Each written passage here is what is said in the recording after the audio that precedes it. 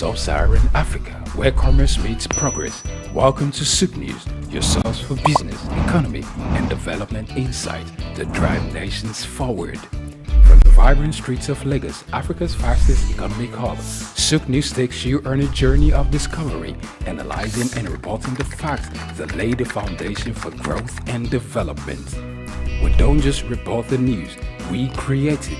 SOUQ News is more than a channel. It is a catalyst for change, spotlighting the stories that shape economies, inspire entrepreneurs, and fuel progress. Covering business, finance, technology, energy, and many more, SOUQ News provides a daily deep dive into the stories that matter, interviews with industry titans, and analysis that empowers your understanding of economic landscape. Join us daily as we dissect, discuss, and deliver the most relevant and factual news on business and the economy.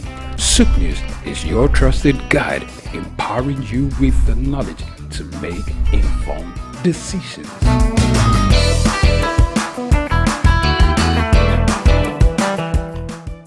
We've got just what you need right here at Femi Wash Media. Call it the Midas touch and you wouldn't be wrong. Let us record, produce, mix and master your audio like nobody does. Reach us on our contact today for the best quality job.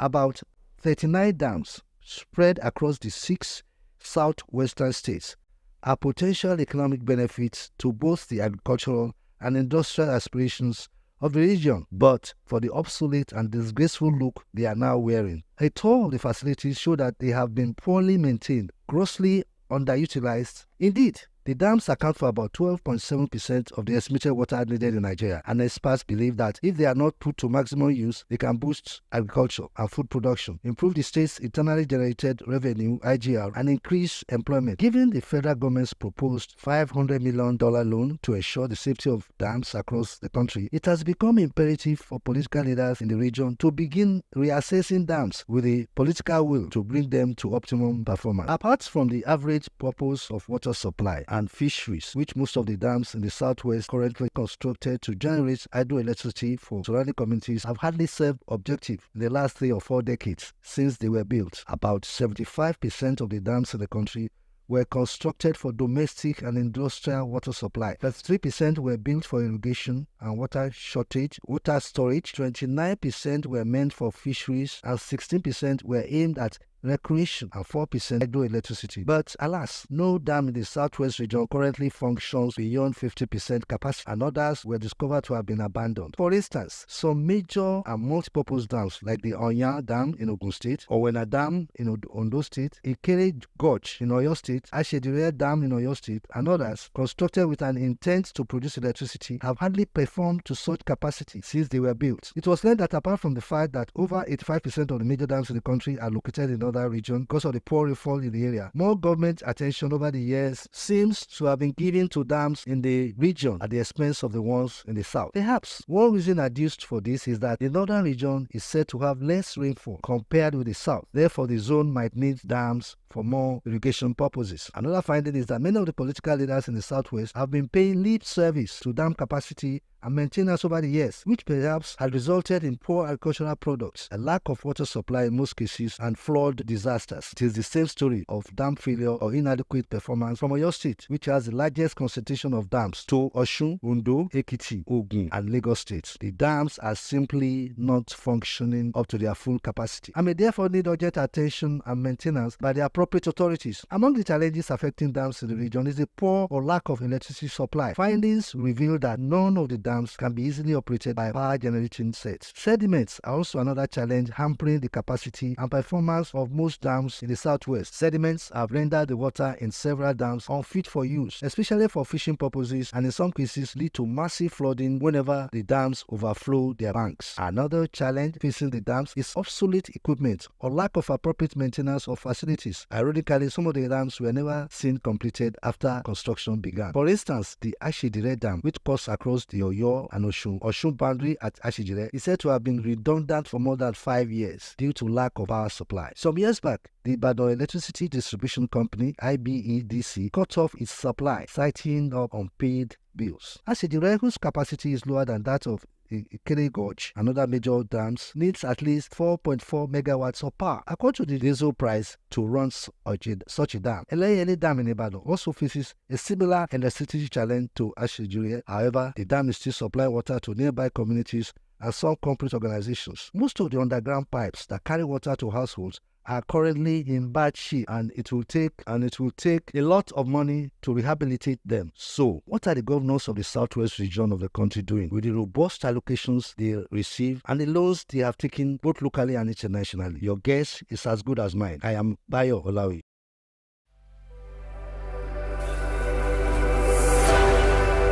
My name is Veronica Nkechi Eze. Charles Abana. My name is Professor Martins Emeje. Professor Sylvester Odion Akaine. Keep watching SOUQ News TV. The best news channel online. It's elevating, it's enlightening, it's educating.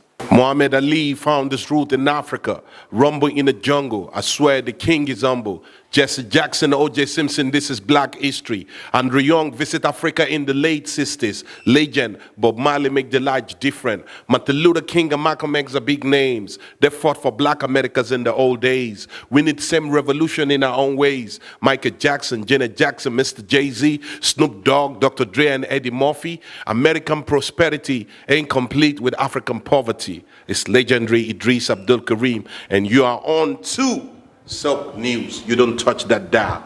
Afrobeats is a classic overnight success story, except it didn't happen overnight. I'm happy to be here. One of the key things about the Omniverse is that it's designed to go beyond an event and designed to be fully something that people can engage beyond the summit.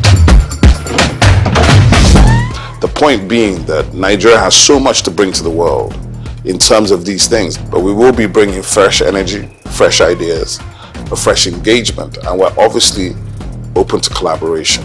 But hip-hop, it's never dies. What's the difference between Thor and Shango? Thor is approaching $50 billion in revenue. Shango's broke somewhere outside Lagos. And that's a lack of imagination on our part, Africa, and they're all Nigerian. So to be seen and to be noticed is very hard if you're not in the place where all the noise is being made.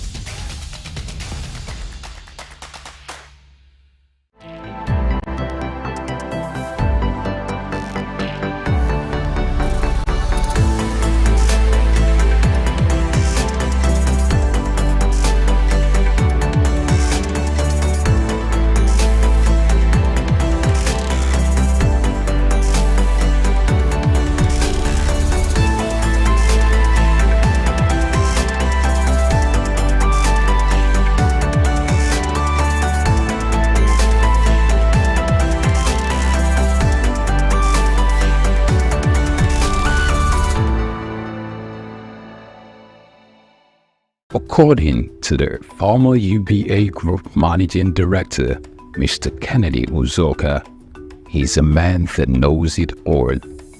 Also, another described him as an encyclopedia of knowledge. The both are now farther from the truth of a man whose career has spanned over 4 decades, being part of a dozen organizations in both the banking and manufacturing sectors. Serving in different capacities is either a director, board member, or chairman of organizations such as Honeywell Flour Mills PLC, PZ Cussons PLC, Nigerian Breweries PLC, and the United Bank for Africa PLC. In the same vein, he also had some link with the British American Tobacco Nigerian Foundation and Nutrisima Limited. He was once the president of the Manufacturers Association of Nigeria, where he clamored for the patronization of local content by all well-meaning Nigerians. Also, he served as chairman of the former Universal Trust Bank PLC (UTB) before the administration of former President Olusegun Obasanjo implemented the recapitalization of banks in Nigeria.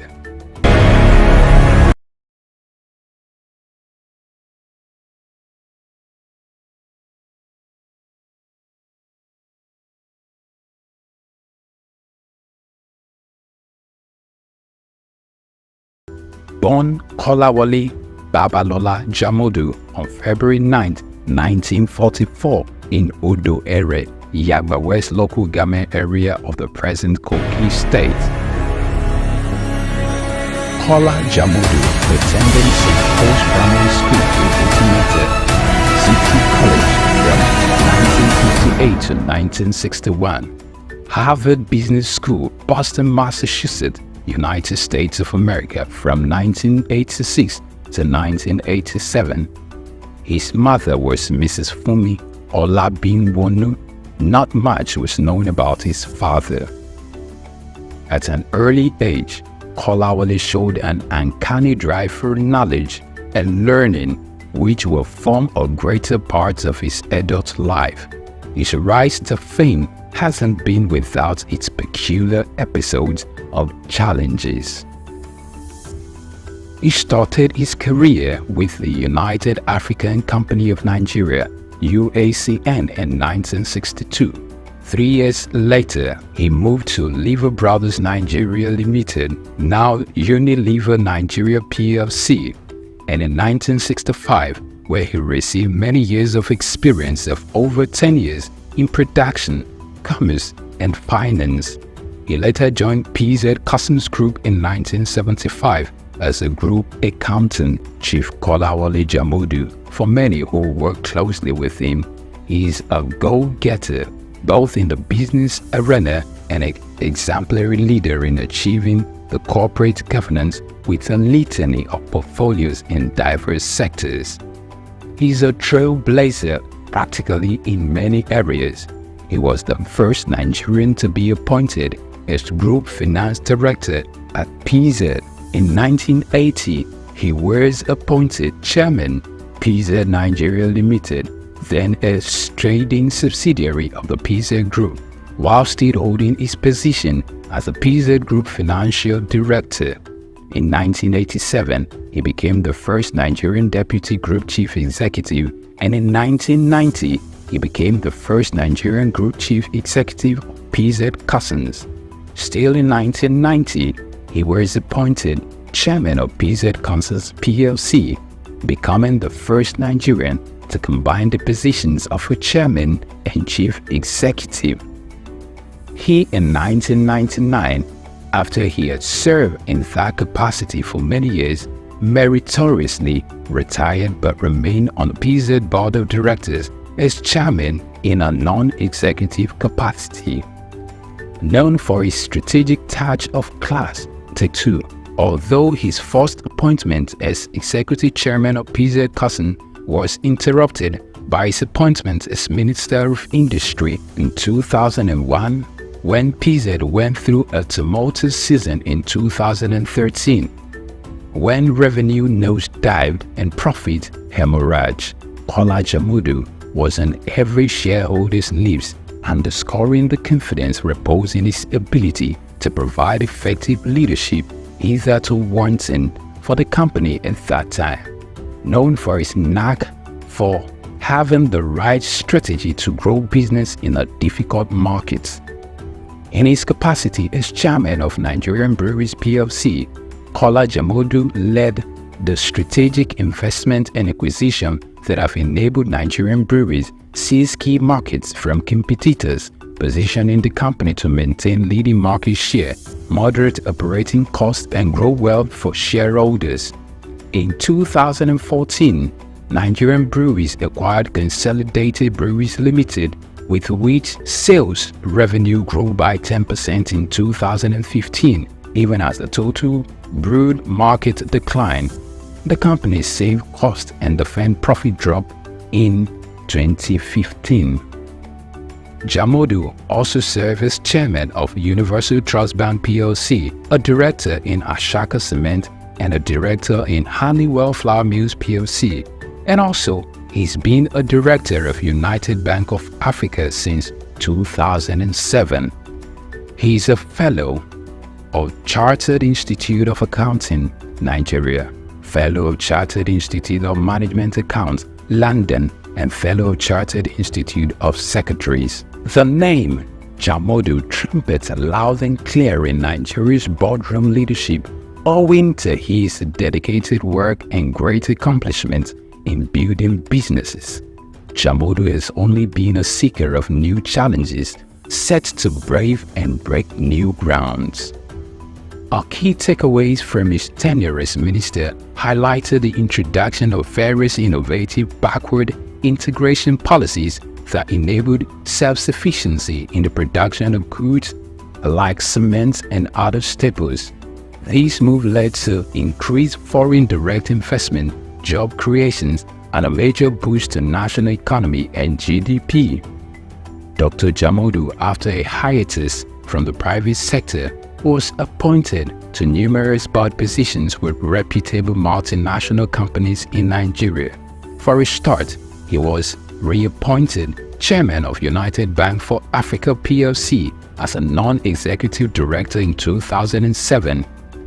It's worth of note to say that in 2006, Dr. Jamodu was appointed to the board of Nigerian Breweries plc as a non-executive director and later moved to become chairman in 2008, where he served 17 years meritoriously, spending 15 of those years as board chairman, and on April 30, 2023, retired as chairman of the organization, leaving a legacy of growth, innovation, and continuous success. Under his watch, the Nigerian breweries grew in leaps and bounds, strengthened its brand presence, and continued to drive positive change in the Nigerian breweries sector. What was achieved during my period was a joint effort, because you can't say a leader if there are no followers. There are committees, and these committees are made of members of mine. Chief Dr. Kola Jamodu is a recipient of several national honors, including Member of the Order of the Federal Republic of Nigeria, MFR, Commander of the Order of the Federal Republic of Nigeria, CFR. Also, is a recipient of the National Productivity Merit Award, NPMA. Additionally, is a Chartered Global Management Accountant, CGMA, a Fellow of the Chartered Institute of Management, London, and Fellow of the Institute of Chartered Secretaries and Administrators.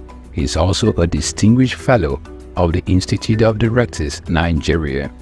During his 4-year stint at the helms of affairs in the Manufacturers Association of Nigeria, MAN, he served in different capacities like the National Treasurer, Chairman of the Economic Policy Committee, Chairman of the Policy Advocacy Committee, Vice President, and later President from 2010 to 2014.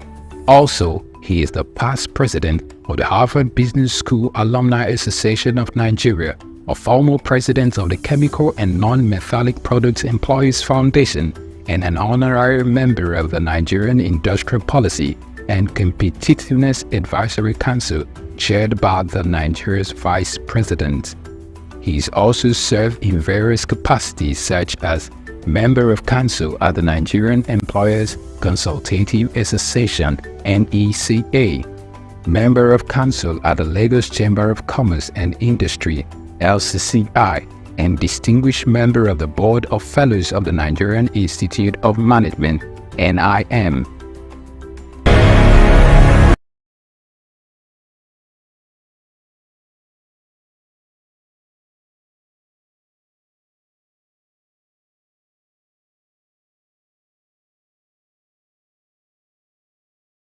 He is an active member of Ikoyi Club 1938, Lagos Island Club, Lagos Metropolitan Club, Lagos Motor Boat Club, Moderates Club, and Lagos Dining Club, some of Nigeria's most prestigious social organizations.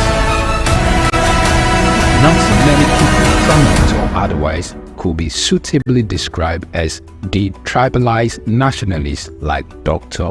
Kola Jamodu, whose great likeness for all and sundry cultures and tongues, coupled with his numerous contributions to the growth and development of various communities nationwide, earned him several chieftaincy titles such as Ashiwaju of Ere Kingdom in Kogi State, Are Apashewa of Ere Land, also in Kogi State, Babalaja of Lagos, Boba Gunwa of Ere Land, Kogi State, Maye Bobajiro of Ibadan Land, Oyo State, Barakoyi of Oshobo Land, Osun State, Mayegun of Ayetoro, Bede, Kogi State, Fiwajoye of Mulipa, Jebu-Ode, Ogun State, Ikemba one of Oba Nsuka, Ari of Eruku Land, Kwara State. Jamodu is nothing short of a legend. Although with limited experience in partisan politics, he stood tall and stepped into the plate when occasion presented itself in Kogi State, when he took leadership of the People's Democratic Party (PDP) as minister, serving in the cabinet of the ex-president Olusegun Obasanjo. In the middle of 2020, Chief Dr. Kola Jamodu served as the pioneer chairman of the Elders Advisory Committee (EAC) of Pan-Okun Relief Response Agenda, which played a pivotal role when the world was faced with the coronavirus, mobilizing resources to provide relief materials for the entire Okun people, as well as address various issues relating to the pandemic in the land. He, through the Kola Jamodu Foundation, KJF scholarships are provided to several poor students through all levels of education, primary, secondary, and tertiary levels, medical support to indigents who have genuine medical conditions but couldn't afford to foot the bill. Chief Kola Babalola Jamodu, over the years, his hobbies have been the same: reading, traveling, golf, and badminton.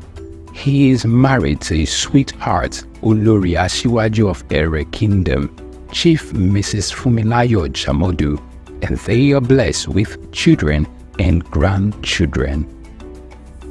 Chief Dr. Kola Babalola Jamodu.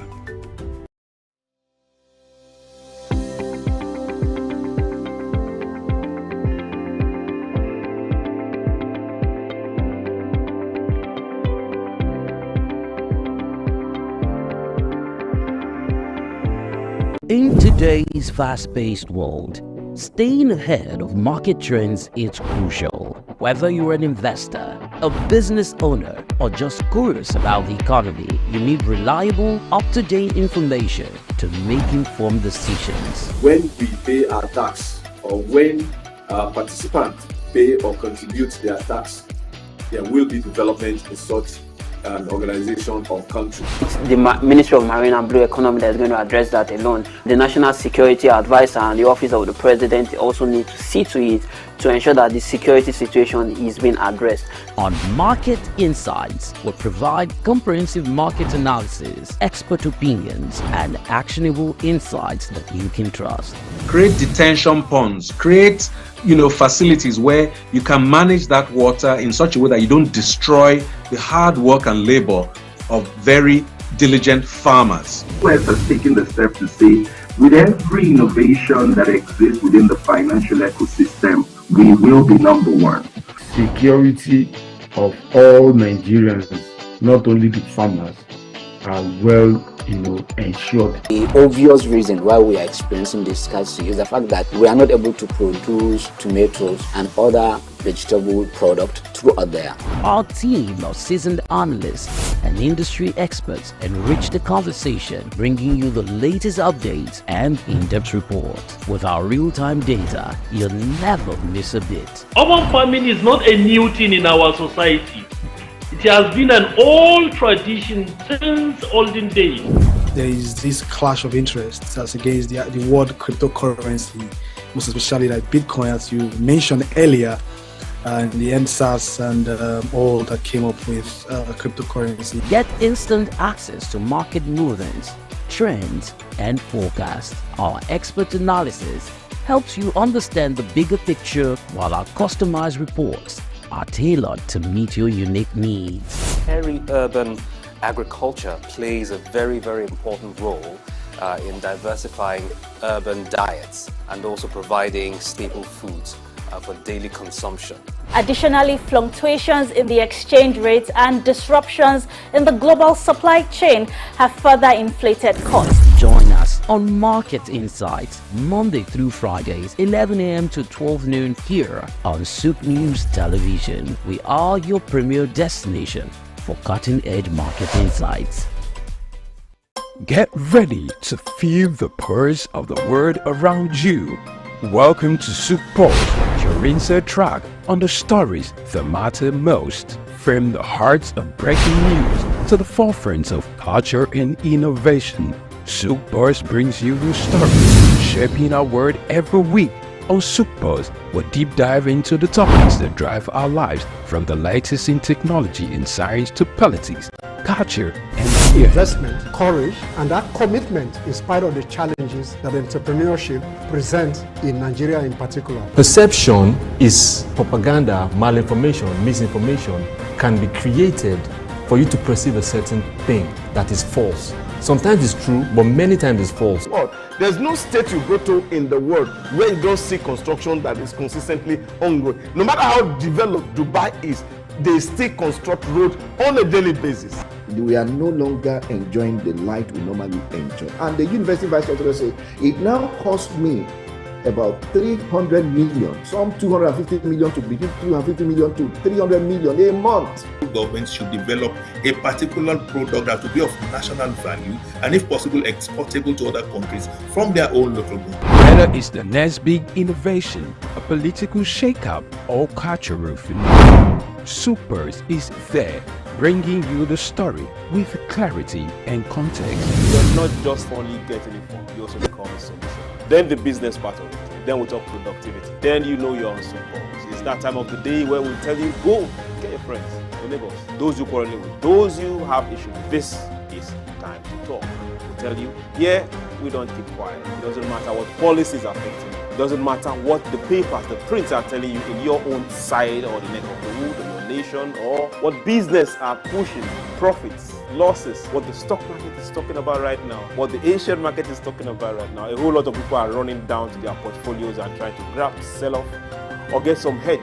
But in all this, we just say, let's talk. Your talking can make somebody better, give someone an idea. Join us on SOUQ Pulse every day by 4 p.m. as we explore the heartbeat of the world's most compelling stories. Don't miss SOUQ Pulse on SOUQ News Television. Tune in and stay ahead of the curve.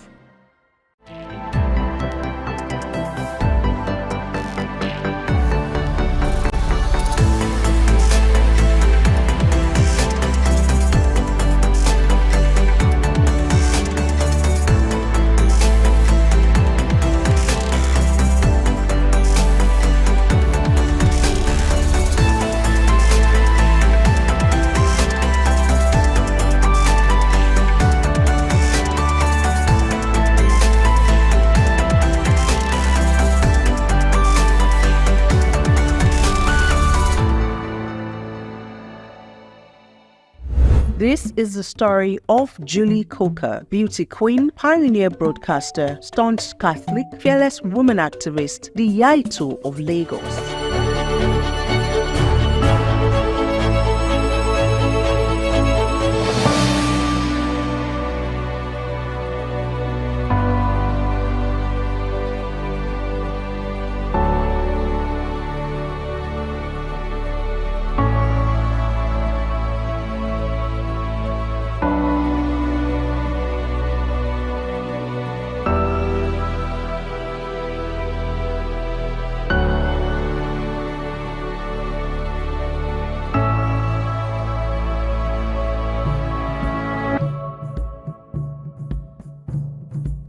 From a historical viewpoint, the first terrestrial signals of television broadcasting in Nigeria occurred when the then Western Regional Government established Western Nigeria's Government Broadcasting Corporation, popularly known as WNTV, on Saturday, October 31, 1959 at Agodi. WNTV was not just a pioneer in TV broadcasting in Nigeria, it also enjoyed the status of being the maiden TV station in the whole of Africa. WNTV belonged to the Western Nigeria Television Service. Africa has seen the emergence of exceptionally gifted stars in the broadcasting industry, particularly television gems. She's a wonderful woman. An icon and a legend.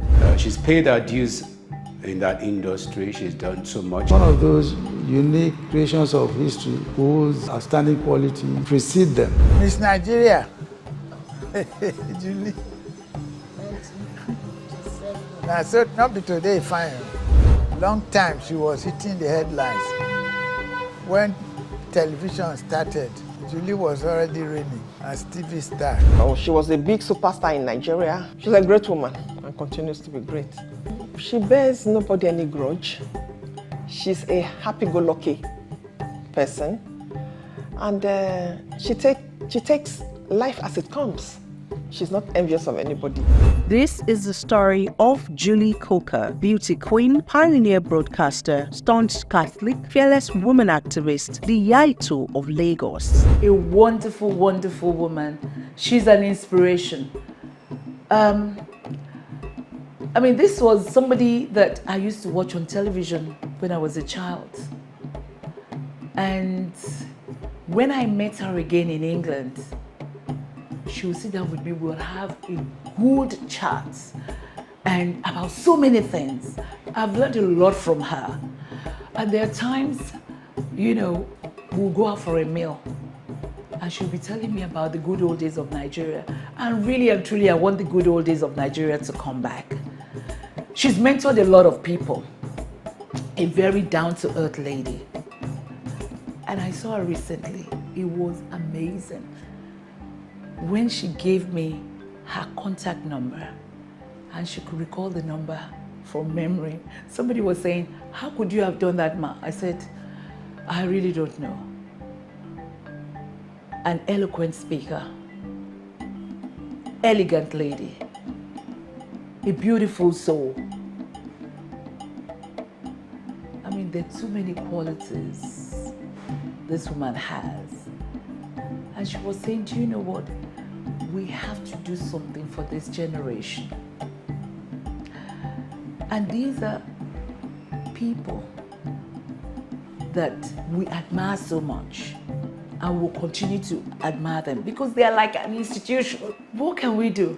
We should have something like a walk of fame, honestly, for people like her. Ms. Taiwo Ajayi Lycett. This is also an institution as well, the veteran actress. And she is a very strong advocate for arts and culture. People like her, people like Chief Julie Coker, they ought to be celebrated. And this is why I always say, maybe this is me putting on my Renew African Mindset cap on again, promoting healthy living in the elderly. They ought to be celebrated whilst they're still alive. And this is what we should be encouraging. To tap into their talents, to bring up the younger generation. I am the adopted son of Chief Julie Coker. She's actually my auntie, or more. I mean, when my father became late, you understand, she took me in under her wings, and I've been with her ever since the age of 6. And if I'm going to talk about her memories, there are so many, they are numerous. It's like the memories of a mother and a child. Yet, we've done everything. I was almost everything we did together. We traveled to Los Angeles together for the 1984 Olympics. She took me along with the NT entourage. We covered the event together. I learned a lot from her. So there are so many memories. But whenever she travels, she along with her son, second son, Richard, always tag along with her wherever she went. So it's a normal, my memories are that of a mother and a child. Chief Julie Coker is, to me, an icon and a legend. And the history of Nigerian broadcasting can never be complete or even written at all without the mention of Chief Julie Coker. First, she was more or less the first woman in so many, in broadcasting. She was the first, before Nollywood, she acted. Before you heard any musician, she went into music. So, as I said, the history of entertainment and broadcasting can never be complete without her name. Incidentally, Chief Julie Coker is a younger cousin to my late father, Wilbert Eden Senior. My background, I'm a journalist by background. I'm a chartered member of the Institute of Public Relations. And incidentally, Chief Julie Coker is a younger cousin to my late father, Wilbert Eden Senior. Well, we've had fond memories of Auntie Julie Coker, let me put it that way back as a child growing up. We used to be very proud and still very proud of her as a pioneer newscaster in Nigeria. She's paid her dues in that industry. She's done so much. She's done, as a pioneer newscaster, like I said, we've always been very proud of her. She has been very professional, and as children, we always look forward to 9 o'clock news where Auntie Julie Coker, it's on to cast the news, and we're always out there to see her. She has paid her dues. She has spent all her time being particular about professionalism in the industry, even up till now. She's done so much in the industry. She's done so much in the industry. Growing up, she has never been someone, and she's a lovely auntie. We always go to her. She always wants people to come around her. In spite of her status, she wants us, the children of her relatives, to always come over to Ikoyi, to Victoria Land, wherever she lived. And there's one particular thing I know about her, is that she never discriminated. For the people who lived with Auntie Julie Coker, I never lived with her. There's nobody that lived with Auntie Julie Coker that never traveled outside the country for holidays. So she's always like that. She wanted the best for everybody around her. Coming to relationship in the church where I attend, where my father and my great-grandfather attended, she was not a member of my church because she was a Catholic, but because she had affiliation with that church, because her mother was a member of that church. She was always particular about the growth and development of that church. And that's Holy Covenant Family Church, the only Chekwe church in Lagos. She was always particular about the growth and development of that church. She put in everything to make sure that the church is improving and all of that. Beyond that, our association with the church generally, our Catholic church, up till now, she's a strong member of the church. She has all her faith daily, has a very close relationship with our God, our Creator, and she's done so much in that direction. Up till now, as I speak with you, she's still a strong member of the Catholic Church, and she has both the UK, in Nigeria, the Holy Cross, the Falmouth Church. She's had a good relationship. She's a God-fearing person. She's lived all her life showing care and concern to people, and that has always been her hallmark. A legacy of hard work, dedication to duty, to our profession, a legacy of love. I think the legacy of believing in God in whatever comes her way. You know, she's had her vicissitudes of life, and she's been able to overcome all of this.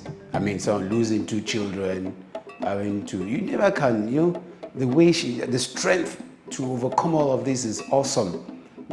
But beyond that, more legacy is that she has done so much for this country. I could remember that even, I think just quite recently, she was talking about retraining of broadcasters. That's her passion. She has a legacy. She's done so much. I mean, so it's a lot of things that she has put into making Nigeria, into contributing to Nigeria. So her legacy, I can't even say, I can't pinpoint to only one thing. She's done so much across board, and so she's worth celebrating. Let us honor this world-class broadcaster, a national and universal figure of distinction. Chief Julie Coker was born on July 25, 1940 to an Egba father from the Coker family in Abeokuta, Ogun State, and an Ishekiri mother from the Okorogeye Bodo family of Warri, Delta State. She was raised by her mother on Lagos Island and attended St. Mary's Convent School for her primary education. One of those unique creations of history whose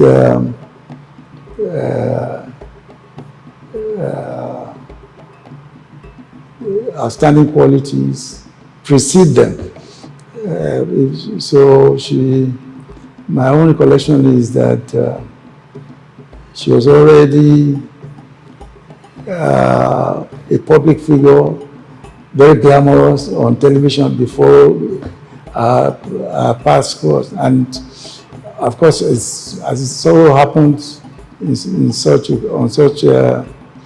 circumstances, you actually, the reputation precedes the actual meeting.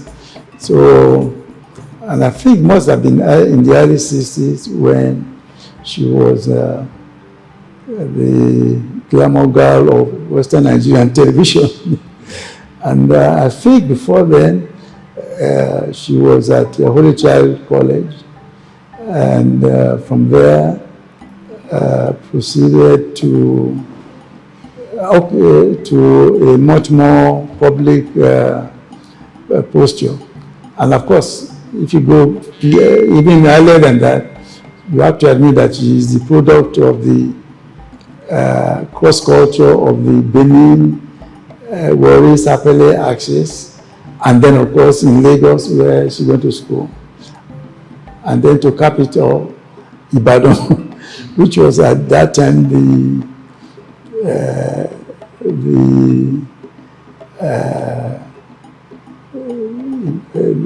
the melting, not just the melting point, but the boiling point in Nigerian political affairs. But so she was already in the public consciousness through being being a regular feature on television. And then, of course, she married one of the Enauros, Michael Enauro, was at St. Grace, was an old boy at St. Grace College, and had been a superstar in football, athletics, music, and what have you. And I think at that time, St. Mary's College boys had a monopoly on Holy Child girls. Julie na Sapele girl.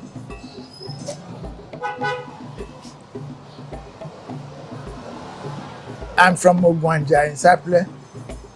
Right now, I'm president of Sapele Boma Boys.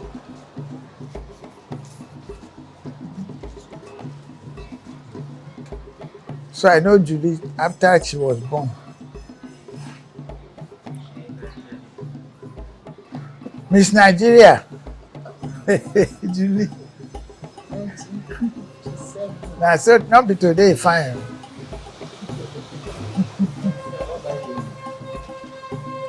Julie. Long time she was hitting the headlines when television started. Julie was already reigning as TV star in Ibadan. That's where TV started in Nigeria. The rest is history. She's still fine. making headlines wherever she is. Well, people see her outside as a celebrity. I see her as an auntie. Like, you know, she's my mother's first cousin. Her mother and my grandmother are sisters. Or we are sisters because they are all late. And it's an auntie I've always admired. As a child, she was a big superstar in Nigeria. And we grew up knowing Auntie Julie as someone who worked in WNTV, WNTS in Ibadan. And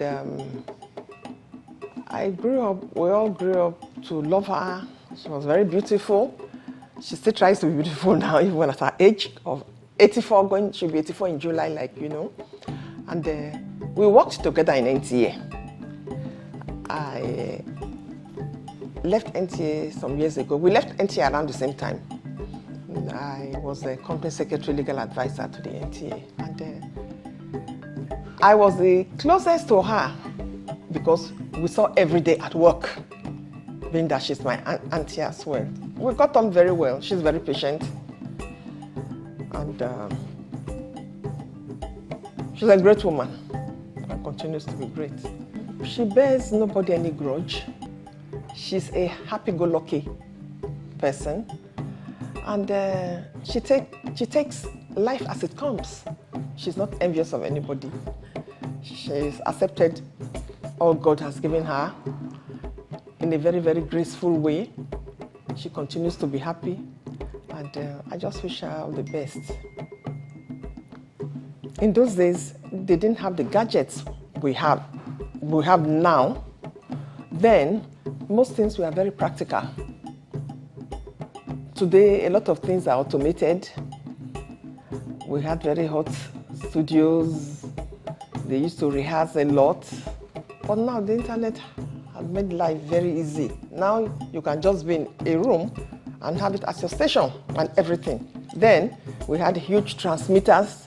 I remember going from state to state to launch transmitters in the 80s. And Auntie Julie was one of those people who started television, one of the first broadcasters. And they did a very good job, and they should be honored for their role in the pioneering television services in Nigeria. They don't know the criteria they use these days to honor people. I've seen many people who've done so much, they are not honored, and people who've done nothing and are honored. At the end of the day, it's God that honors you. I know she's a very good Christian. She goes to church regularly. I'm not that super religious, but she is. She doesn't joke with her religion. She doesn't miss her masses. And I believe that's what has kept her going, in spite of all the tragedies she's had in life.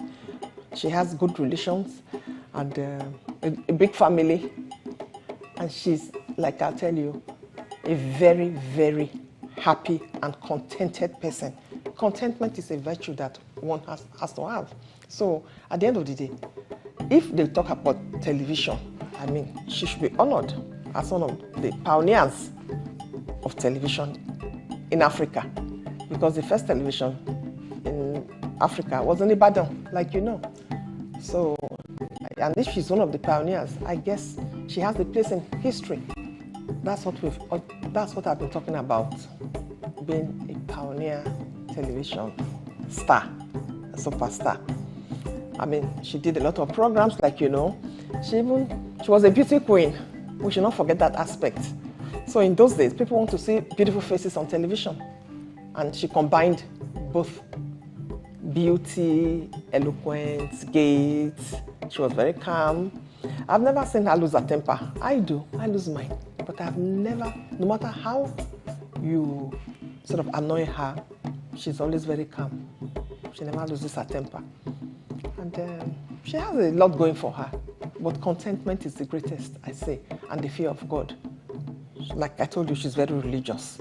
And I think that's our greatest strength. And Only Child College, Obalinde, Lagos, for her secondary education. Her journey to the limelight began with our winning the Miss Western Nigeria Beauty Contest in 1957 and our coming second in the Miss Nigeria Beauty Competition in 1958. She joined the Western Nigeria Television, WNTV, in 1959 as the second female face on television in Africa. She attended numerous courses in England, United States of America, Germany, and Norway, where she was groomed in the art of television broadcasting. Upon her return from one of these overseas courses, she joined the Nigeria Television Services (NTS), which later became the Nigerian Television Authority (NTA). She became an icon at the WTA, where she anchored the network news and numerous programs and events. She retired as an Assistant Director of Marketing and State Operations. Though now retired, she is not tired, as she tirelessly runs a pet project, Richard Coker Foundation, a charitable organization established in memory of her late son, Mr. Richard Coker Enaro. The major objectives of this organization is to help people suffering from sickle cell anemia. This documentary spotlights Julie Coker, particularly her family life and her days in the broadcasting industry, from her humble beginnings through the various travels and triumphs of being raised by a lone parent, her dear mother, her meteoric rise to stardom, and managing fame and popularity at a young age. I am a broadcaster by training, and broadcasting has been part of my life since I was 8 years old. And by the grace of God, I practiced the profession and got to the pinnacle of my career, having worked with the NTA as a news correspondent, sports commentator, and sports anchor. Chief Julie Coker is not only a beautiful,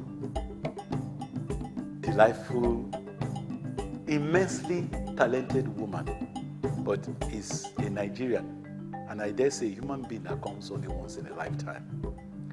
And when God created her for a purpose, because she's been able to effortlessly, effectively, and joyfully serve God and save humanity. She is a Catholic by faith and religiously goes to church every day, even at the age of about 83 years old. And she's been a broadcaster by excellence. She's been able to impact the lives of not only Nigerians but foreigners alike, both in Nigeria and in the United Kingdom, where she presently resides. She's from Delta State originally, and we've known her and admired her and worked closely with her all these years till date. Reverberates in my heart and in my mind is the fact that she's been a beacon of hope for both young men and women, but particularly for women.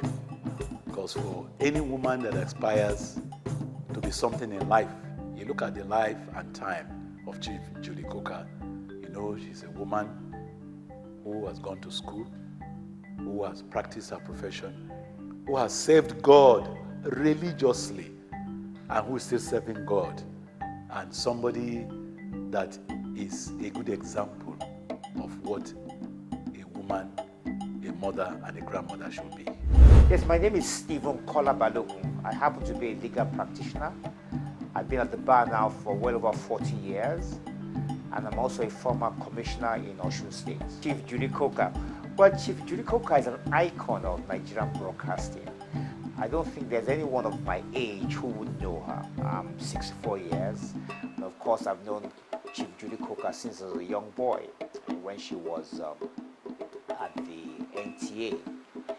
She also happens to be a good friend of my mother, and I've retained a good relationship with her ever since. But most importantly, she remains a household name. I think she's what we call a mother of the nation. Everyone is very fond of her, and everyone remembers her for the good and sterling work she did while she was with the NTA. I said, when I was a young boy, we used to watch her on television. She was very well spoken, very well presentable, and she came across very well. And that's an everlasting memory. That's the memory I actually still have in my mind. And obviously now she's much older now. She's like I said, the granny of the nation. But that long-term memory of her on the NTA, reading our national news, remains a lasting memory for me? Well, I think the most important thing they can learn from her is to be professional. Chief Judy Coker was professional and remained steadfast. Up till today, she is very committed to broadcasting. I don't think there's any broadcasting program that Auntie Judy Coker is called upon that she does not attend.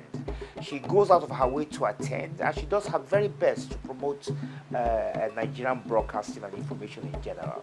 So I think that the lesson people can learn from her is the fact that you should remain dedicated and committed to whatever your lifetime profession is. Well, the legacy she has left behind in the media is the fact that you must make yourself enduring. You must also appeal to a wide audience as well. And actually, Judy Coker has done that very successfully. She remains an icon. She remains a woman who has appealed to the nation. Even though she's in her 80s now, she's still very fond of, still very much loved. And it's important, therefore, that whatever we set out to do, that we endear ourselves to the vast majority of the nation, of the people we work with, so that we leave a lasting memory and legacy for those people. And that's what Auntie Judy Coker has done rather successfully. Nowadays, our politicians, our leaders, enter government, get themselves engaged in all sorts of things, and there isn't what you call total commitment to the cause. They're not particularly interested in trying to improve the lot of the masses. Neither are they very thoughtful in the legacy they will leave behind. And I think the likes of Auntie Judy Coker, at least from that particular generation, have shown that it's important not only to remain steadfast in your chosen profession, but also to think of how you can possibly improve your profession, endure yourself to a wide audience, and always think about how you can possibly improve the lot of the people. And most importantly, it's not always about financial gain. It's more about service and commitment. And I believe those two words, service and commitment, are the important things that this particular generation of leaders can learn from Auntie Judy Coker. Auntie Judy Coker is a legend. She's known globally for being a legendary broadcaster in the business, from Nigeria to the UK to the US. She's had a history in her career of being someone that everyone looks up to. She started her career in the late 50s, and even in the 60s she met people like the late great President of the US, John Fitzgerald Kennedy, and she also met people like Muhammad Ali in her time. She's well known as not just a broadcaster, but a music artist and someone who has an album with an artist like Anderson .Paak, who sampled her song Erayon on his own album Saviour's Road a few years ago, something that got to #1 in the Billboard charts in the US. I know a lot about her. She's someone who has gone through life's tragedies, but through that she's become strong in the sense of running a charity like the Richard Coker Foundation, which was founded in 2004 on the passing of her beloved son Richard Coker Enahoro, and it's run by herself and my brother Baba Epega.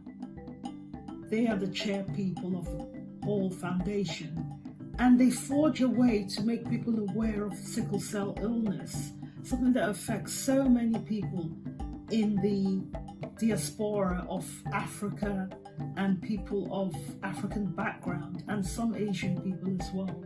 And it's something that she's a very strong and vocal voice for, not just in the UK, not just in Nigeria, but all over the world. She's a relative of my mother's, and her son was our beloved cousin, so she's a great aunt to us.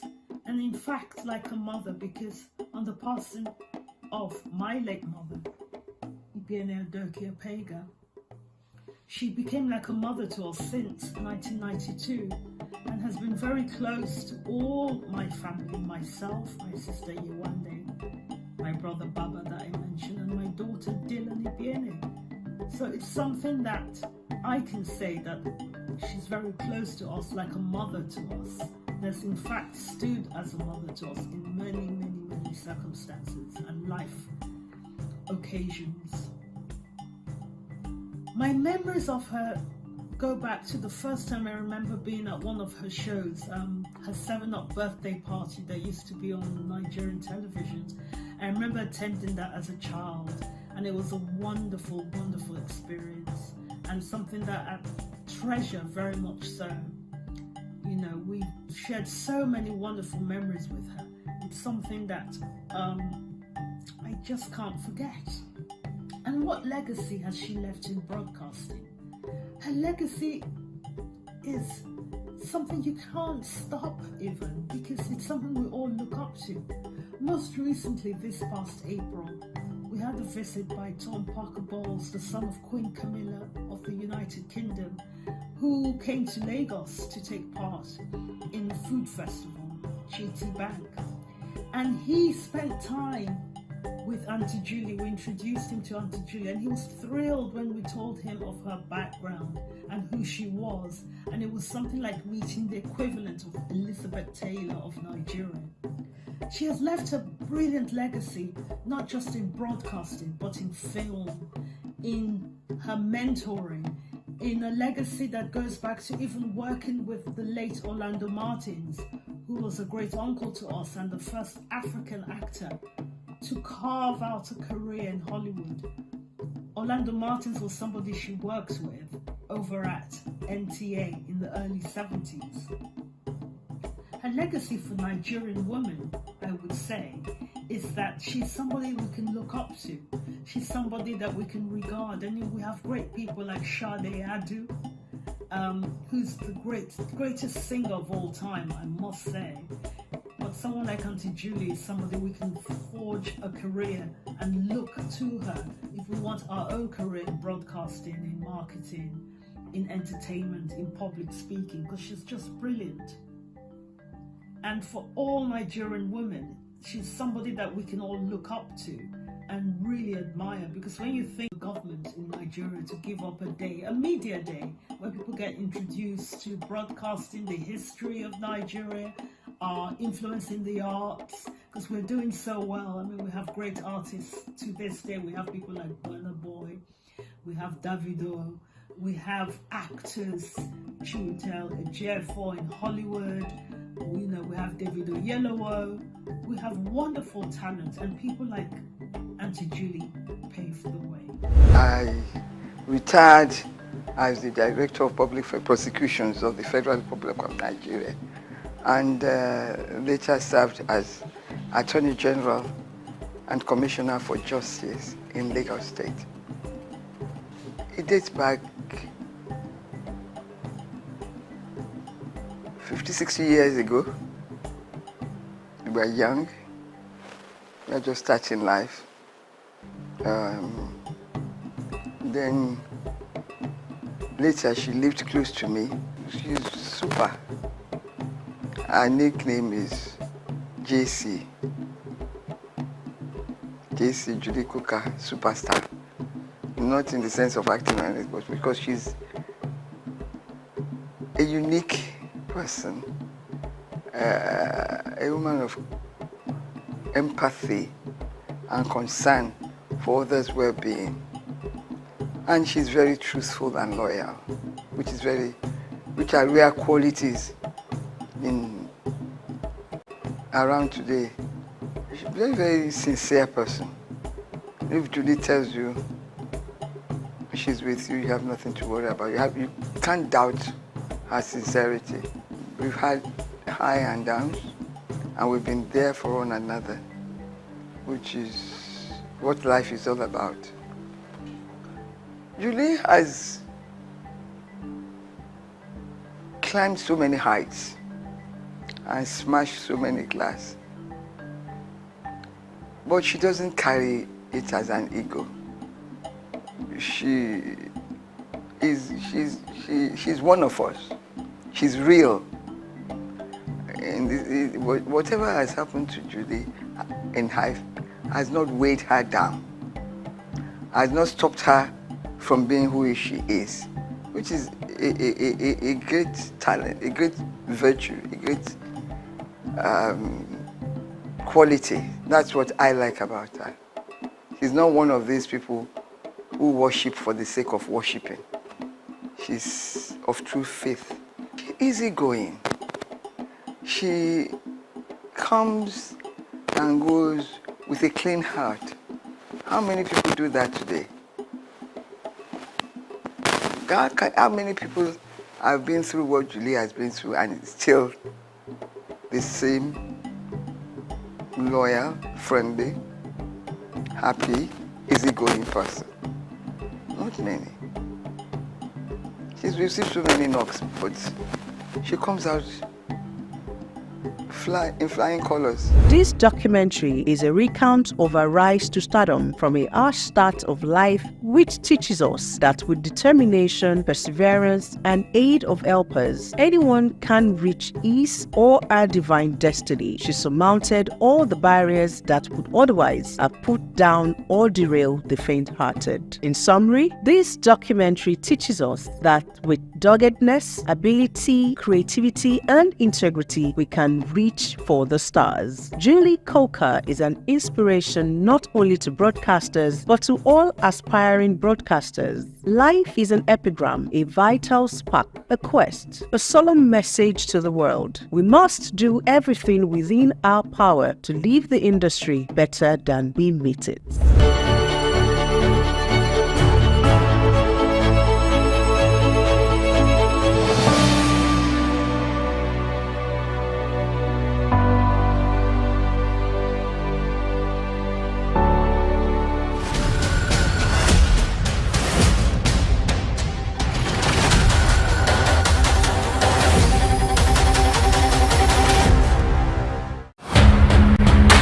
Hello sports fans, enthusiasts and pundits, welcome to SOUQ Sports.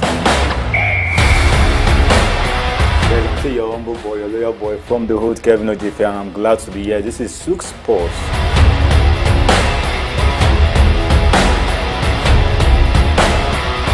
To do the business, the money that makes the wheel go round. Barcelona and Napoli. Napoli is out and Barcelona has qualified for the quarterfinals of Champions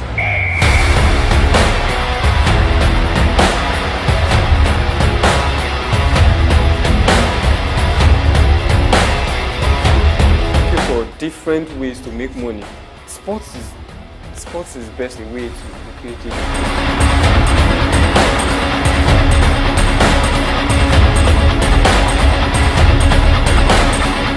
Now, the next 45 minutes are going to be very exhilarating.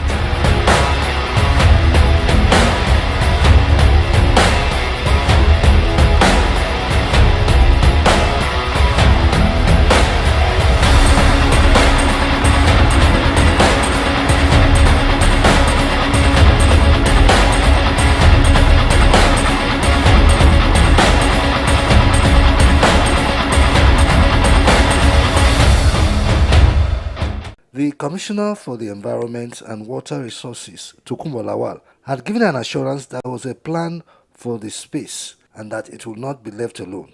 He was quoted as saying that all shanties, dwellers, traders, settlers and abandoned vehicles under Balinde Bridge must vacate the area by Thursday afternoon on February 22, 2024, as enforcement will commence on the early hours of Friday, February 23. But the Commissioner has not kept to his words. Mr. Lawal stated that the government was set to sustain a clean and safe environment and that in a couple of months the Lagos State Parks and Gardens Agency, LASPAC, will move in after the deadline to commence work on beautifying and landscaping the Obalinde, Akpongbo and Ebute under bridges. However, this reporter can confirm that commercial activities have returned to the area under the bridge, including joints for smokers and probable nighttime robbers. Settlers have started building structures, while ram traders have converted a portion of the space into a livestock market. Also, the drainage is filled with refuse of all sorts. When I contacted Gaji Tajuddin, the permanent secretary of the Lagos State Ministry of Environment, on the telephone, he said that the ministry was gathering funds to begin work there, adding that it was work in progress. Mr. Tajuddin stated that work will begin before the end of September, pointing out negotiations should be best assured that the intruders would leave Obalende when the time came. When asked about the drainage, he advised that people should do more advocacy and caution the people throwing dirt into the drainage, pointing out that charity must begin at home. He called for the cooperation of the people in ensuring a clean and healthy environment that will be the pride of every Lagosian. But this is not new. The people at the Lagos State Ministry of Environment and Water Resources, led by Tokunbo Lawal, should do the needful and restore Obalende to its past and save us from this nuisance, this disgrace. Right in the middle of a center of excellence, government must keep to its promise to clean up Obalende. We are waiting. Bayo Olaoye, SOUQ News.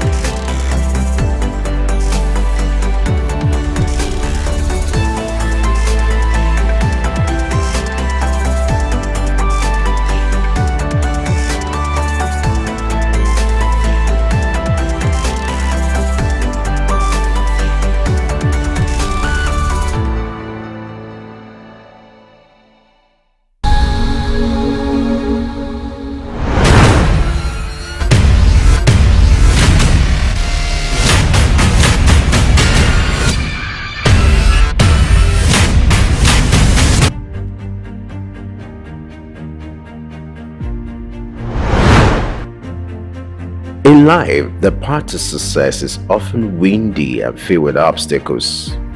However, it's only those who exhibit courage to continue that are reckoned with.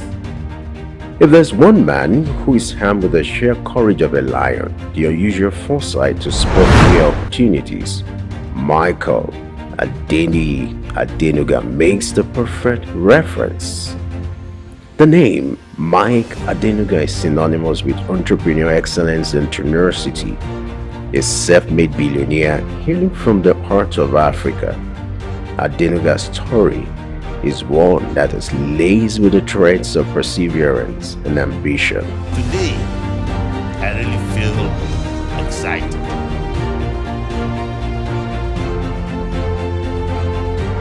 Against all odds, Adenuga has risen to become one of the wealthiest individuals on the African continent. His knack for spotting business opportunities and the courage to seize them has led to the creation of a vast empire that spans telecommunications, oil, and real estate. But what truly sets Adenuga apart is not just his wealth, but the indomitable spirit that has propelled him to the pinnacle of success. His journey is a powerful narrative of a man who, despite the odds, has managed to carve out a niche for himself in some of the most competitive industries.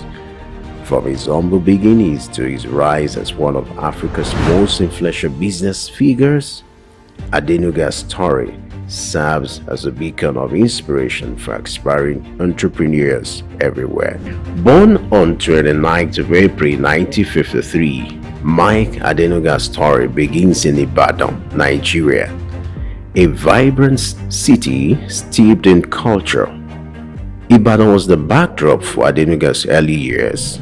His father, a school teacher, and his mother, a businesswoman, were humble, hardworking individuals.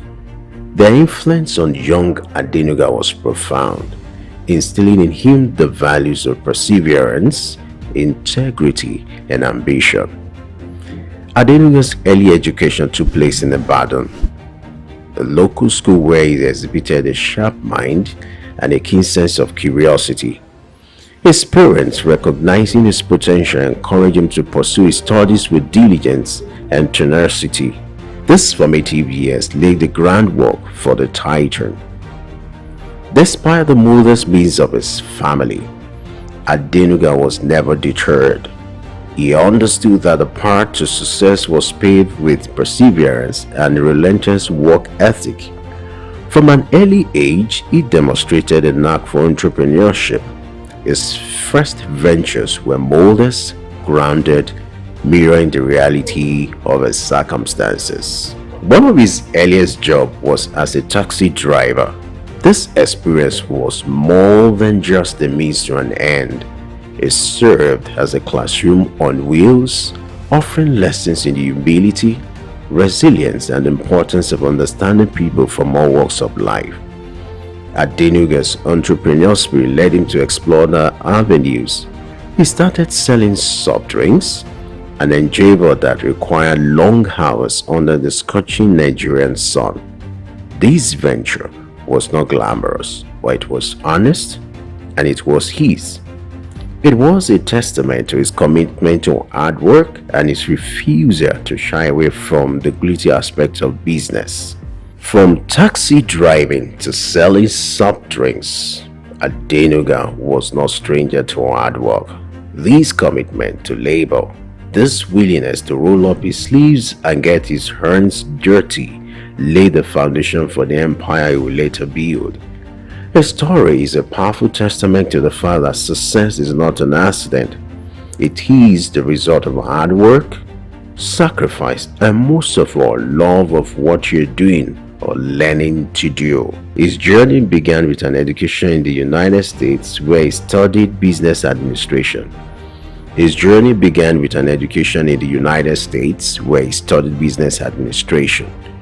But it was his return to Nigeria that marked the start of his entrepreneurial journey. Adenuga dove into the world of business with a daring spirit and a keen eye for opportunity. He ventured into trading of lace materials and other commodities, a business that was booming at the time. His ventures were diverse and often bold, including the distribution of Coca-Cola within Nigeria. These early business pursuits were not without their challenges, but they provided Adenuga with invaluable experience and a taste of what was to come. However, the road to success is often marked with unexpected twists and turns. For Adenuga, one of these came in form of a military coup in 1983. This event shook the nation and its effect reverberated through the business landscape.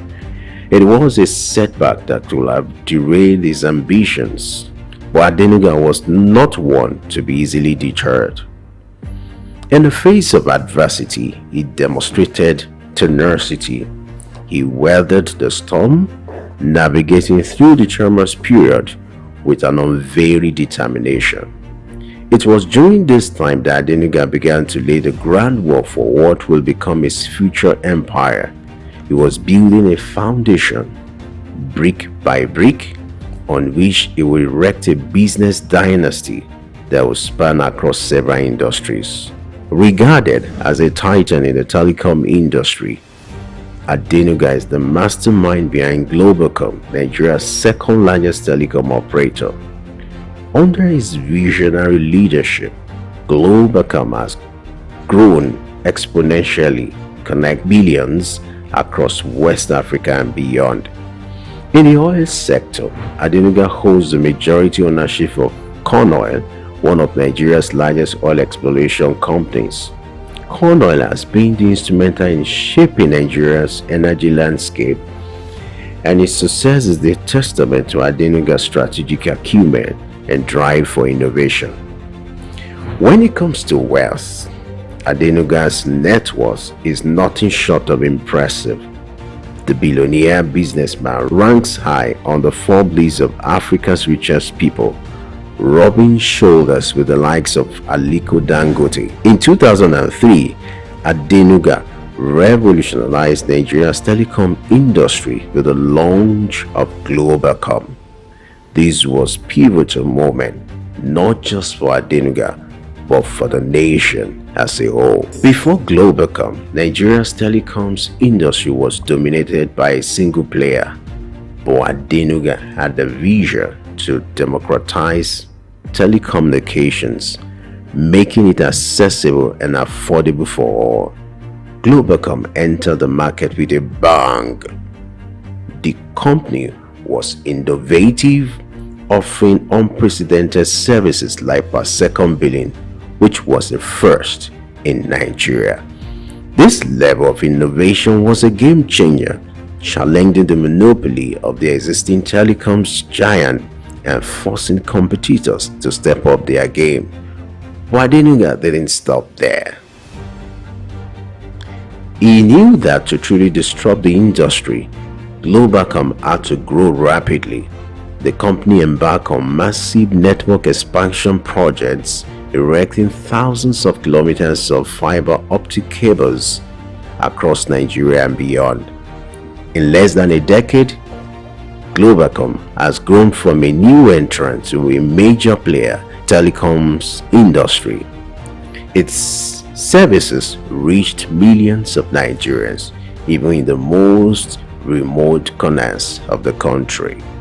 Adenuga's entrepreneurial spirit didn't stop at telecoms. In fact, his business acumen was put to the test in a whole new arena where he took over Cornell, Nigeria's first indigenous oil company.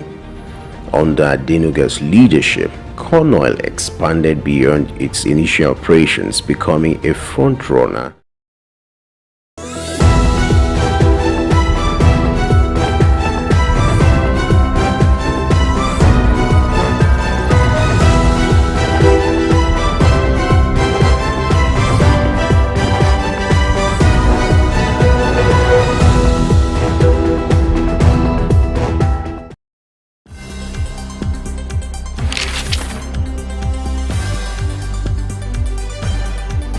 The challenge of governance is to see how we can leverage what is on the ground and convert this to wealth for the people. Russia, China are gaining entry into Africa, and it would appear that some Western countries are losing out. You're working as an expatriate worker, then you're paid in your currency. But then if you must spend those money, you need to convert those money to the local currency to spend. When we address this exchange rate volatility, we will see definitely cost of goods and services will come down. From a security point of view, we should employ the technology to ensure that we can track individuals and goods within the continent.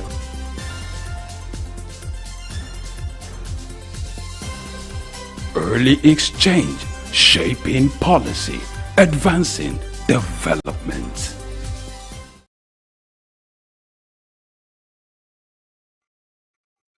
Good morning, Nigeria, SOUQ Nigeria, bonjour France, guten Morgen Germany. Welcome to Early Exchange right here on SOUQ News Television.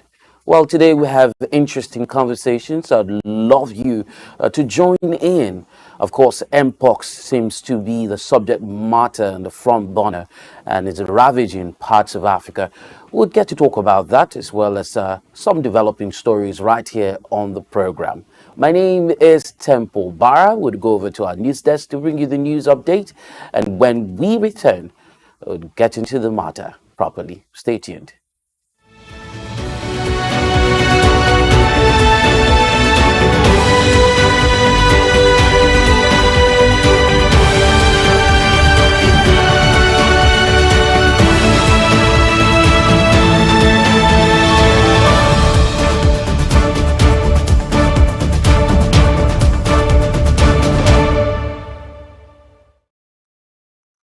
Hello and welcome to the news update on SOUQ News Television. This morning, I am David Chiedu. Vice President Kashim Shettima has called for strengthened economic and diplomatic relations between Nigeria and Tanzania. During a meeting with former Tanzanian President Jakaya Kikwete in Abuja, Shettima highlighted the importance of collaboration, particularly under the African Continental Free Trade Area, AfCFTA. He praised Tanzania's leadership and recent gas discoveries, which were driving its rapid development. Kikwete expressed Tanzania's commitment to deepening ties with Nigeria, with both leaders agreeing to update existing agreements and enhance bilateral cooperation for mutual growth and continental unity.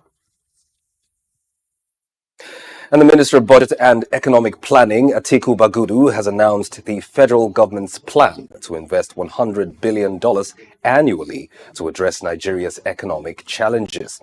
Speaking at the National Economic Dialogue 2024 in Abuja, Bagudu attributed the nation's current economic situation to years of underinvestment and emphasized the administration's commitment to reversing this trend over the next 25 years. He stressed the importance of increased public and private investment to drive economic growth and highlighted the need for more honest fiscal policies. Chief of Staff to the President, Femi Gbajabiamila, echoed the call for stronger collaboration to overcome the socio-economic challenges threatening the country's stability. And elsewhere, Tunisia's Prime Minister Kamel Madouri has reaffirmed the country's commitment to enhancing economic cooperation with China. During a meeting with Chinese Ambassador Wan Li in Tunis, Madouri emphasized the significance of this year, marking 60 years of diplomatic relations between the two nations. He praised President Kais Saied's recent state visit to China, which he said has reinvigorated bilateral ties and opened new opportunities for collaboration in key sectors. Ambassador Wan Li expressed China's readiness to strengthen political mutual trust and deepen the strategic partnership between the two countries.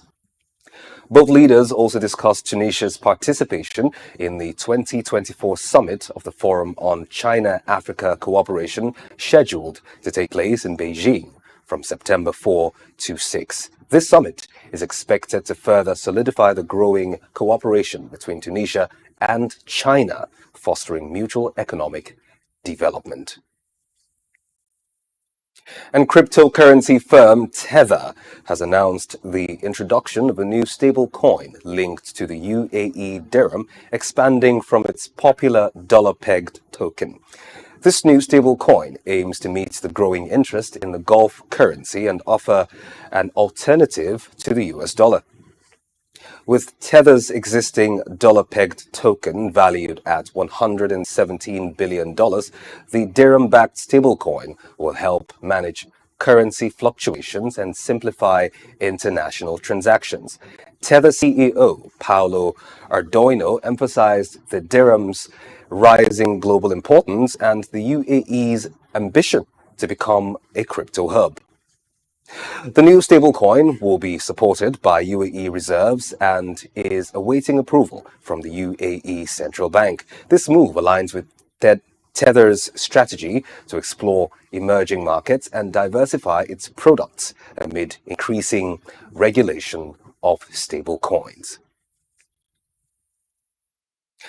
And the US dollar dipped to its lowest levels in over a year against the euro and sterling on Thursday, as expectations for Federal Reserve rate cuts increased following a dovish Fed tone and weaker job market data. The dollar fell below 145 yen and traded flat against the euro at $1.11. Traders are now pricing in a 62% chance of a 25 basis point cut at the Fed September meeting, driven by recent weak employment reports and the Fed's July meeting minutes, which showed a consensus toward easing. With Fed Chair Jerome Powell set to speak at the Jackson Hole Symposium on Friday, market participants are closely watching for further guidance on future rate adjustments. The Australian dollar also rose slightly, maintaining close to a 5-week high. And that's the news update at this hour. Many thanks for watching. Early exchange continues in a moment. Do stay tuned. I am David Chiedu. Good morning.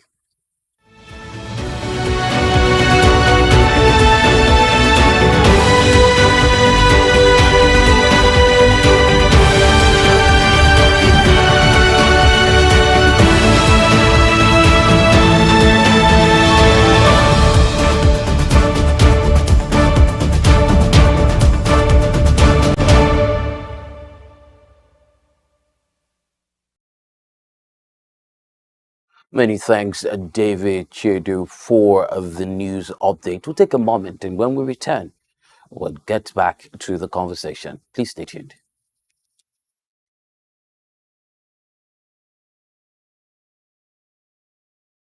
The deplorable state of abattoirs in Lagos, lax and carefree adherence to sanitation measures by butchers, and their transportation of meat in public transport vehicles have continued unabated for years, calling to question government's concern for its citizens. The sordid pictures crystallizing in abattoirs in Lagos is distressing. As concerned authorities fail to play their roles, fears are rife that continuous poor handling of meat could spike foodborne illnesses, promote the spread of antibiotic-resistant bacteria, as well as pose a significant health risk. In today's news talk, I'll be talking about the filthy Lagos abattoirs that are causing concern to everybody. 3 weeks ago, some officials of the Lagos State Traffic Management Authority, LASMA, waded into a rift between a passenger and a bus driver after the passenger got drenched in blood from a carelessly conveyed beef. The embittered passenger, who boarded a commercial bus at Baga bus stop on his way to Oshodi transport hub, was unaware that the driver was carrying a butcher and large parts of uncovered meat in the boot of the Volkswagen bus. With the meat carelessly tossed inside a greasy booth uncovered and without resource to customers' comfort or the health implications to the end users who were waiting at the K2 market, the LASMA operatives had to step in to save the day. If meat transportation presents a sordid spectacle that could make a beef consumer think twice before consuming the sumptuous piece of meat set on his dining table, abattoirs where meat are processed are simply horrendous. Sadly, these pictures seem to be duplicated across many parts of Lagos State during my recent visits to abattoirs in the state. The deplorable state of those facilities at Oyingbo, Ojuelegba, Ojota, K2, Sangros, Jakara, Obalende represented an ugly sight. Interestingly, these animals are not inspected by any veterinary doctor before and after they are killed, as the veterinary doctors are alleged to resume work long after these animals have been butchered and distributed. The butchers, usually in twos, clad in filthy clothes, worn for days, haul the animals, mostly cattle, onto the slab, dismembering them right on the concrete floor, laced with traces of feces and blood from the previous day exercise. The large chunks of meat obtained from the dismembered cattle are then piled up on a rusty wheelbarrow. There are no considerations whatsoever for the health implications of the direct contact of meat with the dirty wheelbarrows. Through these wheelbarrows, the chunks of meat are distributed to stalls within the abattoirs. In cases where they are to be taken outside the abattoirs, the bulk of them are also transported on motorcycles and boots of public transport vehicles. In all the abattoirs I visited, the section where hides and skins, popularly called pomo, cow tail, head and legs are processed, appears to be the filthiest part of the abattoir. It is also to the fireplace where disused car tires serve as firewood for roasting these parts. Ahmed Olanino, who spoke with me, lamented the lack of cold rooms in all the abattoirs in the state, adding that they had resorted to buying ice blocks to help preserve their wares and curtail the huge waste which they routinely encounter. He complained about the absence of designated vehicles for conveying meat within and outside the abattoir. According to him, meat is transported to them by motorcycles, wheelbarrows and commercial vehicles. A visit to Okoba Abattoir in Agege confirmed poor adherence to sanitation measures at the abattoir. Little is done to ensure proper hygiene in meat processing. Although the pungent odor that used to greet visitors and trigger breathing discomfort has reduced at the facility, the situation remains very disturbing. Ishola Alagbe, a butcher in Lagos State, is of the view that things have degenerated this much because of most Nigerians seem not to be interested in the way and manner that meat which they consume was being handled.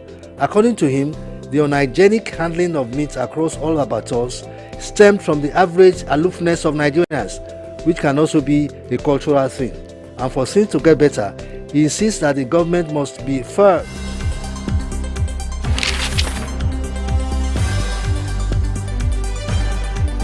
The challenge of governance is to see how we can leverage what is on the ground and convert this to wealth for the people.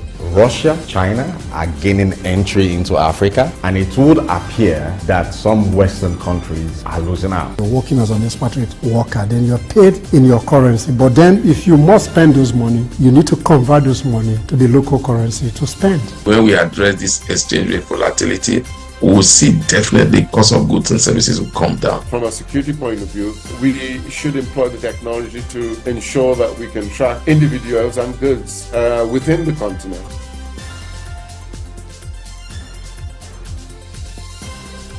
Early exchange, shaping policy, advancing development.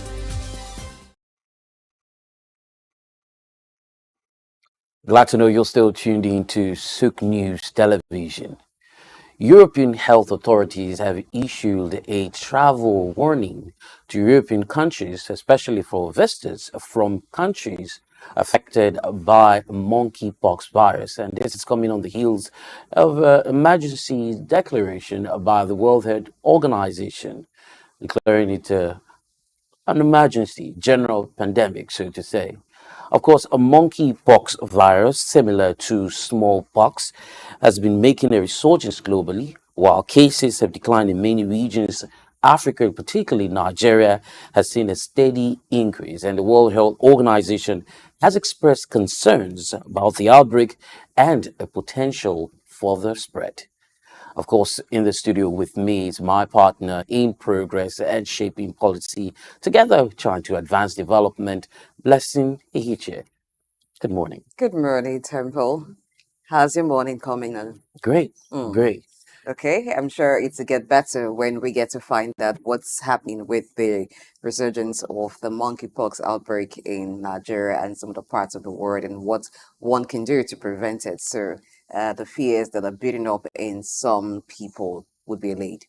Well, we've noticed an increase, a steady increase with deaths recorded at the amount 517 that's recorded across Globally. Africa, and over 2,000, right? But then the highest numbers have come from Nigeria, and it's just The highest number of confirmed cases, you mean? exactly, yeah. So it's rather, I don't know how to describe it, scary. I It mean, is for scary. some people who hear about it, and then it's much worse because while a few persons are aware, some persons are not conscious of what the symptoms are. They're not aware of what the mode of transmission is, and how you can contract this. And so, I mean, it's imperative that we bring it up and get to have an expert bring us up to speed with transmission, mode of communication of this, and how we can manage it.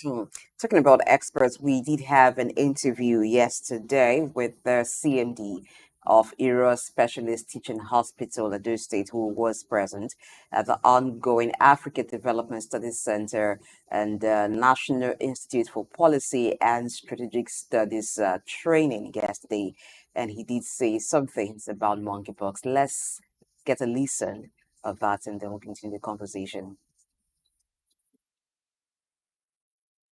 Our communication from our producer says we'll get to listen to that much later. In the meantime, we have a specialist and experts that will be joining us on the conversation, and TC will bring him in. Well, Dr. Polycarp Salam Samson, he is a director of veterinary medicine. He also holds a Master of Science, FCVSN. He is a US CDC CSM project implementation officer and an African Field Epidemiology Network. Glad to have you on the program, Dr. Polycarp Salam Samson. My pleasure. Thank you. Good morning. Okay, let's start off with the similarity of monkeypox and smallpox, and would want to ascertain if this is a lot more deadlier than its compadre, if I may, smallpox. Okay, thank you very much. So the similarities is just simple. So they belong to the same family. The family is called Poxviridae. The genus is Orthopox virus. So it's the same family. Little wonder why they use vaccines that are though for smallpox, you understand, for this infection, the mpox. But however, I need to mention that it's not a pandemic. Yes, the alert has been raised as a public health emergency of international concern because there's a new strain, right? Before now, it was strain clade 1 and strain clade 2 in West Africa and in Nigeria. Clade 2 is the circulating strain, right? The difference is quick. The one circulating in Nigeria, if you notice this year, we've had like 39 confirmed cases, no mortality, meaning none has died because case management seemed to work for that, right? However, the new strain is called clade 1B. It's not been reported in Nigeria. I'm not sure. I'm not working with the NCDC. But as far as I know, as an epidemiologist, it's not been reported. So this strain is more virulent, meaning it's deadlier. You gave the statistics. Out of 2,800 and about 63 cases that have been confirmed in Africa in 13 countries, 517 have died, right? So if you do the maths, the case fatality rate is 18%. The last outbreak we had in 2022, globally, the case fatality rate was about 0.2%. So it gives you an insight of what we're facing. And so it's not in Nigeria yet, but NCDC are doing a couple of things. They've responded with high alert at entry points, the airport, at the seaport, land border. There's high alerts that has been raised. Then, of course, they've also activated active surveillance in most of the states, including the commercial hub, Lagos, and of course, the capital, Abuja. Thank you. All right, doctor. I know that one of the ways of controlling the outbreak of such disease, whether it's Mpox, whether it's Ebola or the likes, is contact tracing. Since 2022, there hasn't been an outbreak of monkeypox, at least globally, to the knowledge of many people in this magnitude. What could you say, or where could you say this particular strain that is quite new and has not been in Nigeria before came from, and what can be done to ensure that it doesn't continue to spread, even as there are measures to ensure that the borders and other areas have been watched? Or their surveillance? All right. So it's important to understand the concept of zoonosis. So zoonotic diseases are diseases that could be transmitted from animals to humans. Okay. So Mpox is a zoonotic disease. So it's believed that the ancestors or the animals harboring these organisms, these viruses, are the rodents and monkeys, right?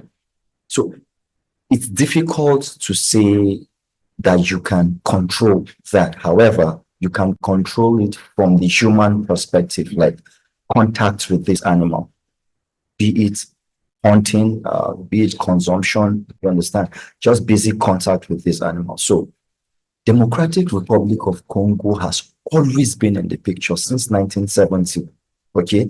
They've always had cases of Mpox, okay? So it's not like it's a new thing. What is coming new is that it's no more the clade 1. Now it's the clade 1B. Now, the concept now is you have diseases that have existed. They are coming, we call them emerging diseases. However, you have those diseases that are completely new that you're not prepared for. There are new diseases. They're just, they're imagined, they're not reimagined. Right? So what you do there is, because there's little that you know about it, but however, you're lucky that clade 1B is also from that same family, okay, that's called pox viridae. And if there's a vaccine, the problem is the vaccine is not even in adequate quantity that would go around. Okay, that's one of the public health challenges. But then, it's a new strain because sometimes it goes through genetic drift and shift over time. When that happens, the morphology, the pathogenicity, it changes. It's just science. There's nothing you can do about it. evolution did take place, and of course, some form of mutation. Just trying to sound as intelligent as you, doctor. But then, if I may, the symptoms. How can one know he has monkeypox? Because pictures of the internet show, some sort of bells and all that on the skin and the hands and all that. How can one know he's contracted monkeypox, and how can one contract this disease? Okay, so very important question. So first off, the symptoms, it could just start with a simple sore throat, okay, chills, increase in temperature, we call it fever, right? Those are just the first phase. But then the classical presentation is you see the rash-like symptoms like pimples. It starts from the face, okay? It's also visible in the buccal cavity in the mouth. Then it starts spreading to extremities, to the palms, starts spreading to the soles of the feet. It's also classical on the chest, right? It could be all over, but these places I've mentioned are the probable first places that you see these rash-like pimples.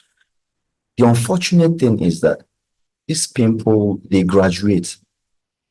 The macules graduate to papules. Papules graduate to even pustules, and it rupture. So it becomes like an open wound. Now, it's no more mpox that you're dealing with. Secondary bacterial infection. Now, regarding or depending on the bacteria that has infected the open wound, the sequelum now differ for each individual, right? You can contact mpox, 1, through close contact with humans, 2, through close contact with animals, and 3, through contaminated inanimate materials. For example, beddings, clothing, handkerchiefs, any inanimate object that has been contaminated from or by an infected human or animal.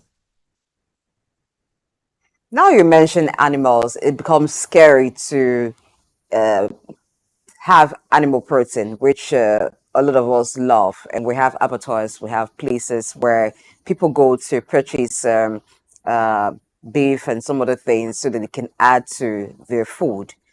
What can be done in places like that? You said this can be traced to monkeys and rodents, but when we say animals, it's like there's no particular animal that is excluded from the list of animals that could have been contaminated. What do we do about our markets, our abattoirs from where we get animal protein? Oh, okay. Thank you very much. So I don't want to go into discussion on abattoir. Reasons being that first off, we don't have abattoirs for monkeys, right? Not in Nigeria anyway, to the best of my knowledge, monkeys and rodents. Okay, so it's just like the case of Lassa fever, right? It's been transmitted, or the consistency of the reservoir, it's in a rodent. So similarly, we're saying that mpox, the reservoir, the ancestors, they are being found in both rodents and monkeys. It hasn't been reported in most of the other animals or other species of animals, or maybe researches have not been conducted, you understand, to find out. Research would beg because there were symptoms that as though look like cowpox. Okay, so there are instances of cowpox, which is also part of the family. Okay, but the virulence is not like what we are, and the transmission has not been confirmed that it can be transmitted or is zoonotic. However, mpox is the one, just like smallpox, that we're lucky that we've eradicated. Okay, and just to mention, it's not like it's a whole new infection or evolution that we're seeing. Sometimes there's underreporting. So there probably has been these infections that have been underreported or not reported because they have not been picked. It doesn't mean they've not been existing. They probably have been existing in very small size that have not exceeded the expected. Now, when the observed exceeds expected, that's when you have an outbreak. However, in countries where they've been experiencing it and it's been consistent over the years, it's not an outbreak because it's something they can manage, right? It's an outbreak now and it's an international cry because it has visited new areas where ASDU has never been reported. And hope you know, we have, I read yesterday, we have a case in Sweden. And from history, it was traced that the patient had visited the African country where one of these clade 1B infection has been reported. So it's all here in Central and East Africa. Okay, in Nigeria, well, we've not reported clade 1B.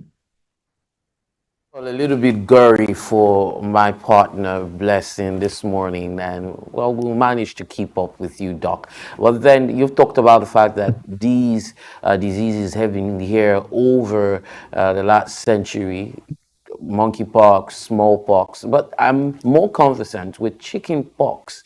And you know, like the way they say, okay, if you've had chickenpox, if you've suffered it, your body becomes immune to it. And I don't know, I need you to confirm that chickenpox can be suffered twice in a lifetime. And if that is the case, can that be said of monkeypox? Does the body become immune to this, having had to live through it? You've had the disease and then you get better. Do you now become immune to it, or is it something that in the near future, you could become sick of it again?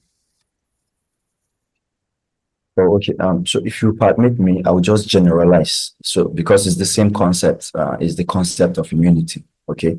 So two things: immunity can be naturally acquired, can be artificially acquired. Artificially is via vaccination, right? Naturally is a crude way of acquiring immunity, and that is in a population. Okay. Infection will come depending on the pathogenicity or virulence, meaning depending on the seriousness of this disease. The people that are susceptible will die naturally, and people that do not die but recover from this illness, they are expected to have built antibody against this particular infection. Going forward, if this infection visits the same host, it's not expected that it's going to come down with the same severe clinical signs that it has presented the first time it visited the host. However, it might present very mild clinical signs. So it's a general concept of immunity. So let's get to treatment now of the monkeypox. But before that, if you watching, talking to viewers right now, you notice that some of the pictures of the physical manifestations of the monkeypox might be gory. Viewers' discretion is advised at this point. We know that it might offend some person's sensibility, but it's just that we need to show you a bit of what it looks like when someone has monkeypox. Away from that, get into the treatment now. Earlier we've talked about the vaccine being inadequate in terms of supply, but the vaccine for smallpox is being used. What would you advise? A mass vaccination to prevent people from contracting the monkeypox, or what would you say would rather prevent? How much of prevention can be done without vaccination? Okay, so without vaccination, I think the NCDC, they are on the right course because that's what is expected. The first thing is you don't want any of these cases visiting your population because it's easily spread, right? So the first thing is the DG and CDC have confirmed that they've raised a high alert level at all ports of entry. As a matter of fact, For flights that are visiting those countries that the infection has been ongoing for the past 90 days, they have to complete or fill in a declaration form, you get. And of course, surveillance. Surveillance is very important. You talked about contact tracing. So yes, they've been doing that. That's why they can confirm that only 39 cases have been reported in Nigeria as this year. So I feel the NCDC actually they have a technical working group, and this technical working group is a One Health concept. They're not just sitting at the NCDC folks alone. They're incorporating ministries of environment. You know, we talked about the rodents and the monkeys. They're collaborating also with Ministry of Agriculture, okay, that are believed to be the head of animal population. So I think they're taking steps in the right direction. So for now, I think the best is the prevention, because like I said, the vaccines, even if they are available, they are not available in adequate doses. And what you'll be doing in terms of infected population when you're vaccinating is not the usual vaccination. It's called reactive vaccination, okay? So I'm aware that like about 10,000 doses would be supplied to Nigeria, but it hasn't arrived. How we're going to distribute it, or the population that are going to be chosen. Of course, the epidemiology is more in some parts of Nigeria than others, right? So I believe that even if those doses come to Nigeria, it's most likely that those states are the likely beneficiary of these doses that are going to be received in Nigeria. So you mentioned a case in Sweden, and you said it's possible that I don't know if you're certain that has been confirmed that the person visited Africa. But then, what does this portend for travel and migration, especially from Africa, where we have a high number of cases, to European nations and the rest of the world? Yeah, so for the European Union and of course the EEA, the European Economic Area countries, we have issued out an advisory to all the citizens that they should be aware. Of course, they know the countries that this new infection or this new strain have been reported. And because of the virulence, it's their responsibility to inform the member countries that visiting these countries is to your peril. So I think for now, what they're trying to do is to, of course, it's going to interfere with the economy, it's going to interfere with business, but you have to be healthy to conduct business, right?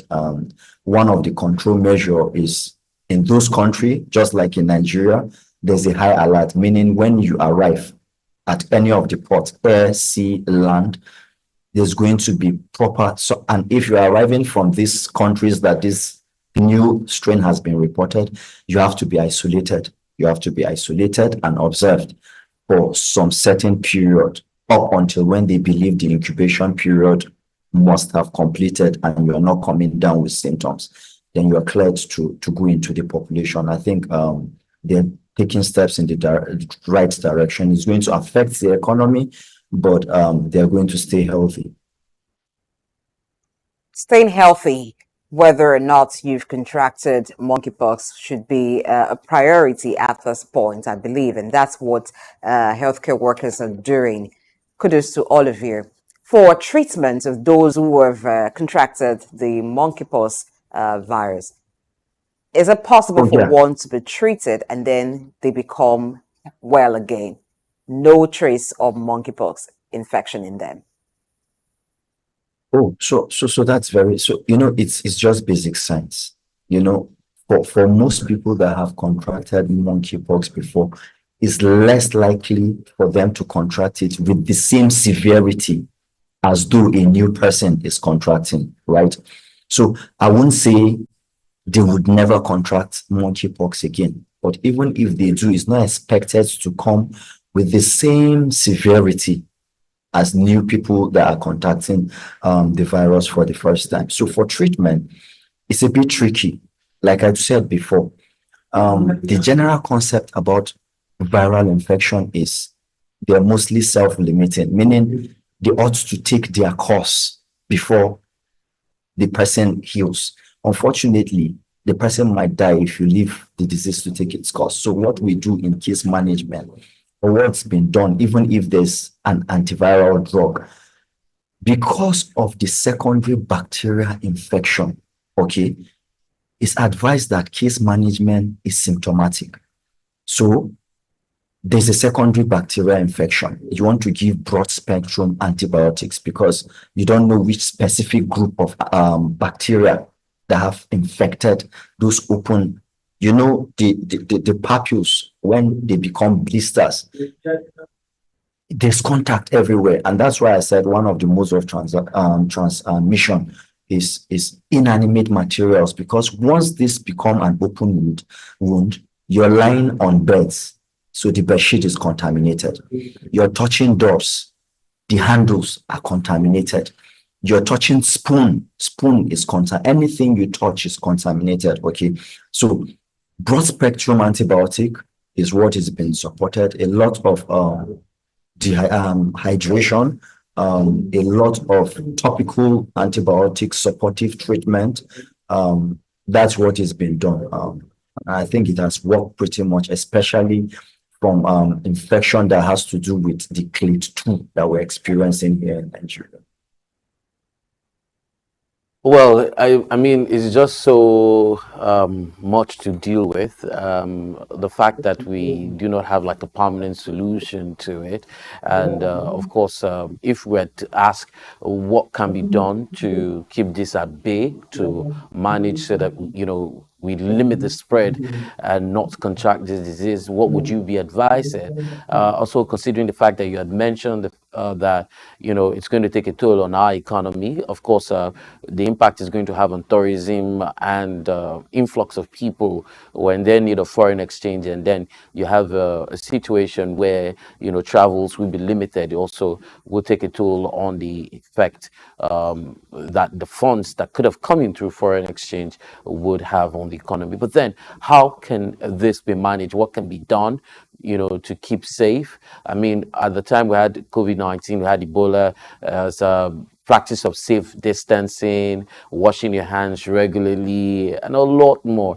And you've mentioned the fact that these are in cycles, is in stages, from the point when it feels like, it looks like a pimple, it gets to a pox, it busts open, it's now an open sore. So there are different stages to it. And of course, at every point in time, is it that you're going to be, you can't be infected at every stage of monkeypox, or just when it blows open? And how can we, you know, keep safe and manage it? The basic way, it sounds funny every time we say that. One of the ways is avoid eating bushmeat, right?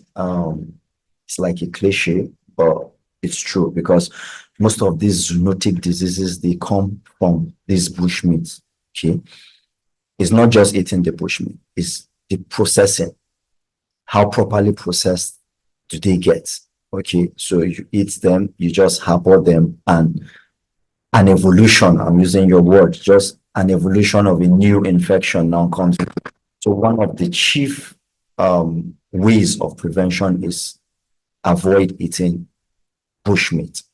Secondly, IPC, just like in Ebola and in COVID-19 now, IPC is very important. The simple washing of hands, the simple using of hand disinfectants, the simple distance from individuals that you're not sure of. So it's in all diseases. You don't have to see someone with skin rashes or skin lesions before you say you want to distance from that person. The government is doing the right thing, okay?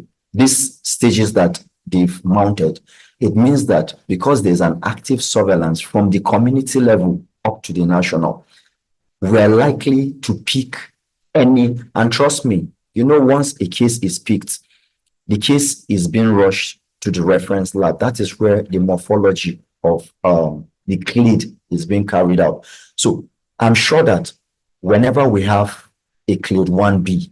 I'm hoping we don't. But if we do, I'm sure the alert is going to raise, and NCDC are going to give some guidance, some steps that Nigeria are going to go forward or move forward towards in communication, in the way we interact, the way we go from one place to the other. But basic distancing, and it's even difficult when you come to IDP camps. If the infection gets to IDP camp, how do you distance people? You understand? There's close contact. So for now, it's just preventing it from coming to Nigeria. Okay. And the government are doing the right thing at those ports of entry. All right, we'll come to doing the right thing and what are the right things exactly. Are they limited to all you've mentioned for now? But let's get a clip of the interview we had with a colleague of yours who happens to be the CMD of ERA Specialist Teaching Hospital when he was interviewed on the monkeypox outbreak. That we have 2 new cases of mpox in my hospital. So, whereas about 2 or 3 weeks ago we don't have any, but right now we have 2 confirmed cases of mpox. It's a disease that is with us. I don't many people know more about it. I've already had the community health department to create awareness so that many people will not be affected about this disease. I'm a nutrition and gynecology. One of our papers we published is mpox in pregnancies. It's online, and I was opportunity to develop how people who are pregnant with mpox, how would they be delivered to prevent mother to child transmission. It's well written and it's actually available. It's published in Major Infectious Disease Journal with a group of all Nigeria. I think that's one of the first papers in sub-Saharan Africa, and we did that. So, NCDC is doing its own. We're also doing ours to help the country to make sure many Nigerians are not really affected.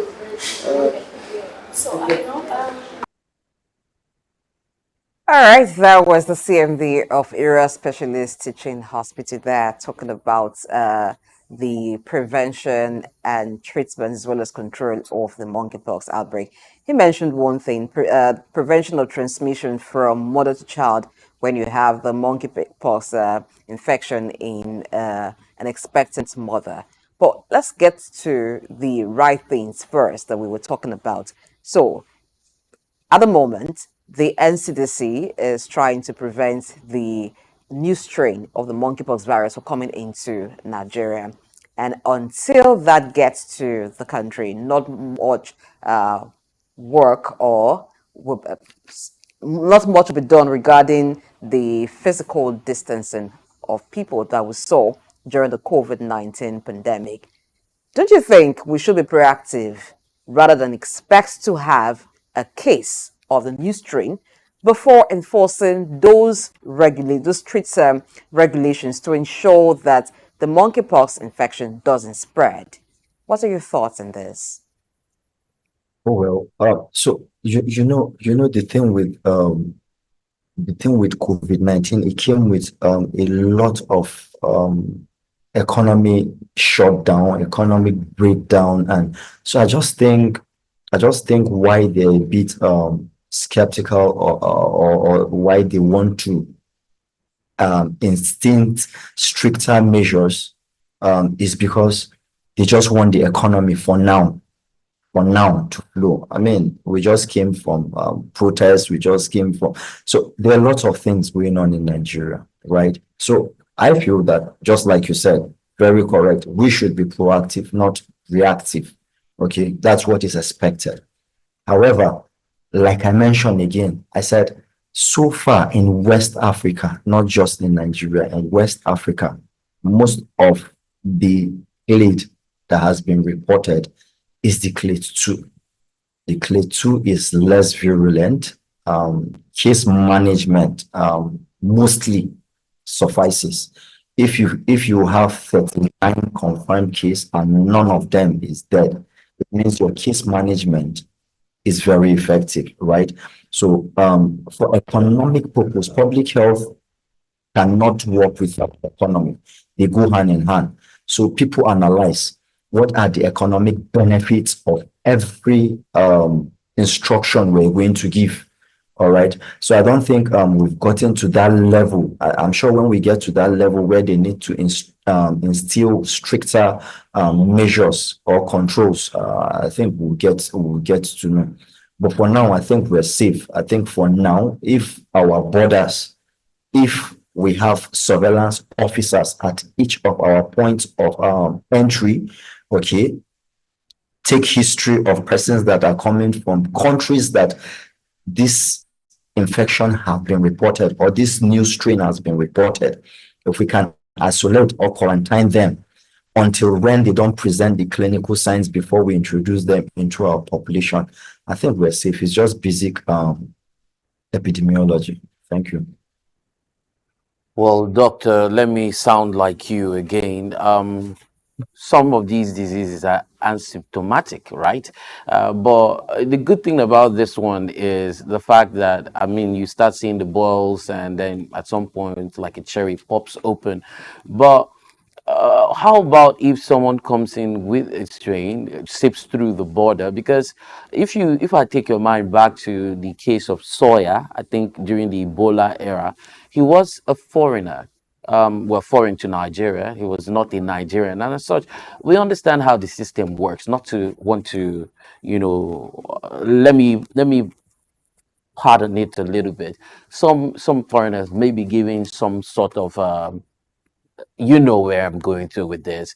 And then you come in, you have a strain, you're not you're asymptomatic, and then gradually it's just all about the system. But then how do we make people who have discovered that they have the symptoms or they've been infected come forward? You've talked about surveillance officers, but then how do we encourage people who have got the symptoms to come forward and be treated, especially when we have a healthcare system where, I don't know if the federal government has put some sort of measures in place where people who are infected can be treated free of charge, because, that is also an issue. You come in and you're feeling like you might not be giving the desired attention, and the other hand, you might not be able to afford the cost of healthcare and all that. So it's just all bundled into one, and I wonder what you make out of it.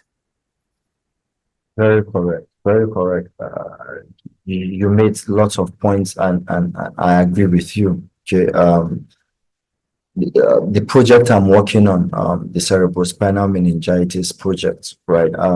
They have in every state, they have a reference hospital that if patients with CSM are referred there, they get free treatment, ceftriaxone, fluid therapy, and all that free treatment. And of course, just like you said, it encourages these patients, even when they don't come forward. Of course, surveillance officers will pick them and advise them, because most times these patients don't even know, not like in cases of monkeypox, like you rightly say, that the lesions are obvious.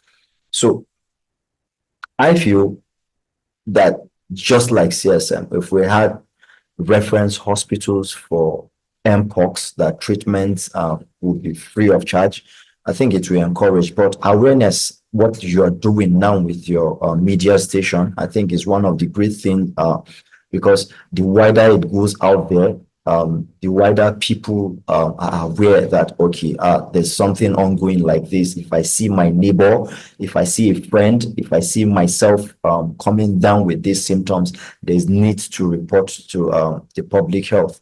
So most times I want to disabuse that that in our mind that we should wait for the government to do things for us, like buffer treatment. And if we can afford it, first, let's come forward. Secondly, let's attempt to treat, because we have to stay alive, right? And I believe that the NCDC, I'm believing, and the Nigerian government would definitely come up with reference centers that treatments would be proper for mpox free of charge. That's what I believe. Okay, depending on the level of public health alert we're operating on. Like I said, it comes with economy. Okay, the level of public health alert we're operating on CSM is as to that level where we have reference centers that free treatments are being given. Have we gotten to that alert level for Mpox? Only NCDC can determine that. All right. While we may not know the exact level, alert level that Nigeria has got into, as you said, is left for the NCDC to tell us about that. While there should be free treatment, or we think that there should be free treatment for persons who come down with the infection, what about diagnosis? During the COVID-19 pandemic, if you recall, at different centers, even in public places, in markets, there were public health officials there that were offering free diagnosis. People could come in and test to see if they have COVID-19 infection. Should we begin to awaken such to ensure that first people are being diagnosed, and so we know those who have the infection before we're talking about treatments? Because if people have to get to the hospital or have to be sick before they get to the hospital, that means that they've been exposed to more persons who perhaps may have also contracted the infection.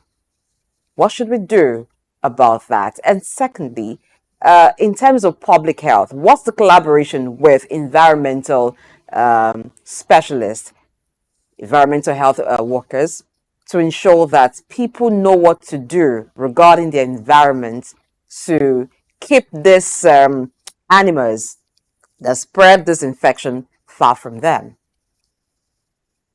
Oh, okay. Oh, thank you very much. So I'll start with the last one. So like I said, there's a technical working group, okay, at the EOC there in NCDC, and the technical working group is not just one profession, okay. It's a One Health concept, meaning there's collaboration between the Ministry of Health, Ministry of Environment, Ministry of Agri, other ministries, other sectors, okay.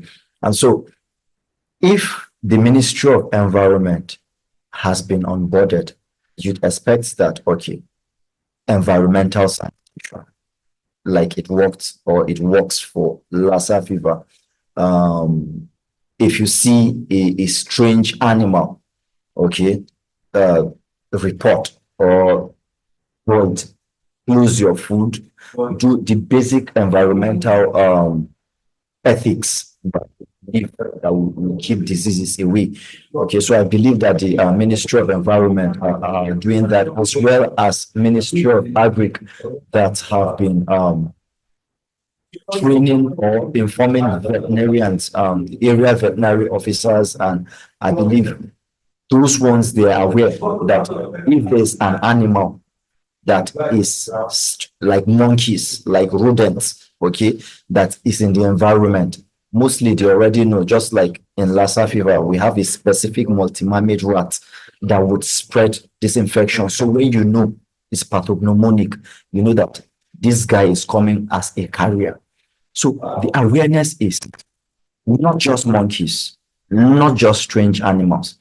Animals generally, they carry thousands of viruses, bacteria, parasites that can be zoonotic, that can be transmitted to humans. So even when you keep pet animals, it's very important that you make sure that they're up to date with their treatments, with their vaccinations, before they're even your pet animals, because I don't want to even sound so deep. Sometimes there's this concept of abortion in humans that is just from the force, from some organisms that are found at the force of cats. Okay, so toxoplasmosis. So I'm just saying there are a lot of things that animals come with. How much so the ones that come from the forest that you're not even familiar with. So in terms of diagnosis, right, just like doses are coming into now, I'm aware that diagnostic kits, diagnosis in different level. One, you have diagnosis, just the rapid test. The rapid test is just so to initiate immediate treatment or not. The advanced test, which is the PCR is the one that would confirm that this is a true case of mpox, not just confirming that it's a true case of mpox. It tells you the clade, meaning the strain you're dealing with. Okay, so I feel that what they have at the points of entry, since there are surveillance officers, you can't conduct surveillance if you don't have diagnostic kits, right? So at least you're expected to have diagnostic kits for rapid tests, right? So I believe they have RDTs at the ports of entry, and maybe when the symptoms start revealing, they collect samples for further lab analysis at the National Reference Lab or IRUA. I'm not sure if IRUA conducts tests for monkeypox, but very rightfully said, like he said, there's the maternal transmission. It's been reported in science. In fact, the very first case of mpox in humans globally is in a 9 months baby. So that has been reported. I'm not aware of how they break the chain between the maternal and the neonate so that it's not there's no vertical transmission or horizontal or however you want to look at it. But that would be very interesting if we can prevent that. Thank you very much, Dr. Polycarp Salam Samson, for joining us on the program and, of course, giving us insights. And yes, at some point I tried to sound as intelligent as you are, with the conversation. But it's been a pleasure having you, extensively bring us up to speed with the state of things and how we can actually prevent the spread of monkeypox in Nigeria. We're hoping that when we call on you again, you'll be able to respond and, of course, provide us with more clarity on the issue of monkeypox and some other conversations that might come up. Sure. All right, so we'll be moving the conversation away from monkeypox. But first, let me let you know that the NCDC has a toll-free line, 6232. If you see a suspected case or you see someone with the symptoms that's been ruled out, of course, by the good doctor, all you have to do is dial the NCDC on 6232. We'll take a moment now, and when we return, an oil firm has refuted importing substandard fuel into Nigeria. That's going to form the basis of our conversation in the second half of the program today. Of course, the issue of substandard fuel is rife, and a lot of persons have seen the effect on their vehicles and different petrol-run engines. We'll be back in a moment. Stay tuned. Early Exchange will be back in a minute. Get ready to feel the pulse of the world around you. Welcome to SOUQ Pulse, your insert track on the stories that matter most. From the heart of breaking news to the forefront of culture and innovation, SOUQ Pulse brings you the stories shaping our world every week. On SOUQ Pulse, we'll deep dive into the topics that drive our lives, from the latest in technology and science to politics, culture, and investment, courage, and that commitment in spite of the challenges that entrepreneurship presents in Nigeria in particular. Perception is propaganda, malinformation, misinformation can be created for you to perceive a certain thing that is false. Sometimes it's true, but many times it's false. There's no state you go to in the world where you don't see construction that is consistently ongoing. No matter how developed Dubai is, they still construct roads on a daily basis. We are no longer enjoying the light we normally enjoy. And the university vice chancellor said, it now costs me about 300 million, some 250 million to begin, 250 million to 300 million a month. Governments should develop a particular product that will be of national value and, if possible, exportable to other countries from their own local government. Whether it's the next big innovation, a political shakeup, or cultural phenomenon, SOUQ Pulse is there, bringing you the story with clarity and context. You're not just only getting informed, you also become a solution. Then the business part of it. Then we talk productivity. Then you know you're on SOUQ Pulse. It's that time of the day where we'll tell you, go, get your friends, your neighbors, those you quarreling with, those you have issues. This is time to talk. We'll tell you, yeah, we don't keep quiet. It doesn't matter what policies are affecting you. Doesn't matter what the papers, the prints are telling you in your own side or the neck of the wood or your nation, or what business are pushing, profits, losses, what the stock market is talking about right now, what the Asian market is talking about right now. A whole lot of people are running down to their portfolios and trying to grab, sell off, or get some hedge. But in all this, you just say, let's talk. Your talking can make somebody better, give someone an idea. Join us on SOUQ Pulse every day by 4 p.m. as we explore the heartbeat of the world's most compelling stories. Don't miss SOUQ Pulse on SOUQ News Television. Tune in and stay ahead of the curve. We've got just what you need right here at Femi Wash Media. Call it the Midas Touch and you wouldn't be wrong. Let us record, produce, mix and master your audio like nobody does. Reach us on our contact today for the best quality job.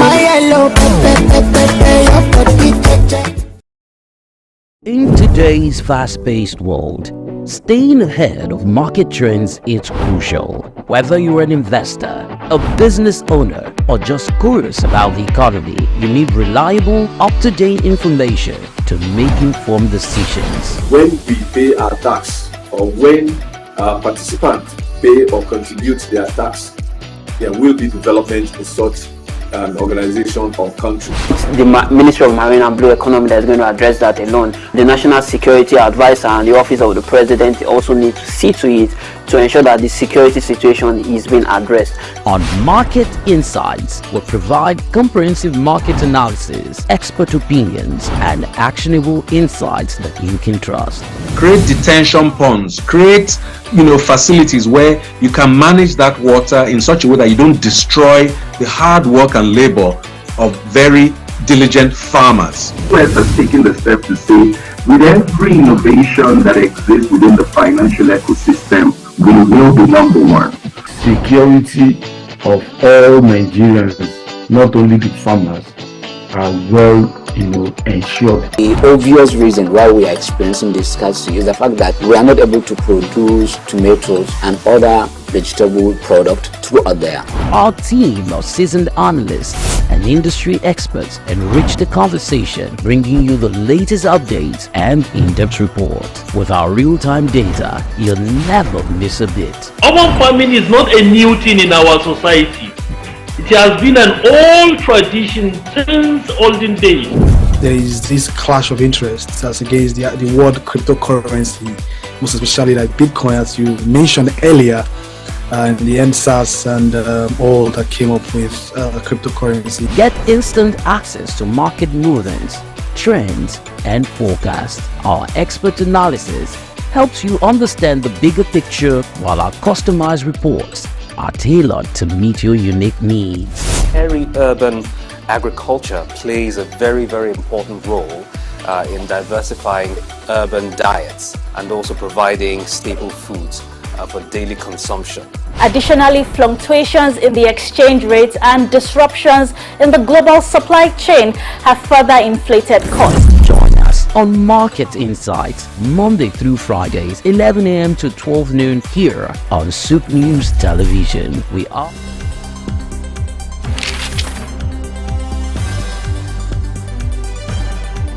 The challenge of governance is to see how we can leverage what is on the ground and convert this to wealth for the people.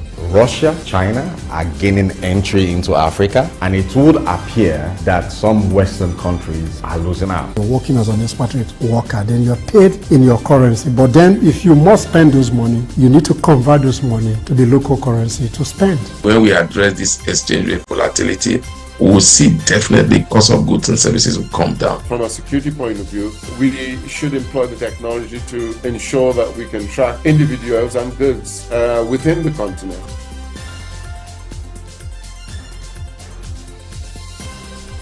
Early exchange, shaping policy, advancing development.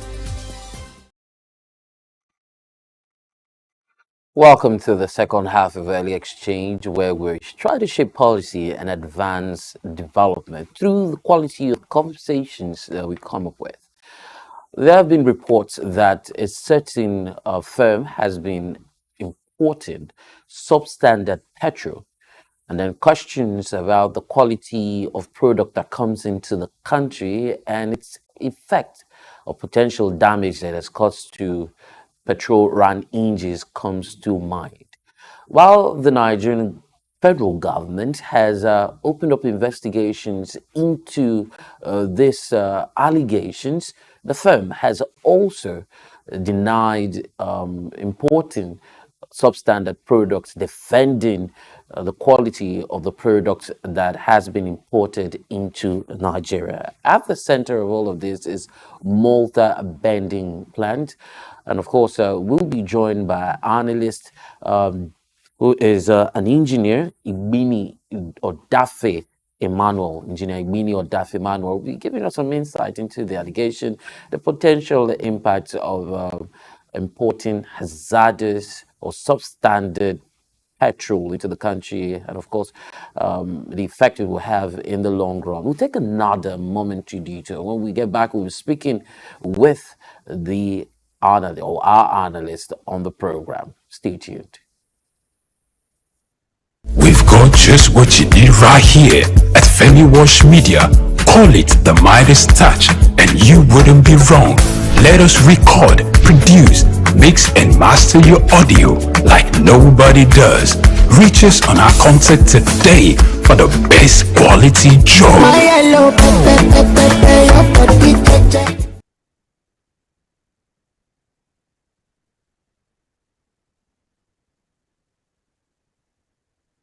The Commissioner for the Environment and Water Resources, Tokunbo Lawal, had given an assurance there was a plan for the space and that it will not be left alone. He was quoted as saying that all shanties, dwellers, traders, settlers and abandoned vehicles under Obalende Bridge must vacate the area by Thursday afternoon on February 22, 2024, as enforcement will commence on the early hours of Friday, February 23. But the Commissioner has not kept to his words. Mr. Lawal stated that the government was set to sustain a clean and safe environment and that in a couple of months the Lagos State Parks and Gardens Agency, LASPAC, will move in after the deadline to commence work on beautifying and landscaping the Obalende, Akmogbo and Ebute under bridges. However, this reporter can confirm that commercial activities have returned to the area under the bridge, including joints for smokers and probable nighttime robbers. Settlers have started building structures, while ram traders have converted a portion of the space into a livestock market. Also, the drainage is filled with refuse of all sorts. When I contacted Gaji Tajuddin, the permanent secretary of the Lagos State Ministry of Environment, on the telephone, he said that the ministry was gathering funds to begin work there, adding that it was work in progress. Mr. Tajuddin stated that work will begin before the end of September, pointing out that Lagosians should be best assured that the intruders will leave Obalende when the time came. When asked about the drainage, he advised that people should do more advocacy and caution the people throwing dirt into the drainage, pointing out that charity must begin at home. He called for the cooperation of the people in ensuring a clean and healthy environment that will be the pride of every Lagosian. But this is not new. The people at the Lagos State Ministry of Environment and Water Resources, led by Tokunbo Lawal, should do the needful and restore Obalende to its past and save us from this nuisance, this disgrace. Right in the middle of a center of excellence, government must keep to its promise to clean up Obalende. We are waiting. Bayo Olaoye, SOUQ News.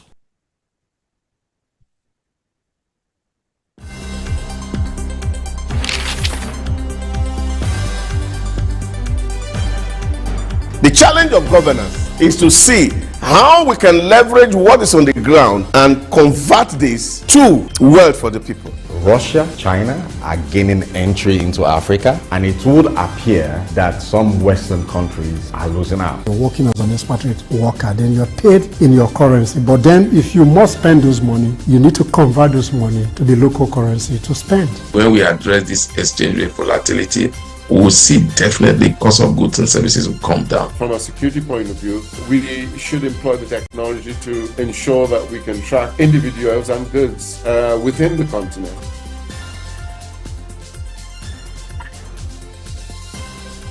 Early exchange, shaping policy, advancing development.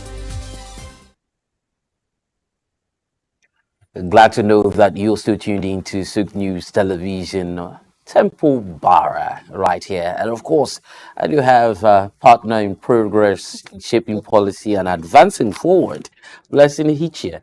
And let me start by letting you know that there's a particular petrol station that I bought 20,000 naira worth of petrol from.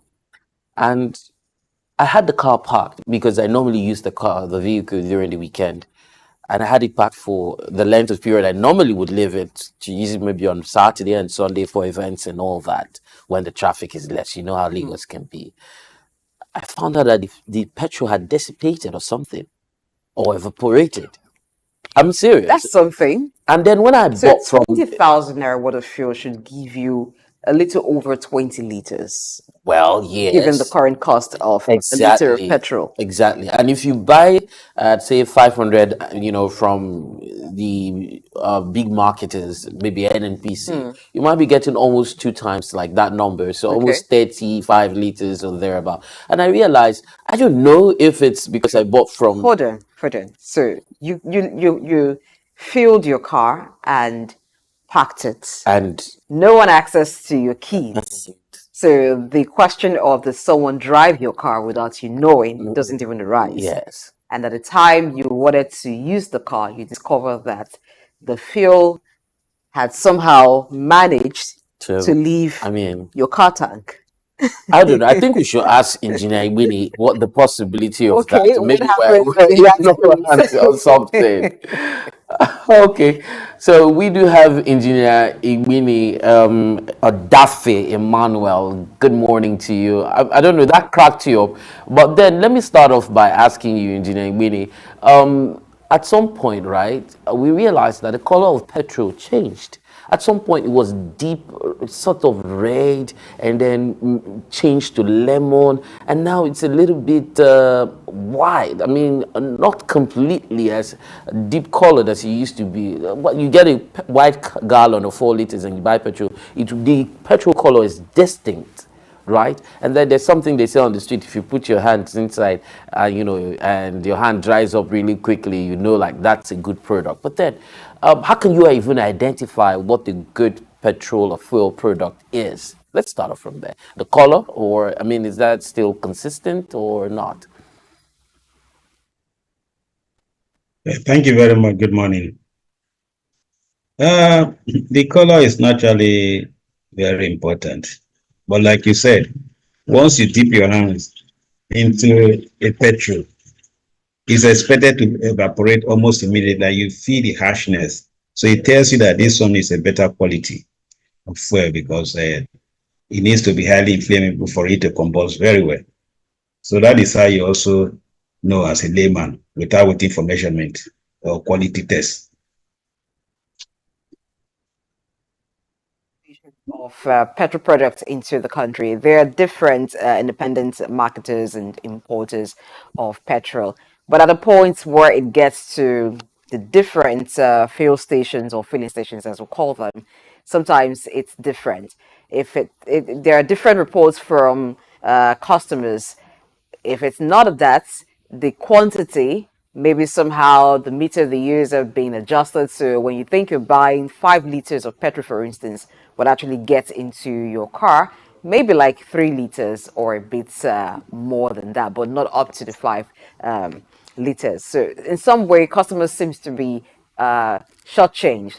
But the quality of the fuel, now this color you just talked about not actually being enough to ascertain the quality of the fuel. But how can one, from a layman's point of view, ascertain if the petrol that you're buying is of good quality? Whose responsibility is it to check that petrol products coming into the country is of a good standard? Well, according to the Petroleum Industry Act 2021, it is purely the responsibility of what we call the Nigerian Midstream and Downstream Regulatory Agency. It used to be under what we call Department of Petroleum Resources that monitors both upstream and downstream. So, but now it's the responsibility of that authority as per the PIA. So if any product coming into this country is below standard, the chief executive of that authority should be held responsible. No one else. Engineer Odafe, you've talked about the responsibility of the petroleum, of course, midstream, downstream sector. But then, are there evidences supporting, first and foremost, we need to ascertain that we do even have substandard petrol coming into the country? Are there evidences supporting this? Well, I listened to the conversation when Alhaji Aliko Dangote and his top management, if you like, blew the whistle on the NUPROC, that is the Upstream Regulatory Commission, and then the Down and Midstream Authority. When their controversy started, which was quite good for this country because we were able to know some of the funny things that the certain persons have been doing against the overriding interests of Nigeria. And so there was this allegation of substandard product imported into the country, or that the Dangote refinery is not yet ready to produce a standard petroleum product. In fact, according to the head of the downstream and midstream regulatory authority, they said his products are below, and that's why they've not given him a certification to go ahead. Now, what we have is that the sulfur content was so high at a particular time, even by Dangote. I think Dangote himself admitted the fact that he was given concession by the same regulatory authority to refine and sell to Nigerians such kind of substandard petroleum product. But that he said what he's committed to do is gradually improving on it and reducing the sulfur content. Sulfur, when it reacts with water, it forms hydrofluoric acid, and that is not good for any metal. And your cars or your engines in general, they are metals. And so when you now have them exposed to acidic compound like that, it corrodes. And if you know how the internal combustion engine works, it begins to affect your top cylinders. It also affects your piston and rings. And when that begins to happen, so many things become serious with your car malfunctioning. For instance, if your rings are now being badly affected, of course, it means there's corrosion and they begin to see some blue smoke from your exhaust pipe, which means your oil is leaking into the combustion chamber, and then the indication you see, it's a bluish smoke. Then if it affects your top cylinder, of course, it means that the performance of a car will be very poor, it will be erratic. And then when you are driving, it's no longer smooth. And what you see sometimes is blackish color of your exhaust, gas from your car or your engine generally, And then sometimes you can also perceive the smell of sulfur. This thing sometimes smells like rotten egg, and they can also irritate the eyes. So there are so many things, and if you inhale it, God help us. And so if this happen sometime in this country under this PIA and their boss, and then also Dangote was part of it, then it means it's very unfortunate that Nigerians were exposed to this kind of situation by the same people who ought to be more interested in our safety of our lives. All right, so in this case, there's a different oil company that has been alleged to have imported substandard petrol products into the country. Now, they actually made a refutal to that allegation, saying that they have always upheld the standard in terms of the quality of product that they import into the country. And they also affirmed what you mentioned, that it is a responsibility of the NMDPR to regulate and actually enforce standards of petroleum products into the country, that they comply with that. But away from this particular company, it is not the first time that stories of importers bringing in substandard petroleum products will be heard. There have been several allegations of that. Sometimes some names have been mentioned. What can be done to ensure that Nigerians get a quality, get value for their money, even as it's the responsibility of NMDPR? At the ports, they may have checked to ensure that what's coming in, but what happens when these petrol products eventually get to the filling stations? What should be done to ensure that the standard remains? You see, this whole thing didn't start today. I don't know how old you are, but at least I'm old enough to have witnessed so many of these. Even in the days of the military intervention, what we call military regimes, we also had a situation like this, particularly after June 12th election. You know, there was this annulment and then protests all over the place, you know. And so, please, can you give me a minute, please? Is it possible? Let me just attend to.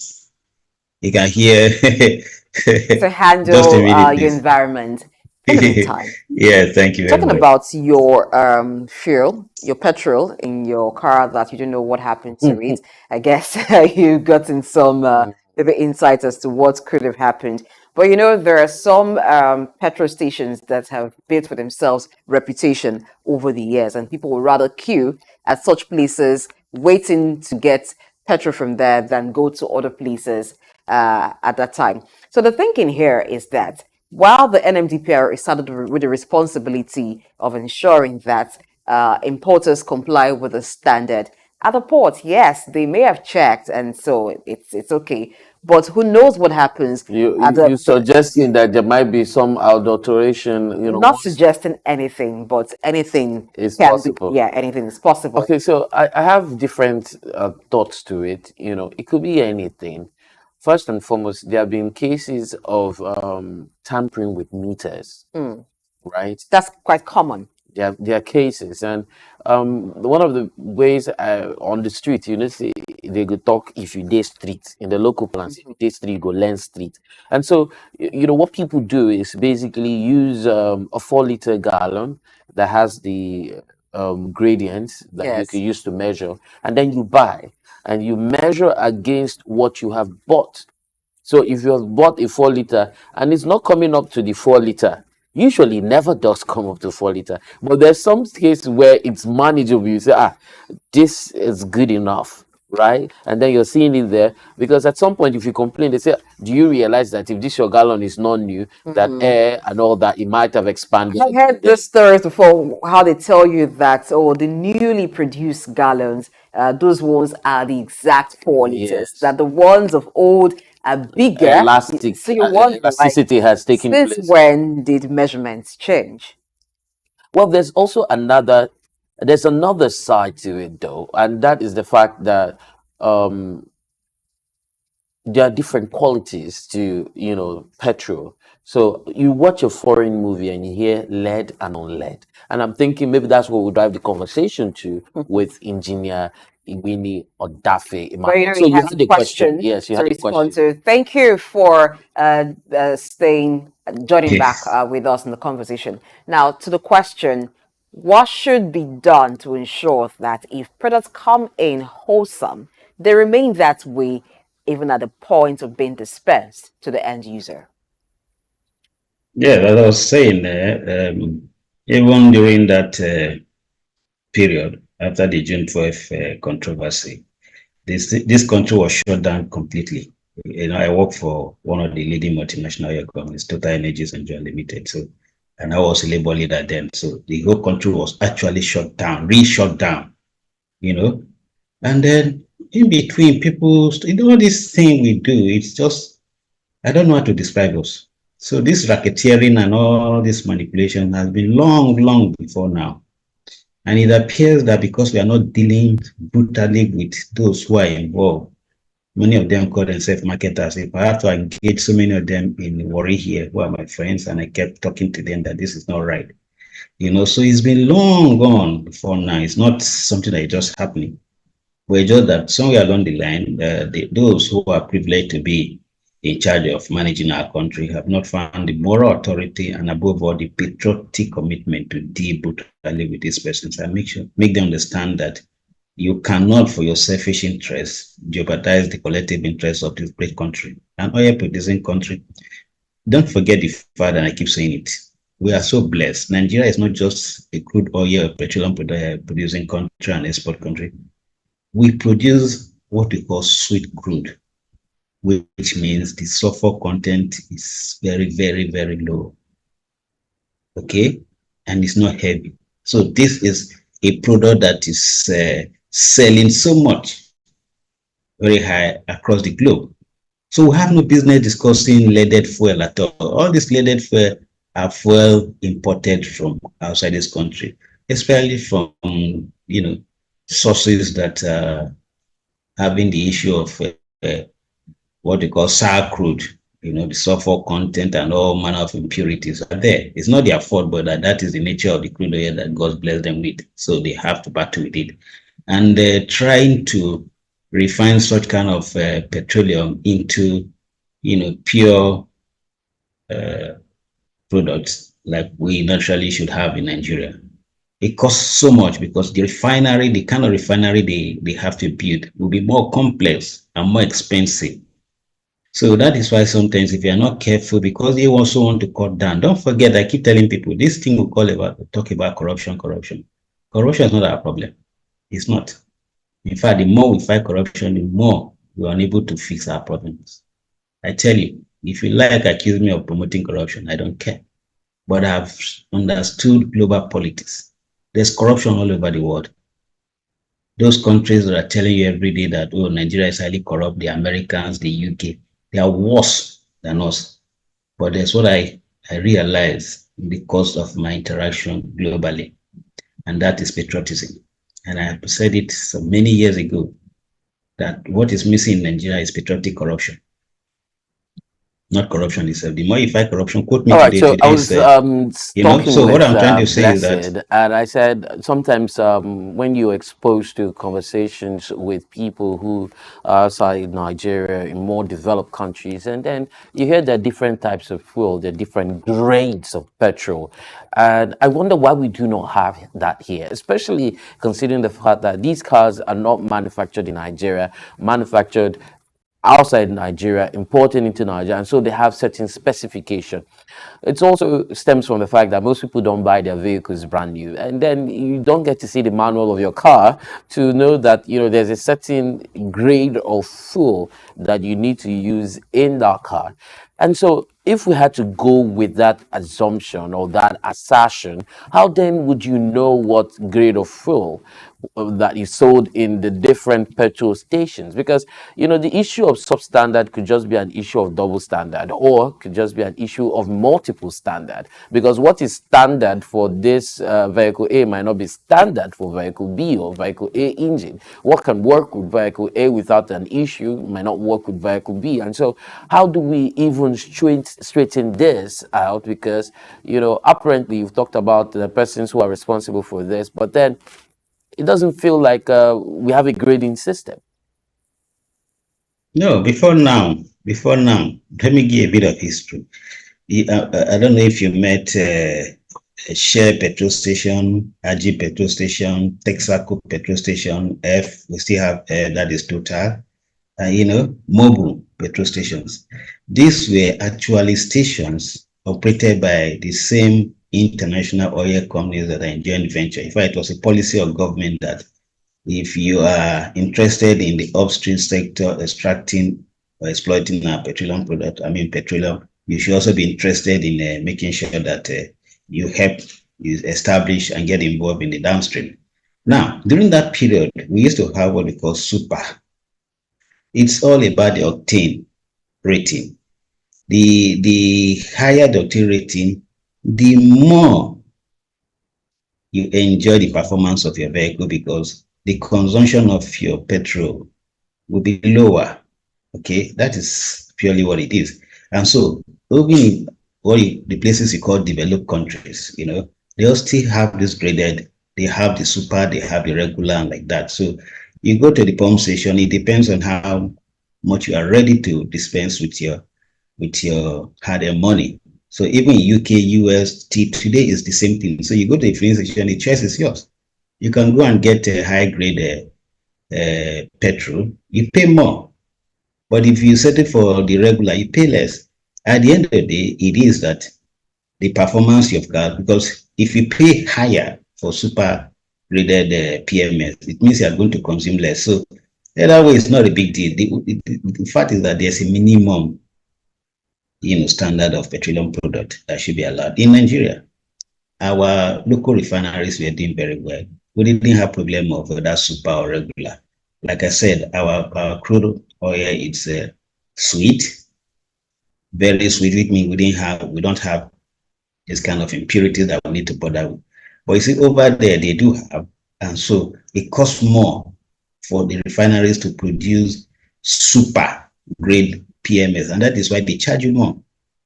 Okay, but what we have had here, and I repeat myself, is that there's a total failure of leadership at the very, very top. From the minister or the president, the National Assembly, to enforce standard. Okay, the minimum standard, give us regular, there's no big deal about it. In Nigeria, our refineries, we don't need to be bothered. Whatever they produce is good enough to go. It is this one they import from wherever they import them, whether it's the US, in Venezuela, in Malta, just Saudi, wherever they go. That is where this whole issue comes from. And that is why I keep insisting that our refineries should work. Oh, Engineer Gbeni, feels like we do not have you connected. But then, Blessing, I had something on my mind that I wanted to bring up, and that's the fact that if he's saying our crude is sweet, right? And, we do not have the impurities noticed in some of the crude oil in some other countries, then does it mean that when we export crude, we're not tracking the crude? Or we're not buying petrol from the same countries we to export sell to crude. So it means we just give out our sweet crude to anybody. Buy impurities from any other person. And so what's the correlation? We're hurting ourselves to hurt ourselves. So that's what happens when you major on selling off primary products without exploring to get the value chain from that product. Yeah. If we were refining by ourselves, then the issue of who sells petroleum products to you would not be there. So because you have the crude, and so you refine and get whatever you want from it. You get your diesel, you get your petrol fuel from it, everything you want from it. But since we just sell and buy the refined products from any country that is willing to sell to us, then we can not be sure what we'll get.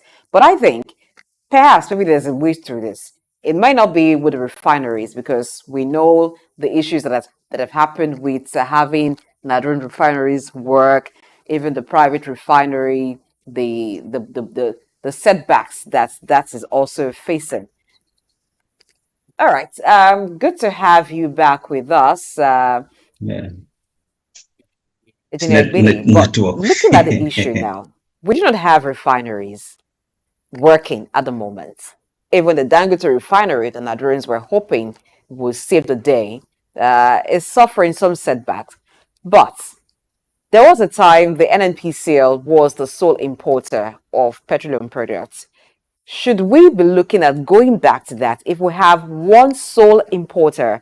So that means that not everyone is importing from anywhere possible, whether it's from this country, that country, and so you cannot ascertain the standard or the quality of the product, as compared to when just one importer is bringing in petroleum products from a country known to have petroleum products that are of good quality. Is that still possible? First of all, let me state again that it is very, very unfortunate and an embarrassment to Nigerians that NNPC has become importer of petroleum product. The NNPC, or whatever they want to call it, NNPCL, have no business importing petroleum product.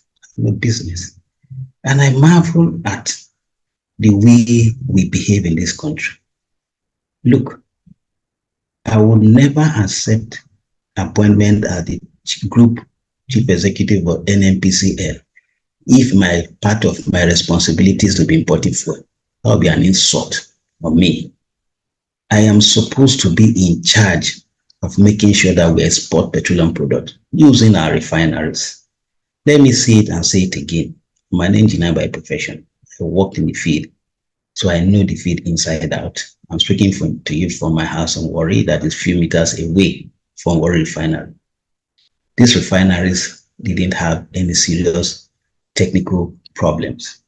What to me, when you keep hearing of turnaround maintenance, it's just people deciding, some few persons just think that that is the way to, to loot and be doing this for years. You heard how many billions have been allegedly looted in the name of turnaround maintenance?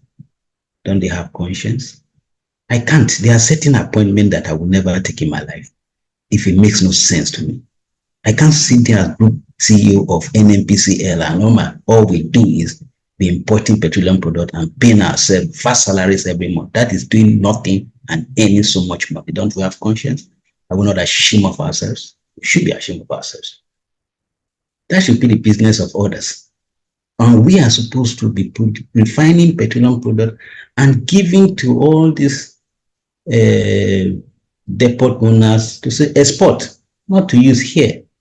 You see, the Nigerian state, when we joined OPEC, our petroleum industry was properly structured along the line of OPEC objectives. We had everything intact. The NNPC was wonderful. We had the downstream, that is petroleum marketing sector. We have the pipeline. Everything was working. So dealing some few persons decided to be unpatriotically corrupt and they decided to compromise everything. If anybody is telling you that our refineries are scrap, I listened to former President Obasanjo recently. With due respect, he never said anything that is close to the truth. For him to say that he invited Shell to come and help run Port Harcourt refinery, and Shell, in quote, according to him, said, oh, there's so much corruption in NNPC, so that is. Hello, sir, with due respect. I don't want to use strong words, but it's not true. I work in that sector. The corruption in the IOCs is far, far more than the corruption in even the NNPCS. He was not telling Nigerians the truth. And he said, oh, the refineries are not good at all, they are scrap. How does it be? Now that we have a situation where no refinery in Nigeria is actually producing fuel, what should we do at this point in time? We're still importing, and it looks like in the very near future that's going to be the case. What can be done to take care of the issue of importation of substandard fuel? It's not just for petrol or diesel. Even for those who use gas, the liquefied natural gas. So you get to fill your cylinder from a particular dealer or retailer. You observe, if you try the next retailer, the quality is different. For some, it burns very fast and you're wondering like, oh, when did you refill your cylinder? So it's an issue that goes beyond just buying petrol for your cars or for your generator set. For many years ago, I have consistently, I'm talking about over 20-something, 25 years, I have consistently written, articles talking about how to fix our petroleum sector. I've been on TV, radio stations talking about this. And I've said it clearly, it's very simple to fix. Nigerians don't think that these refineries belong to them and should work for them. And when certain persons claim that this is a refinery, because you're in government, you are the general manager or CEO or whatever, then you are making other people, okay, since it's your property, what's our own business? We can vandalize, we can do a manner of things. Let me repeat, and I'll keep, no matter how you try, many times you ask me this question, our refineries have no problem. Quote me and quote me. I studied mechanical engineering, electrical electronics engineering, petroleum engineering. I worked in that sector. I went to one of the best schools, Petroleum Training Institute in Warri, set up specifically to train Nigerians. You can't get that quality in my days in any university in this country. Nigerians know. They intentionally force the good Nigerians who were managing these refineries for them on retirement. Go and check. So I have said it. No president will ever succeed with this PIA and this NNPC the way it is. It will not work. This is a booby trap, not specifically meant for Tinubu, because as at 2021, we are not sure that Tinubu was going to be a president, but it was clear that whoever takes over from Buhari was going to have real problem fixing this country. And I don't know why they are wasting time. Go and repeat that PIA. I have said it on this program before, and I will repeat it again and again. With that PIA that has created this terrible thing called NNPCL and NUPROC and NMDPRA, the way it's structured, you have board of men and women who have no business being there, and you think you can fix this country. You cannot. We are talking about national security. In case you don't know the role of petroleum and petroleum product in winning or losing war, go and study the reason Adolf Hitler failed in that World War II. Right now, for many years, our men and women, patriotic men and women, are daily at war all over the country, particularly in the northern part of our country, fighting against those unrepentant, bloodthirsty terrorists. And they are moving tanks. Those tanks are to be powered by diesel, and their vehicles powered by PMS. And you are playing politics with this? Do we understand what we are doing at all in this country? Do we know that this, which means if you put the petroleum sector downstream in the hands of just 1 or 2%, they can sit down over a bottle of beer and decide to undermine the national security of this country. Decide the fact that they have already made so much money. How do we behave the way we behave? What is wrong with us? I expect the National Security Advisor to take what I'm saying very, very seriously. He should let it be clear to the President and Commander-in-Chief that, sir, this whole thing is not just about petroleum sector, about the economy. It is about the national security of this country. And they should take it from that level and declare total war. I'm not talking about the war declared by the group mine director of NNPC when they are the same people who are creating this. I'm not saying him as a person. I remember some years ago, a few years ago, he also raised alarm that an attempt for him to do the right thing and the people are threatening his life. So you cannot, the president cannot fix this country if you don't deal with this PIA. And that is where I call the National Assembly leadership out again. You are failing this country. Rise up. Well, a lot of emotions. You sound very impassioned, Engineer Igbini Emmanuel Odafe, and I can understand where that stems from. Patriotism, as simple as that. And yes, while we are hoping that the fuel queues, escape or completely disappear from our streets and petrol stations, we also have an issue of the quality of what is imported back into the country on the other hand. And you have reiterated consistently on this program the fact that, we have to go back to the basics. If we're refining our crude ourselves, we would not even have the problem in the first place. But as a way of wrapping up, some of the lessons that has been learned from this controversy, I wonder how, what we would say about its application in other sectors of the economy. The implication of this fuel crisis?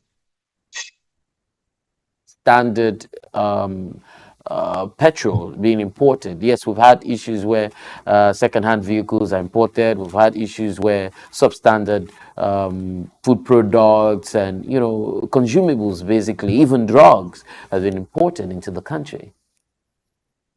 When you talk about drugs, you get me more emotional because it reminds me of our great auntie, may her soul continue to rest in peace, for God Almighty, Professor Dora Kuyuli. You saw how that great mother of this country stood up at the risk of her life and fought those who are so callous and unpatriotic to be importing, killer drugs into our country. And after her, I doubt if NAFDAC is still the same. And ditto some other areas, what we started. What I'm saying is that we need a president. We need a president of the Senate. We need the Speaker of the House of Representatives, particularly the National Assembly. Let me say again, people mistake the president as being the most powerful public officer in this country. No, please. The president of the Senate and his colleagues in the Senate, the Speaker of the House of Representatives and his colleagues in the House of Representatives are far, far more powerful than the president. That is why in Section 134 of the Nigerian Constitution, they have the power to call out the president. And if the president refuses, they can impeach the president, whoever the president is. So I don't know how. And that is why I always appeal to Nigerians, rather than being used, manipulated most times by the executive arm of government to mobilize us against the legislative arm of government. We should rather find a way to encourage, to stand with them to do the right thing, because right now, at the federal and state level, we have totally destroyed the legislative arm of government. So nobody to chair the presidency. And that is why sometimes I wonder. And calling out the president, because you said we need a president. We need a president of a Senate. We need a Speaker of the House of Representatives. And we have them. We have the President of the Federal Republic of Nigeria, who is President Bola Tinubu. And we have the President of the Senate. We also have the Speaker of the House of Representatives. But I believe you're asking that they perform a particular responsibility. You've talked about repealing the PIA. You know how many years that PIB took to translate to become the PIA. What exactly would you have them change about the PIA? Or are you calling for an outright repeal of the PIA? Yeah, my sister, I kept on raising alarm right from the day they mooted the idea of a PIB, because of my knowledge of the petroleum sector. And I knew that it was not going to work the way they are drafting it. I knew.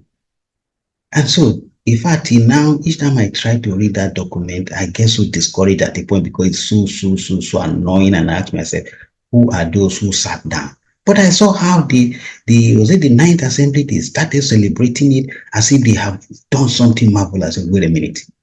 And you heard at the end of the day, senior advocate and well-respected human rights activist, Dr. Lisa Agbakuba, came on Channels TV and some station to confess that now he realized that they, including himself, made a mistake in the PI they managed to produce for Nigerians. Agreeing with me. Now, as we are talking, you are aware, at the National Assembly for the past 2 weeks, they say they are having an ad hoc joint committee to investigate the petroleum. Who are they inviting? The same set of people they invite, they say, go and speak all the grammar. Why would they not let them invite me? See, me. Invite me. And I will tell them. If you're invited, what exactly would you say is wrong with the PIA? Now, the PIA is supposed to solve the interests of the major parties, the oil producing companies, the Nigerian nation, that the oil producing state, the communities and the workers and Nigerians in general. You need to put this on the table and balance the interests. Now, how do you explain that you came up and said you now have an NNPC that is a limited company, and then a president is given the power to sit down? He can decide now, President Tinubu can decide now to appoint you, my sister, as now I hereby appoint you, having come from France, that you are now what? A board member or the chief executive officer of NNPC. Who does that? And yet you said the entire petroleum resources of this country is in the hands of the NNPC. Who does that? Who? How? Go and read that. You have a board for NNPC. You have a board for any PROC. People who don't have business being there. Take a cursory look into the PIA and let's see if there are aspects of it that are not working for the progress of the petroleum industry in Nigeria that perhaps should be reviewed. But for today, we're done with the conversation, as this all time will permit us to have. And thank you so much for being our guest on the show today. Thank you very much. Hailing from Wafi. And we're hailing you too from Lagos. This is where we're reaching you live from. This is Lagos Island. It's the commercial nerve center of Lagos, which happens to be the commercial capital of Nigeria. We thank you for watching. Let's do this again tomorrow when the show returns 8 a.m. West African time. Follow us on our social media platforms on Facebook, on Instagram, on X at SOUQ News TV. Leave a comment. The conversation always continues with you. Share your thoughts. I am Blessing Aichi. I'll see you tomorrow. Have a great day.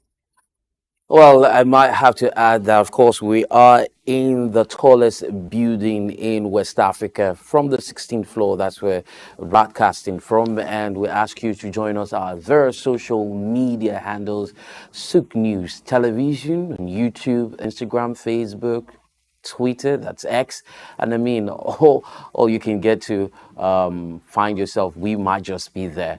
My name is Tempo Barra. Many thanks to those who have ensured that you can receive us crisp, loud and clear. Till we come again tomorrow, 8 a.m. West African time. Stay tuned and don't forget, Market Insight is up at 11. Au revoir. Bye-bye.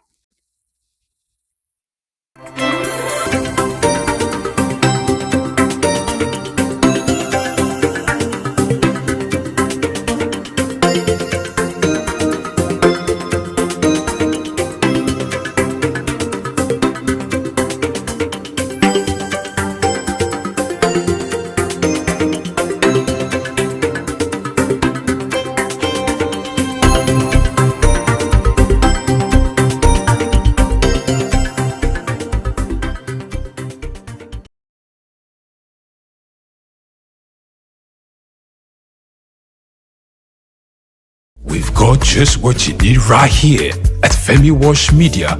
Call it the Midas Touch and you wouldn't be wrong. Let us record, produce, mix and master your audio like nobody does. Reach us on our contact today for the best quality job.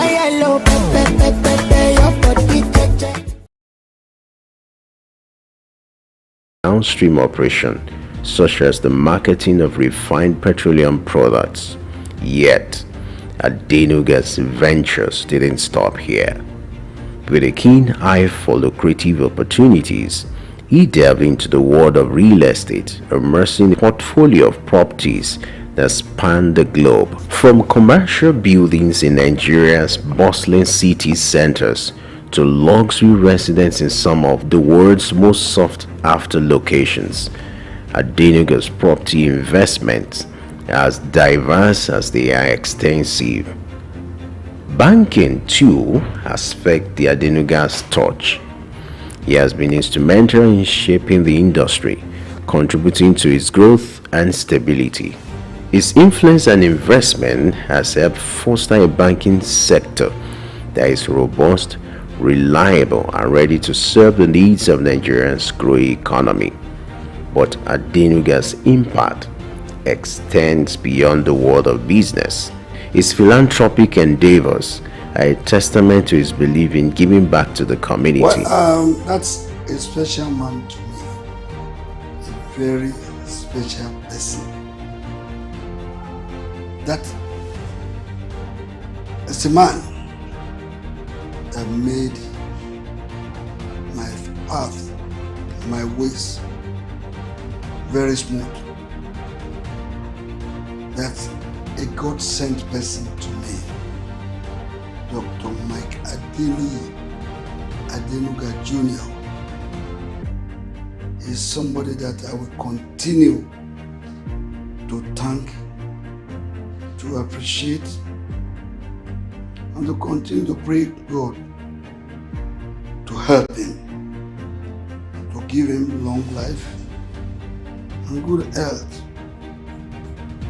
Well, decades of our relationship, way back in the 80s,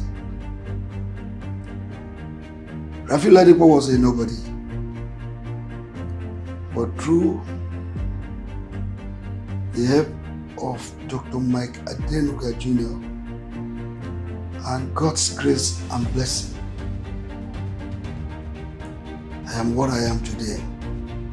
I owe it all to God and indeed Dr. Mike Adenuga, my second God. I'm close. I know him. He's a man that loves to assist his friends. Even if he's hungry, he will come back and call his friend. This is the way it is done. So for me, my knowing Dr. Adenuga Jr. has been a blessing. Through the Mike Adenuga's Foundation, he has donated billions to cause closest to his heart, including education, health, and social welfare. He has funded scholarships, built schools, and supported hospitals, underscoring his commitment to improving lives and empowering future generations. In essence, Adenuga's business journey is not just about creating wealth, but also about creating value. Several years back, the Nigerian League had no sponsor. And it took me less than 1 hour to get Dr. Mike Adenuga Jr. understand that he needed to help football to grow. I just called the then president of the league, the late Oyuki Obaseki. He met me at the National Stadium and was feeling very sad. And he said he was going back to Abuja. I asked him why. He said because he was not happy. Only yesterday he got the biggest disappointment of his life. That the company that had agreed to sponsor the league had reneged and they were no longer ready to sponsor the Nigerian league again, unless they cut the agreed amount, the initial agreed amount between the National League and their company, unless they cut it into two. And he asked, how will it now prosecute the league? I said, you can't prosecute the league. I'll get you a sponsor. Are you ready to go with Glow? He said he knows nobody in Glow. I said, I am Glow.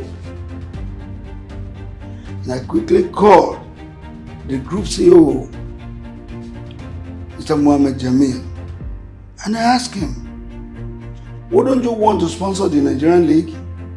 He said they want to, but they don't know anybody on the Nigerian League.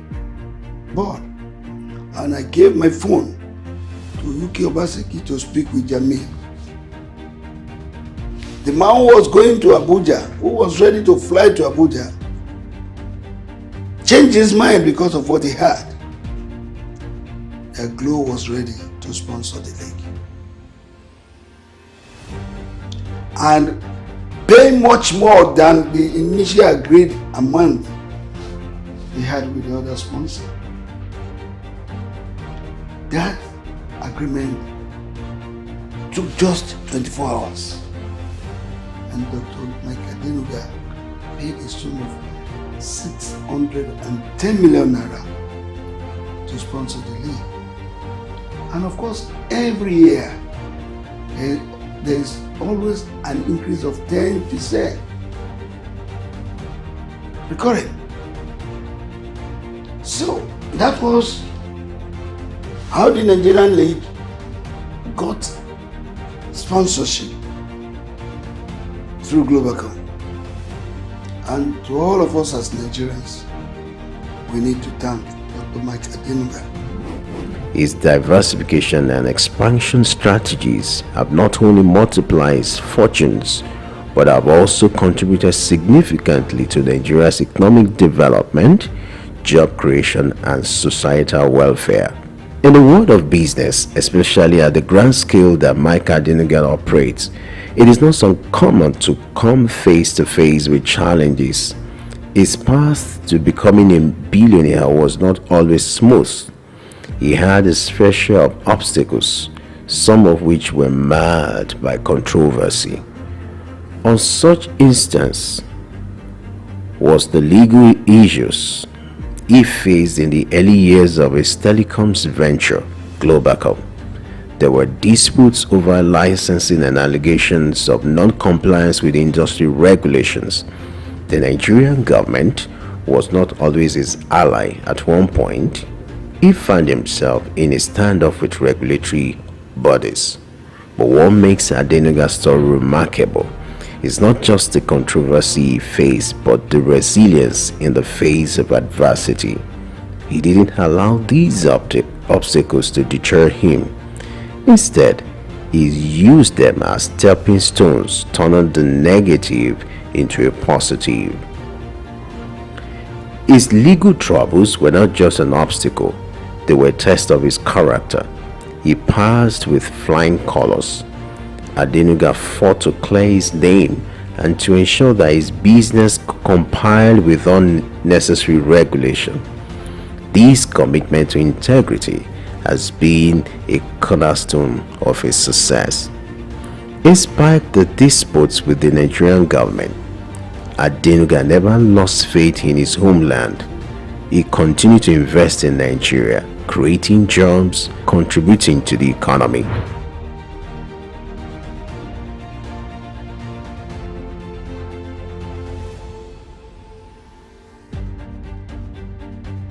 Indeed, the path to success is never easy. It is filled with trials and tribulations. But as Adenuga's story shows, it is not the challenges that defines us, but how we respond to them. Through it all, Adenuga has remained steadfast. His success, a testament to his resilience. Mike Adenuga's story is one of determination, ambition, and unparalleled success.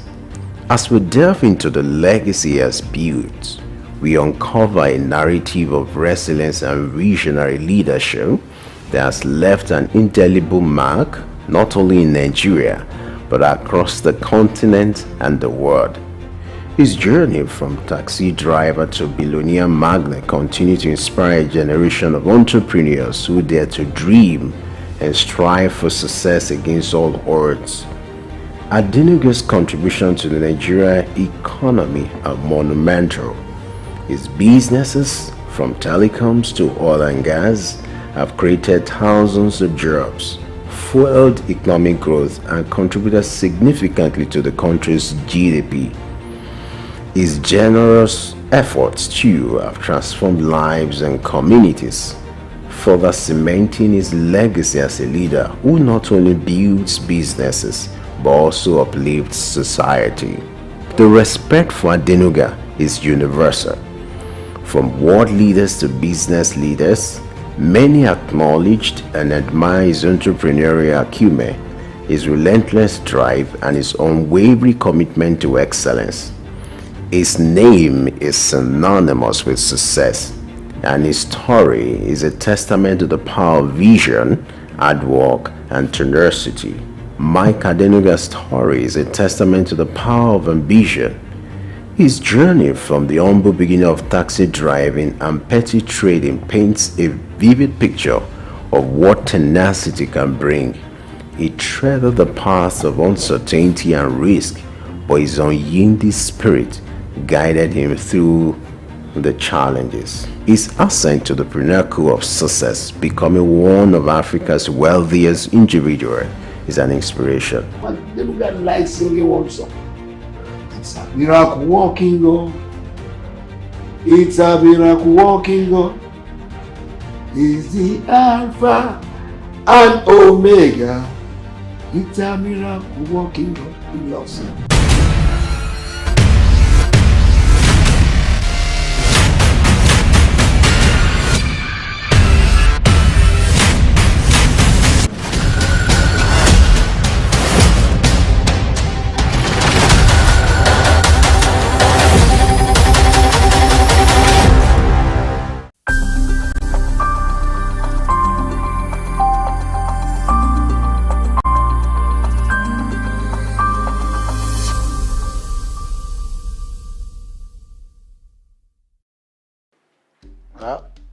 I'm Prince Raymond Adekunle Olaye Akishemoy.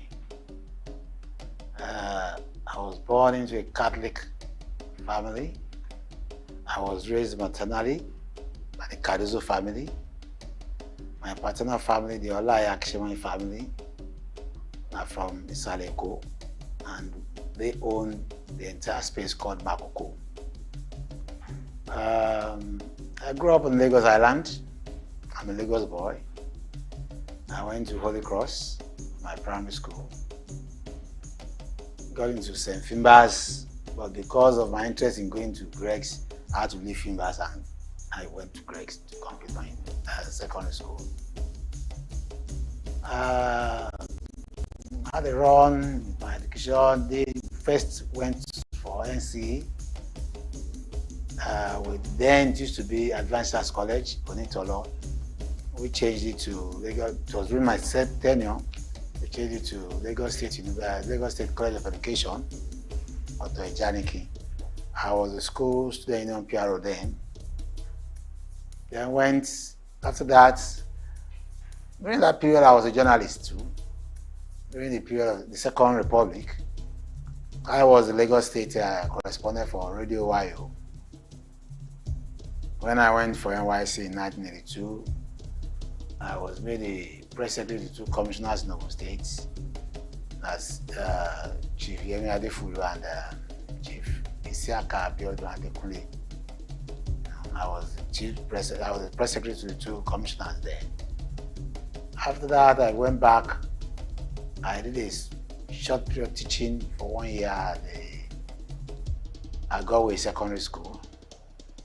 Then I left for one school to a very interior part of Ogun State, Okiri Ojule.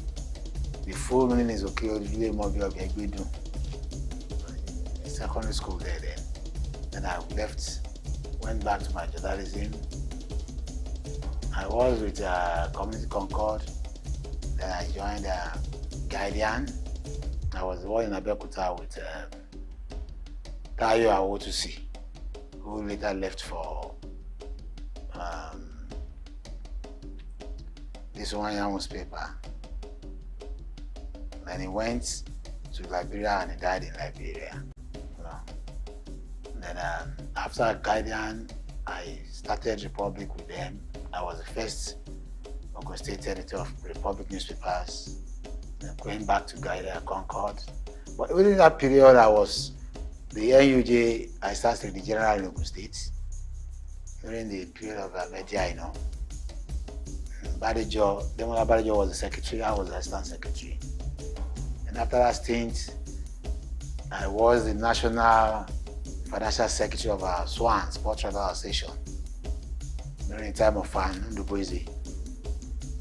So I got fed up with journalism when we had June 12th, and I saw the whole country in that terrible state.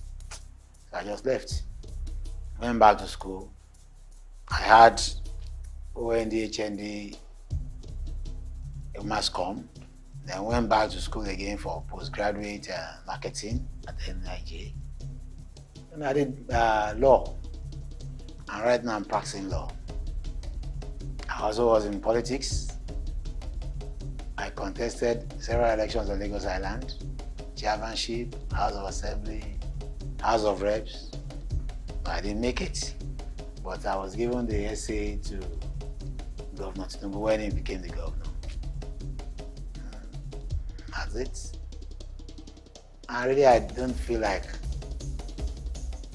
joining politics any longer, because the way I sit now, may God help Nigeria. With the kind of politicians who are around now, there's nothing to write home about them.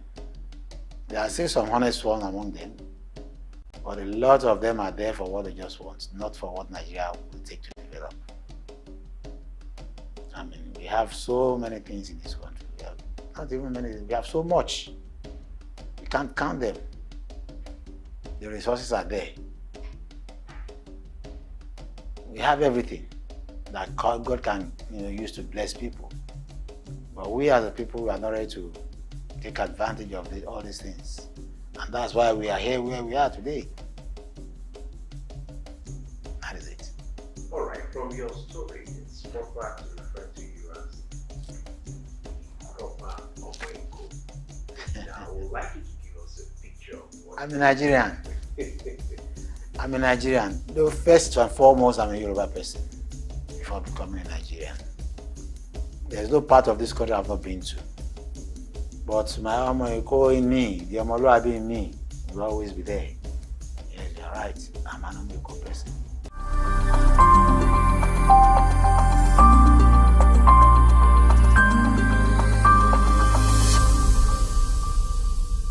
Let's take the length and breadth of Nigeria. Lagos used to be the most beautiful area in the whole country, the most beautiful. Talk of the waterfront here. I grew up in this Holy Cross.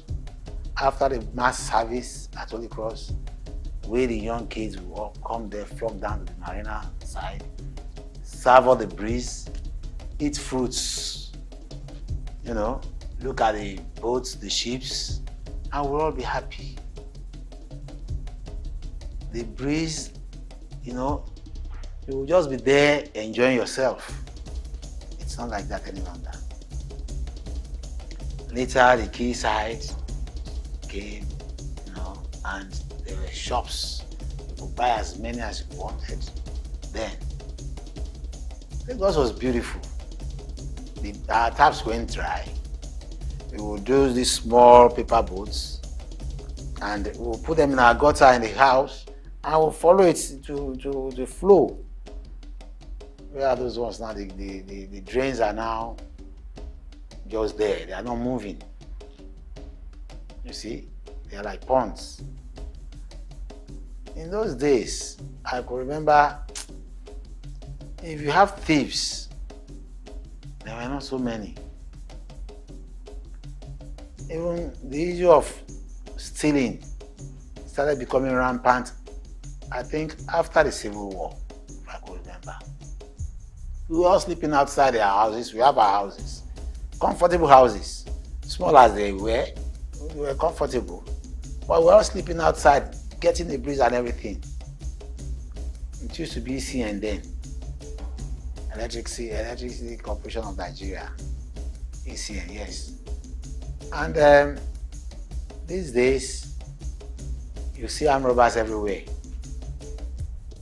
You see armed robbers everywhere. So that is, you see, it's a pity that things like that are happening now. It was shortly after the war that we started seeing the case of armed robbery. And Babatunde Foronsho got himself in the history book as being the first set to be shot. You know? I could remember when my mom came back from England, 1967, and she got the house, I think number 6 or number 8, I'm not sure again, at Lawanin Street. She was working at Lut as a nurse then, and this man she fought good enough for her, she went for night duty in the hospital. By the time she came back in the morning, all these Babatunde Foronsho people had visited her apartment. We were in Lagos with our granny, in Lagos. They had visited her apartment, and while they were going, whether they were living in a hotel or something, they left their submachine guns and everything on the window. The police couldn't do anything. It was shortly after that he was arrested.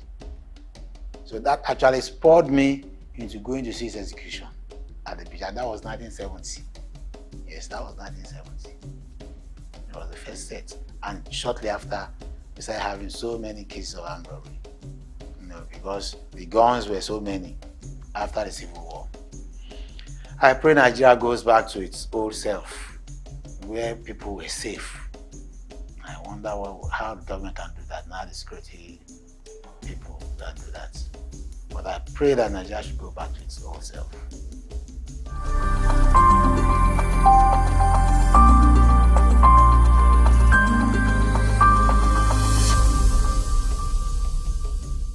Morocco is is coastline settlement, you know, and we acquired that place from the Oloto family around the 18th, 19th century, and they got all the papers from the Oloto family then, and the man who inherited that was Adam Emmanuel. Adam Emmanuel gave birth to his children, and the only one that survived him then was very vocal, was Ramotu Manuel, who is my own great grandmother, and she was left to take care of that place, but she was West Coast merchant who was always traveling. So when he came back, the people she put in charge, the man she put in charge, had passed on, and his children now claimed ownership. So they had to go to court, and she won that case. Went on appeal, she won again. Went to the Supreme Court, she won. So from there, well, it was established that the land, Maroko, even the Oloto then came to testify in court that yes, she was truly the owner of Maroko. Maroko was a big place. There was no third mainland bridge then. So she had 4 children. She had Gafari, who was the first child, and who was the first Bali of Maroko. But he died without having any injury. He had an injury, a lady, a girl. On the eve of her wedding, she died without having any injury. So his lineage went. The second child was my own grandfather, Wahab Kadri Olaya Kishimoy. He became the Bali after him, after the first Bali, and he ruled till 1970 before he died. The next person to Wahab was Rahim. Rahim was the first Imam, Chief Imam of Morocco, and his own son, one of his children, Kamaru, acted as the Baile of Morocco when my grandfather died. My father, who should have stepped in, was the accountant with NIPOST. Then, before he went to custom to become the accountant again, and internal revenue, federal inland revenue. So he didn't have time for the traditional things. So his junior cousin, Kamaru Adewale Olaya Kishimoy, took over. Then next to Rahim was the lady whose place I use as my palace today, and that is Sariyu. Sariyu too didn't have any child. So out of the 4 children, only Wahab and Rahim that have their own offsprings. And that's why the two branches are the ones ruling Morocco. The third we would have called part of us were people that Mama Ramotu took to be with her, and she was taking care of them. Their father's name was Yakini.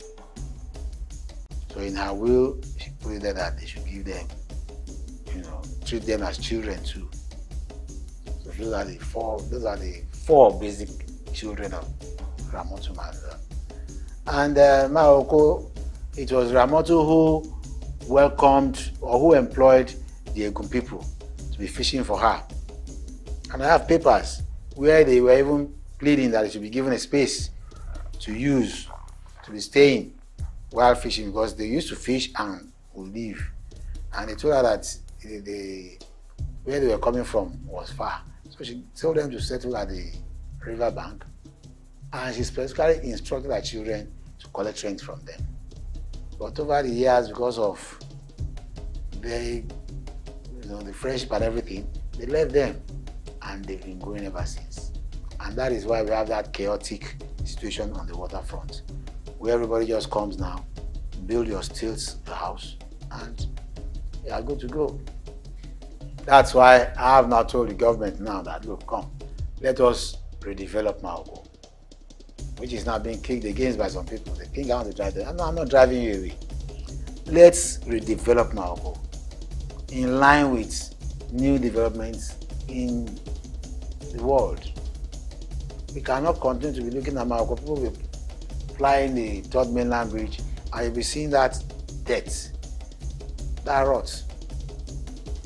Once we redevelop that place, unlike what the governments are doing in many places, because the government will take your land, build a house where the masses will not be able to buy into again. We can give those who are there, part of what we've built. Those, I called them once, I could remember, I called them, I said, look, those who are presently on a portion of land, on a parcel of land, will be taken as co-owners. So when we develop, you take your share. The developer will recoup his money, and all of us will be happy. But God knows, things are changing in Nigeria. Things are changing. It's a pity. I hope and I pray that one day we'll have those who will think positively for the development of this country. Because we go out of this country, we go to other countries and see that these people are far developed. Why are we not developing? MAOKO has a lot of resources. MAOKO is known all over the world for fish industry. And there are so many people who have left MAOKO to other countries that have made it. So why can't we make it? Why can't we build houses affordable to common people, and they settle on the waterfront and their recreation spots, I spoke with the Emirates, the people from Dubai, from the United Arab Emirates some years back, and they agreed that they were going to invest there. Why couldn't we do it? Right now we are appealing to the present Lagos State government, Sanwo-Olu, to give us that opportunity of doing that development by ourselves. I don't know why government will not be interested in owners of a land, a parcel of land, developing their land. But the government will say, no, we are driving everybody away, we want to develop ourselves. No, it doesn't make sense. It doesn't make sense. Let them come together, let us see what we have, let us see what they have. Let us see how we are going to do it together. That's how we can build a nation. Thank you.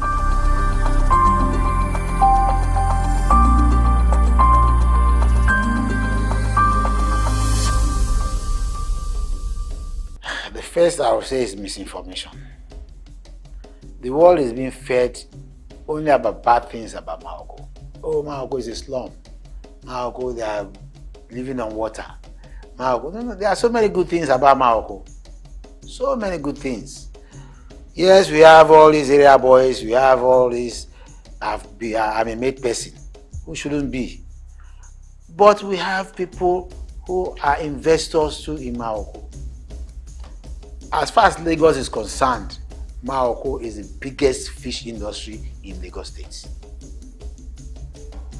Are you getting what I'm saying? All over the world, people know MAOKO for the fish industry. And if government comes together and partners with the people and develop that industry alone, it's bam. The other one is this plywood industry. You get what I'm saying? Yes, government is trying to relocate them to elsewhere. But there are cottage industries that could be made for this kind of businesses in MAOKO, and the people in Lagos will still be benefiting.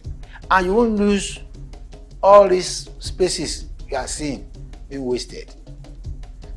We organize it in such a way that every sector will be confined to specific areas, and government will make billions of money, and the people too will be happy. You don't do things haphazardly. We don't do fire brigade approach. No. Let us sit down and plan and say, look, this is the length and breadth of Maoko. This is what we are going to redevelop it into. This is the residential area. These are the recreation spots. This is what we are going to bring out from recreation services.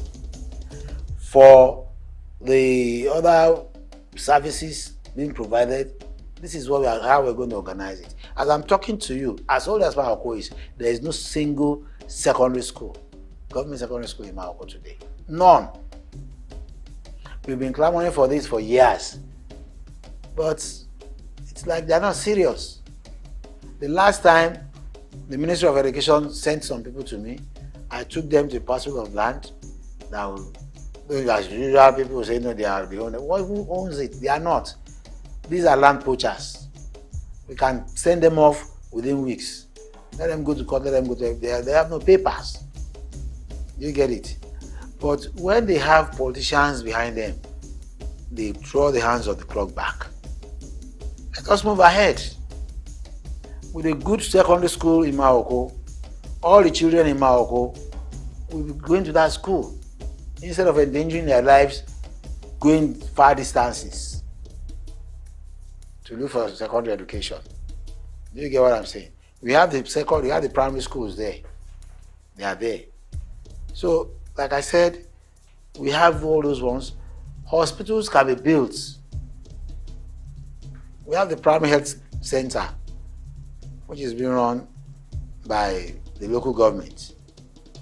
But we can build a government model hospital in Maoko that can take care of that population and take care of the other people within or outside the Maoko environment.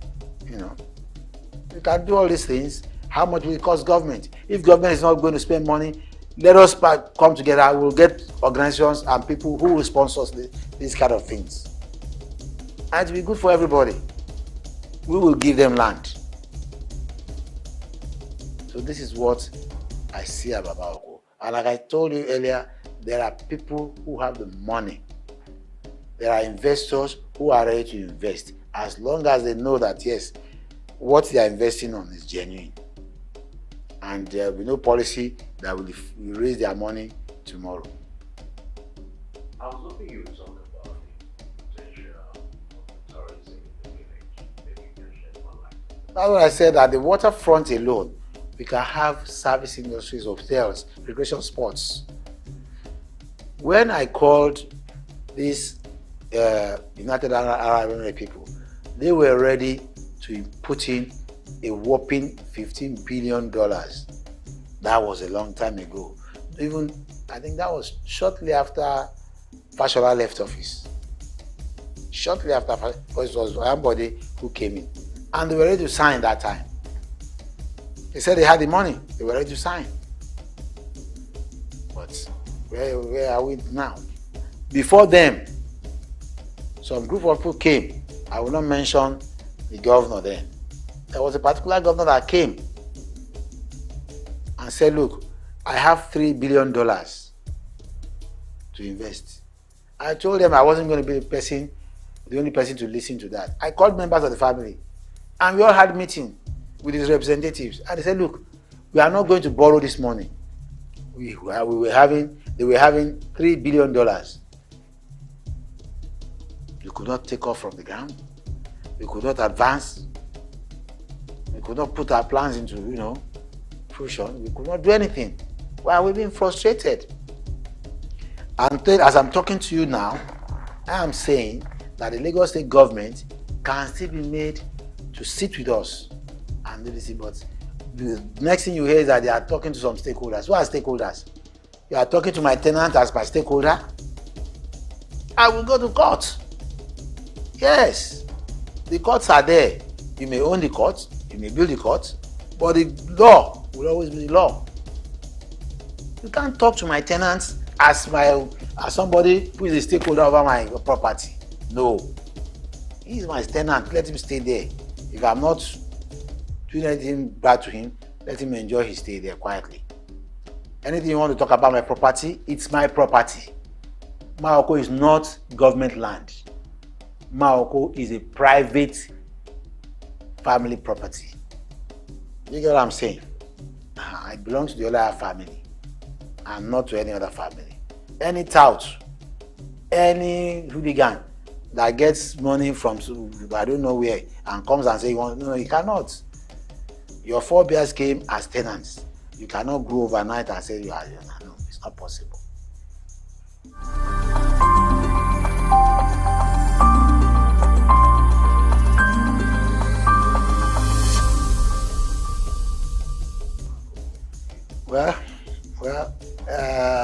The initial joy to me was that when I got there, at least I minimized criminal activities. I brought in the police, I brought in the security agencies to assist me in apprehending those hoodlums and bringing sanity into that, because before I got there, on monthly basis, they were killing themselves. They were raping openly. But I brought some senses into them. Unfortunately, the present scenario in Nigeria now has erased all those ones, because only hooligans these days in Nigeria make mouth. You even pray to God that God save my life. Because when you talk and you say police should go and arrest them, they won't. I have lists of a lot of people they can arrest now. Those who are doing arbitrary things in Maoko, that they should be arrested and prosecuted. But if you arrest them today, in fact, the police will arrest them. They will tell them they are still searching for them. And if you arrest them today, I'm telling you the next day, they are out. I could remember there was a time I brought in police. I was called that they were robbing. I brought in the police and we saw those boys robbing. I have lists of a lot of people they can arrest now. Those who are doing arbitrary things in Maoko, that they should be arrested and prosecuted. But if you arrest them today, in fact, the police will arrest them. They will tell them they are still searching for them. And if you arrest them today, I'm telling you the next day, they are out. I could remember there was a time I brought in police. I was called that they were robbing. I brought in the police and we saw those boys robbing. And we chased them. We chased them to a hotel and they disappeared. Went just inside and disappeared. So I told the police to arrest the hotel manager.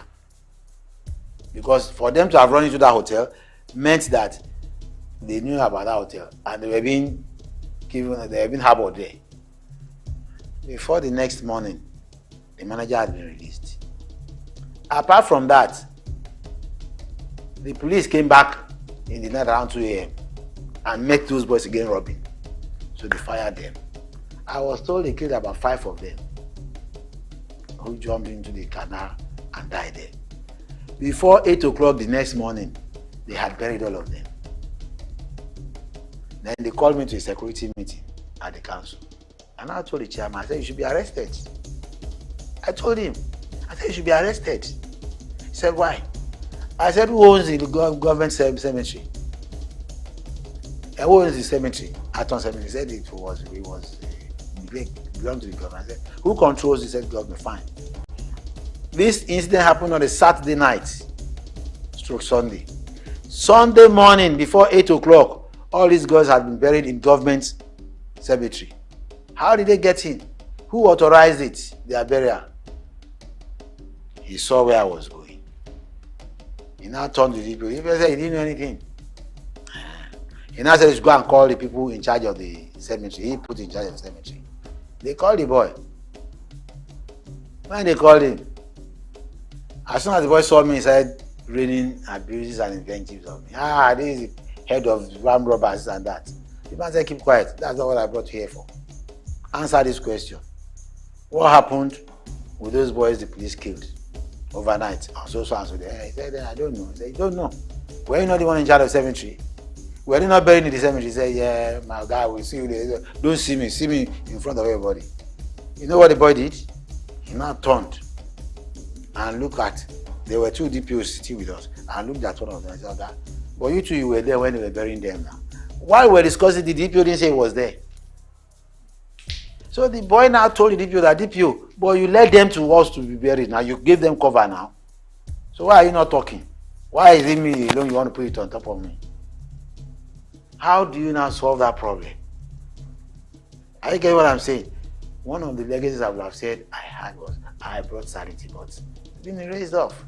Even my own brothers are involved in this criminality these days. In fact, they are the heads of those leading criminals to perpetrate terrible things in Maogo, and yet the police cannot catch them.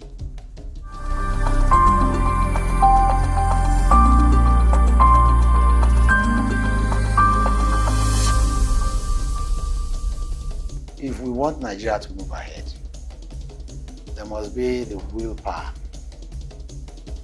to take the bull by the horn. Forget about this person is my cousin, that person is my family, this is my son. Let us all do the right thing. If your son is caught engaging himself in robbery or whatever, let him face it. Let him face it. I had a sad experience of such before. The Oba of is late now.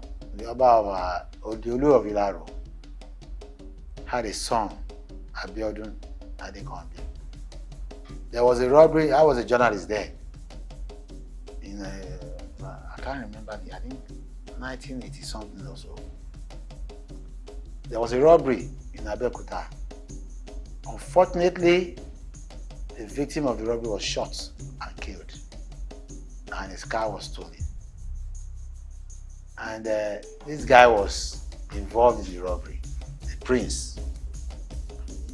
Because he's from Ilaro, he was from Ilaro, he crossed the border, made his papers as if he had traveled. But people saw him.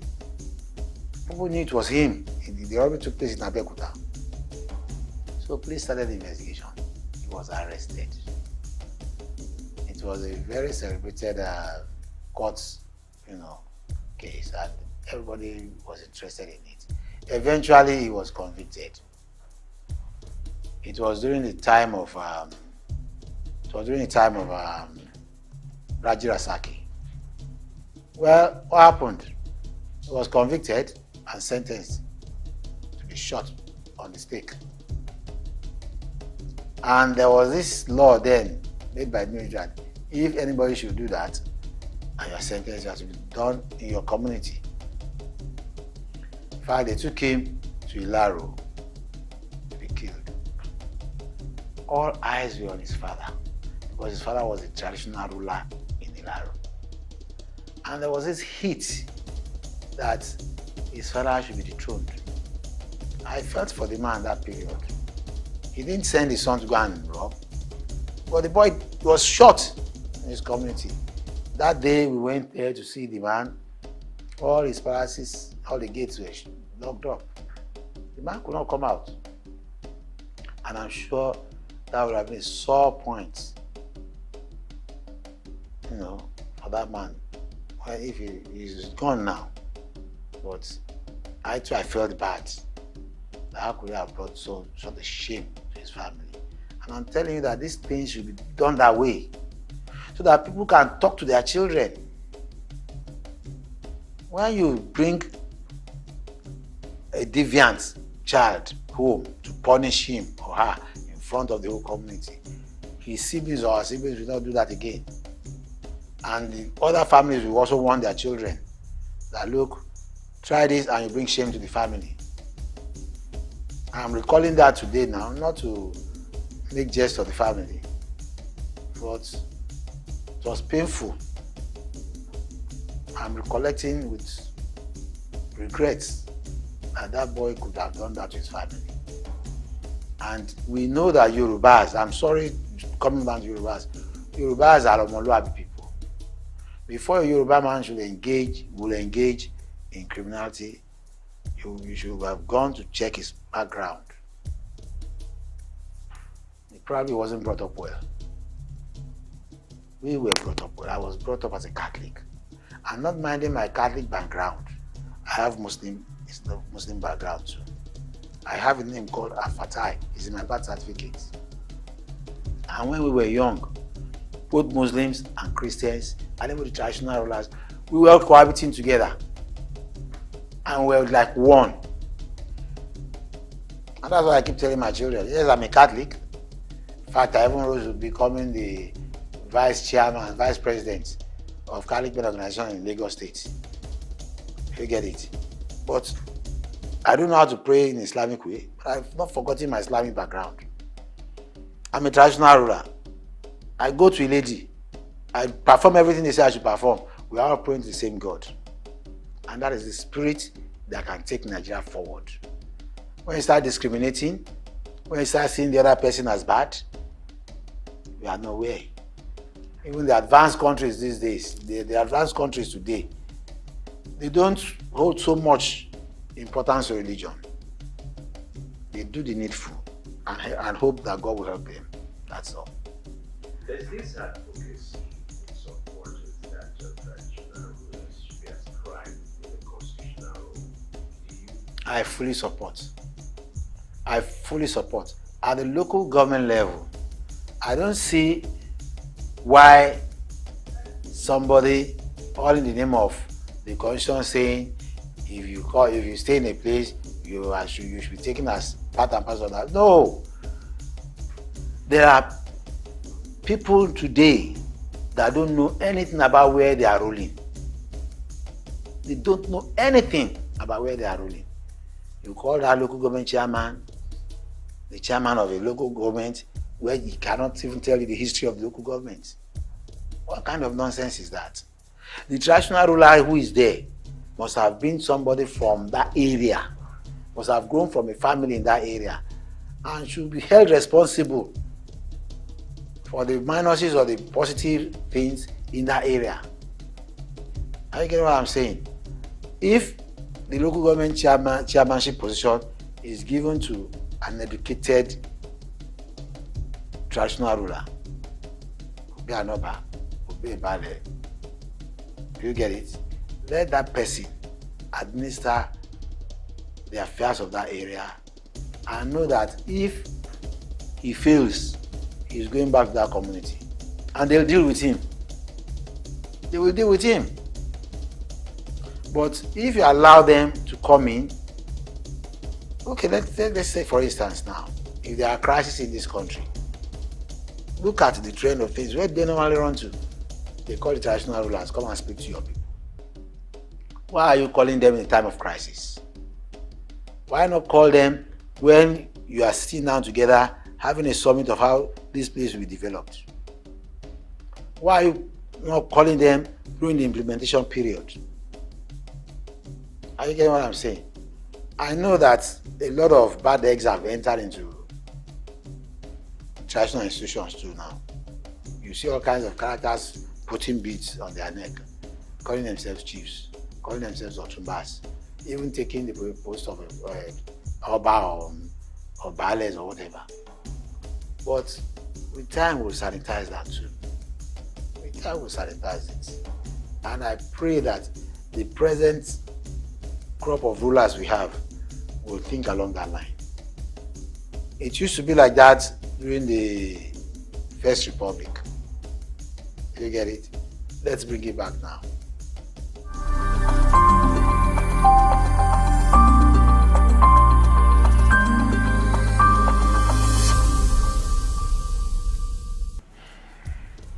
Yeah, I said I'm optimistic.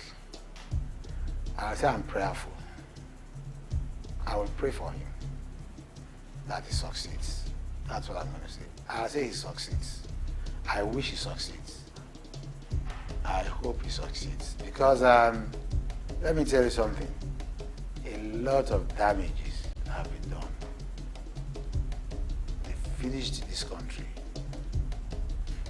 Our currency is nowhere to be talked about. It cannot buy you anything. It's painful. Hold ₦1 million this morning. Before afternoon, you are asking yourself, what have you bought? What have you done with this money? In fact, ₦1 million cannot do anything again. It can't buy you a ticket from here to London any longer. You have to have more than that. Any foreign company operating in this country today would prefer to collect their money in hard currency, not our own local currency. So where is Tinubu going to start from? Oil refineries, he said they are going to work. Where are they? Where are they? Now, this same Dangote is a person who said has built this. Is the same person you are now giving permission to go and export from abroad. He has his own refinery. He's going to refine. He's going to do. But yet you are still giving him licenses to go and import from abroad. There are other people too. You know, I can't understand. I don't really understand what is going on. I have to tell you that I don't understand how they are going to do it. Our agriculture, which should be focused upon, nobody's talking about it. Encourage all our youths to engage in exports. All our banks are not interested in giving loans to encourage our youth to work. Whereas the Chinese, the Indians, have the backing of their governments, and they are giving them billions to come and invest in Africa. And they'll come within months, within years. They've established seriously, and we are now rushing to their so-called companies to work for them. Cheap labor. They take all the money you should have gained, they take it back to their country, because that's where the money they are using they came from. Our own banks here, I don't know what they are doing. They cannot give a young graduate money to start himself off. I was in England some time ago, and a friend of mine was telling me if I need about 600,000 pounds, that he would get it for me. I was stunned. He said he even showed me letters written to him by his bank that you come and collect loan. In Nigeria, they don't do that here. If they try to entice you to come and collect loan in Nigeria, look behind their terms and conditions. All right. What would you consider to be the secret of your success? Well, determination, doggedness. I'm one of those who will not take no for answer.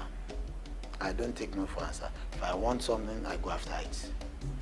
And once I focus, but I have series of experiences over that. But don't let me waste your time, because I could remember there was a time when I was a journalist. I got fed up working in Abeokuta, and I came to Lagos. And I told my editors, I said, look, I'm no longer working in Abeokuta. Have they sacked you? I said, no, nobody has sacked me. Funny enough, my friend, Tukubolo Ontoba, was the one covering the barracks. And any time I came to Lagos, I was staying in his house. And I wanted that job. So I went to meet the then news editor, Kunle Odifu. I said, look, Egmon, you are going to Abeokuta. He said, for what? I said, is it that you become the editor here, or you go to Ogun State and become the chief press secretary of the government? I said, what are you talking? I said, look, we have arranged it that you go to Abeokuta to go and become the chief press secretary. He didn't believe it.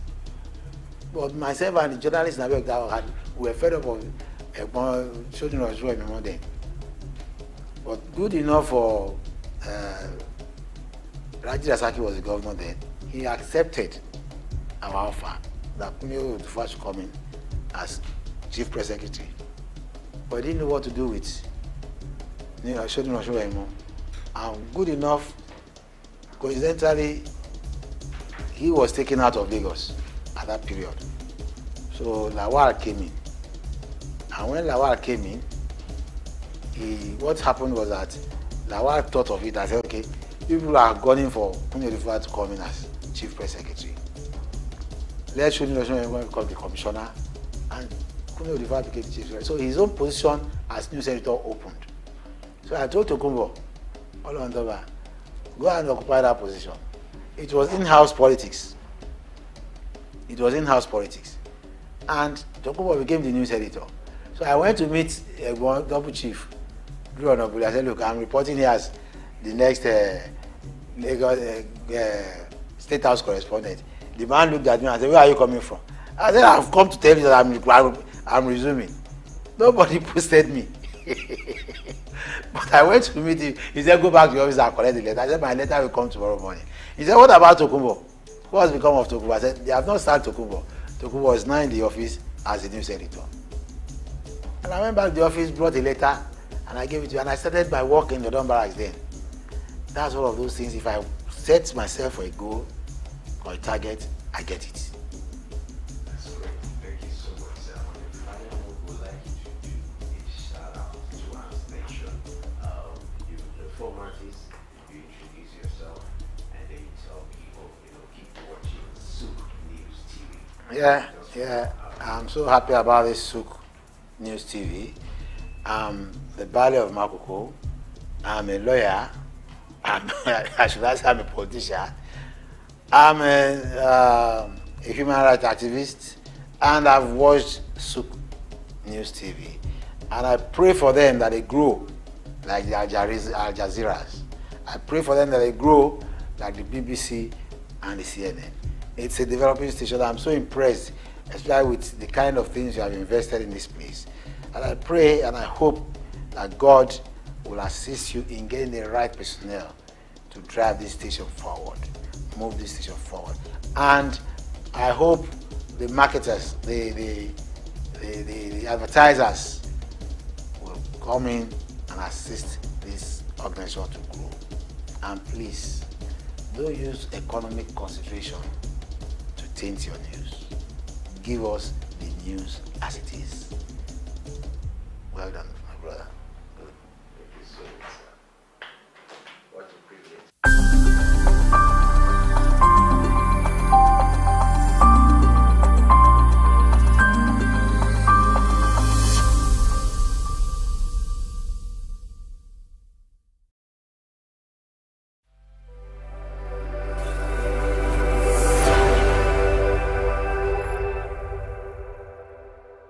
In today's fast-paced world, staying ahead of market trends is crucial. Whether you're an investor, a business owner, or just curious about the economy, you need reliable, up-to-date information to make informed decisions. When we pay our tax, or when participants pay or contribute their tax, there will be development in such an organization or country. The Ministry of Marine and Blue Economy that is going to address that alone. The National Security Advisor and the Office of the President also need to see to it to ensure that the security situation is being addressed. On Market Insights, we provide comprehensive market analysis, expert opinions, and actionable insights that you can trust. Create detention ponds, create facilities where you can manage that water in such a way that you don't destroy the hard work and labor of very diligent farmers. US has taken the step to say, with every innovation that exists within the financial ecosystem, we will be number one. Security of all Nigerians, not only the farmers, are well ensured. The obvious reason why we are experiencing this scarcity is the fact that we are not able to produce tomatoes and other vegetable products throughout there. Our team of seasoned analysts and industry experts enrich the conversation, bringing you the latest updates and in-depth reports. With our real-time data, you'll never miss a bit. Urban farming is not a new thing in our society. It has been an old tradition since olden days.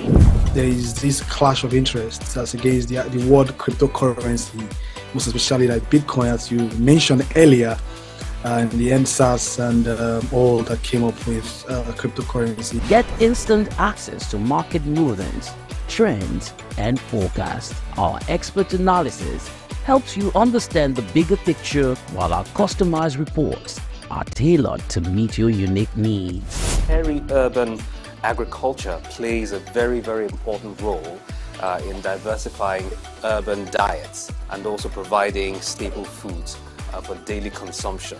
Additionally, fluctuations in the exchange rates and disruptions in the global supply chain have further inflated costs. Join us on Market Insights, Monday through Fridays, 11 a.m. to 12 noon here on SOUQ News Television. We are your premier destination for cutting-edge market insights.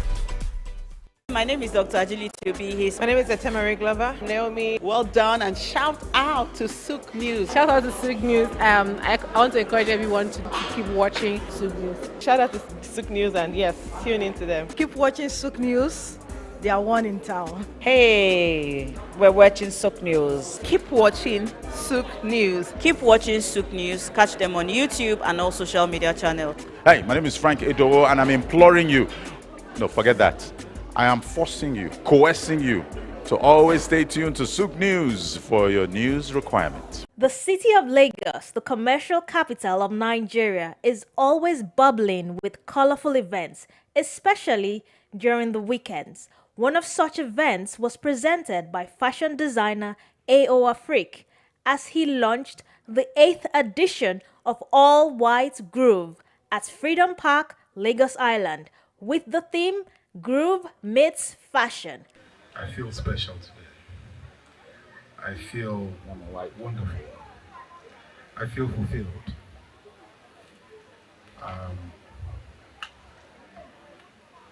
Thank God we did not postpone. And, would have been telling another story today. I can feel it. With special thanks to God, and special thanks to Mr. Theo, the chief warder, who told me a few years ago that rather than going and coming back to Freedom Park with your products, take a space there. And that was the turning point. An ascending step for the brand. We're glad we're here in Freedom Park. Thank you, Freedom Park. Thank you, Mr. Theo. Thank you, Yawa Ababa. Thank you very much. Beyond music and fashion, the event also showcased A.O. Afrique. World. Staying ahead of market trends is crucial. Whether you're an investor, a business owner, or just curious about the economy, you need reliable, up-to-date information to make informed decisions. On Market Insights, we provide comprehensive market analysis, expert opinions, and actionable insights that you can trust. Our team of seasoned analysts and industry experts enrich the conversation, bringing you the latest updates and in-depth reports. With our real-time data, you'll never miss a bit. Get instant access to market rulings, trends, and forecasts. Our expert analysis helps you understand the bigger picture, while our customized reports are tailored to meet your unique needs. Peri-urban agriculture plays a very, very important role in diversifying urban diets and also providing staple foods for daily consumption.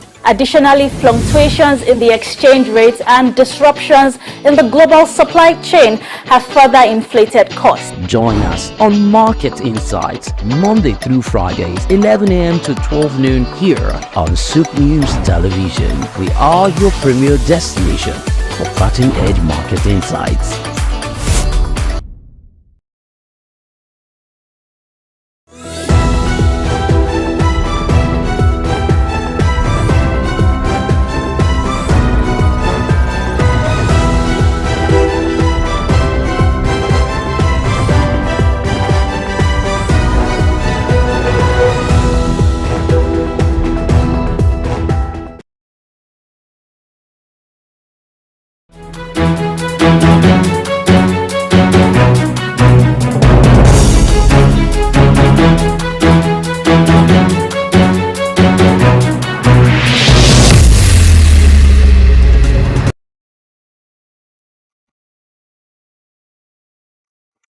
Hello and welcome to Market Insights. I am Lavina Emma. Today we will discuss a crucial challenge for early stage companies, and that's cutting cost strategies for startups. Now, to be honest, every entrepreneur founder knows the struggle. I mean, you're constantly juggling, you're constantly in the juggling act with business growth, innovation, and financial sustainability with limited resources and sky-high ambitions. Now, in the midst of this, you have to cut costs without compromising your vision. And that is a delicate balance. Now think about it. You've got an idea that could change the world, but you're juggling a shoestring budget. You're probably trading sleep for Excel spreadsheets, and every naira must be accounted for. Well, I'm here to tell you that you're not alone in this. Countless entrepreneurs have walked this tightrope, and many have found innovative ways to stretch those precious naira notes. Now, how do you trim the fat without losing the muscle? So this morning on the program, we will discuss practical strategies to optimize your startup expenses without sacrificing growth. From streamlining operations and outsourcing to negotiating with vendors and suppliers, implementing cost-effective marketing strategies, leveraging technology and automation, and above all of this, the importance of strategic partnerships. Now, that's very key. And also prioritizing needs over wants. That's a very important factor to consider. Now, remember, cost cutting is not about sacrificing quality. It's about spending smart naira notes on important decisions. So we here on Market Insights are here to empower you with the knowledge to turn your startup dreams into reality. So stay tuned.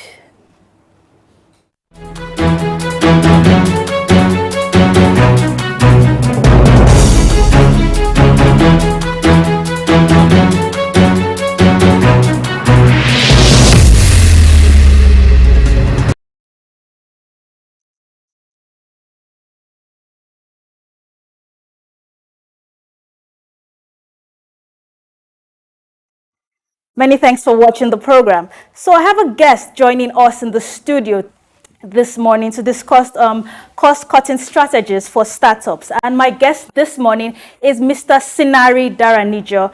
He is the Group Managing Director for Symbol Group.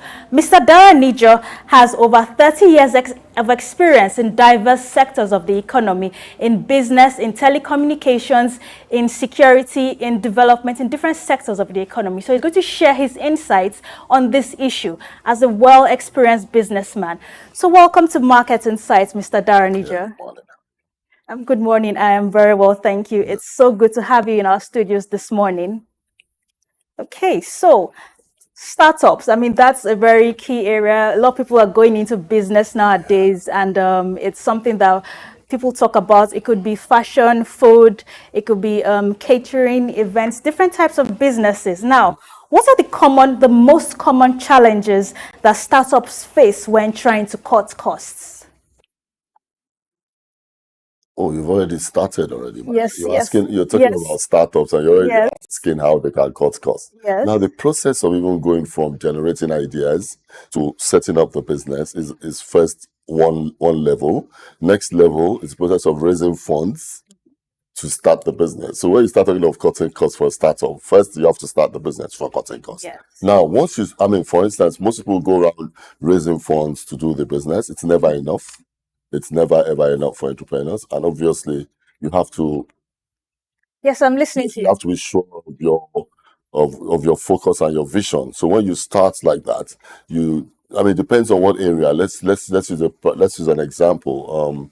We started with selling electronic materials, electronic security, and telecoms, and the process was, hey, we didn't have money to buy stock. So what we had money to do was advertising. So we advertised, got clients, and then we bought stock from people who held stock. I mean, that was one way of doing it. And there's this principle we have of zero to cash. As an entrepreneur, you have to keep thinking of ways to make things happen without money. That's very, very key. Thinking of ways to make things happen without money. Now looking at your own case, how you started off. Now, how were you able to pull through all of this to actually go full steam ahead with your business? Like I said, primarily it's you advertise, if you're selling products, obviously today it's even easier. There's the social media platforms. I mean, earlier on there was nothing like that. You just advertise and people come. I mean, people who need your products come over to you and you sell and you grow from there. You link, your contacts grow from person to person. Depends on the quality of your delivery. Okay, that's very true. So marketing and advertising makes a big difference for them. Yes. Yes. Okay. Now, now let's move on to this next question. Now, how can startups identify areas where they can cut costs without impacting their core business operations? Okay, so the important thing also is that they have to have a cash flow management process. They have to ensure that they distinguish between the essential and non-essential parts of the business. You have to ensure that when cutting costs as well, you do not cut costs that affect the quality of your delivery. So all that must be put in place before you start thinking of, cutting costs. You must be sure that your product still comes out right, and then, Okay, you cut so costs are the non-essential parts. okay, yes, that's also very important. Okay, thank you for that, Mr. Scenario. Now, okay, we know that in this 21st century, we most people who are going into business now have a very key advantage. Now, they have the use of technology. So now, in all of this, how does technology play a very important role in helping startups to cut costs? Wow, I mean, technology has sort of sorted out all the problems. I mean, all you need is your idea. A few products is a camera, your phone camera. Put your products online and put your pricing. Make a lot of noise. Spend a bit of money on shooting your products out into the market. LinkedIn, Instagram, Facebook, whatever platform you want to use. And I mean, a lot of young people are surviving because of that. Because the current physical economy could not even absorb them. But due to the use of technology, everybody can come up with the idea and throw it to the world right away and start to do business. Okay, that's very true. Technology has made everything easy. Right. Now, okay, yes, very, very simple now. Okay, so now this, let's talk about strategies that these first-time business owners can adopt now. So what strategies can these startups implement to reduce energy consumption and also lower utility bills? Well, the first thing is actually, okay, it's actually space saving. Okay. Let's look at space saving. You have to, what do I call it now? You have to set up a system within your system that allows you to ensure that everybody who works there, one, obviously, we don't come to work every day. You have to do your work at home maybe 2 days a week, and then they come to the office for 3 days. And there's so many little things like telling people to power down their computers when they're not using it, and ensuring that your lights are energy-saving bulbs, all those power energy things, because energy is expensive now. So you have to ensure that you cut all that. Okay. Now looking at yes, we know the electricity tariffs have been increased right now, and people are complaining. Yes, we know there's band A, B, or C. And apart from that, let's picture this scenario now. A first-time business owner, maybe the person is perhaps a baker now, and she has to use. She needs electricity to be able to store her cakes and other treats in the fridge when she has finished baking, and that requires a lot of power. Now, how do you advise, for example, a first-time baker to go about cutting costs and managing utility bills? For people in that business, obviously they will have to switch between using gas and electricity and see how they can manage the fund. They just check the prices, do your cost efficient figures, and know which one is best. Really, I mean, you can't really manage electricity bills if you have. But I do not think that if you are baking, I think it will be better for you to switch to gas. Oh, really? Yeah, rather if you are in band A, for instance, don't try it. Okay, because these people would definitely, I mean, they're just starting up with the business, and like you said, yes, trying to manage different kinds of costs, it's going to be a bit of a challenge for them. See today's cost per unit, and someone who's doing that, you have to ensure that you continue to charge your units to be able to do that. Okay. So, okay, let's talk about also more effective ways to reduce marketing and marketing expenses without sacrificing on brand visibility. Now, we know that these first-time business owners want to put their whatever brands, whatever they are into out there, and definitely there's always a unique selling point for them. So how can they ensure that they are cutting this cost on marketing and not reducing their standards, their business standards when they're selling to their customers? Well, luckily we have technology. So most of them would focus on the blogs, on Instagram, and all the different platforms that is available Okay. for marketing. And seriously, today you don't need to go physical. In the olden days, you had to buy cars and employ marketing people to go all over the place. But today, I mean, you can get online and do it very good Well, pricing. it's not everybody that knows you out there, so you still need to. There's that word of mouth marketing that still needs to be done, and if you That will be trying to person to compete, person. yes, As in, your clients obviously will be expected to refer you, isn't it? yes, And that's then you one would way. also tell them to give you reference. So it's really from references that you get marketing. I mean, person to person, going out to advertise. Yes, some people still do handbills and then throw it around. You just make sure you use all the. Well, if you want to cut costs, the easiest way is to start that way, and you still have to go back to the traditional way as well. And also encourage every customer to talk to other customers for you. Yes, that's a faster way. Yes, that whole telling your customers to also help around with the marketing. And you can also use influencers. Well, those influencers charge a whole lot. Exactly. Yes, Startup so might not even be able to talk to influencers as well. That's yes, true. yes, that's very true. We're thinking of ways they can actually manage their resources and still be able to deliver quality on whatever it is they're It's just what they advertising. push online on the social media platform that will start that. Okay. Now, yes. Okay. Now, in all of this, now I'm quite sure when you decided to set up your own business, you had some ideals. You had your the key things you wanted to achieve. You also had the kind of ideas you wanted your brand to put out there, and the kind of clientele you wanted to attract. So now, how can a first-time business owner what kind of key performance indicators should they look out for to monitor how they are saving their resources or saving money when managing their business?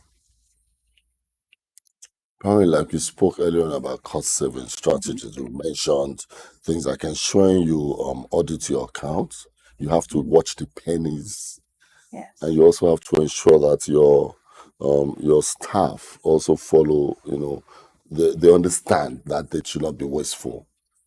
It's like ensuring that you put rules in place that will ensure that you save money. Okay.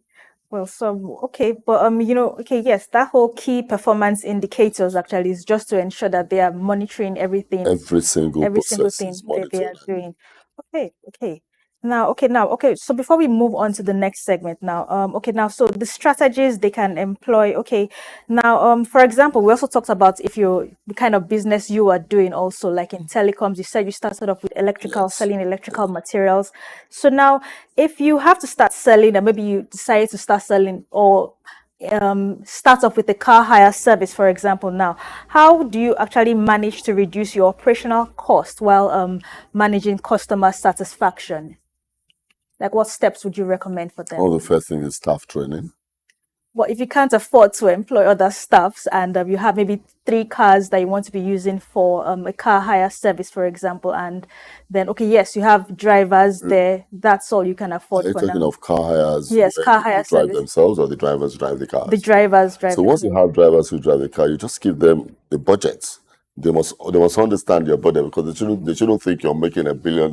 You know how Nigerians are. If you don't tell them what the costs are, what their limits are, there's no way you can manage that.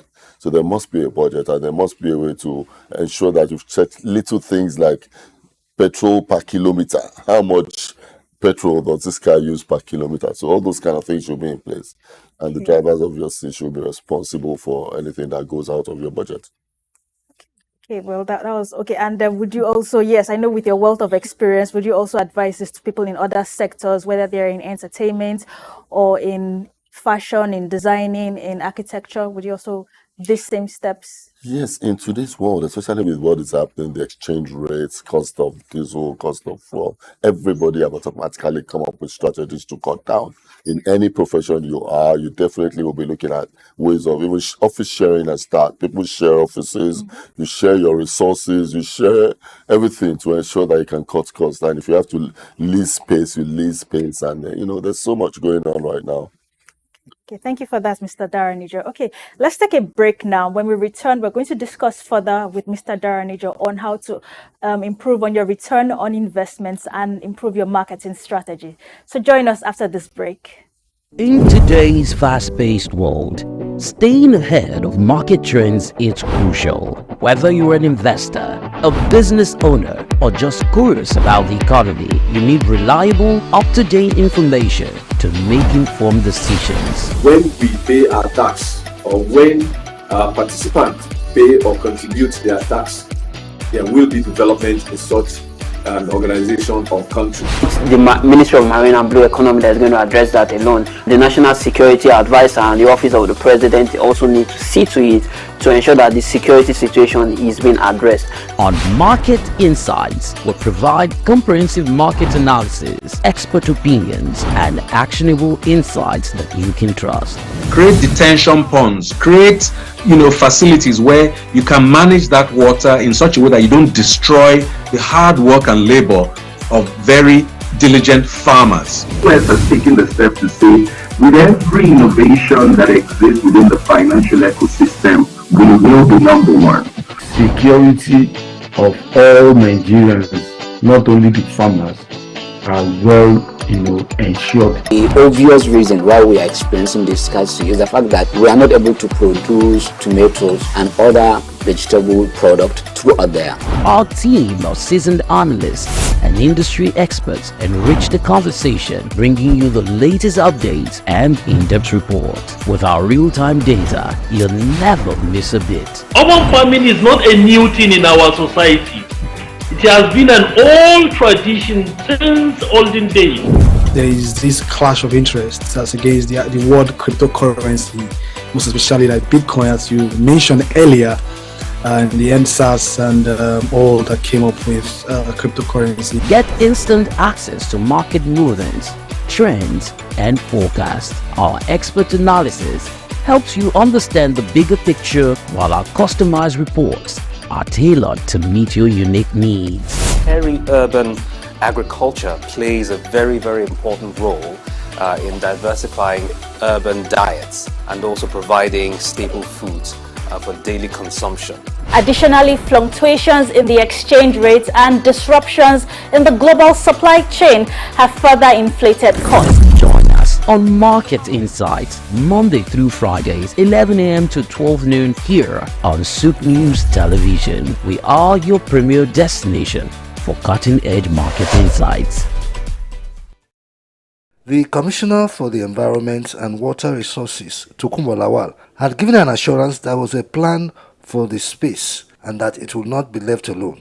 He was quoted as saying that all shanties, dwellers, traders, settlers and abandoned vehicles under Obalende Bridge must vacate the area by Thursday afternoon on February 22, 2024, as enforcement will commence on the early hours of Friday, February 23. But the Commissioner has not kept to his words. Mr. Lawal stated that the government was set to sustain a clean and safe environment and that in a couple of months the Lagos State Parks and Gardens Agency, LASPAC, will move in after the deadline to commence work on beautifying and landscaping the Obalende, Akpongbo and Ebute-Eru under bridges. However, this reporter can confirm that commercial activities have returned to the area under the bridge, including joints for smokers and probable nighttime robbers. Settlers have started building structures, while ram traders have converted a portion of the space into a livestock market. Also, the drainage is filled with refuse of all sorts. When I contacted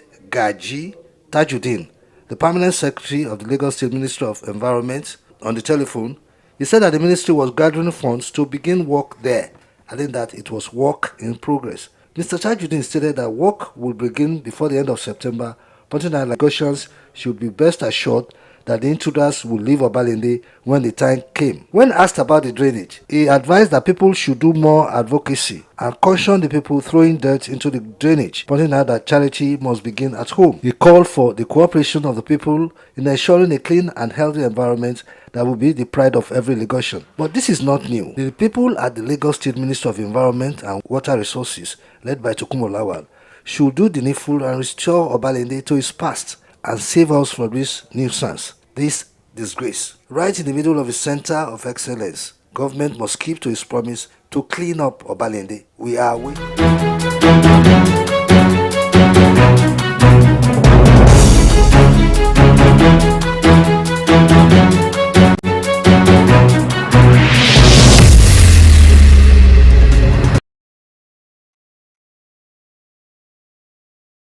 Many thanks for watching the program. So we're still discussing cost-cutting strategies for startups with our guest in the studio, Mr. Sinari Daranijo. He's the Group Managing Director of Symbol Group of Companies. Thank you so much for joining us in the studio, sir. Thank you. Okay, yes, I mentioned that. Okay, so we're going to discuss some return on investments. Now, how can first-time business owners, how can they optimize their marketing budget to maximize their return on investments? Okay, like I said earlier on, I mean, the easiest and most cost-effective way is technology. That's online. I think basically you can use SEO, and also your email marketing is very effective. It actually churns out a high return on investment. And of course, you optimize your website to ensure that people can hit it once they ask for that product. That's very important. And those have lower costs and a higher impact. Okay, yes. SEO, email marketing. Okay, yes, that's very key. Okay, can you also content marketing as well, okay, obviously. content. So most of these are online. Yes. Actually, yeah, yes, okay. So actually helps to cut costs. Yes, these can help. Okay, now what is the highest marketing channel that can also give high returns now? Email marketing has been proven to do quite a lot. It penetrates everybody. They see it continuously, and a high percentage response at one point. Really? Okay, but what about those people who don't have emails? Because there are some people living in our country that don't have access to the internet. So they don't have access to the internet, and you want to Yes. sell your product to them today, then you have to lift a bit higher than being a small business. So you have to spend money. You go out there and do campaigns, advertising campaigns, and leverage on other known brands to reach other people. That's when you have to start talking about influencers and all those other things. Okay. So, okay. Now we all know that there is a fine line between persistence and pushiness in terms of also attracting investors to invest in your business. Now, how can this first-time founders and business owners now how can they navigate this area to know the difference between being persistent and being pushing while trying to attract investors? Okay, so one of the major issues for investor attraction, as far as I'm concerned, is none of those two things you mentioned. An investor brings his money out for value exchange. There must be exchange of value. So if you're going to present or speak to an investor about what you want, there must be value that makes sense to the investor as well. It's not about being pushy. And most investors, they run through, they listen to you 5-10 minute pitch. If they're gonna say yes, they will tell you. It's not about your pushing. They're gonna say no, they say no. Okay, so so somebody who has perhaps a technology idea, maybe to build an app, and then they don't really have all the necessary funds to put together, and then decide to pitch this idea. They have done it, been turned down 1, 2, 3, 4, 5 times. What would you advise such people when pitching? So there's some investors that are particularly focused on technology. They'll risk it. But I'd say again, it depends on the value you're exchanging. What's the aim and what's part of the sector of the economy you're solving a problem at? That's very important. Once you can solve a particular problem that yields a large mass of people, yeah, you'll get investors. So that's very true. Okay, now yeah, we've touched about this technology. Now okay, now let's look at e-commerce now, because with our country right now, everybody is going digital, especially the next generation. They're all putting whatever it is they're selling online. Now what cost-cutting measures would you advise these e-commerce owners to implement in terms of also to optimize their logistics? Like I said, the fastest way to drive your website to the top is by the SEO. You have to continuously push your site to the top, and that's the way to do it. Because if you don't want to spend too much money, as in going out to make all the noise, all the work starts and ends on the internet today. Okay. Well, that's very true. Okay, now let's look at human capital now. We've seen you also talked about examples of this in your own line of business too. Now, with what effective strategy should there be for retaining top talents if you have to actually reduce salary costs for business? Well, one of the major areas for keeping people is actually you have to invest in development. Training and development is number one, and you have to ensure that you get their buy-in into the focus and the vision of your of the business. If they're not passionate about the business, then you're not going to get maximum returns from them. Most people talk about money. I don't think that's a big factor, because if we do the work and we get more money, we all get more money. So we all have to be focused. But like I said, employee training, passion, being interested in the business are the things that the employees really would Okay. When you say employee training, that's from the business owner training his staff. yes, he has to invest in training them continuously. Okay, And also continuous getting training. them focused, getting them interested in what the company is doing. So now, okay, yes, we know during the COVID-19 period, there was a time where people had to be working from home during that period now. So now, these days, some companies are still adopting that same work from home. Maybe they tell them in a 5-day work week, maybe come to the office for 2 days or come to the office for 3 days, then stay at home for 2 days. So now how can a startup leverage remote work or flexible working arrangements to cut costs without compromising on employee morale or productivity? Fortunately, unfortunately, the world has moved to this work at home thing. And seriously, unless your customer service or a company that can put measurable deliverables online for the staff, you cannot really measure what they are doing at home. So you have to just give measurable things that they need to deliver must be measurable, and then that's it. So working from home, yes, I think that going back into the offices should help us going forward, even for mental health, for interaction with people. I think going back into the offices would be a way to go. But obviously, to cut costs, as you said, if I'm in my house for 2 days, I'm also using my electricity and my diesel and everything. So what are these employers talking about? I'm not delivering for you. I'm sitting in my house. I'm spending money too. So we need to come to the office and do that. We get that extra money to ensure that we can deliver from home. So everything has In its some own. cases, they are giving that money for data. Yeah, Yes, that's fine. You have to do that. Once you do that, fine. Everybody's good. But then how do you measure how many hours the guy puts in when he's at home? It's just by giving them deliverables. That's the way to go. giving them targets to meet those targets. Yes. So time, deliver this, and let's see. Okay.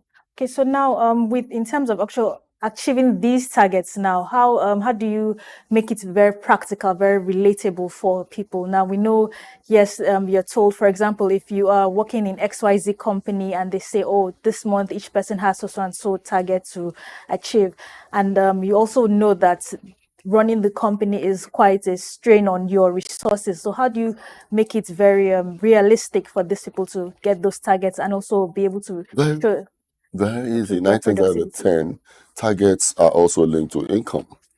So when I give you a target, there's an expected minimum income flow I expect from you. If you don't meet that target, then I know that you haven't met your target and you're not delivering to the center. That's very easy. If it's marketing and you're supposed to get a target of 200 customers and you get 5, that means you haven't been working. So in that kind of scenario, based on It's that, you practical. It's just direct. There's no need, checking. You put in deliverables, you put in numbers, and everybody must deliver. You don't have to sit with them. They become responsible for themselves as they move along.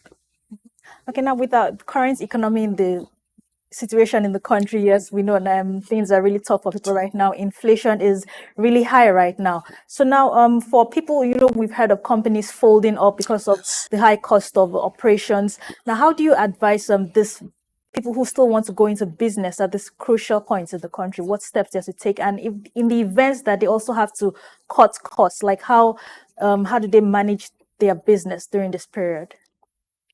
So it's tough times, but the summary? At the end of the day, you can only sell what you produce at the price you produce it. So at the end of the day, these big costs are passed on to the customers. So we are the ones screaming, hey, this was 15 naira last week, it's now 500 naira. Yeah, I cannot sell it for 15 naira anymore. I produce it for 450 now. I still have to make my 15 naira. So it's just unfortunate. The entire environment feels the heat from the manufacturer to the customers. But at the end of the day, it goes out there and hits the customer. We have to buy fuel at the price now, whether we like it or not. So people even buy black market at higher prices. Okay, well, it's such a It's been pity, sold. but the customer bears the brunt. I mean, that's not Well, really fair. unfortunately, the customer bears the brunt, so the entire environment is heated up. Okay, now in terms of marketing, because you've emphasized the importance of this, both especially with email marketing that you said. Yes. Now okay, now so what sales techniques can startups employ to reduce their sales cycle time and also increase conversion rates? Right. So in this kind of case, you're looking. So you have to now look at the niche marketing. You have to focus on a niche that will deliver most value for you. So if you're selling, let's say you're selling food, and you're in an area where there are lots of offices, you have to go for those offices directly and see how you can do bulk deliveries to them. If you're doing dry cleaning services, you have to now go to your last mile customer to be able to get efficiency and effectiveness in raising funding. I mean, in getting more money in. Okay, so this everybody you need to actually focus on what your best selling points is. That's What right. we're also Look for your niche and hit it hard. Okay, okay. And okay, so would you, looking at everything happening in the country right now, would you actually advise more people to go into business with your years of expertise? I want to get your thoughts on this. Problem is, at this point, this is a time to really look and watch before you put people's money into some idea that you have, because I mean, all the stats, all the numbers around do not add up at the moment. You have to be sure what you're doing. Like I said, but there's some sectors that people look at. There's some compulsory sectors, like food. People must eat, whether food has grown to whatever. I mean, we all complain, oh, it's so expensive, but we still have to eat. I mean, you know what I'm saying? I mean, there was a time everybody was discussing about price of tomatoes. How I looked at myself and said, how come I now know the price of a basket of tomato? Because all I do is just live when I get fed. But hey, now I know the price of. So it means that at the end of the day, these things will get to everybody. But like you said, customer will always pay. Okay, so now yes, we've covered most of the areas now. Okay, so the most now from I'm going to tap into your wealth of experience now.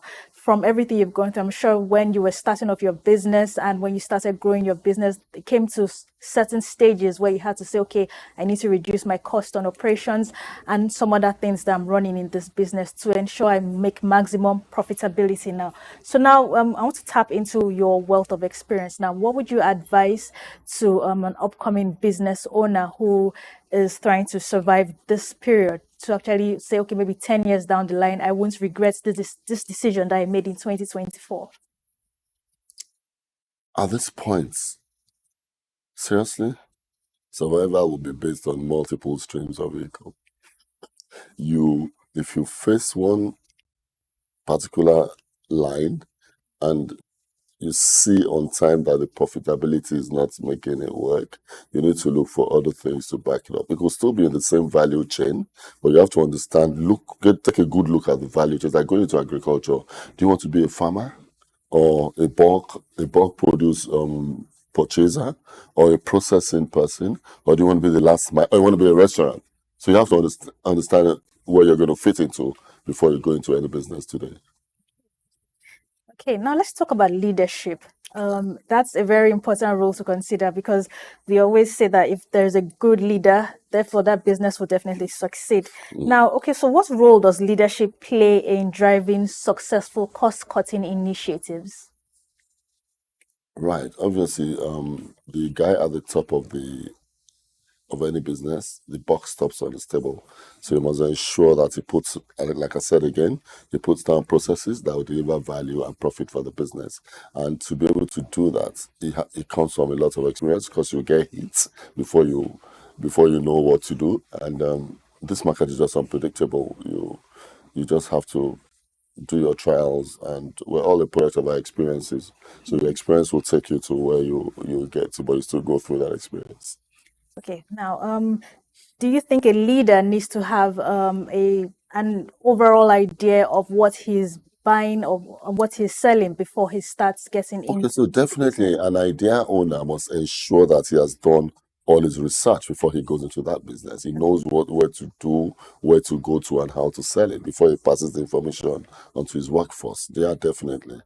Okay, because I looked at your experience and you started off selling electrical materials, and then so I'm actually curious, like why? I've run through various sectors of the economy as an entrepreneur. I've sold. Now, electronics started from a demand. In those days, you go to people's houses, you have to knock on the gate or press a bell. So we thought, why can't they just have something decent, like a telecom system where you put it outside, you press a button, and you can talk to people inside. And then that went on. Then we also had cases of converting cars to putting car alarms on cars, because there was car theft. So we had to now come up with products. So it was as the economy demanded and as the demand came up, then we delivered the solutions to it. So really, entrepreneurship is about problem solving and creating new ideas. You have to continue to be creative and you have to think on your feet and you have to keep moving. So we move on from there. And then when the GSM companies came in, they were all looking for people who would sell recharge cards. And we decided not to. We decided to look at the growth of the business because one, we knew that before customers would come online, they had to install equipment. So we faced the equipment side and we partnered with them growing.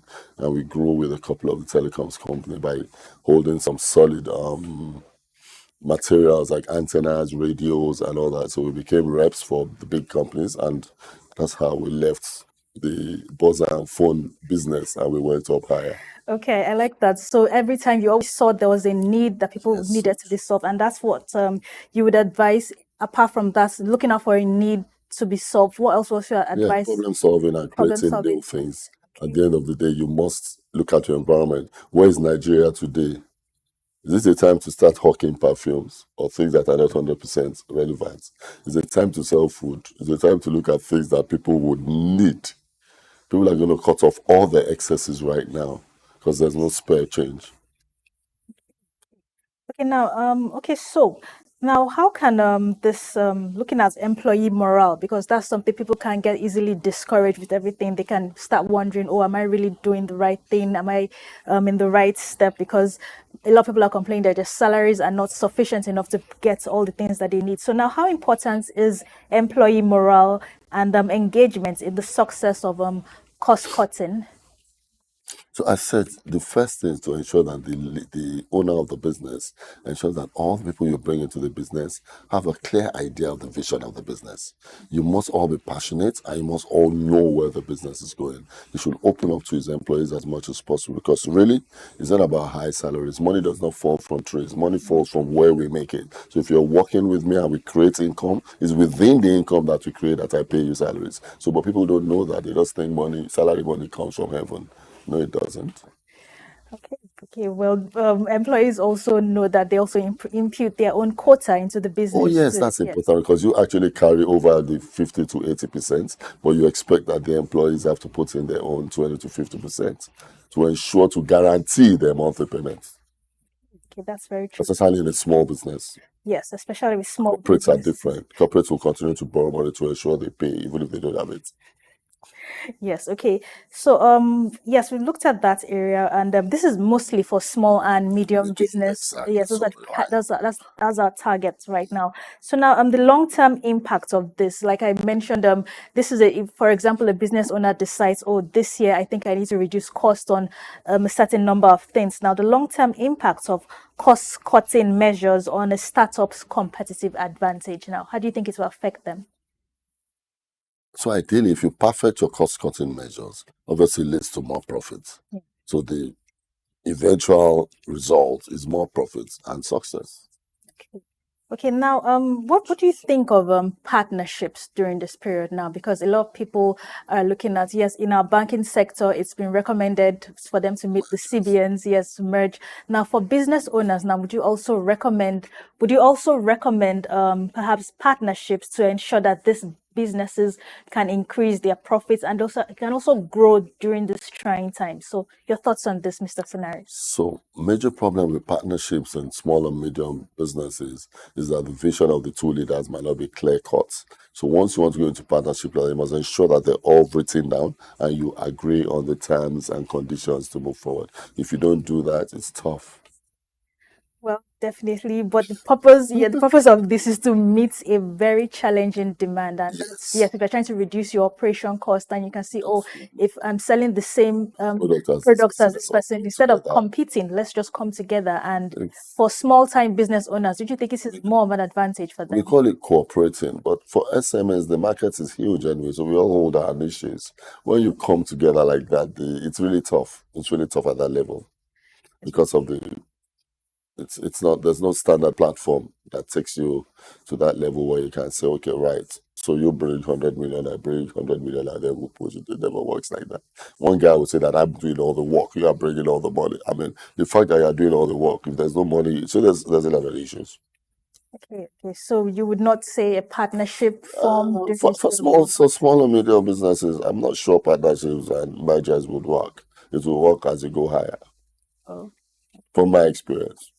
Yes. And as a well-experienced businessman, I mean, yes, 30 years is no small feat. Yeah, so you would understand that better.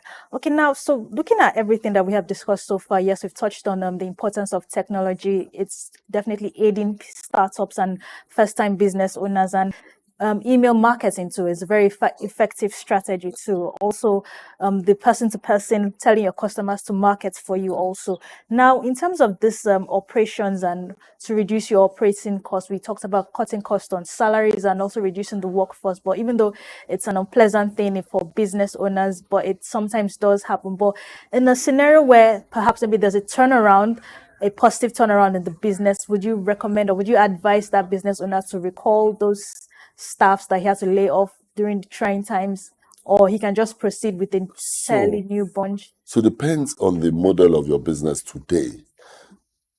Laying off staff might not be a wise idea. If they're already there, like I said, you have the option of working from home and all that. So if you notice, most of for instance, property companies, 90% of the staff are on commission. So eventually you end up working for yourself in an environment such as this. So it's what you sell that you make. You sell that you make, okay. Okay, so now this idea of actually, how do you ensure that your brand is not all the ideals that you stood for when you were setting up your business? I'm sure everybody has the ambitions, the dreams that they want to achieve. How do you ensure that your brand and the targets and everything your brand stands for is not totally diminished in the event that you have to start cutting costs? What steps would you recommend to such people? So I'll say that whatever you do, you must ensure that your brand visibility remains constant.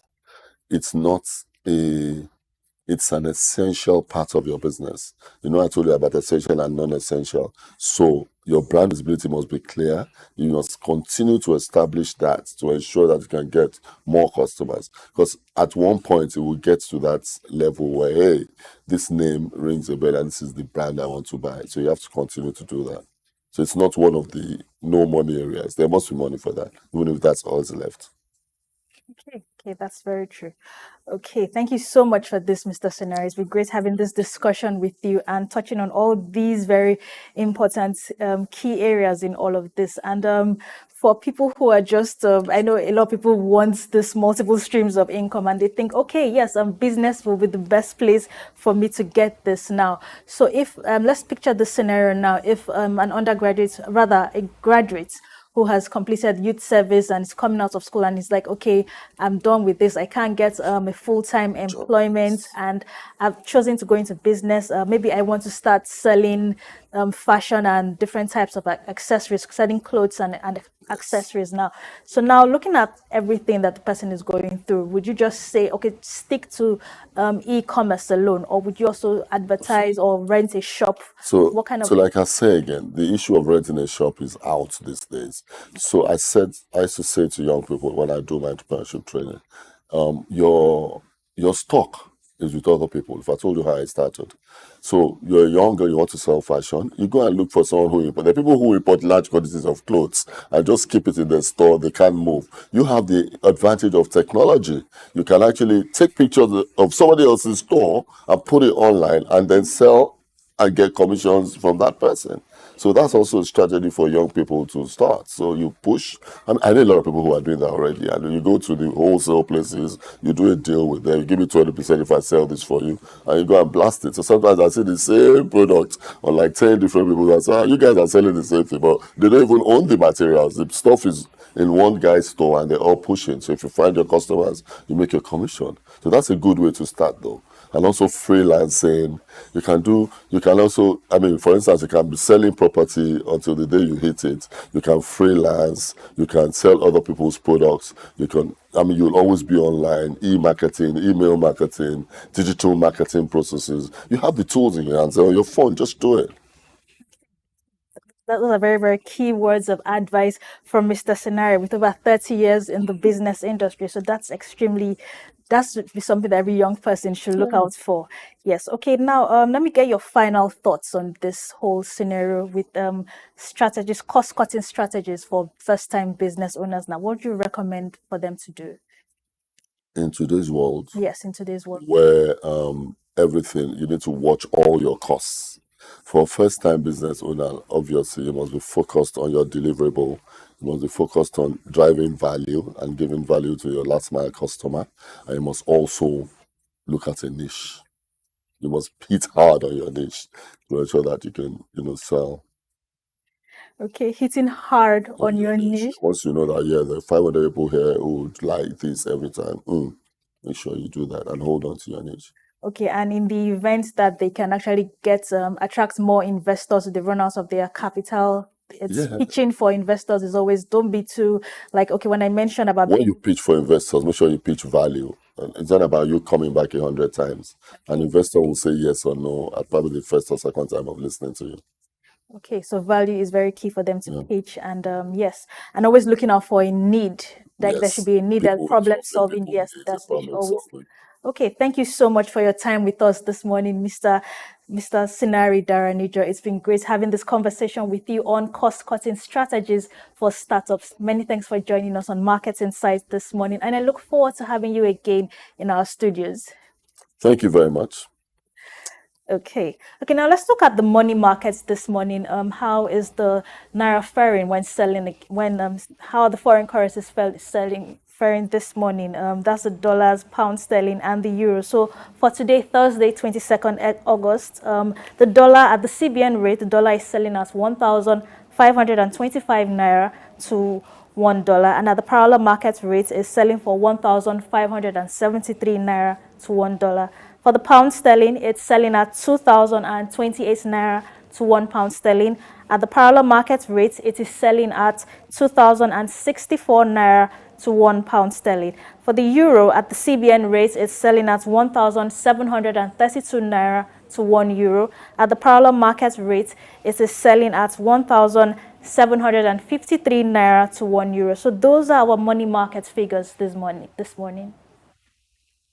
Many thanks for watching the program Market Insights as we discuss cost-cutting strategies for startups. And our guest this morning was Mr. Sinari Daranijo. He's the GMD for Symbol Group of Companies, and he gave us a lot of experience, or his wealth of expertise in this area, how people should not lose hope and how they need to keep identifying problem areas to solve, and they will keep on making money. So many thanks for watching the program, and also thank you to my guests for joining us this morning. I am your host, Lovina Emma. Do stay tuned to the news update on SOUQ News Television.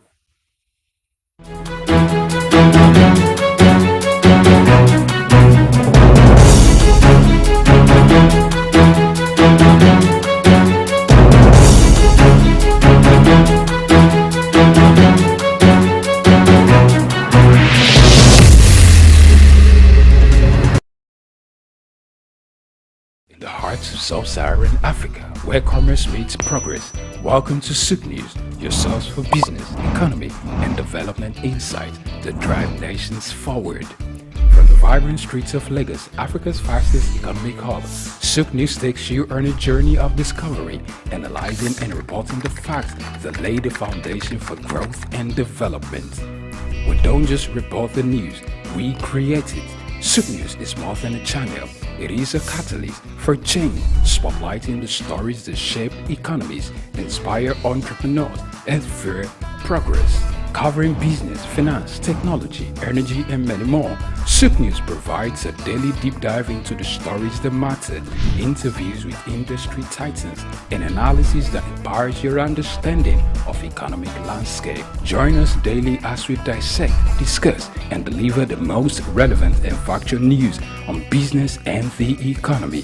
SOUQ News is your trusted guide, empowering you with the knowledge to make informed decisions.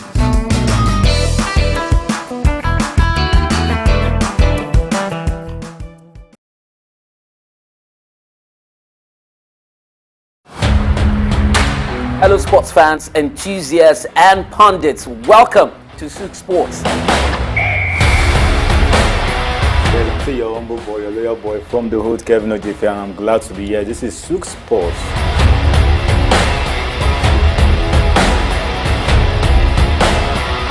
To do the business, the money that makes the wheel go round. Barcelona and Napoli. Napoli is out and Barcelona has qualified for the quarterfinals of Champions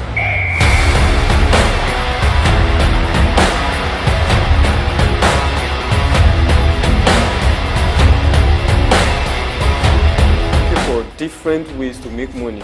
Sports is best a way to be creative.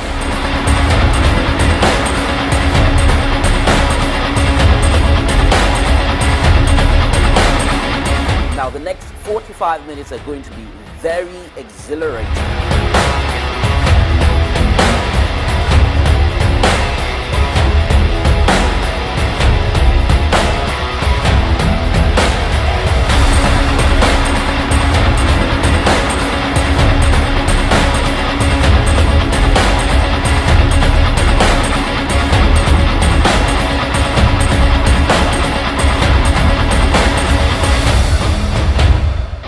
Ojude Oba is the annual social cultural festival with the splendor and grandeur of the Ijebus on display at Ijebu-Ode, the capital city of Ijebuland. It is a nexus of cultural and sartorial elegance, social grace, and evocative dance steps that has attracted indigenous as well as local and foreign tourists over the years. It is a celebration of the enduring age-grade system called Regbe Regbe, platform of cultural identity and unity of the Ijebus, including those in the diaspora. From its origin in the 1880s as an Islamic faithful Salah message and visit to the Awujale of Ijebuland, the Ojude Oba festival has transformed into an all-indigenous celebration filled with fun and laughter. I shall be looking at the economic and tourist attractions and potentials of this festival in view of its increasing global patronage and attention it is receiving right now. Credit for the transformative feats of social engineering concerning the Ojude Oba Festival must go to His Royal Majesty Oba Sikiru Kayode Adetono Ogbagba II, since ascending the throne of his forefathers in 1960. It is a case of an iconic traditional ruler creating an iconic legacy. This year's edition of Ojude Oba Festival was estimated to have attracted over 2 million people and several more millions of a global audience. The social media was agog in transmitting the grandeur of the occasion. As is usual, Ijebu-Ode experienced vehicular and human traffic gridlock, especially in the city center, where the Palace of the Awujale and the Palace Annex hosting the event are located. It is a measure of the economic derivative of the celebration of Ojude Oba that all hotels in Ijebu-Ode and environs were fully booked from Saturday, June 15, 2024 through to June 28th to Wednesday 19th, the day after. Food and drinks vendors also made boom sales, catering for the teeming patrons at the celebration. At the venue of the celebration, opposite the palace, the Awujale was resplendent in the majesty of his royal regalia, supported by other traditional rulers in Ijebu land, with Governor Dapo Abiodun of Ogun State, also an Ijebu, adorned in a desired native dress of sunshine colors that stood him out as a sartorial connoisseur. But then, in all good things, there are few contrary people sold to skepticism and negativism. The 2024 Ojude Oba Festival attracted such people who erroneously and mischievously described it as a fashion jamboree of no consequence, to the welfare of the host and the environment. These skeptics and critics wondered why the Regberegbes should not offer scholarships, build health centers, and construct roads and boreholes. Some people even dismissed the Regberegbes outing at Ojurioba Festival as a wasteful fashion extravaganza. In their anger, they wondered what a hell is this Ojurioba Festival? What an empty hype. The coordinator of the 2024 Ojurioba Festival, Chief Fasi Yusuf, told journalists that the Regberegbe had not only been feeding the people and educated the youths, as it were, but have also been providing infrastructural facilities. He described the Regberegbes as interventionist development agents, citing such instances of their interventions to include the 20 million naira renovation of the male surgical ward at the State Hospital in Ijebu-Ode, renovation of Nigerian Police Area Command Ekpeba, Ijebu-Ode, and building of police posts in different parts of the city.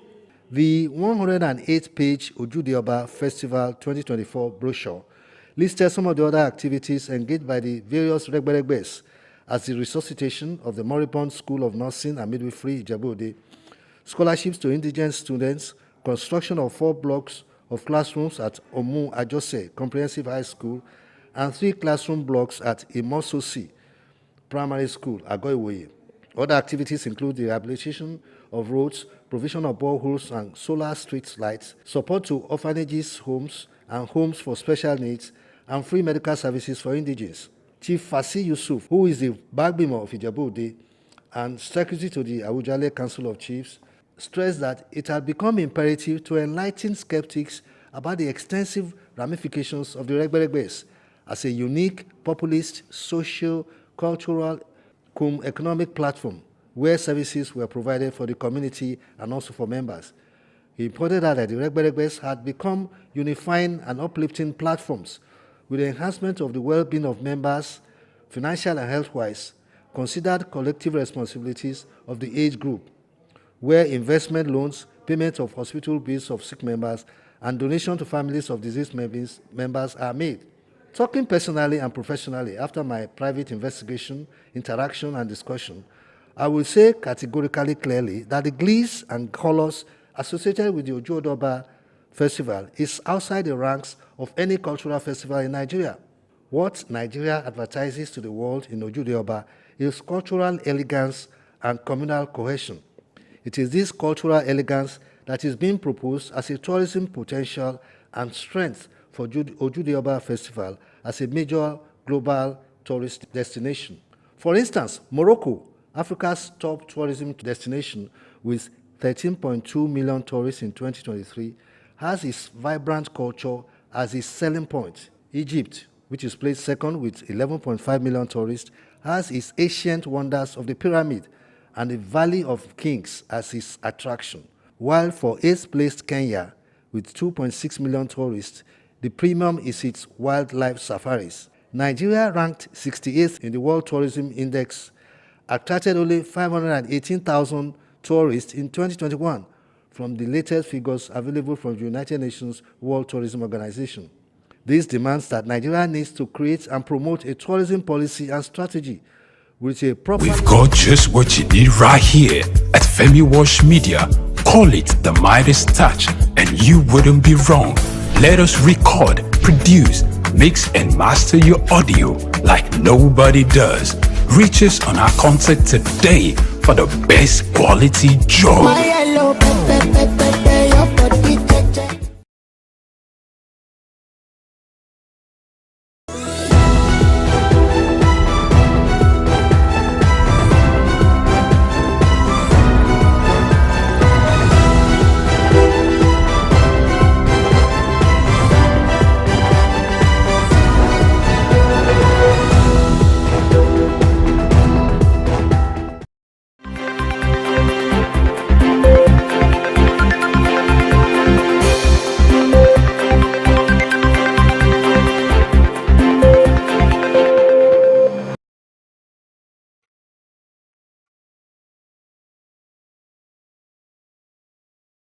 I am Lavina Emma. In the economy sector, the Minister of Budget and National Planning, Atiku Bagudu, has disclosed that Nigeria has plans to invest $100 billion annually to tackle economic challenges bedeviling the nation's economy. Bagudu made this known on Wednesday at the National Economic Dialogue organized by Nigeria Economic Summit Group in Abuja. The minister revealed that in a bid to tackle the economic challenges facing the country, the federal government had made both pleasant and unpleasant policy choices in last month. He noted that the country would need more resources to resolve all its economic challenges. Bagudu further explained that Nigeria is targeting a higher per capita, a feat it hopes to achieve by 2050. In the energy sector, the Dangote refinery is set to increase its local crude oil supply, sourcing over 80% of its needs from Nigerian suppliers in the third quarter of 2024.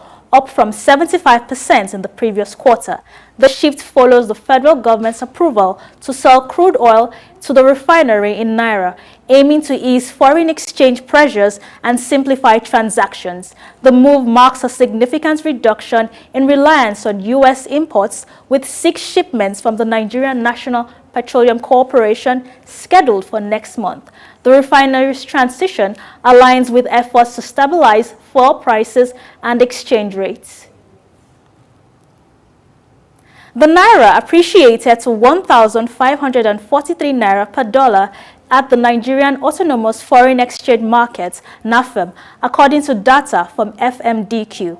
This marks a significant improvement from Tuesday's rate of 1,592 Naira, reflecting a gain of 48 Naira 22 kobo. The increased demand for dollars contributed to a 12.8% rise in trading volume, which reached $171.79 million compared to the $152.26 million the previous day. As a result, the disparity between the parallel market and the NAFEM window widened, with the margin growing to 71.16 Naira per dollar from 17.94 Naira per dollar. This shift underscores the Naira's volatile performance in the foreign exchange market, with potential implications for importers in the broader economy.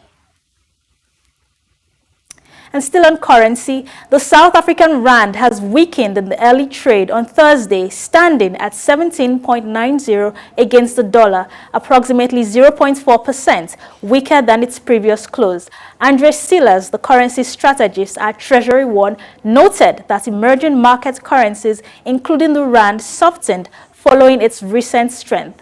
Seelers highlighted the significance of upcoming U.S. data indicators and Federal Reserve Chair Jerome Powell's address at the Jackson Hole Economic Symposium in shaping market sentiment. The release of the Federal Reserve's minutes further indicated a potential interest rate cut in September, influencing the rand along with global drivers such as the U.S. monetary policy. South Africa's benchmark 2030 government bond remained unchanged in early deals, yielding at 9.12%. The market is eagerly anticipating insights from Powell's speech, with hopes of gaining clarity on the U.S. interest rate path. And in tax, the United Arab Emirates Ministry of Finance has initiated a digital public consultation to gather stakeholder views on implementing the Global Minimum Tax (GMT) and the Global Anti-Base Erosion Model Rules Pillar 2, also known as the GLOBE Rules. The consultation, opened from March 15 to April 10, 2025, seeks to input on policy design options for domestic minimum tax and potential substance-based incentives under the UAE corporate tax regime. The MOF aims to ensure informed feedback by issuing a global minimum tax briefing document alongside consultation. Stakeholders, including multinational groups, advisors, and investors, can access the consultation via the ministry's website or the UAE government portal. This initiative reflects the UAE's commitment to inclusive policy making in tax matters. And that's all on the news updates at this hour. Do stay tuned for other interesting programs on SOUQ News Television. I am Lavina Emma.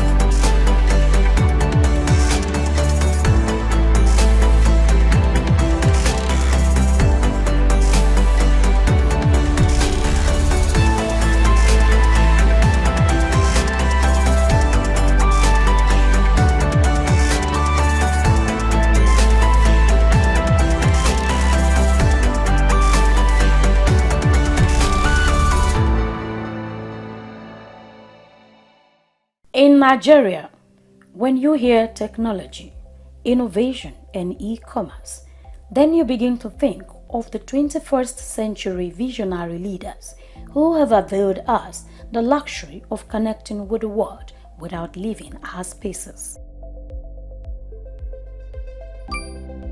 Nigeria, alongside some other developing countries, has occupied the tech space, networking and making a brilliant impact around the world, all thanks to people like LSK.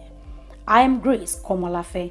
Join me on the Corporate Maverick as we unveil the journey of a foresighted leader who foresaw the transformation of technology decades ago. The year 2001, known as the third millennium, stands out for some individuals. It was thought like every other regular year to some people, as they express the excitement that comes with experiencing a new millennium. While many carry on with the feeling of entering the 21st century, some visionary individuals saw it as a strategic period to bet their thought-provoking plans and business goals. Among these visionary leaders and innovators is Leo Stan Eke, founder of Xenox Technology, bringing this tech-oriented company to life in 2001. How much do you know about this tech and business-driven giant? Who is Leo Stan Eke?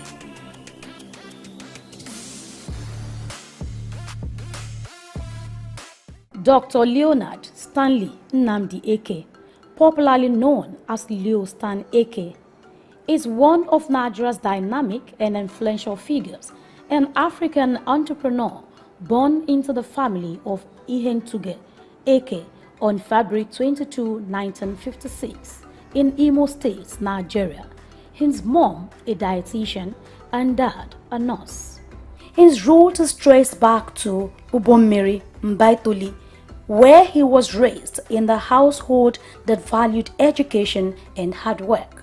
His parents instilled in him the values of discipline and perseverance from a young age. It was within this nurturing environment that Eke's entrepreneurial spirit began to take shape.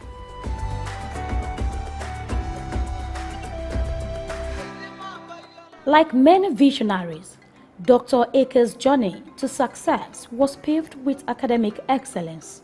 He attended Holy Ghost College in Owerri for his secondary education, where he honed his intellect and ambition. Eke's dream of becoming the biggest transport company owner in Nigeria changed as a result of his encounter in India, where he had his university studies. It was a turnaround moment in his life. In India, he pursued a Bachelor of Science degree in economics from Punjab University, and the exposure to India's vibrant economy left an indelible mark on him and then tilted towards more realistic business ideas. This led him to get full involvement into ICT. So a very good testimony of an African who started from nothing. And got somewhere, not there, right? So in summary, I came in here first of all to the University of Nottingham, or Nottingham University. I was in Cork City University, where I was doing computer science, and I wanted to specialize in user interface as a postgraduate course. Okay, and the system, which I'm sure still exists in the UK, that you have university councillors, SOUQ classes, and direct report. Since I was going back to Africa, there were no computers. And if I got there, I could be frustrated about that after 2 years. So they discussed with my parents, and they wanted to know if I could stay in the UK and contribute computer science. I said, now I was going back to Nigeria. I have passion to change the country, and by extension, the continent. He later went on to earn a Master of Science in Risk Management from the Exton University of Nottingham, England, further enhancing his acumen in the field. With his tech startups dating back to the 80s, Eke can be put in the bracket of visionaries who saw that ICT would define the world in no distant time. His ICT Solutions company commenced operation in 1989, focusing on desktop publishing and computer graphics. Over the last 3 decades, the company extended operations from Lagos to Port Harcourt and Abuja, implementing several ICT projects across the oil and gas, telecoms, manufacturing, and public sectors. I started small, like any other entrepreneur you read today. Okay, some started in the garage. Okay, most of them didn't inherit wealth. Now, so how could they have started? You start with your own. During our time, you have to start with your own sweat. Okay, until you build get to such a level with a system and structure in place. And then people trust you. But because our kids today pass through business schools connected to people, okay, and they now want to go from average above, you understand, instead of starting. A lot of us started from -1. Leo Stan Akers' major hit into the business world commenced with the establishment of SOUQ Technology Limited in 2001. With a fervent desire to contribute to Nigeria's technological space, he embarked on a mission to manufacture computers locally. Now a world-class ICT company providing innovative products and solutions. Under his leadership, SOUQ computers have emerged as a trailblazer in the industry, earning accolades for its quality and innovation. One of his notable achievements was the attainment of the Windows Hardware Quality Lab Testing WHQL certification, showing SOUQ's commitment to excellence. In 2013, the company made headlines with the launch of its computer tablet line, ZPad, marking another milestone in its illustrious journey. So if you look at the growth of e-commerce in Nigeria and Africa, it's been mostly driven by the sale of digital products. So you have people who are trying to sell smartphones, computers, such like. So that's what kind of like drove the rise of e-commerce in Nigeria. I wasn't surprised that SOUQ through Udala got involved in that space, but I was surprised that they took over a company as big as Konga. You know, if you are selling something and you have your own small space, not to say that Udala was small, so if you take over a bigger player in that market, it means that one, your own company is healthy enough and your balance sheet is robust and you have the might to absorb a company as big as Konga. Secondly, it gives the opportunity to show the world what you already have. Now, Konga at the time was a bigger e-commerce site than Udala was. Certifications by nature is validation from your peers, from your industry observers, from users and competitors alike. So having that type of certification validates the idea that SOUQ has done well in this regard. What it also does is perhaps you'll be able to access more funding from investors, access a bigger market. So if you have this certification, it's proof that your products are of a particular quality and standard. That tells users that this is not just a regular product, this is a product that is worth its title, and having that type of certification for SOUQ validates their idea, you know, it's proof that they are doing something that is right, and by and large improves their market share, which is what they've been able to do by having this certification. Dr. Akers' entrepreneurial prowess extends beyond the realm of technology. In 2018, his company SOUQ made waves with the acquisition of Konga.com, a leading e-commerce platform in Nigeria. This landmark deal underscored Akers' strategic vision and his unwavering dedication to driving innovation in diverse sectors. Konga.com was founded by Sim Shagaya in July 2012 as a third-party online marketplace.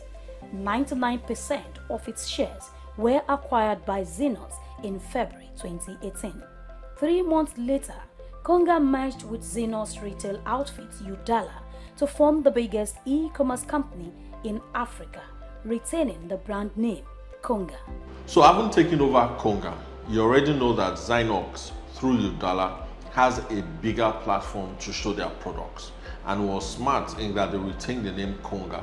It would have been slightly difficult to completely rebrand since Konga already had that familiarity, that brand awareness. So it gives SOUQ and Udala an opportunity to use the large Konga brand name to scale up their operations. So whereas Zynox was selling direct to consumers and through Udala, then I had Konga, that is a big marketplace for sellers across the African continent. That's one of the advantages of absorbing and taking over a big company such as Konga. But by and large, it's proof that you've been successful at your business, to do the computer hardware business and be successful at it, and then move into the e-commerce space before now taking over a larger brand name. And it just improves, the brand essence and the equity of Zynox.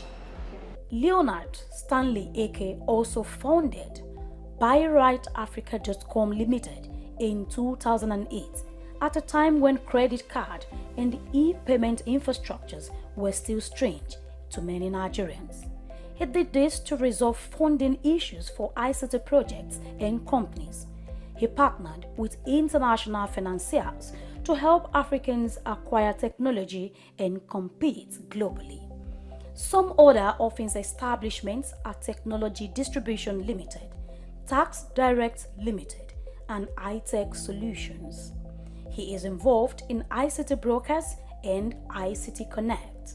Okay, but mine had a call. I had a call on the tech sector, and I've been consistent. And if you remember, my first step was to deal with the doubting Thomases, the media people. And it was like an evangelism. If you prove your worth to press people, to media people, because these are the critics of our time, then they follow you. You get to your destination faster. So when I did the whole media houses, transitioning them to digital economy through digital processing, through from typesetting to desktop publishing, computer graphics, okay, and multimedia. Then they started spreading the news. But again, we had to enhance that profile to the corporate world so that people can run offices with data analytics to guide them on advice, projections, okay, and where they're headed to. And then even our election. Okay, so today there would have been crisis in the economy if elections don't have facts and figures. And we did that with the DDC, and then did authentication with a card reader. If you've come this far, kindly like, comment, and share. Throughout Eke's career, he remained committed to empowering others and fostering socio-economic development. His philanthropic endeavors and advocacy for youth empowerment reflect his belief in the transformative power of entrepreneurship. He launched the Computerized Nigeria project in August 2000, thereby encouraging development and the use of computers. He also launched the Can I scheme, providing affordable laptops to young Nigerians with a repayment plan of 24 months window. Eke's foundation furthers his charitable efforts, supporting various causes with different donations across the country. Now, I see entrepreneurs trying to live big. Are you with me? Yeah. Okay. I see entrepreneurs trying to show off. You must have incubation period. Every successful entrepreneurs are seen to be stingy because they know the value of every dollar spent. But they use the same money to sustain the society. Okay, so I just want to advise Nigerians here. I see a lot of you startups now selling debt. It means technically you are leaving the company. And if I'm an investor, I watch your lifestyle. First of all, I see an entrepreneur, Nigerian entrepreneur. He hasn't started, he has expensive cars. Entrepreneur startups don't drive the best cars. They hide until they emerge. He was bestowed with the Icon of Hope Award by former President Olusegun Obasanjo on October 1, 2002. He also got Nigerian Science and Technology Achievers of the Year 2003 and Officer of the Order of the Federal Republic of Nigeria OFR in 2004. Eke is also a member of the Nigerian Economic Summit Group and holds a life membership, Nigeria Institute of International Affairs.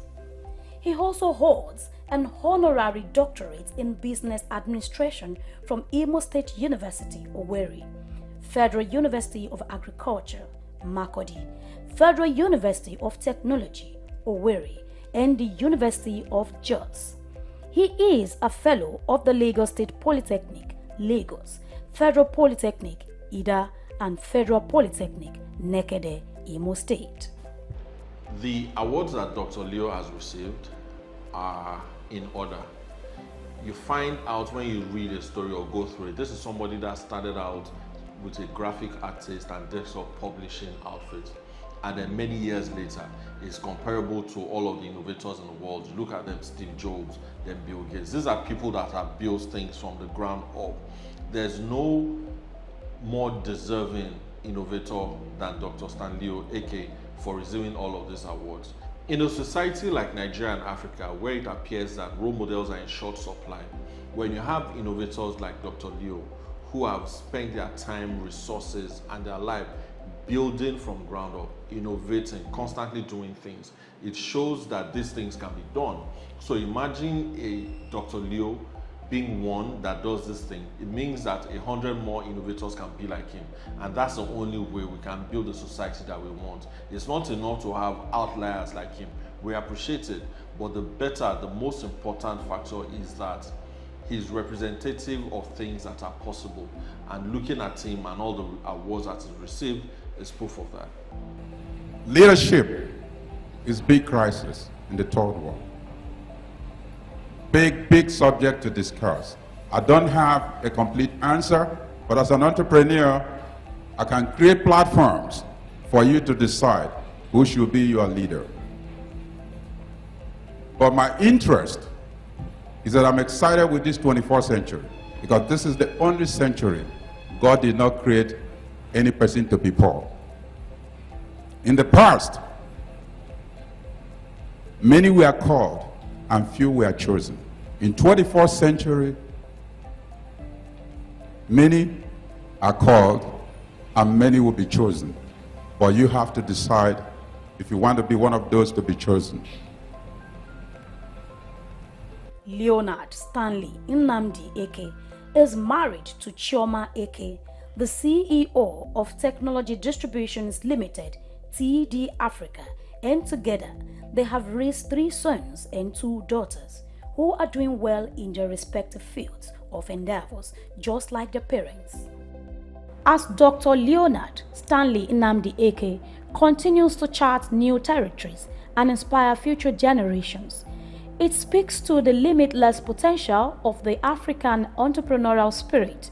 With his visionary leadership and unwavering resolve, Dr. Eke embodies the essence of innovation and resilience, creating indelible marks on Nigeria's business in Africa and humanity.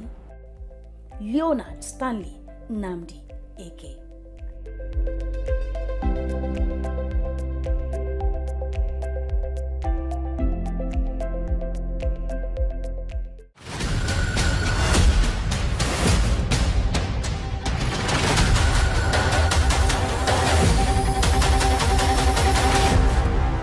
At a time when Africa has been infiltrated by the much-dreaded monkeypox, and Nigeria has just survived from the claws of free spree killing cholera, the Lagos state has seen fit to provide a free medical outreach to residents. On August 12, 2024, in the heart of Lagos, the health of mothers and children were catered to by the Lagos state government under a free health program tagged Maternal, Newborn, Child and Adolescent Health. The program, organized by the Lagos Island local government, had in attendance the First Lady of Lagos State, Dr. Mrs. Ibijoke Sanwo-Olu, the Special Advisor to the State Government of Health Matters, Dr. Kemi Ogunyemi, the local government chairman, Muibi Alade Folawiyo, and the Senior Special Assistant to the Chairman of Lagos Island Local Government, Honorable Bola Oloniyi.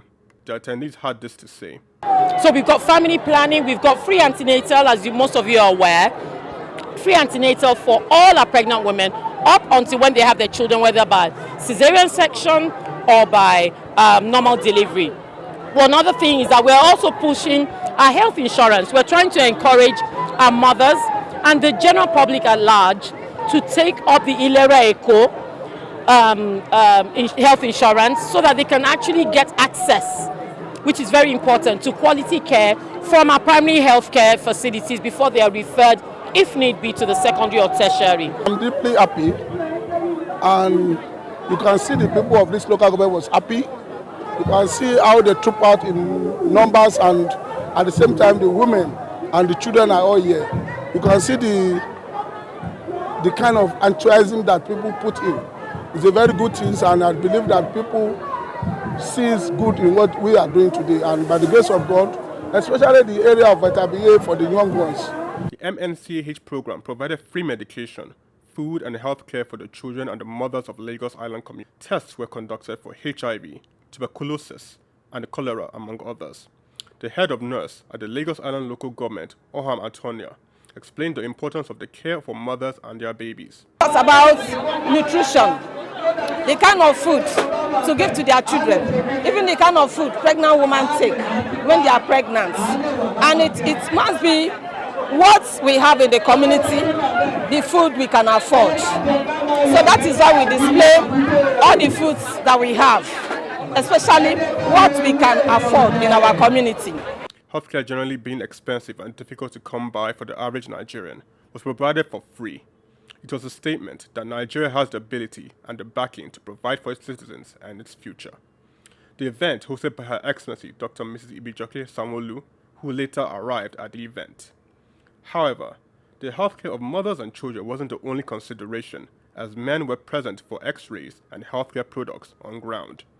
Chike H. Okolo, reporting for SOUQ News.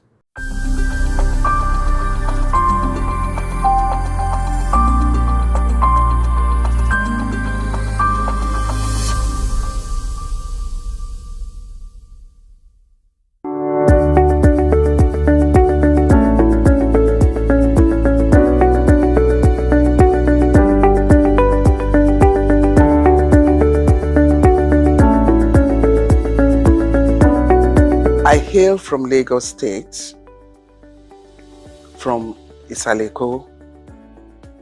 My father hailed from the Olumegbo family. I attended my primary, secondary education in Ibadan at the time because my mother was there. But my religious practicing was always done during the holidays at Holy Cross Cathedral. I was working in the sacristy. We used to prepare for the Mass on Saturdays, and we sell the news magazine on Sundays in front of the church. And I remembered fondly that we used to tease a man called Sunday Boku Boku at that time, and he used to run to chase us and throw stones and how dare you call me Sunday Boku Boku. Those were fun times. Harvest, Corpus Christi. And I was born, raised, baptized, confirmed, married in the Catholic Church. But I got married to Engineer Larry Phillips, who is an Anglican. And I believe that in togetherness of family, it's best we all do things together. So I moved over with him against the doctrine of Catholic Church to the Anglican Church at Marina, where his family belongs and worships. I attended St. Luke's Demonstration School. We used to climb the mango trees, and there was a mixed school. We used to play at during break time.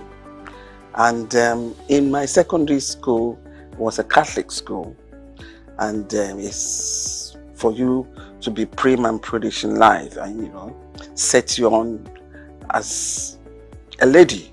And I got some finesse from there too. And but the most interesting one, and the most that I can call a radical one, was my HSC in Olivet. I mean, we tried all sorts there. But it was fun and highly educative too. Sportsmanship was there. And from there, I proceeded abroad for my accountancy.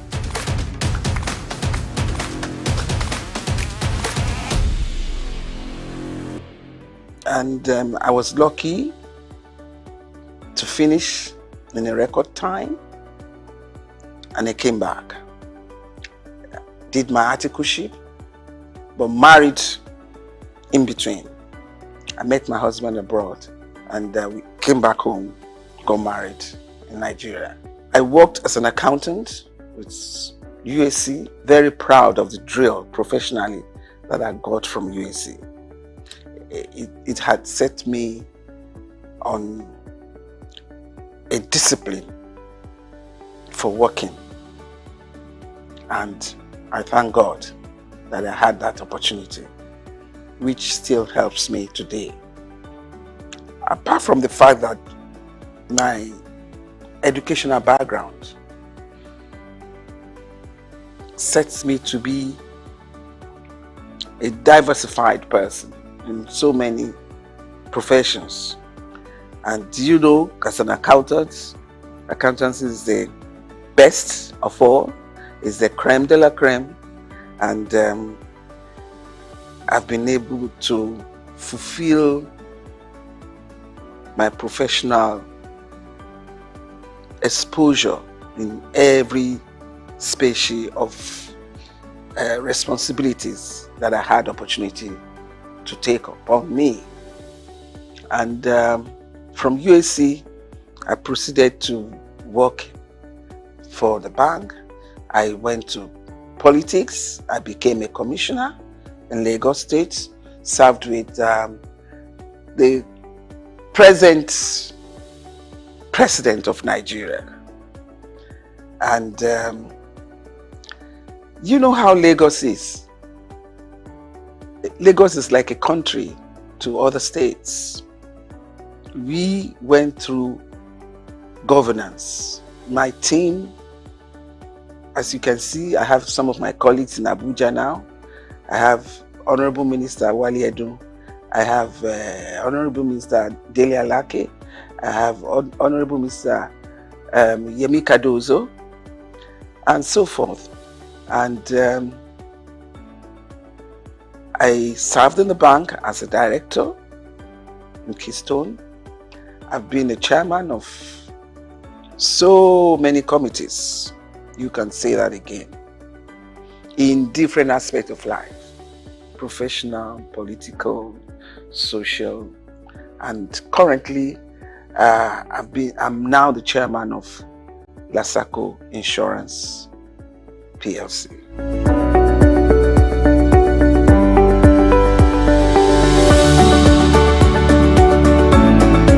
When I was growing up, it was so free and enjoyable.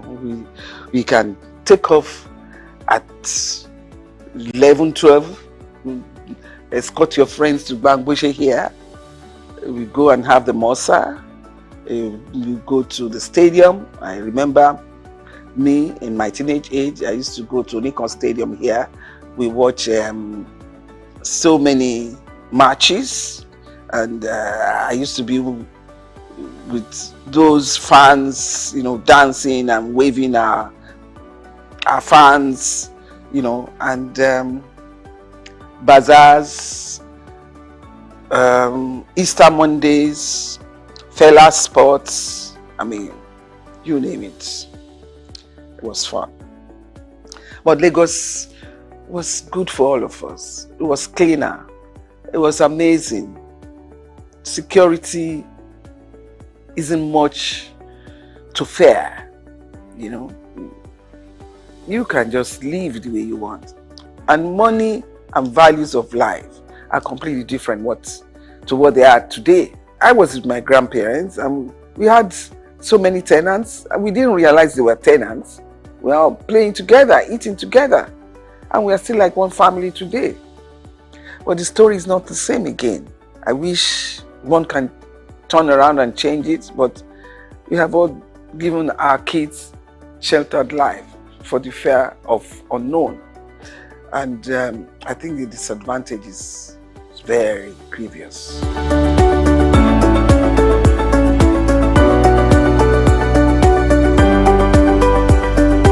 I think first and foremost, God gave me the chance, the opportunities to pass through that in the journey of life.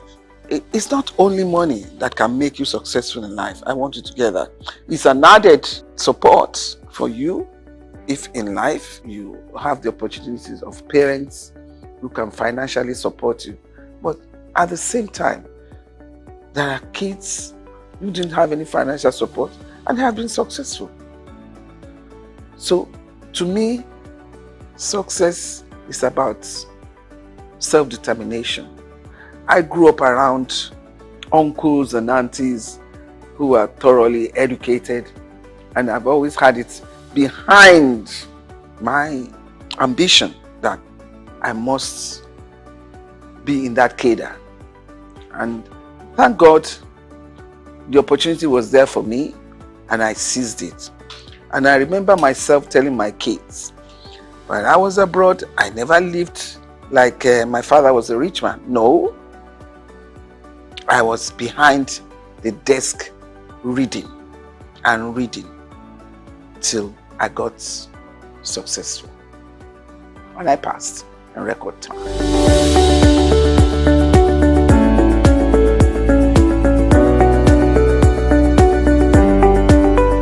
First and foremost, I think I'm a people's person. Secondly, my educational background. Thirdly, my pedigree. And you can't be a Lagos person and don't have a bit of intelligence about how you can maneuver yourself, even in the midst of challenges. And I can tell you that boardroom politics, especially when you're a woman, is tough. But when you manage those that you sit around with, eventually, when they see that you're there to work, it has no business and basis for any other thing. I've had issues on boards because I'm female, and I put my foot down. It is the work we are doing. There is no gender sensitivity in this issue. Even in my early days as an accountant, when I head the accounting department, it was even tough at that level because the young accounting class, some of them can be daring to say, how can you talk to me like that? How can you make it? And I'll say, please, what do you mean? We need to get this target work done. So it's the work that is talking. That's nothing to do with whether I'm a man or a woman. So I will like the idea of gender reasonableness to be better played. At least for now, we are not having it at 3 1/3, no. But I guess we are in the region of 20%. And it should be better. You give a woman a chance, she will devote her life to it. But, I mean, when we have 1 or 2 issues from women who have been there, that should not create hurdle or boundary that you say a woman shouldn't cross. No. Nobody is perfect in life. And I want to let you know, it's tough for a woman. This men, when it is a woman having a corrective measure to be taken, they do not handle it the way they do for the men. They are in a rush to pack the woman out. You see from what has happened all over the world. So I will still make an appeal that women should be given better chances, better allowances. It's so quick to make a woman a scapegoat, the sacrificial lamb. Let's take it easy. And please, women, when they put you there, make us proud. I should remember the other women coming after me. If I make this trouble now, they turn around and say, this is why we don't give them the chance to get to the top. So you manage the situation, you know. And let us remember that Africa is still very chauvinistic. It's still a man's world here. We are only trying. So just give us, for now, our required 33.3% as per Beijing recommendation.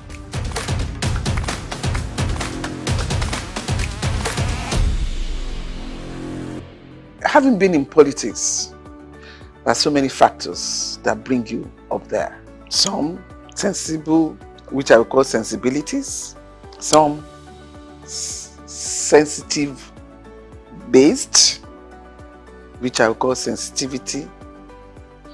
And some as per geographical distribution. If it's not the turn of your section, your district, there's no way they can put you there. But then sometimes it's the turn of your district, the party supremacy decrees that they don't want to use you. What do? You have to show some resilience as a stable character and do whatever you are given very well. Excel. Somehow, one day, you'll be there. Like Martin Luther King. At the end of that tunnel, I can see the light. Someday, somehow, you get there.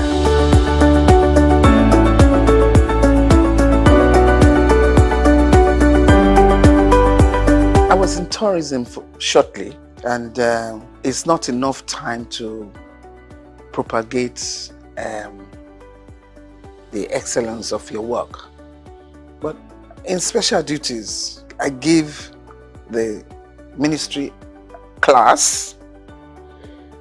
I was able to represent my Lagos State very well. NYC was under me. Proudly, I served.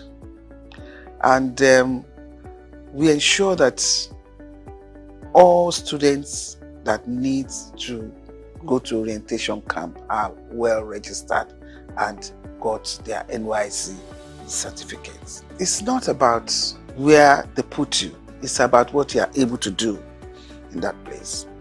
And you do it even to the enviable eye of somebody who believes has the best ministry with a lot of funding and allocation. I'm different in that respect.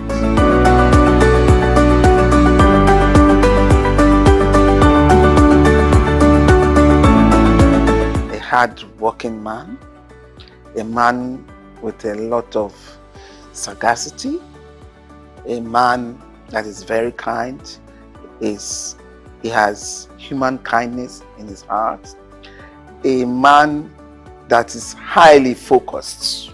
My office was very close to the Roundhouse, and I tell you, I wasn't surprised. And I kept telling everybody, I wasn't surprised he got a clinch that position, because I knew that even when in 99, from the day we stepped in, he's been working towards his election in 2003. So a man like that who is focused, his business is the end of the tunnel. All the distractions you are given, it's not, he doesn't consider it. So don't waste your emotions.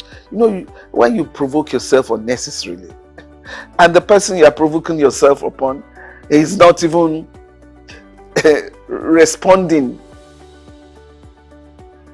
on that line, you know you're wasting your time. But he's an astute politician. He knows what to do at every point. And don't try him, because he's a hard knock. And he's easy to forgive. That bit, I don't know how he does it, but it's easy to forgive and move on. He understands politics, maybe from a young age, I don't know, but he seems to have the knack of it at all times.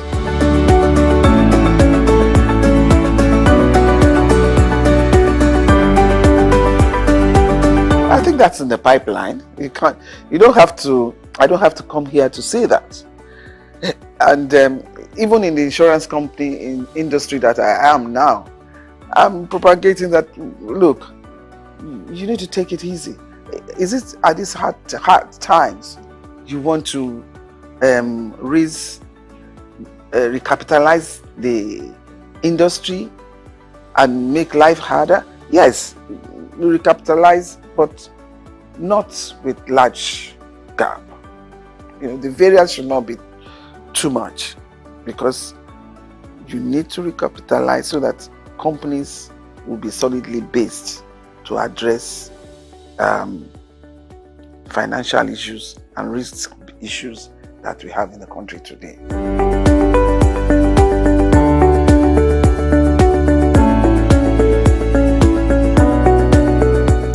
I studied religion for my A-levels in school. I did divinity. It's not just reading Bible. The interpretation, the history, the analogy, all of that I did. And it has helped to shape me for life. It has molded my conscience to a large extent. What I see in religion today, if I go back to the way I have studied religion, I will say I'm worried. The way we have churches established in this country now, I'm talking of my experience in Lagos State. On the street you can find 6-8 churches, but there is no school. Education is key. Religion molds the character, the moral values about life. I'm not saying they're all totally condemned, but I think there should be more conferences and seminars to appeal to their conscience. It's one God. And in Lagos, the families, both Christian and Muslims, and the third religion, which is the native religion, we all interact and live together. And usually you find out that all of them talking about this God. I am a Christian. I talk about my God. And I don't denounce anyone in any other religion that faithfully talk about their God. And I don't allow that to affect a lot of decisions that I have to make, and didn't affect a lot of decisions that I had made.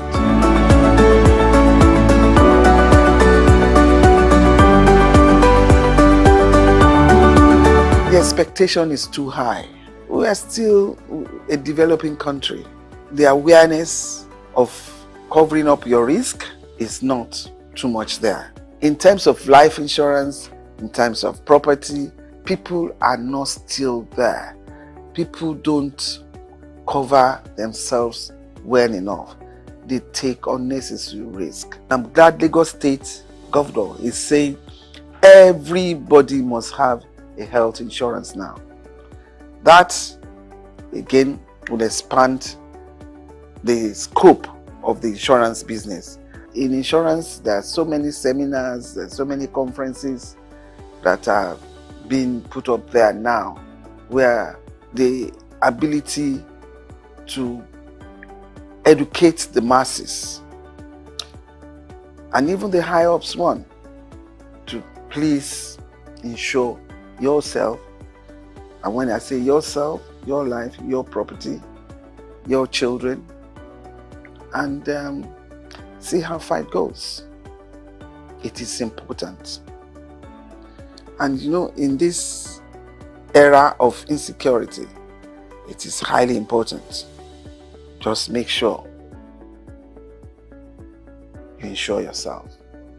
And with what the governor had proposed now, definitely Governor Sanwo-Olu did well. Health insurance is key. Health is wealth.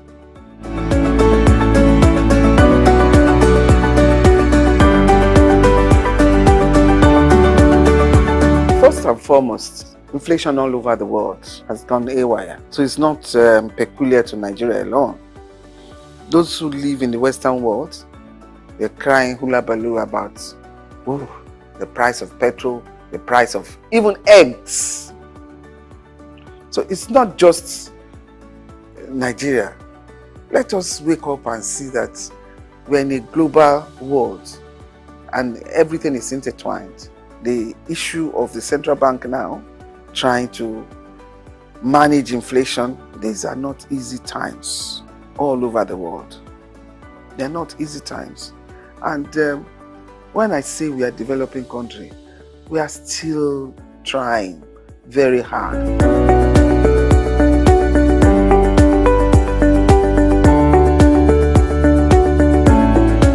I don't want to say it's sad. It depends on the environment. You know, you can't just bring UAE here into Nigeria. The environment here from inception has not delved too much on tourism. The tourism is just go on holiday and go back. The beaches are there. And even from 1999, they are trying to redevelop along the beach so that tourist activities can happen. And I'm sure they're still on it. You need tourist attraction where you have every aspect of life when tourists come over. But with the problem of infrastructure that we have in the country, you can't do much tourism for now.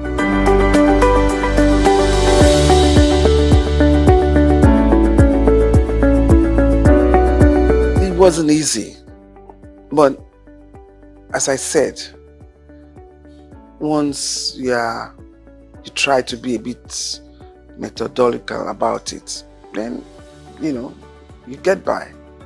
Because from the days I came back from England, starting a family, working in large corporations, it just ensure that the home front solidly settled. And it wasn't that easy, because you know that I'm talking of almost 40 years back. To be able to excel amidst men, you probably have to do 2 times, 3 times more than them. I'm lucky I have a husband who accepts me being what I am. Because if you have a partner that does not appreciate your ambition and your dream, he will not support you.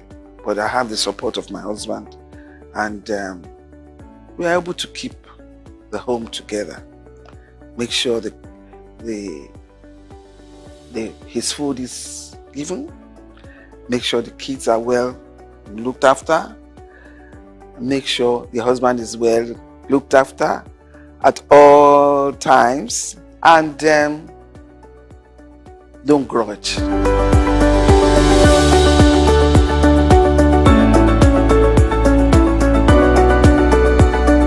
Try to give myself to people in terms of needs.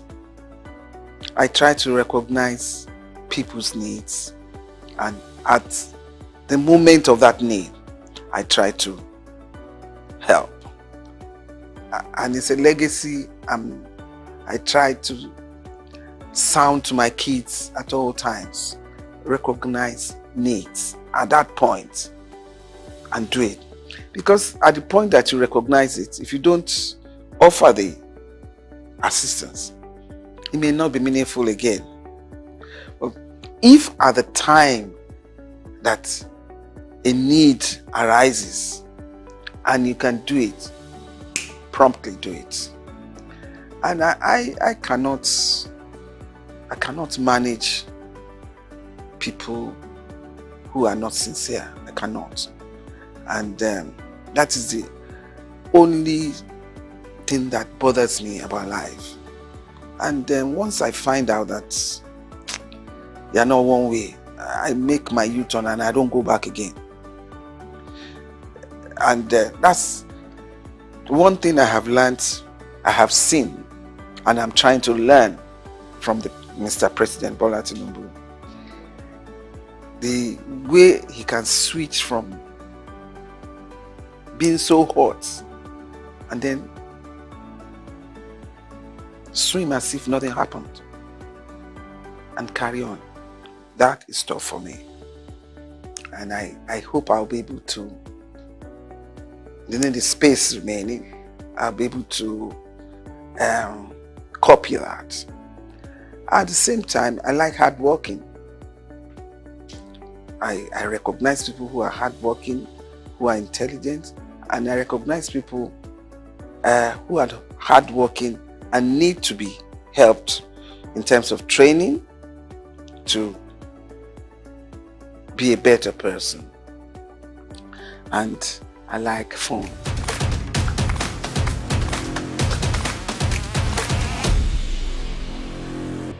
Now let me start with that girl child. That girl child is not so common again.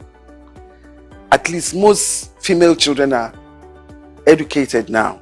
Outside Lagos, girl child is a big reference. Yeah, I think everybody should be given equal chance to make a life, and a life worth living and contented with. Because if you don't have enough drive and motivation, then life becomes static and you just wear it out and go. But I believe that for women, don't let the men scare you off.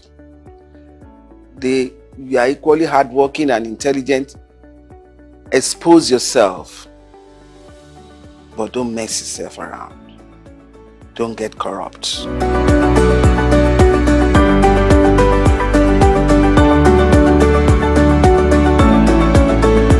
Do unto others as you want others to do unto you. And there's one good prayer. Everybody that knows me, and I always say, my God is a just God. His judgment is always fair. So whoever hurts you, attacks you, leave them to God. He's a fair God. The judgment of God will come. Just move on and pray that in your lifetime, that judgment comes up. My favorite food, I like eba and ewedu. I'm an expert in cooking. I love cooking, and I tell you, I can challenge anybody to come and compete with me. On that level, I score a good card. But I love fresh fish, with ewedu and eba. I'm not too much of an amala fan, and my favorite color is green. Or it's green, but with that green, I love bright colors. Even jewelry, it has to be bright for me, but still worn in a conservative way. As loud as whatever I pick may be, I still give it a conservative umbrella. I love to dance. I'm a good dancer. I love to socialize. I'm a good mixer, but highly disciplined.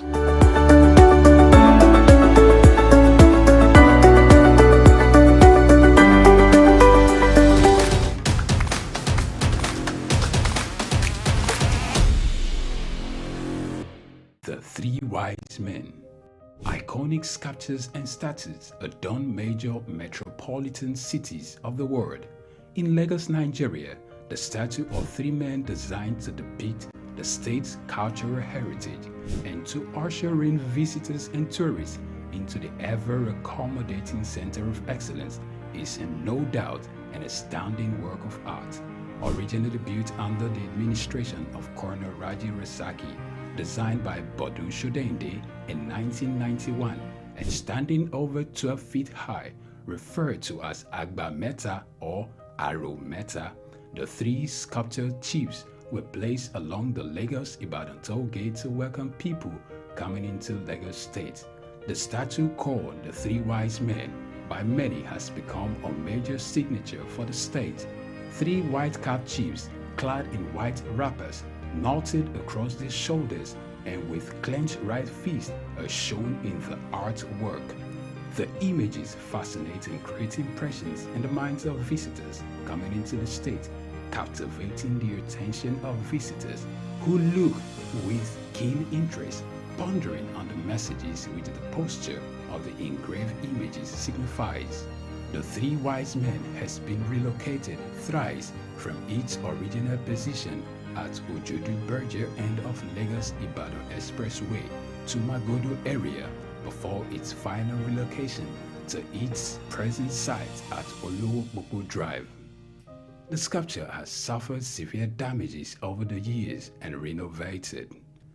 Bodun Shodende, through this sculpture, depicted the highest honor that can be afforded to anyone in the Eko greeting tradition. The 3 Wise Men, Arometa, SOUQ Enlightenment.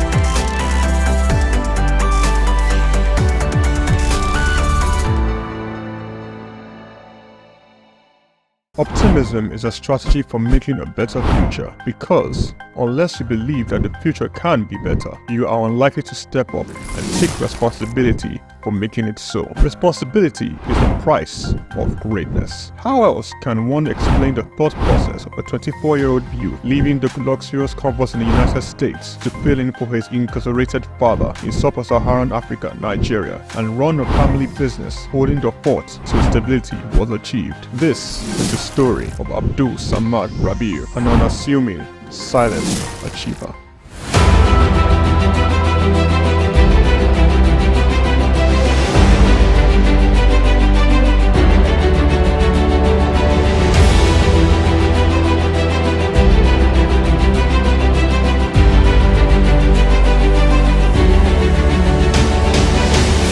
Abdul Samad Rabiu attended Capital University, Columbus, Ohio, and returned to Nigeria to oversee the family business when his father, Ishaku Rabiu, was detained by the administration of General Muhammadu Buhari for allegedly not paying the rice report duties. Not only was his father under investigation, the family business was under scrutiny. These harsh realities of being thrust right into the middle of it all shaped the young man's resolve to hard work in silence. Abdul Samad Rabiu is the son of one of Nigeria's foremost industrialists, late Khalifa Ishaku Rabiu, founder of Ishaku Rabiu and Sons Group. The family operated holding company with a history of investment in manufacturing, insurance, banking, and real estate. In the 1970s, the group invested in manufacturing, with its first investment being the Kano Suits and Packaging Cases Company, a factory producing suitcases and handbags. In 1972, the Bagauda Textile Mill, manufacturing woven clothes for uniforms, importing and trading in different segments of the economy, including frozen food service, sugar, and a motor vehicle and parts distribution company specialized in dyed soup products. Abdul Samad Rabiu was born with a very big silver spoon in the ancient city of Kano on the 4th day of August in 1960, 57 days to Nigerian independence. 24 years later, responsibility beckoned. he was in the family business till 1988. Abdul Samad Rabiu, following in the steps of the family business, established BUA Bois International Limited in 1988. Solely for commodity trading, Bois International Limited imported rice, edible oil, flour, iron, and steel. The much-needed wins to his sale came in 1990. The government, owners of the Dettol Steel Company, got into a contract with Bois to supply its raw materials in exchange for finished products.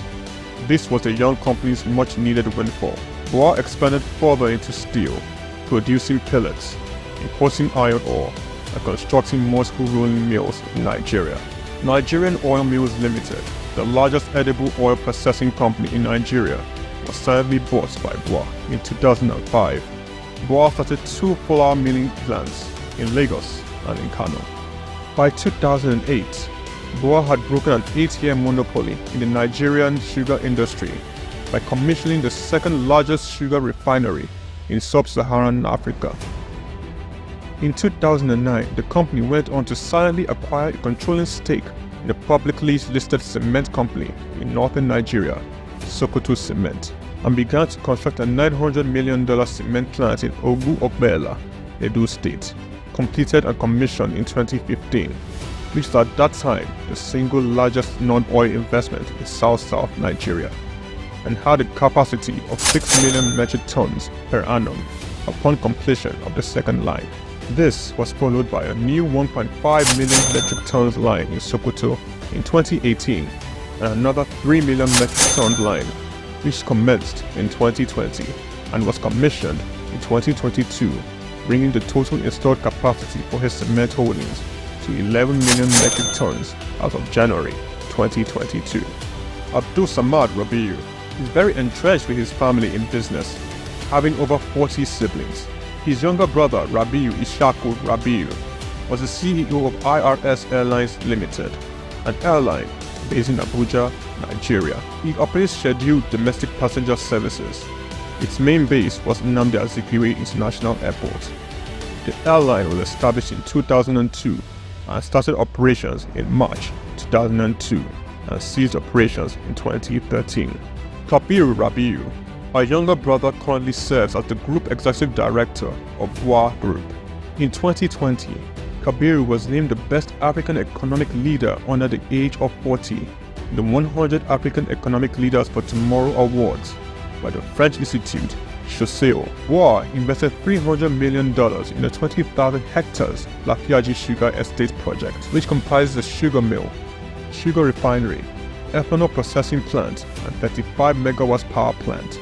The company also built an export-focused refinery in Port Harcourt, the only destination sugar refinery in sub-Saharan Africa. Abdul Samad Rabiu is constructing a 200,000 barrels per day petrochemicals refinery in Akwa Ibom State, Nigeria. The agreement was signed with Access of France in August 2020 for the refinery aimed at serving Nigeria and the West African petroleum refining needs. It is expected to be completed and operational by 2025. The privately owned Ogun-Ogbela Cement Company was in January 2020 merged with the publicly listed Cement Company of Northern Nigeria, where Abdul Samad Rabiu already held a controlling stake in the $3.3 billion transaction, and BUA Cement PLC was born. Abdul Samad consolidated all his food businesses in sugar, edible oils, rice, flour, and pasta milling into a new company, Bois Foods PLC. In December 2021, it was listed on the Nigerian exchange. Bois Foods emerged as a consumer goods leader in market capitalization, experiencing a phenomenal 206% year-to-date appreciation. Share prices soared from 65 naira per share in December 2022 to the current value of 379.9 naira per share as at 24th March 2024. In terms of fundamentals, Bois Foods exhibited robust financials with a 54% increase in profits to 105.6 billion naira in the first 9 months of 2023. Revenue witnessed an impressive 80.95% year-on-year growth, reaching 524.428 billion naira. and return on average equity stood at 43.42%. Despite challenges, Rabiu strategically increased its direct shares in Boa Cement by 56.37%, totaling 96.12% ownership. This move, executed on June 26, 2023, demonstrates Rabiu's confidence in its company's future growth. Boa Foods plc and Boa Cement plc companies are among the top 10 most valuable publicly listed companies in sub-Saharan Africa. From a relatively small company in 1988, Boa Group has grown to a world-class conglomerate, contributing significantly to the country's GDP while providing employment opportunities for tens of thousands of Nigerians. Abdul Samad Rabiu's philanthropy is silently second to none. He founded the Abdul Samad Africa Initiative, ASR Africa, an African-focused fund for social development and renewal which seeks to support Nigeria and other African countries in the area of health, education, and social development. In October 2022, Abdul Samad Rabiu, through ASR Africa, donated $500,000 to the United States Agency for International Development partner on tuberculosis control, HIV, and gender-based violence prevention efforts in Nigeria. Development of a 7.5 billion naira 200-bed specialist hospital in Kano State during the global COVID-19 pandemic. Abdul Samad Rabiu championed Nigeria's donation to this COVID-19 intervention by a single individual or corporate donating, amongst other things, 1.35 billion naira to the COVID private sector coalition, 300 million naira to the Presidential Task Force on COVID-19, over 1 billion naira in cash donations to 10 state governments across the country, 70 ambulances, medical equipment, face masks, provision of foodstuffs for over 1.5 million persons in Kano, Lagos, and River States. ASR Africa Initiative donated a 4 billion naira police hospital in Abuja and donated 1 billion naira each for 6 universities across Nigeria through the ASR Africa Tertiary Education Grants Scheme for infrastructural development. The beneficiaries of the 6 billion naira tertiary education grant schemes are Ahmadu Bello University, University of Ibadan, University of Maiduguri, Nnamdi Azikiwe University, University of Ilorin, and the University of Benin. ASR Africa Initiative also donated 2.5 billion naira each through its tertiary healthcare development grants for health projects across 4 geopolitical zones in the country. These are in addition to 5 billion naira donated to build the first teaching hospital in Akwa Ibom State, donated 10 billion naira to the Security Support Fund of the Nigerian government. Abdul Samad Rabiu was awarded the 2022 CEO of the Year at the African CSR Awards, 2016 African Industrialist of the Year Awards by the All African Business Leader Awards, the 2022 Sun Man of the Year Awards, 2020 Vanguard Business Person of the Year, and the New Telegraph Philanthropist of the Year 2021, a recipient of several honorary doctorate degrees from various universities, including the University of Benin, Nasarawa State University, Sokoto State University, and Crescent University. Abdul Samad Rabiu is a fellow of the Institute of Directors, and he currently holds the prestigious Nigerian National Honors, Commander of the Order of the Federal Republic, CFR, Commander of the Order of Niger, CON, as well as the highest civilian national honor in Niger Republic. Abdul Samad Rabiu is married with children. His children are Mustafa Khadija Kuki Rabiu, Ishaku Khalifa Rabiu, Junad Rabiu. On the 22nd of January 2024, Forbes estimated Rabiu's wealth at $5.9 billion, putting him as the 6th wealthiest man in Africa and 508th in the Global Billionaires Club. The family man, the silent achiever, the giver, Abdul Samad Rabiu.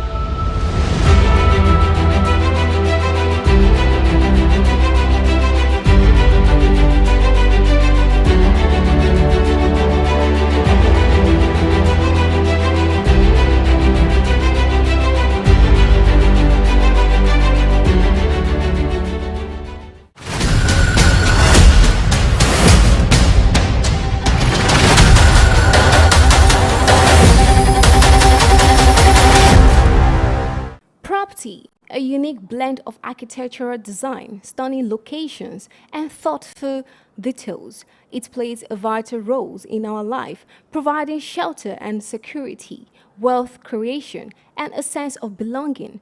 Properties leave a legacy for future generations, create business opportunities, and convey social status. The real estate market is constantly evolving with trends and prices shifting in response to economic, social, and environmental factors. In-demand properties include sustainable homes, multi-generational homes, urban condos, and suburban single-family homes. The real estate market is a dynamic and ever-changing landscape influenced by economic, social, and environmental factors. Otumbagbemi Oyeneyi, an expert in the field, shed more light on the real estate industry. The trend now, and that is where terraces are coming in now, so that you can have multiple, one bed apartment and all that, all structured together in, in a small space of land. So that is a trend. Developers are now building smaller apartments that are easy to sell or easy to rent or lease. Affordable housing initiatives are on the way to provide options for low-income earners, while luxury properties in cities like Lagos and Abuja cater to the growing middle class. Commercial properties such as office space and retail centers are also in high demand due to economic growth. Globally, sustainable living and smart homes are gaining popularity, with eco-friendly properties and integrated technology becoming increasingly desirable. In Lagos, there have been commendable innovation through this industry. The low-income earners definitely, we just have to wait. In a civilized environment, that is where government comes in to bring SOUQ to create opportunity, mortgage, and things like that. We don't have an effective mortgage system yet in the country.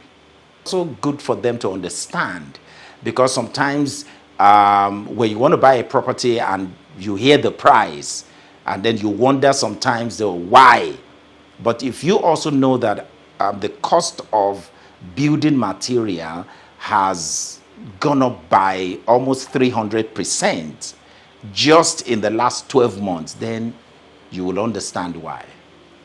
So it's easier for you to, appreciate the value and then the cost. Yeah, we are talking to governments to liberalize the mortgage system to make it affordable and accessible to the ordinary citizen. What the government has done so far is to, through the Federal Mortgage Bank, to ensure that civil servants and all that can access it, through their pension. But what about the market women? What about the, drivers? Recently, the government is actually trying to do something in that regard to make housing. In fact, there is a program now where the government wants to set up or construct 1,000 housing units in every state. A committee is already set up, and they are already going around all the states for the state governors to allocate, land where this is going to take place. So government is already doing something on that. In other parts of the world, median home prices vary widely, ranging from $200,000 in the US to over $1 million in cities like Hong Kong and Singapore. Understanding this trend and cost is crucial for buyers, sellers, and investors to make informed decisions and capitalize on emerging opportunities in the ever-changing real estate market. Praise Matthias for SOUQ News.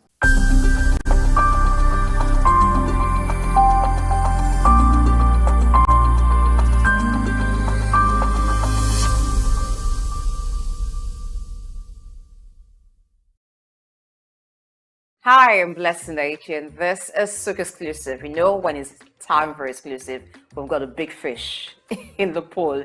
All right, this time around is JJ Ekwega, the name that comes to mind when you're talking about talent relations globally, you're talking about media consultancy, as she has been publicist to renowned artists such as the late Judge Michael.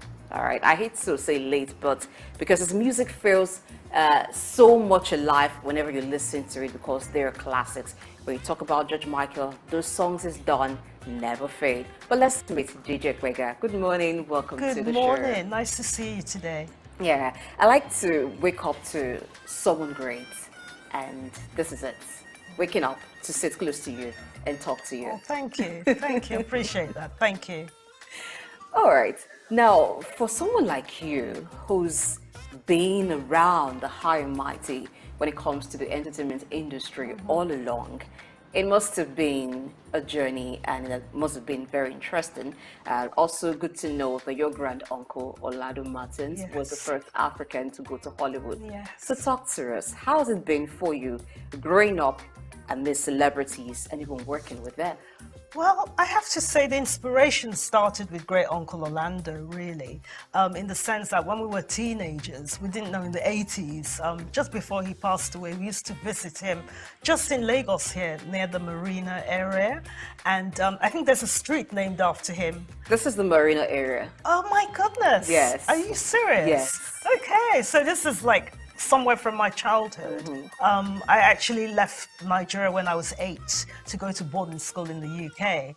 And the journey, I want to say, was almost accidental, because I went to university in California, University of Southern California in Los Angeles. And I did want to study international relations, diplomacy, because I studied French, Spanish, and I have colloquial Arabic as well. So you'd have thought I would go into something where I would use my languages more. But I ended up at university in Los Angeles. And where is that the capital of? Entertainment. So I fell into entertainment. There was no other route to take. And ended up working in media relations. My first job as an intern. I was thrown into this agency and they said, oh, you're going to work for this gentleman called Michael Levine.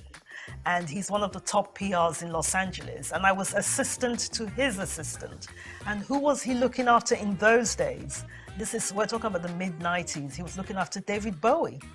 So I ended up working in my first job as an intern. I was unpaid, so it was like a student job, working for the PR for David Bowie. So that's where my journey started. So it was almost accidental, because I didn't actually choose it. It kind of chose me. All right. Even though it was accidental, you wanted to become a diplomat. Yes. But you stumbled into entertainment. Yes, I working did. as a publicist. Yes. What was it that kept you and you decided to make it your thing? I realized that it was a vocation, that's something that came from the family. Going back to great uncle Orlando Martins, I came to appreciate in time when I told people that as a child he would show us pictures of him with Ronald Reagan or the great Audrey Hepburn, the actress from Hollywood, and other people, and we didn't appreciate it at the time. And when I told the story, when I went back to Los Angeles, people would be like, but we know your great uncle's films. We've seen him in Hasty Heart. We've seen him in The Nun story with Audrey Hepburn. That was your great uncle? He was so eloquent. Because what was so good about great uncle was that he spoke Yoruba in his roles. He would never just make up gibberish. He'd say, no, I have a language, I'm Nigerian. And that pride, I think it came down to us. And my brother Babatunde and my sister Yewande were so lucky that we were around him as children, because he instilled that thing in us. So when I fell into entertainment when I was in LA, it was a natural progression. And I just thought, no, I should do this. He was an inspiration to me. So I think that's what kept me going on. Did you ever find yourself in a conflict from being the publicist, the one who's behind the scene, working it out for the artist, and wanting to be in the stage, like being in front of the camera, being the artist yourself?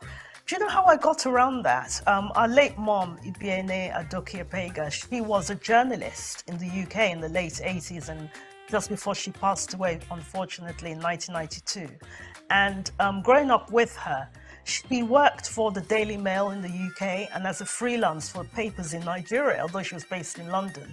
And one way of me conquering that was also doing my journalism side of things, because my degree was in communications and journalism. So I went into journalism in the sense that I worked for a number of sites like HuffPost. I worked for something called the Luxury Channel, and I was a contributor for news websites. And I also did CNN Showbiz because I had a little spurt at CNN, which I loved. And that was a way of connecting with the entertainment side of things, interviewing people, going to events, writing up stories about movies, about special events, covering the Oscars, the BAFTAs in London. So that was a way for me to go around it, if that makes sense. It does make sense. And I see that you've got experience all round from media to entertainment. Yes. Now, when you first met the big artists, in fact, when you were asked to relate with someone like David Bowie, how did it feel for you for the first time? I'll tell you a quick story. When I started the job working for the publicist that looks after David Bowie, on the second day I was told, you need to call David's office and you've not got to speak to him and prepare him and his wife Iman. They're coming to London. You've got to give them the itinerary. I was like, I have to call David Bowie? I can imagine that. I was trembling, but I just had to hold everything in and say, okay, he's a human being. Okay, let me just get on with it. And that kind of helped in the sense that they trusted me to do it. But then I had to hold myself together, and sometimes you just go with it. You just go with it. So share with me your experience working with George Michael. I'm eager to know how it must have been working with him, watching him, on TV. I find him fascinating, unpredictable. But working with a man like that, how was it? Oh, it was amazing. I'll tell you, I first met him when in 1990. Well, I say first met him, worked for him. I spent a day with him. When I worked at MTV Europe in the mid-90s, he was doing, this was 1996, he was doing the MTV Awards in London. And during the MTV Awards, everyone's assigned to a different artist. So back in those days, it would have been people like Robbie Williams, I'm a UK artist. George Michael was there. You had the Foo Fighters. You had Janet Jackson. You had different artists. But that day, I was assigned to George Michael, and they said from 9 o'clock in the morning till 9 o'clock at night, you've got to be with him, you've got to get him food, look after him. So you have to imagine that I had to go and meet his car at the stadium when he arrived. It was at the Alexander Palace, actually. I had to meet his car, introduce myself, say, I'm going to be looking after you today. And they call it a talent escort. Okay. I'm going to be your talent escort. And it was just him that came alone. So can you imagine with my idol who I'd loved as a teenager, meeting at the car and having to just be with him all day. I met his parents, which was an honor because his mother passed away the year after. And he was just such a personable person. At that stage, I wasn't working for him. At that stage, I was just starting out in my career in 96. Starting out in my career, one of my second jobs actually at MTV Europe in London and looking after George Michael. And it was because of looking after him that day, and I kept in touch with his management team, that literally, I want to say 12 years later, I worked for him. Okay. In 2008. So for me, it was like a journey, and it shows you what a kind person he was, because he remembered. He said, oh, you were that young girl who was all nervous, and you looked after him, and I just loved your company. Come and work in my office. It's because of him I can say a lot that I'm here today, because he gave me so many opportunities. I met so many people with him. One of the people that was looked after in his office was Donatella Versace. So I did a lot of PR for Versace, dressing all these talents for the Oscars, for the Met Ball, for the BAFTAs, for all the concerts, things like that. So through him, a lot was achieved in my career. Wow, good to know. Now, before we talk about you working with the Academy Awards and what it was like in that aspect of your career, when George Michael passed, how was it? How did you take the news? On that night, it's odd because I was actually just reading a book or something, and my daughter turned to me and said, I was reading something and said, oh, look on the iPad, it just flashed up, George Michael has passed. It was the worst. I still remember it very clearly, 2016. It was the worst night, I must say. And my phone started buzzing, and I got a call, and I wasn't working because I'm currently working with the BBC now, but I wasn't at the BBC at the time. But my best friend was working at the BBC News, and he said, "Jay, you've got to come on. You know, we've spoken to the management and one of the other PRs, but I know you. I want you to come and say something." And it was the hardest. I spent 10 minutes on BBC News, Global News, talking about George. What a wonderful person he was, personable, kind. You know, and when we worked for him, we would get bonuses so we could go on holidays. He was just the kindest, most humble man. He wasn't fond of doing PR, oddly enough. He was quite shy, very shy. Strange. Yes, and he'd say, "Oh, we have to do it," and he'd roll his eyes. "Oh, do we have to?" Like, yeah, oh, you know. But he was such a kind, personable, fun person. One of the greatest bosses I've ever had, and unforgettable. And I think his music, as you mentioned, you talked about listening to him in the office, is beyond time. Indeed, it is beyond time. And when you listen to songs done by George Michael, you don't feel like he's gone. Yes, you feel he's alive still again. alive Yes. and with us. Yes. Well, while you were talking about him, you mentioned that he was a shy person. Yes. That brings us to talking about shy people in the media industry. Yeah. You also reckoned with that in an Yes. interview that you granted, Yes. talked about being shy. Yeah. Sometimes it's hard to believe that you can be around so much buzz. You could be even the person of focus, Yes. but yet you're shy. Yeah. How do you manage that? I think sometimes it's just taking a step back and sort of saying, okay, this is a little beyond me. I mentioned went to some Oscar parties just a month ago. We were in Los Angeles, and we went to this charity event, which we thought would be a friend of mine invited me and said, "Oh, come to this. It's called the Green Charity." I thought, oh, it sounds simple enough, but it was at a very nice hotel. And who should walk in? Zendaya. And she's like the biggest star in the world at the moment. And she said, "Oh, hello, what are you here for?" And I said, "Oh, I'm just visiting from London." And talking to people like that, you kind of realize that we're all human at the end of the day, but we're all giving our gifts in different ways. Like you're here today, you're a wonderful interviewer. Thank you very much. You know, lovely surroundings and everything. So I think everyone has something to give, no matter how high, no matter how the journey is going. I think we're all humans. And the way she, took the time to say, "Oh, hello," and "Oh, what are you doing here? Where are you from?" And I thought that was really nice. And we just connected as human beings. So little things like that help, that you overcome whatever the personality is. Let's get to the Academy Awards now. Yeah. I'm eager to know. Now, being in that space, it's a very influential space. It is. It gives you so much power to do a lot. Yeah. I guess that there are not many Black persons in that space. So working in that space and doing your bit, how has it helped you? And how do you think it has also helped other artists of African descent in the entertainment industry? What have you learned that they should learn? I think we've come a long way. It's getting better. We're not there yet, but it's improving in the sense that there are people now able to make films. Just recently, actually, just this time, a cousin of ours through our mother's related to his father, Miss San Harriman. His father was the late Hope Harriman, who's well known in Nigeria. And he was a business partner of my father's, Ben Epega, Harriman, Epega and Co. They were land property developers, well known in Lagos. Miss San had a film at the Oscars, a short film that was nominated with the actor David Oyelowo in the lead.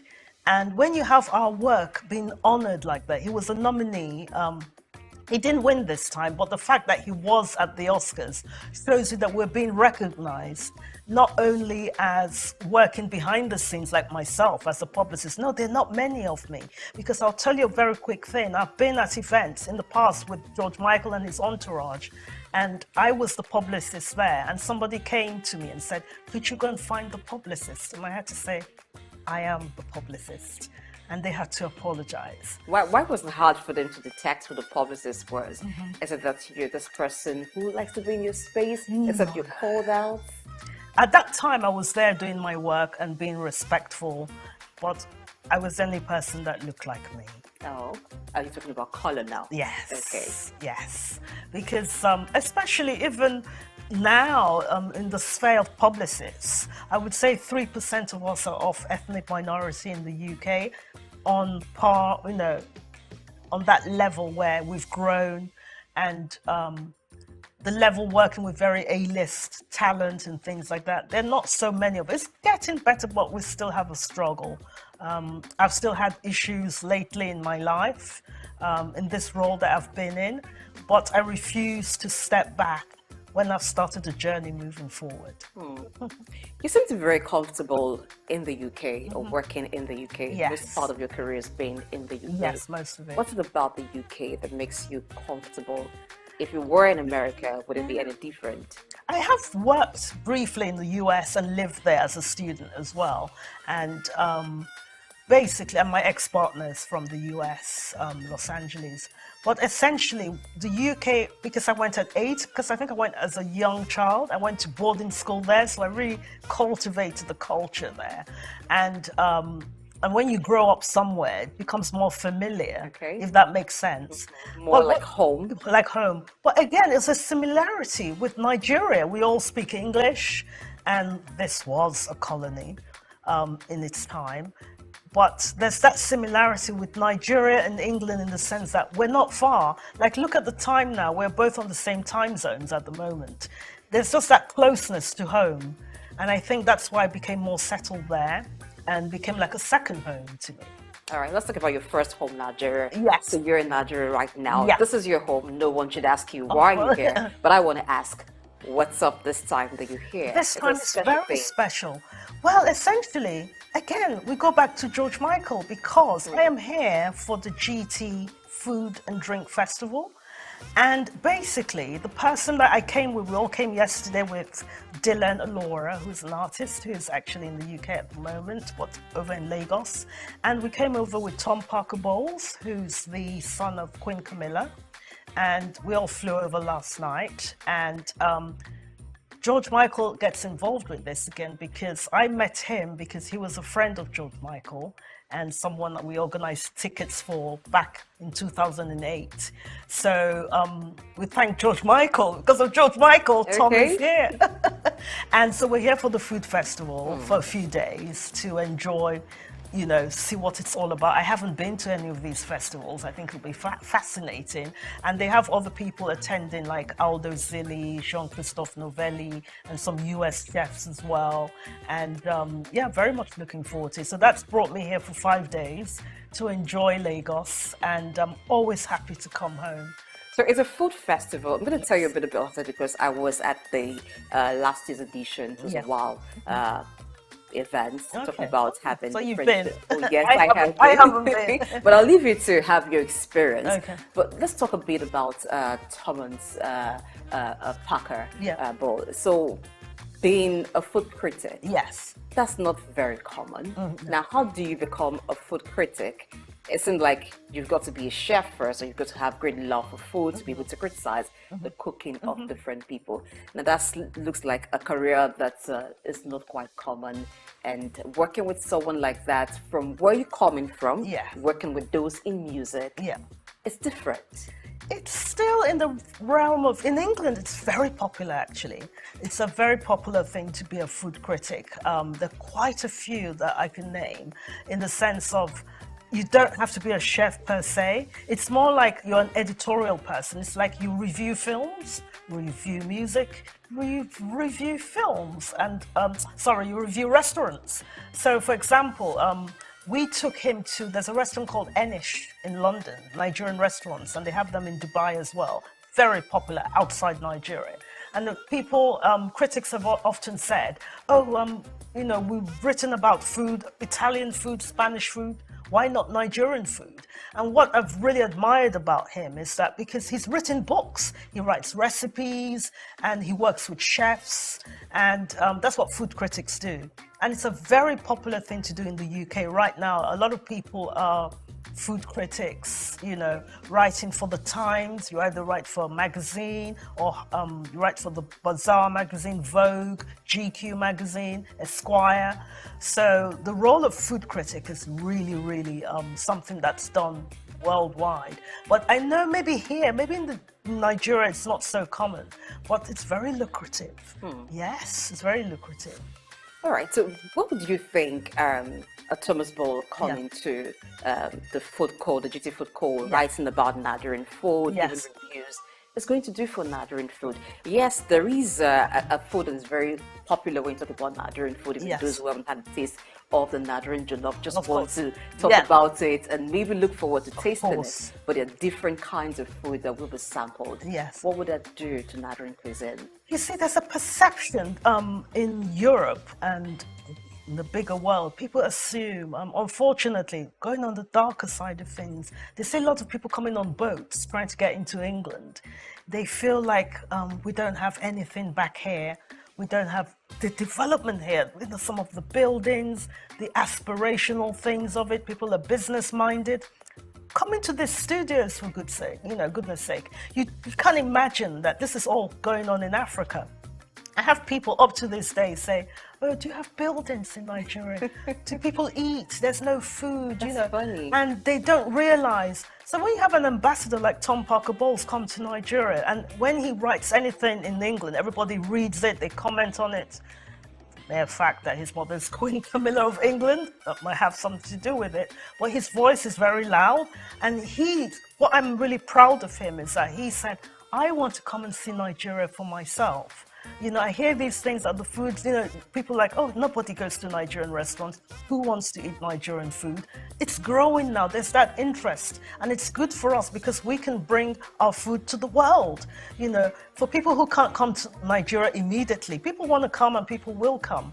But people who can't come, people like him, food critics, can come back with that message that we've been to Nigeria, we see what they do, they're really doing well, they're trying. Yes, there's good and bad in everything, but they're promoting our food, promoting our culture, and it gives us industry, it gives us some business opportunities, it gives us partnership opportunities, and it's increasing our voice in the big global stage. I'd like to get back to your first love, which is being publicist for entertainers. Yes. Now, in Nigeria, we have A-list artists that are known worldwide. Yes. They have managers. Yes. Some of them also have publicists. Yes. Looking at the way they're managed and the way the publicists run, is there a thing or two you think they need to know and understand when working with artists? How could it also help their career? I think to realize sometimes it's not overnight and it shouldn't be so gimmicky. A lot of the time people want Instagram followers and let's do this crazy thing or let's do that crazy. You want it to last, you want longevity. So it might be that, you know, we all love Burna Boy or whoever the big star is. But what I like with people like, I want to give someone an example like Skepta. Do you know Skepta? I do. He is wonderful because he's done things like with Channel 4 in the UK where he's done content with young people to try and bring them, you know, let's take them away from the knife culture or any crime and trying to inspire younger people to do business, to do different things with their lives. So I think what the PRs can do is like use them as like an influence, as a force to say, come into this, you can do your career here. It doesn't always have to be in entertainment. You can be a lawyer, you can be a lawyer for an actor, you can be a lawyer for a singer, you can be a lawyer for whatever, or you can do different jobs, but just to aspire to do better.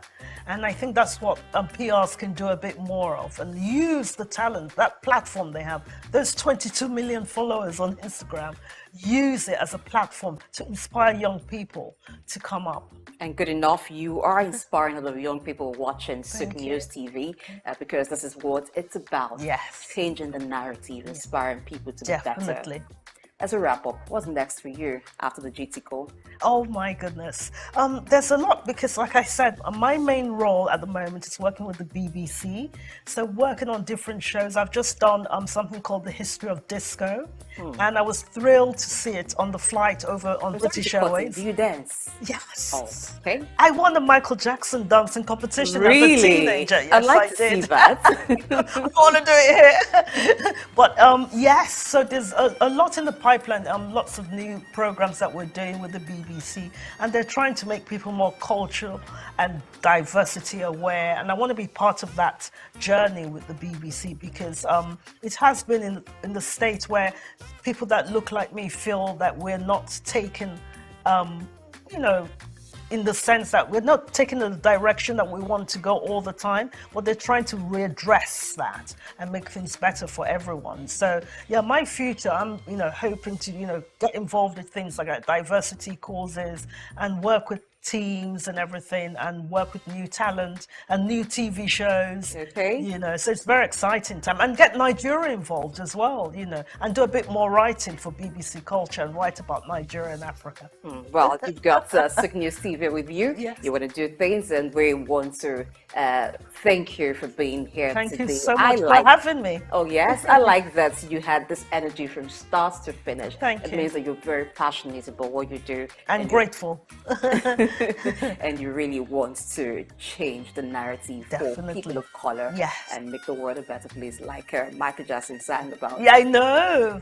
God bless his mind. So. And God bless the soul too of Amen. George Michael. Amen. Amen to that. Thank you. Thank you. It's a wrap on SOUQ Exclusive. We've been talking with, I like to add the to him. I hope the GD would not be angry. The JJ Ekwega, because this woman is awesome. Trust me, it's never been a dull moment talking with her. Thank you so much for having me. I've thoroughly enjoyed it. Thank you. Until the next, I'm Blessing AG. Thank you for watching.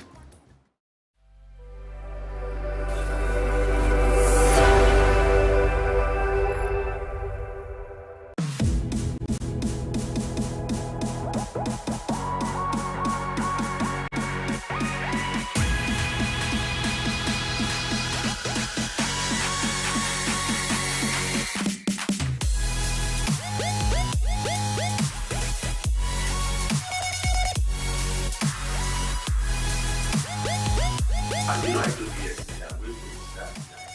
So it's another very interesting angle, the opportunity for us to look at issues related to business, finance, and economy. Yes, it was really, really extremely really powerful just to help you start to inspire you to have.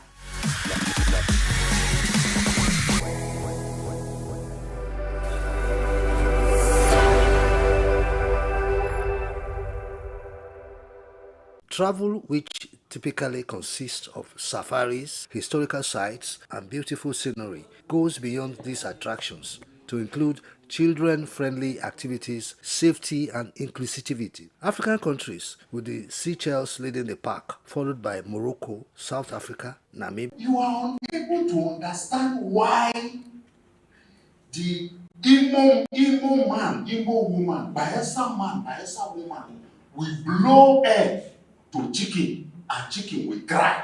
What is, you are the one that don't understand it. You can't understand the science behind it. So what you should do is go and study how to understand it. That was why China closed their border for 25 years. Today, the Europeans and Americans are trooping to China to study TCM. They are in droves. Today, Ayurveda is a full ministry in India. The Global Center for Traditional Medicine is in Gujarat, in India. It became 1 year in March this year. Because these people refused to be intimidated. They even want to scrape us so that we will not talk. Because of the advent of drugs, hospitals, and modern technology, natural medicine in Nigeria have been relegated to the back for the longest of time in Nigeria. This situation has left Nigerians and Africans at large at the mercy of drugs produced abroad, as opposed to the effective, potent, and curing ability of leaves and roots. The Nigerian Natural Medicine Development Agency and natural medicine practitioners have partnered with Femi Walsh, owners of SOUQ News Television and the Isle 104.9 FM. The Memorandum of Understanding was signed at a meeting held between both parties on Wednesday, July 7, 2024 in Lagos. You can just cross it. You just cross one line. Yes, assign it to God.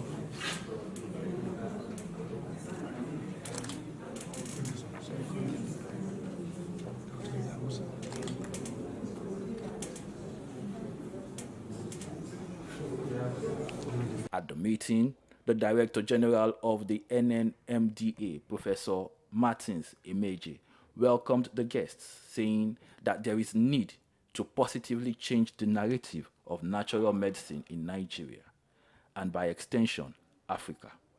According to Professor Emeje, SOUQ News Television and the Isle 104.9 has the capacity to showcase the tremendous studies, research work, and products coming out of Nigeria to the world. So I believe your coming on board is also at a very critical period. So that, yes, you know, when we talked the other time and you said that because of our activities, people will start saying they want to be DJ of that, let them come and do. Yes, it is better for us to be known, to be lucrative, to be functional, so that people will compete to come and be DG, than for us to be obliterated. Do you understand? Because no matter how you do DG, you have expiry date. You will go. But let the organization remain for the benefit of our nation. Thank you very much. Professor Emeje, responding on behalf of the president of Femi Walsh Media, Ambassador Victor Oluwafemi Walsh, the vice president of Femi Walsh Media, Dr. Idahosa Osamanze, said, as Nigerians, we talk down on Nigeria a lot. The beauty about what we're doing is that we also know that the end of Pulse television is coming close to an end, because the Gen Zs, they don't watch too much of television, they are on their cell phone. And so we adopt the over-the-top technology as a company to distribute our content, both in Africa, Asia, and America. Yesterday, I was still talking to a friend of mine, I met him in Toronto, who's giving us an inroad into the Caribbean, where our brothers are who were moved from this place. So we show to the world what we are capable of doing, and this will attract attention of the world to the agency. I said to Prof the other day that I know that very soon people will be struggling to become DG of the agency, because now there's no budget in it. That's why people are not struggling. But very soon budget will come to it, and then everybody can live a decent and good life. So it's a pleasure to partner with you and to see how to drive this vision in the next 4 years as Prof is still here. Dr. Osamanze, in the presence of SOUQ News Television's Chief Responsibility Officer, Sam Orowuje, Business Manager Shade Uwe, and Chooks John Rogers, appreciated the NNMDA management and staff for a wonderful meeting that has signaled the beginning of a beautiful relationship in times to come. Get ready to feel the pulse of the world around you. Welcome to SOUQ Pulse, your insert track on the stories that matter most. From the hearts of breaking news to the forefront of culture and innovation, SOUQ Pulse brings you the stories shaping our world every week. On SOUQ Pulse, we'll deep dive into the topics that drive our lives, from the latest in technology and science to politics, culture, and investment, courage, and that commitment in spite of the challenges that entrepreneurship presents in Nigeria in particular. Perception is propaganda, malinformation, misinformation can be created for you to perceive a certain thing that is false. Sometimes it's true, but many times it's false. There's no state you go to in the world where you don't see construction that is consistently ongoing. No matter how developed Dubai is, they still construct roads on a daily basis. We are no longer enjoying the light we normally enjoy. And the university vice chancellor said, it now costs me about 300 million, some 250 million to between 250 million to 300 million a month. Governments should develop a particular product that will be of national value and if possible exportable to other countries from their own local government. Whether it's the next big innovation, a political shakeup, or cultural phenomenon, SOUQ Pulse is there, bringing you the story with clarity and context. You're not just only getting informed, you also become a solution. Then the business part of it. Then we talk productivity. Then you know you're on SOUQ Pulse. It's that time of the day where we tell you, go, get your friends, your neighbors, those you quarrel with, those you have issues with. This is time to talk. We tell you, here, we don't keep quiet. It doesn't matter what policies are affecting you. It doesn't matter what the papers, the prints are telling you in your own side or the neck of the wood or your nation, or what business are pushing, profits, losses, what the stock market is talking about right now, what the Asian market is talking about right now. A whole lot of people are running down to their portfolios and trying to grab, sell off, or get some hedge.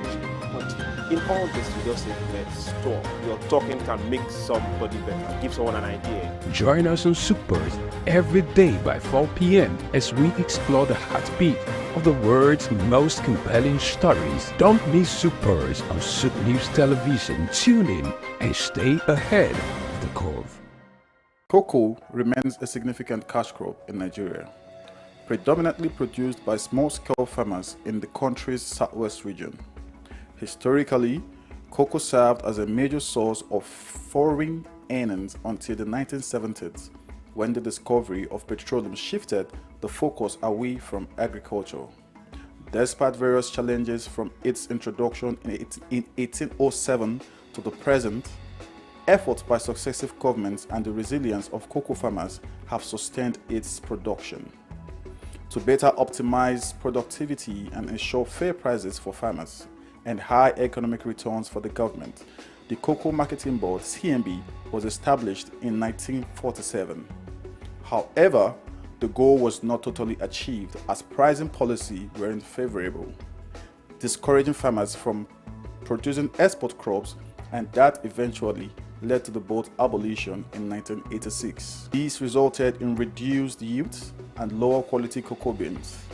Meanwhile, the millennium era witnessed a shift in farmers' focus towards more economically viable crops like oil palm due to the high cost and intensive care required for cocoa production. Cocoa production faces several obstacles, including limited access to fertilizers, unfavorable climate conditions, pest infestation, poor infrastructure, and land shortages.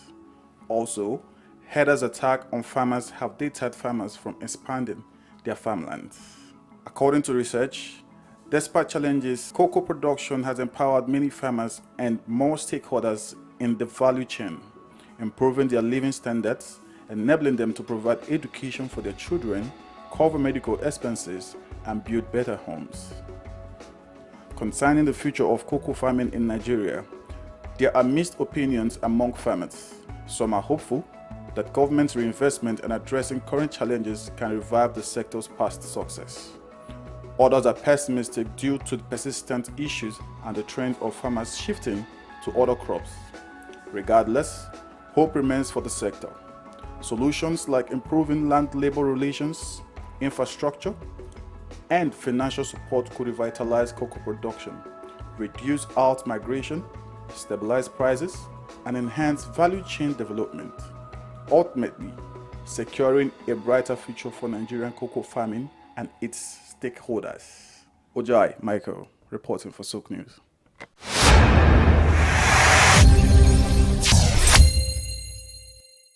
Thank you so much for staying with us on SOUQ Podcast. Like we promised, though, we're going to be bringing to you some of the participants on today's training. Yes, the training is going to be week-long, but it started today, and so far it's been a very interesting one. I could see the participants in there laugh and also respond. It's been very interactive, and quite engaging as well. So we have with us right here, Dr. Irene Akidino, who is a medical practitioner, and she is with the Area Specialist Teaching Hospital in Edo State. She's traveled all the way from Edo State to be part of this training. If you know Area Specialist Teaching Hospital, you must be conversant with some of the strides, medical strides that they've made during the COVID-19 era. They were there and they actually were able to help. As you know, that the medical sector did actually perform well in helping to contain the spread of COVID-19 pandemic. Not only that, when you hear Lassa fever, so one institute that is like the go-to in terms of treatment containing the spread, then you should think Area Specialist Teaching Hospital. So she's here and she'll be talking to us about the change narrative in Nigeria. People say we have lots of policies, but what have we gotten from the policies? First of all, you traveled all the way to be part of this training. How has it been for you, day one? Well, thank you very much. I have no regrets. It's been quite engaging, enlightening, and I think the interactive aspect has really been good. So far the facilitators have been amazing.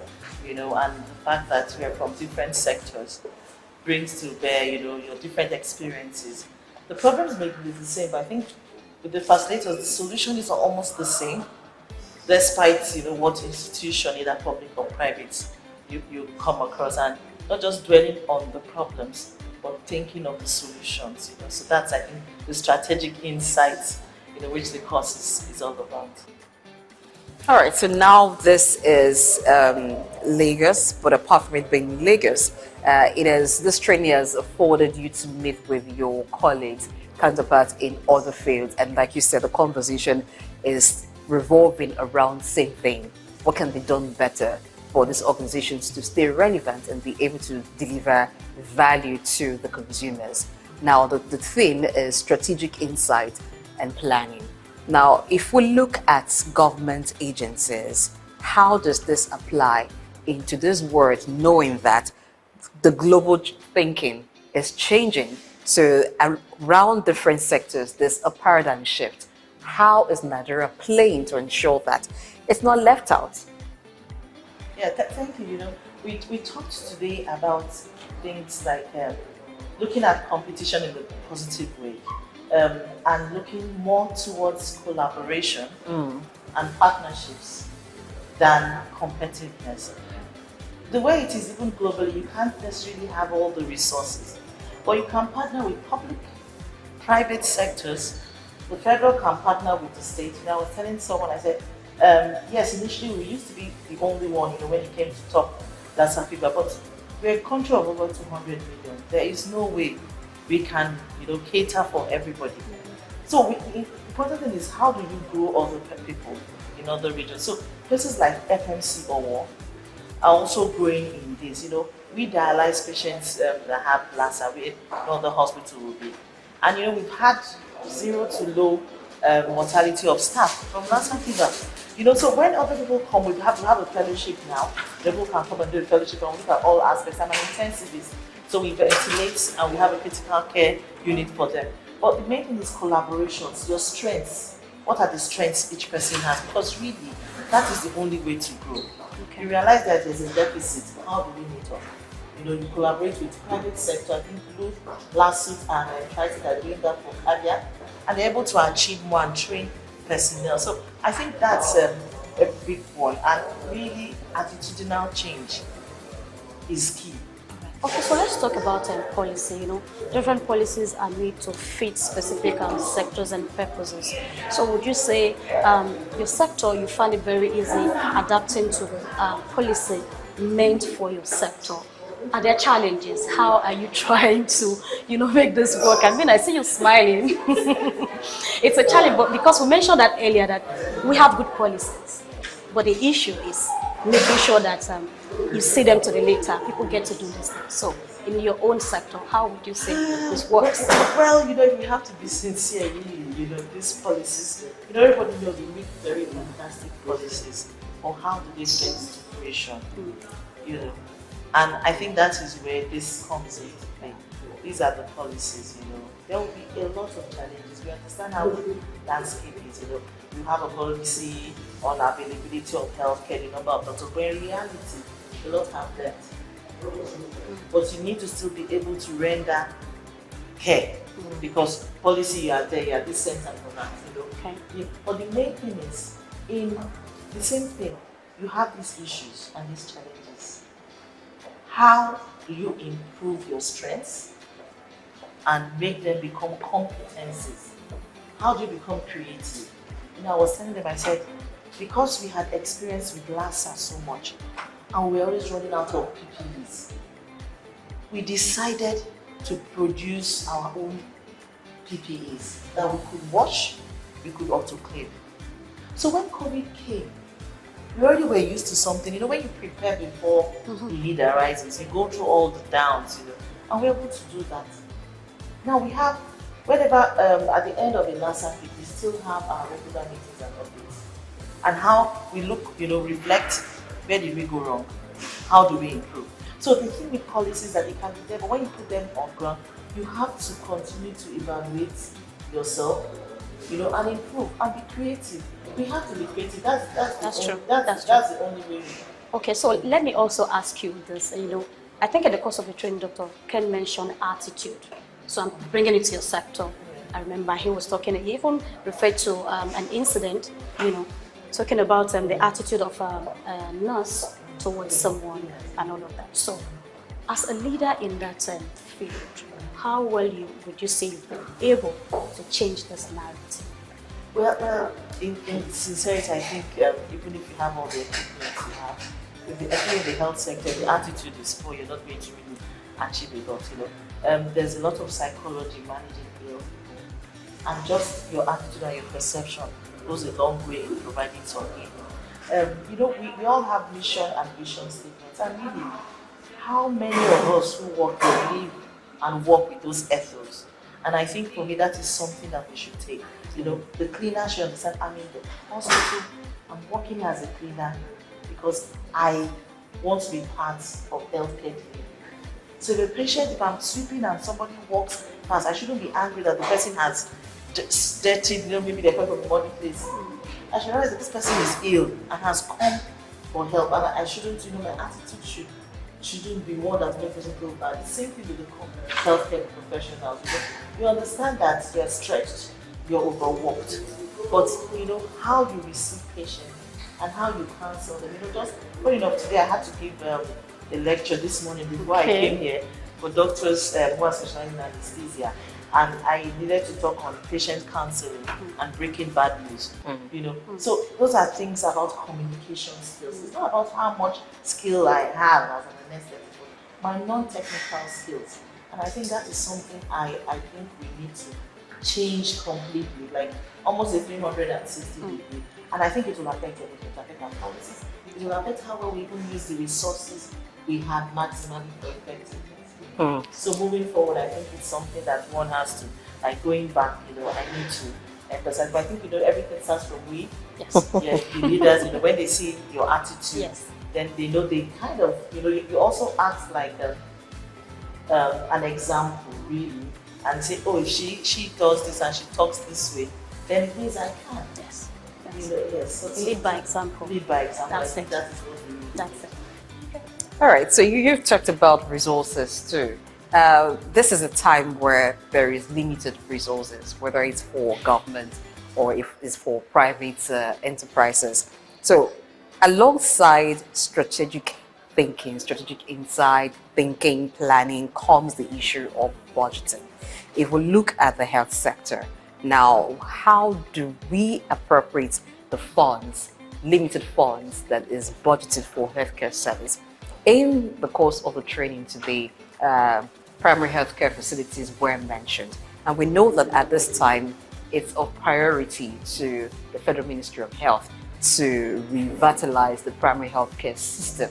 But when we come to budgeting for them, equipping this primary healthcare system, does it look actually that there is a lot of thoughtful thinking and planning into how the primary healthcare system should work and meet the needs, deliver value to the consumers of healthcare?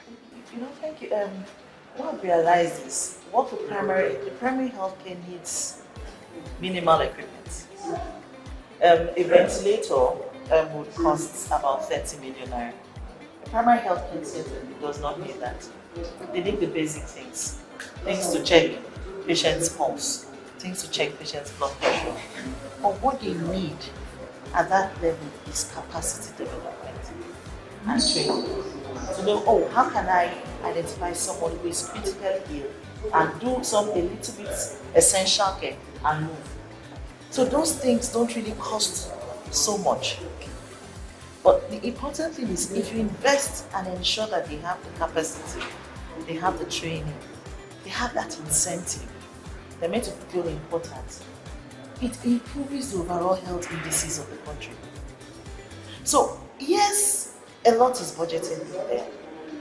How well is it being utilized? And I think because I go to a lot of places, because I also do a lot of non-governmental work. I'm the president of the Medical Women Association of Nigeria in Edo State. So we do a lot of training, advocacy, and we go, to talk to, health care workers and all of that. And realize that they just need education, they need incentive. They also want to feel that they matter in the overall health. And they really matter because they're the ones closer to the people. The community, people in the community feel comfortable with them than coming to the hospital I work. Because there's that personal relationship. Yeah. So I think investing in primary health care is good because it will improve the overall health indices. But capacity building is key in doing that. And I will hope that we will have that the insight and the zeal to do that and provide such in all the communities. Okay, I'm going to take it from here now, the insight. How do we get the insight as to the exact need of the people? We're looking at the medical field now, or the medical sector, because that's your area. Now, it's one thing to say, let's focus on the primary healthcare sector, and that's a way to ensure that healthcare gets to those at the grassroots. But how can these things be linked? So, someone goes to the primary healthcare, like you mentioned that the primary healthcare center doesn't need much equipment, but if the case becomes severe, because people go there for basic healthcare needs, maybe they're not feeling very well, for mild ailment, but where they're diagnosed with something more severe, then there's referral to a secondary healthcare system. You find that in some localities where you have primary healthcare centers, the nearest secondary healthcare facility is so far. So it's kind of hard for people to just move like from one level. So if it's very severe, then you easily move to the next healthcare facility that can attend to. Is that a missing link? Is that why sometimes certain policies that are supposed to yield results at the implementation stage seem not to be giving the right results? How can this be corrected? Yes, it's those are part of the things, You have to realize that there are a lot of delays in accessing healthcare and reducing all these mortality indices. From your home to the hospital, that's another thing. From the hospital to a referral center. Now, ideally, everything comes to get to even the primary healthcare center, the roads may be bad. So even if I know I should get them, I can't even access. But another thing, the very important thing is that these healthcare centers should have ambulances. Means to move patients from the primary. It shouldn't be their responsibility anymore to say, oh, I have to now think of how to move myself. And you can domesticate this. You see these tricycles have been used in places like India as a means of moving person from the primary health care to a secondary health care. And that responsibility is not borne by the patient, it's borne by government. I should be able to transfer a patient, even from my facility, to another facility that does more of the cardiac issues if I can't handle that, or in neurosurgical if we have limitations. Now, who bears that responsibility? Should it be the patient or the government? It should be the government. Because the person has come to a government facility to seek care. And we all understand, you can't have all the facilities in one place. So you also have, like, we talked about the ratio of doctors, and I realize that we are far from ideal, but the thing is, if you need to repair that bridge, the ambulance services, it is responsibility of government. You have trauma centers, but if I have a trauma on the road, is there an ambulance that will pick me and take me to the closest trauma center, or I have to wait for passerby and good Samaritans who will take me, and sometimes they even increase the mortality in moving critically ill patients, you understand? So it's, I would say it's complex. Sometimes it seems daunting, but I think it is something that can be done. You see other societies and see, oh, these policies they've had, how did they, you understand it. And you should try and replicate, not in full, you domesticate it based on your needs, environmental factors, and all of that. But see how it works. I don't want to believe, oh, there's a problem that cannot be solved, because I think that's why we are humans and intelligent. Okay.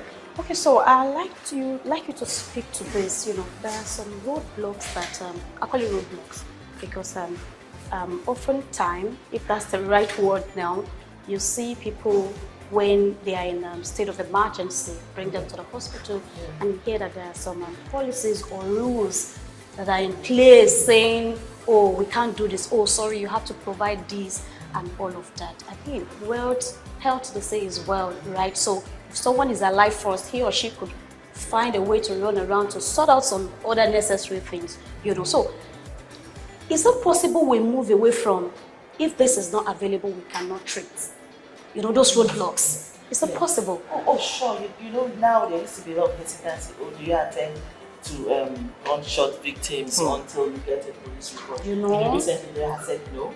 You attend to them while in the process of doing that. And I think it's wrong to tell people to pay before attending, because that is where that is what you call emergency. In the first 24 hours, and that is critical in survival. Because I could be walking across the street, I wouldn't take my ID card, I probably didn't take my phone. I get knocked down by a vehicle. I get to the hospital, I'm unknown. Yes. Because at that point, nobody knows who I am. But that doesn't mean I'm not even on a health insurance policy and all that. But it is important at that point in time to offer emergency and essential critical care. And that is something we're trying to advocate really, to ensure that is available for 24 hours. Able to give oxygen the patient needs, and stabilize that person in the first 24 hours at least. Subsequently, you can now find ways, and I think a lot of hospitals are actually changing that narrative. However, where I work, I can only speak for where I work in the ISTH era. For the first 24 hours, sometimes extended, you get emergency care. All right. I want to believe that is happening because it's a policy of the management that treatment should come first before other things while they're on the process. Okay, so this training that is for top level managers, I believe that all of you will go back to your respective organizations and begin to implement the changes via policy initiatives and all that. But we also find that in some organizations where policies have been made, the policies are not even understood by those who I may want to refer to as foot soldiers in questions, those who are on the ground to carry out the activities, the functions necessary for the full implementation of the policies. Some of them are not fully informed, they do not understand it, and sometimes there is no buy-in. And when there is no buy-in, you don't expect that people will do what is necessary to have this. So it doesn't really work. On paper, you have this policy, that policy. For instance, the issue of treatment or payment before treatment.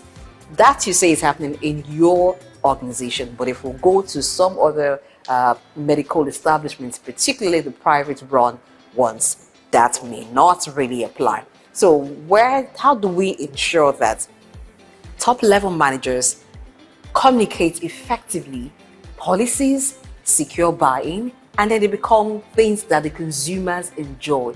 Even to what you were talking about when we talk about the primary health care, the ambulance situation that happens in other countries where the tricycles are used in that training, I also listened, yeah, and I got a part of it when the facilitator for today, talking about Dr. Ken Kenwa, who was talking about the client's functions or consumer functions. So what you need to actually deliver the service that your consumers are expecting to get from you. So what is the role of the manager in all of this? Communicating the policy and also ensuring that the client functions are available, even the technology, and so everything is well structured to meet that goal. Well, you know, the thing is really, you come here and you get all the stuff, you feel ginger and you're ready to go back to your school, like, I'm going to cause so much change. But you know, it's very important to cascade it down, you know, because of course, you know, they have units and unit heads. And so it's important going back, you cascade and ensure it goes down. But the important thing is also monitoring and evaluation. And performance indices, you know, what do you expect? And come back and have a discussion in the next month or 3 months. Should I do an evaluation?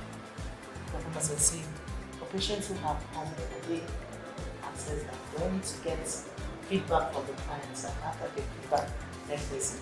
You know, do I need to develop musician's website and let clients know they can go there and give us feedback on, oh, when I came in, how long did I spend the whole day before I saw a doctor in the clinic, or I came and I, you know, because I had booked the appointment at some time and I didn't want to be kept waiting, and I did see, or I came by 7 a.m.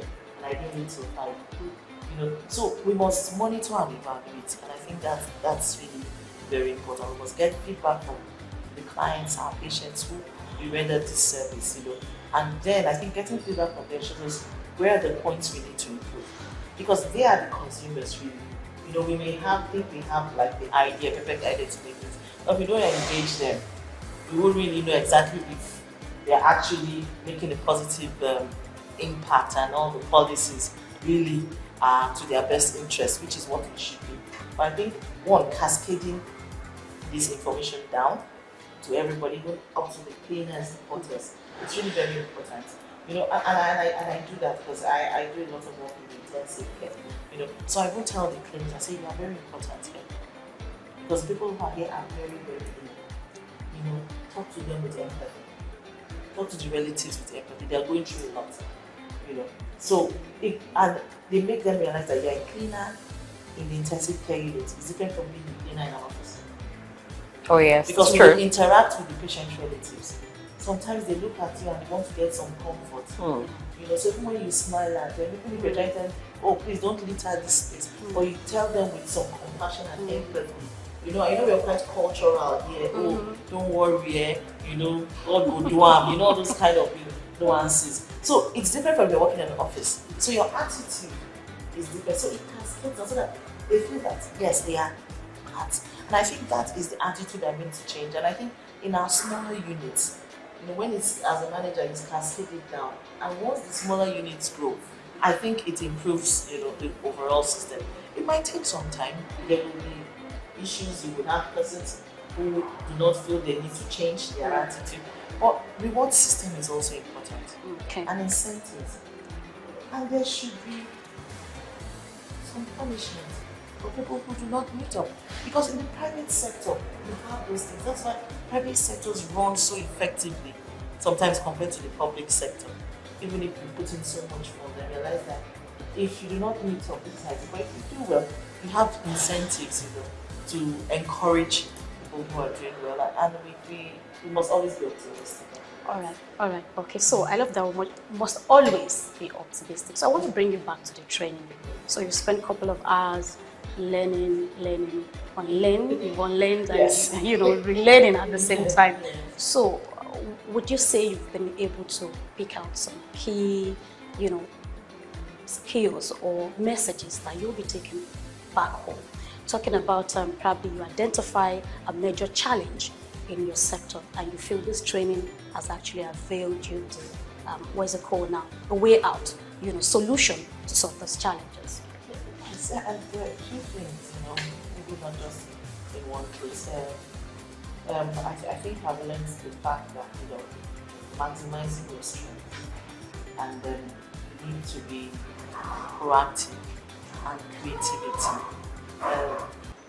The idea that you don't necessarily need to like someone if somebody has those strengths. Maximize the person's strengths. You know, usually we feel, oh, I really don't like you, so I don't really want you to work in this office, even if the person has the capacity.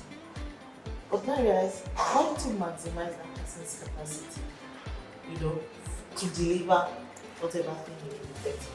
Then I think the key is collaboration. Because some of us in public institutions, we all want to, oh, this office is the best. We're the best, we're better than this other one.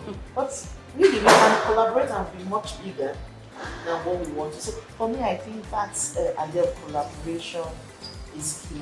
Attitudinal change is really key, and letting everybody's decision be linked to the vision and the mission of the institution.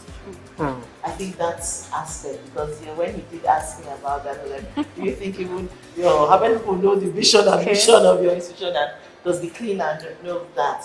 Because if they're linked to it, it changes a lot. Well, you just took the question out of my mouth when you talked about collaboration, because in there it was quite an issue when the facilitator for today's session talked about moving away from competition to collaboration. Yes, you can have competition in the private sector, but when it comes to the public sector, it's more about collaboration. And I think that's what's missing. That's why it seems like everybody is fighting one person. Some agency wants to be the hero, and while others feel like, well, what can we do? So there's like a superiority fight and all that. Well, thank you so much, Dr. Mrs. Irene Hideno, who has been with us here on SOUQ Podcast. She's a participant at the ongoing ADSC, that is African Development Studies Center, and the National Institute for Public Strategic Studies here in Lagos. So she's not the only one. We promised you, and we're actually delivering on what we promised you, that we'll bring to you some of the participants as well as the resource persons. The show continues, or rather, the training continues, meaning SOUQ Podcast will continue tomorrow. We're bringing to you the facilitator and all the participants, so you need to stay tuned so you can be up to date as it concerns happenings here at the ongoing ADSC NIPS training. I am Blessing AJ. I've been doing this today with Grace Komalafe. Thank you very much, Blessing. Like I said, it's a pleasure doing this with you, and I hope I'll be here again tomorrow. Oh yes, of course. Yes, we'll do this together tomorrow again. All right, till tomorrow, we'll see you.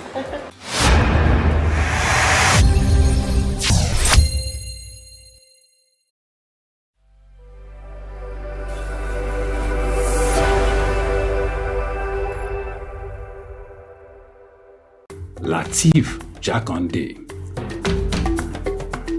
Born Lateef Kayode Jakande in the Ekbetedo area of Lagos Island, Lagos State, on July 1929. He studied at the Lagos Public School at Enowa, Lagos Island, then at Bonham Memorial Methodist School, Port Harcourt, King's College, enrolled at Ilesha Grammar School, where he edited a literary paper called The Quarterly Mirror. Jakande began a career in journalism in 1949 with the Daily Service and joined the Nigerian Tribune in 1953. The owner, Chief Obafemi Awolowo, appointed Jakande editor-in-chief of the Tribune in 1956. Jakande established John West Publications in 1975 after leaving Tribune and began to publish the Lagos News. He served as the first president of the Newspaper Proprietors Association of Nigeria, NPAN. Jakande ran for election as executive governor of Lagos State in 1979 on the Unity Party of Nigeria platform. His administration was effective and open and implemented the cardinal policies of his party. He introduced housing and educational programs targeting the poor, building new neighborhood primary and secondary schools, and providing free primary and secondary education.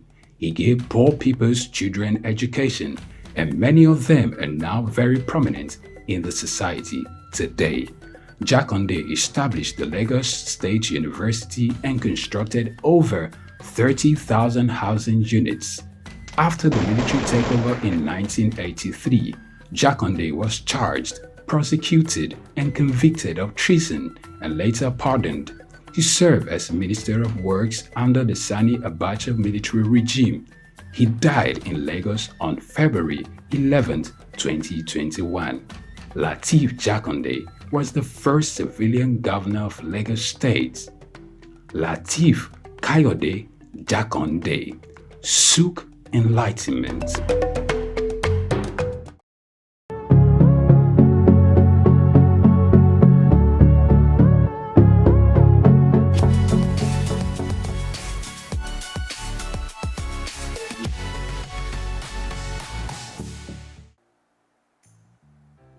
In 1957,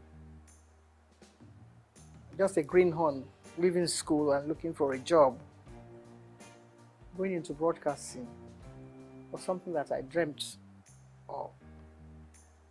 But that's only meant going into radio, because my old school, Holy Child College, still on the same site in Obalende, 2 streets away from the old NBC.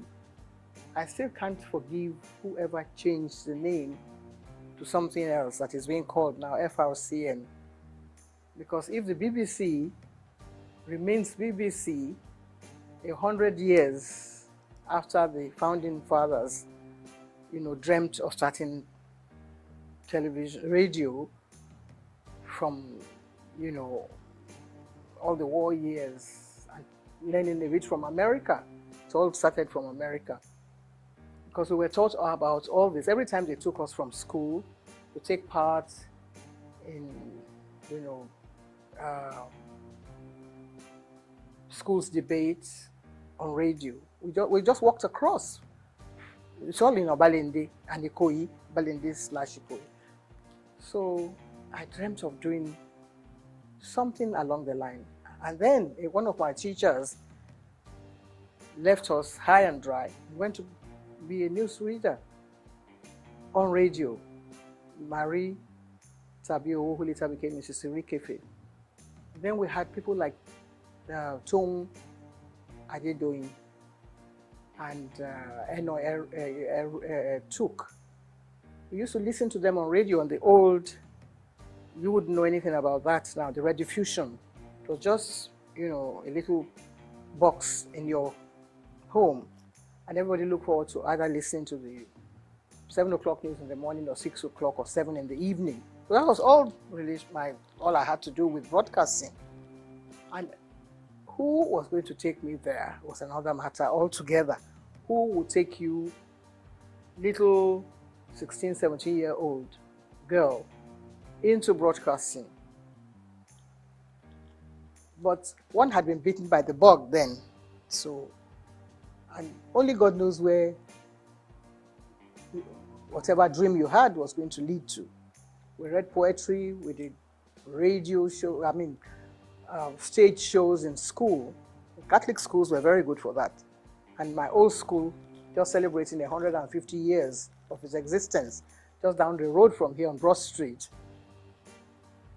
The nuns, they were all white nuns. No Nigerian nuns at the time that we were growing up. So all the dream they had, this kind of dream that we have now, going to England, but they were coming here to teach us. So I had learnt a lot of poetry, I had taken part in Festival of Arts, and I had gone to, the biggest hall we had then was at King's College, which was also down the road. Means of transportation was your SS foot. No BRT, no bicycles or whatever. So we did it all just walking around and learning from our teachers. And of course, our mentors were the nuns, like I said. So in my wildest dream, there was no way that I was thinking of going into anything like broadcasting. That is going back to answer your question. But they had a lot of plans for the girl child. And not along the religious lines now. But actually, they came to actually engender this whole idea of pushing the girl child forward. And not just me, a lot of us, people like Mrs. Francesca Emanuel, they also went through the whole gamut of all this dream that I'm talking about. Television itself was brand new in the world. I have to talk about radio because that was what I knew as a child. But television, when it started, we didn't even know. Maybe in America, and then it went to Australia, and then to France. No. France came after Nigeria. You wouldn't believe that, would you? That we were number 6.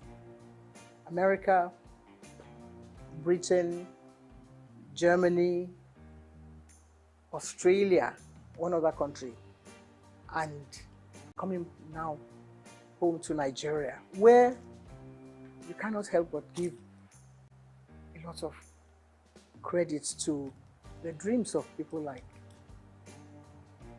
late Chief Obafemi Awolowo and one of his ministers then, Chief Anthony Enahoro. So that's how I believe this whole package was placed on their laps and sold to Nigeria, to the Western Nigeria government. On the radar were lots of other people like me who had dreams about becoming Miss Nigeria. So maybe that will now give you a little background about how I took part in the Miss Nigeria pageant, Western Nigeria, and I became Miss Western Nigeria. Somebody must have fine-tuned some little knots somewhere and said, okay, you probably might be able to deliver. Because you are being interviewed when you go before the panel of judges. And somebody must have said, okay, that's a good material, you can come and take part in this. Before then, we had other people, Anike Agbaje Williams, Oliola Sokwe, who were working on radio. My dream was to work in radio, but then I missed that. And I was nursing, that dream of still going to radio. Never knew what television was all about. So maybe that answers your question, I'm not sure. But I took part in the Miss Western Nigeria pageant and I won. Took part in the Miss Nigeria contest and came second. So that meant that I didn't win. And if one of the, maybe the prize was to go on TV, it wasn't even there. It wasn't written into the, program that whoever did this, but the person was going to go to England. And so Helena Yemeluna, who won that contest, went to London and fulfilled her own dream. But I was still biting my nails, waiting for when I'll be able to get a job. There were other things that girls could do. You could be a nurse, you could be a teacher, you could be an assistant, a dental assistant. All those were things that people, young ladies, can, fulfill their dreams along those lines. They're still there. You still have young ladies. Mrs. Muritala Muhammad, the first time I met her, she was a dental assistant. Little did we know that her husband was going to be the head of state and she would be first. So you see, lots of things were there for the young girl who wanted to learn, who had the talent, and who wanted to perform, and who wanted to work hard. But now I don't know if girls want to work hard. All they want is, the table to be set, and then they come and, partake of whatever is there. It wasn't too difficult at the time that I was picked as one of the people to come and appear in WNTV. The audition was actually carried out before my time. I got involved in so many other things, trying to get a job, something to secure, something, to alleviate poverty.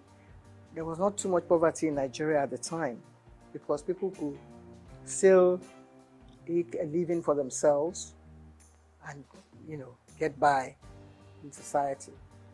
But I was lucky that I had an aunt who was a nurse in the hospital in Ibadan, UCH in Ibadan. And she was married to an Englishman, and the man's friend happened to have been the man, Mr. Mathers, who was brought as one of the technical partners to WNTV. So we met at a dinner party, and just as you and I are chatting, I was only 18 plus. I was 17 when I took part in the pageant.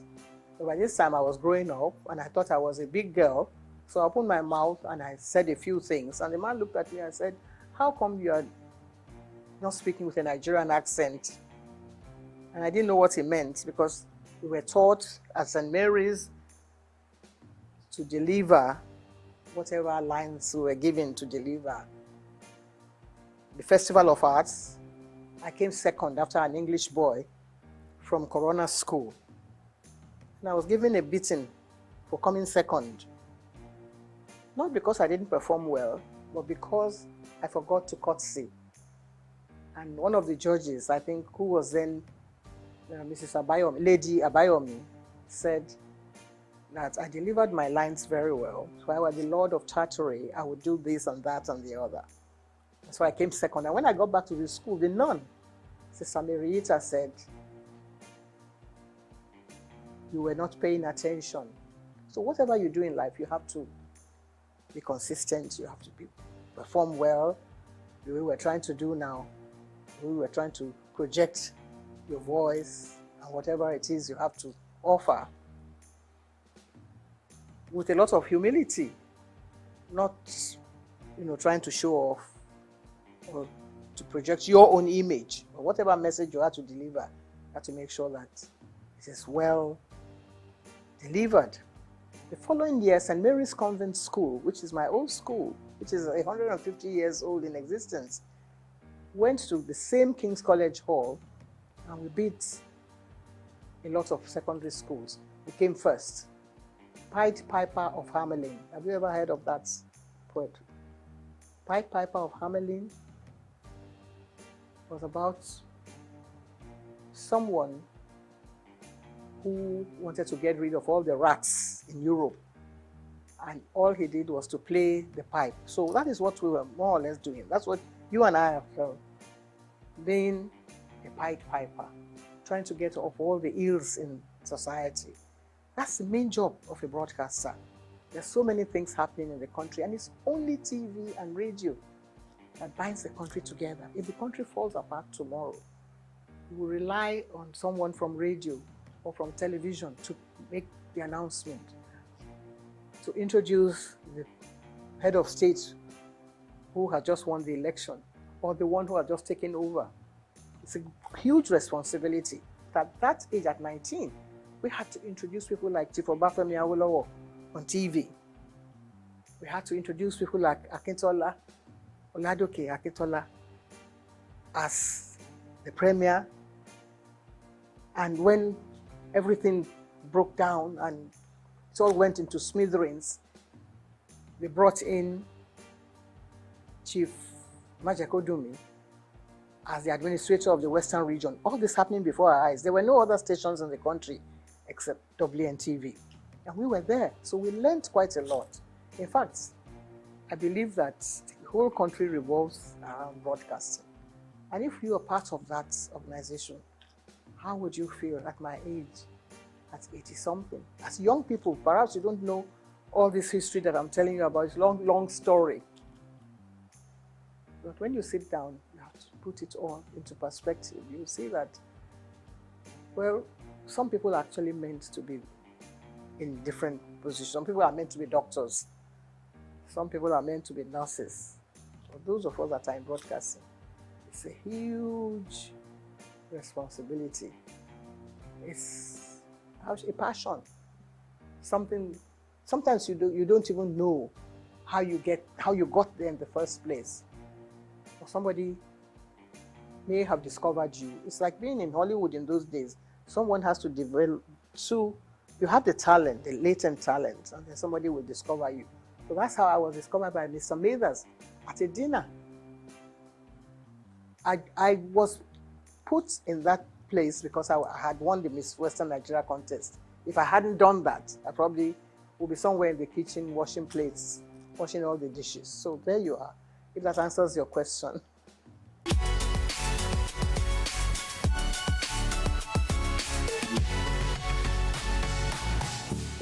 Well, there's no one that actually picks someone and puts you plonk without, I mean, of course, if you don't have any experience on the job, you have no business being there in the first place. But if I had taken part in firefighter of Hamelin Towns in Brunswick, I was only 13. By famous Hanover City, I was speaking like an English person. When I was only a Nigerian, little girl, being nurtured, by my mother, who was a seamstress, how would you ever get there? But you already have that background, that solid background on the rock, as it were. So, by the time I was ready to go on TV, I had learnt from all the other, people that I mentioned their names earlier, like Anike Agbaje Williams. And I wouldn't say it was easy, because you always have that, butterfly fluttering in front of the camera or wherever. I think I took to television like I was meant to be there, with all humility.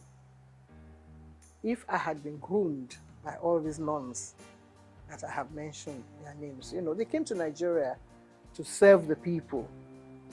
They were not earning salaries, To become a nun, you have to take the oath of obedience, chastity, poverty, and all that. So you're not earning a salary. But whoever is there now is thinking of how much money he's going to get from whatever take comes from here, there, and yonder. So they taught us well. And nobody said you're going to go and appear on TV or you're going to be on radio. But just do what you're meant to do properly, with a lot of sense of responsibility and diligence. And that stands at the back of your mind. That goes everywhere with you, wherever you go in life. Even when I was nursing a sick child, my late son was a sick child, and I was meant to take part in Verdict 79 with my colleagues Kerry Ahmed and Adamu Augi.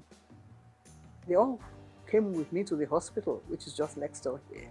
And then we came back and mounted the podium and continued our business as if nothing was happening. He didn't die at the time, of course, but the job must go on. That is always there at the back of your mind. So my first night, I wouldn't say that I didn't have any jitters, that I was not nervous. But I was able to deliver, and I think that was the staying power. That was what kept me going, because other people came on board. I was not the only one. All the members of the board had their own, little nephews and nieces that they wanted to project on TV. They all came and they couldn't make it. But Anike and I kept going. And if you gave me a script now, I think I would try and... We didn't have too many, what do you call it then, teleprompters. Well, I was very good at, I had a photographic memory. So I was able to get hold of the script, and in less than 60 seconds, I'll be able to deliver it straight to the camera. That was one of the assets that I had also, which was God's gift. It's not by own might or whatever you think you have. You have the talent, of course, but also there has to be some other little bits of gifts that will help you to project the image of the professional.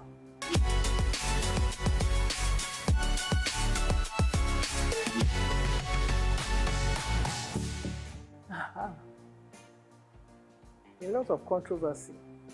There is hardly any TV, radio, movie personality that can scale through that without any, because people are watching, people are trying to find their own little,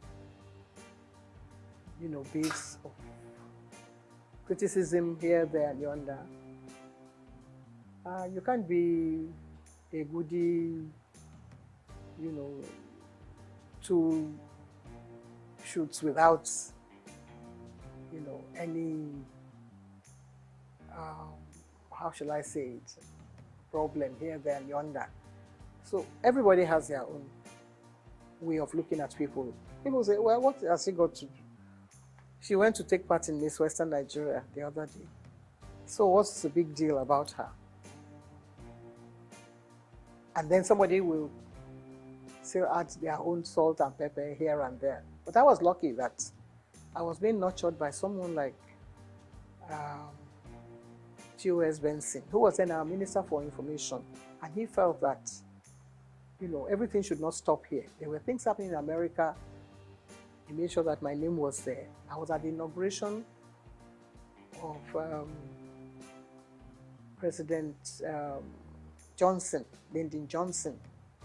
And we commanded a lot of attention there, myself and my colleague who came from Lagos, the station in Lagos. And for the president to notice that there were two black people sitting behind him at his inaugural ball, I think it was very overwhelming for me, because not many black people had invitation to that event. But Charity Adadevo and I were there, and he stood up and shook our hands where we were sitting, behind 3 rows behind the president. Then Kennedy had died, and we were still nursing, we were still feeling very hot about, the loss of Kennedy. And here was the new president coming up.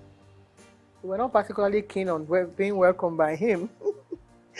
But then, things like that happen to you, and it makes headline news. 2 black people, they didn't even say Nigerians. They thought we were from Ghana, because some journalists came around and said, how is your man Nkrumah? And we said, no, our own Prime Minister is Tafawa Balewa. They never heard of him then. But then they had to go and carry out their own study and find out who Tafawa Balewa was. And of course, the whole country was very proud of us that we went and actually stole the show at the inauguration of President Lyndon Johnson. So many other things happened. When I came to London, the British Information Office, they were trying to look for someone to host their program. And that just happened to be around, so they picked me to host their program. But you don't ad-lib on any of those stations. Everything is written out. The questions, even your answer will be written. You can change it around a little bit, but they make sure that you said the right thing at the right time. So that was how we were able to gain attention. German television also invited. We've got just what you need right here at Femi Wash Media. Call it the Midas Touch and you wouldn't be wrong. Let us record, produce, mix and master your audio like nobody does. Reach us on our contact today for the best quality job. The amount of gas flared in the first 6 months of this year can provide electricity to more than 3 million households, according to findings of experts in a report published in Lagos. An estimated 148.7 million standard cubic feet of gas were flared in the first half of this year, according to the National Oil Spill Detection and Response Agency. According to the United States Energy Information Association, 1 megawatt of electricity can produce electricity to 1,000 households. By implication, the gas flared in the first half of this year can provide electricity to at least 3.5 million households. The value of gas flared stood around $360 million, a potential source to the foreign exchange woes by Nigeria. This is the focus of today's news talk, which discusses ways of utilizing gas fled and wasting away. I am Bayo Olawi. Nigeria has been struggling with a prolonged foreign exchange shortage, which has slowed down economic growth, depreciated the naira, and worsened inflation. Nigeria has an installed power generating capacity of around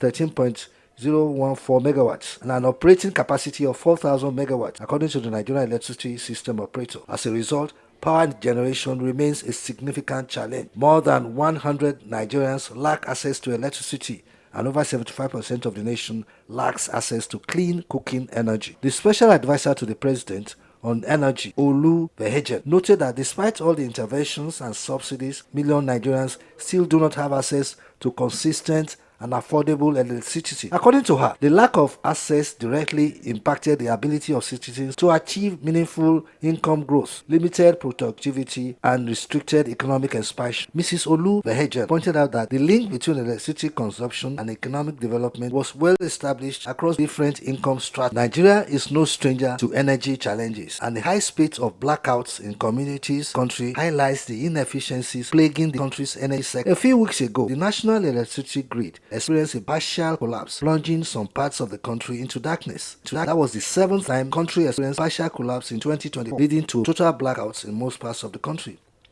Since the grid was privatized 10 years ago, it has collapsed over 141 times, highlighting the persistent issues within the power sector. Experts stress the urgent need for gas commercialization, stricter regulation, development of floating liquefied natural gas (FNLG), and revisions to the Petroleum Industry Act to address these challenges. An oil and gas expert, Preye David Orodu, told me that in a discussion that it was important to make practical efforts towards gas commercialization, supported by a strong infrastructure network. Orodu noted that some of the liquefied petroleum gas (LPG) used domestically was imported, adding uncertainty to the supply chain, stressing that by promoting gas commercialization, the country could attract investment, thereby reducing the reliance on imports. He was of the view that by harnessing natural gas, which was a cleaner source of energy, it could help to propel investment in gas turbines and generate electricity. According to him, Nigeria was not doing enough as a member of the Organization of Petroleum Exporting Countries, Gas Exporting Countries Forum. This is Bayo Olawi.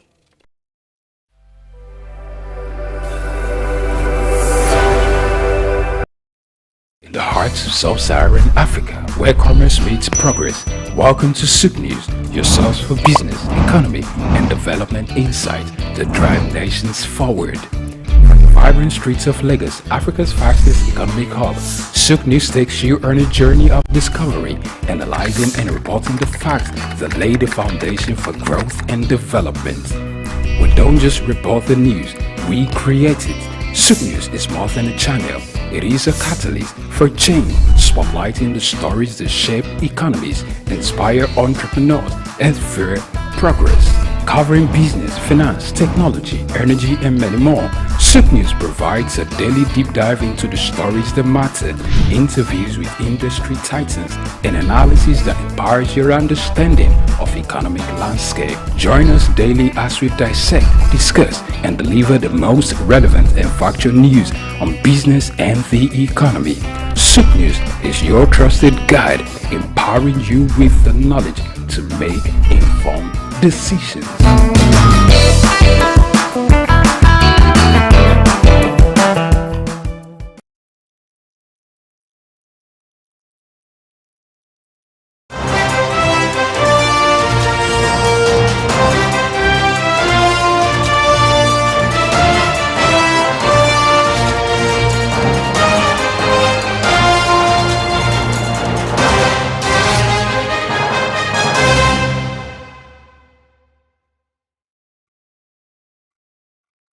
Welcome to News Hour on SOUQ News Television. I am Temple Barra. First, the headlines.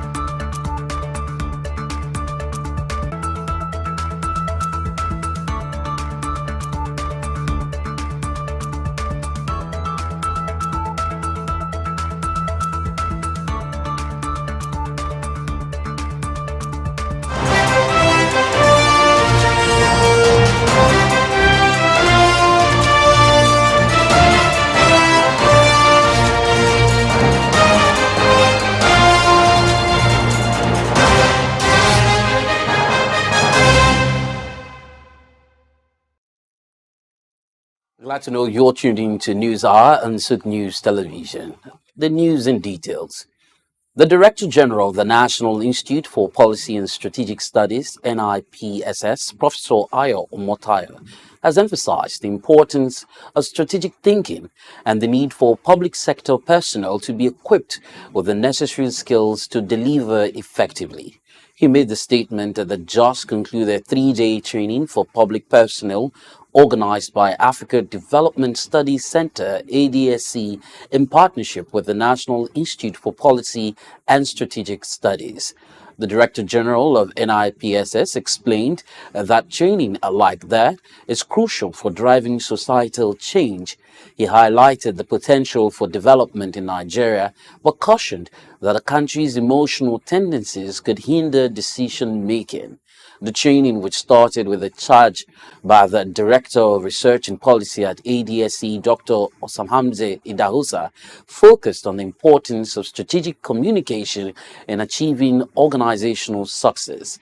Dr. Idahosa highlighted key characteristics of an effective vision and provided practical insights on leveraging strategic communication for maximum impact. Another facilitator, Dr. Kenneth Ikenwa, discussed corporate revitalization, harping on the need for governments to focus on creating an enabling environment for private enterprise. At the end, participants were full of enthusiasm, having gained valuable knowledge and skills in strategic thinking. The event served as a platform for networking and collaboration among professionals from various sectors. The Minister of Budget and National Planning, Atiku Bagudu, has disclosed that Nigeria has plans to invest $100 billion annually to tackle economic challenges bedeviling the nation's economy. Bagudu made this known on Wednesday at the National Economic Dialogue organized by the Nigeria Economic Summit Group in Abuja. The minister revealed that in a bid to tackle the economic challenges facing the country, the federal government had made both pleasant and unpleasant policy choices in the last months. He noted that the country would need more resources to resolve all its economic challenges. Bagudu further explained that Nigeria is targeting a higher per capita, a feat it hopes to achieve by 2050. The Minister of Finance and Coordinating Minister of the Economy, Wale Odun, has officially launched a national single window project, trade facilitation in Nigeria. The minister said the national single window possesses the capacity to boost trade and drive the much-needed economic growth that Nigeria so desires. Wale Odun described the initiative as a key pillar in the federal government's strategy to improve trade and customs processes, reduce bottlenecks, and increase transparency within the nation's trade environment. To ensure the effective implementation and financial management of the project, the chairman of the Federal Inland Revenue Service, Dr. SOUQ Adedeji, and the Nigerian Sovereign Investment Authority have been designed as the project's implementing agencies. Other key stakeholders are the Nigerian Ports Authority, the Nigerian Customs Service, the Nigerian Civil Aviation Authority, and the National Agency for Food and Drug Administration and Control, who are actively participating in the workshop. Their collaboration is crucial to ensuring the successful implementation of the national single window, which is a critical component of President Tinubu's broader economic reforms.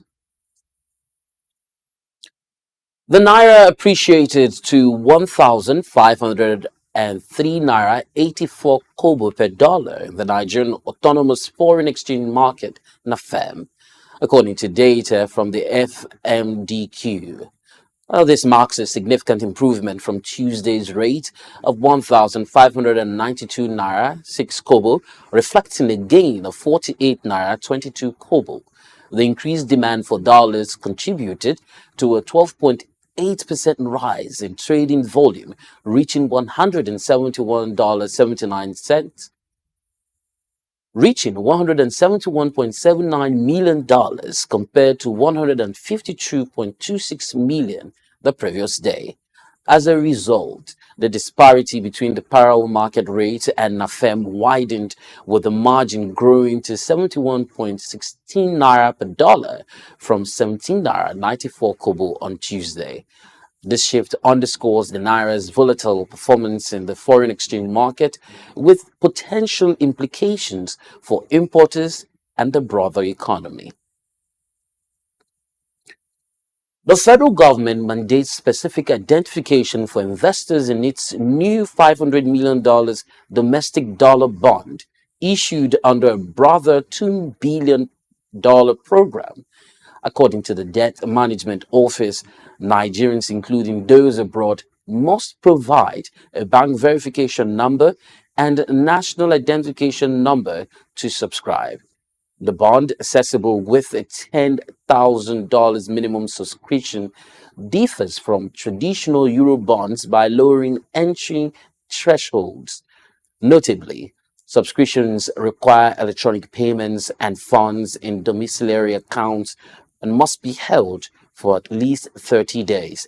The bond offers tax exemptions and is listed on Nigerian exchanges, with the auction closing on the 30th of August 2024. A new report released by Google has revealed that Nigeria has the sixth highest search interest in artificial intelligence in Africa and 25th in the world. A report titled New Search Trends, released by Google on Wednesday, showed that people in Nigeria continue to search for AI more than ever before. The report revealed that Nigerians searched the term AI in 2024 more than the previous year. According to Google, the term search rose by 130%, just as other search trends in Nigeria related to AI continue to rise, with searches for what is AI increasing more than 30%, while searches for how to use AI have increased by 40%. Nigerians are also interested in learning about AI and how best to use it, as such interest in cybersecurity and AI also nearly doubled across Nigeria. Crude oil prices on Thursday maintained stability following a significant sell-off.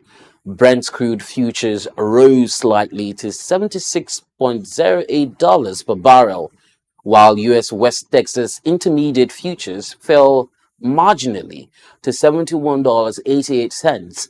Prices of crude oil had previously experienced a decline due to weak economic data from the U.S. and China, combined with revised U.S. employment statistics.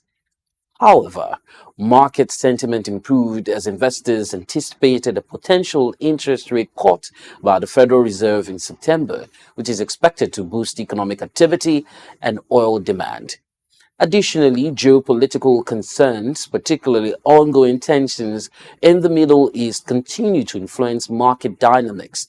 The Federal's recent meeting minutes indicated that rate cuts could be imminent, supporting hopes for a rebound in energy markets. The federal government of Nigeria has approved an upward review of the fees for the Nigerian passport effective from the 1st of September 2024. This was disclosed in a statement issued on Wednesday by the spokesman for the Nigerian Immigration Service, Kenneth Udo, on the official X handle of the Nigerian Immigration Service.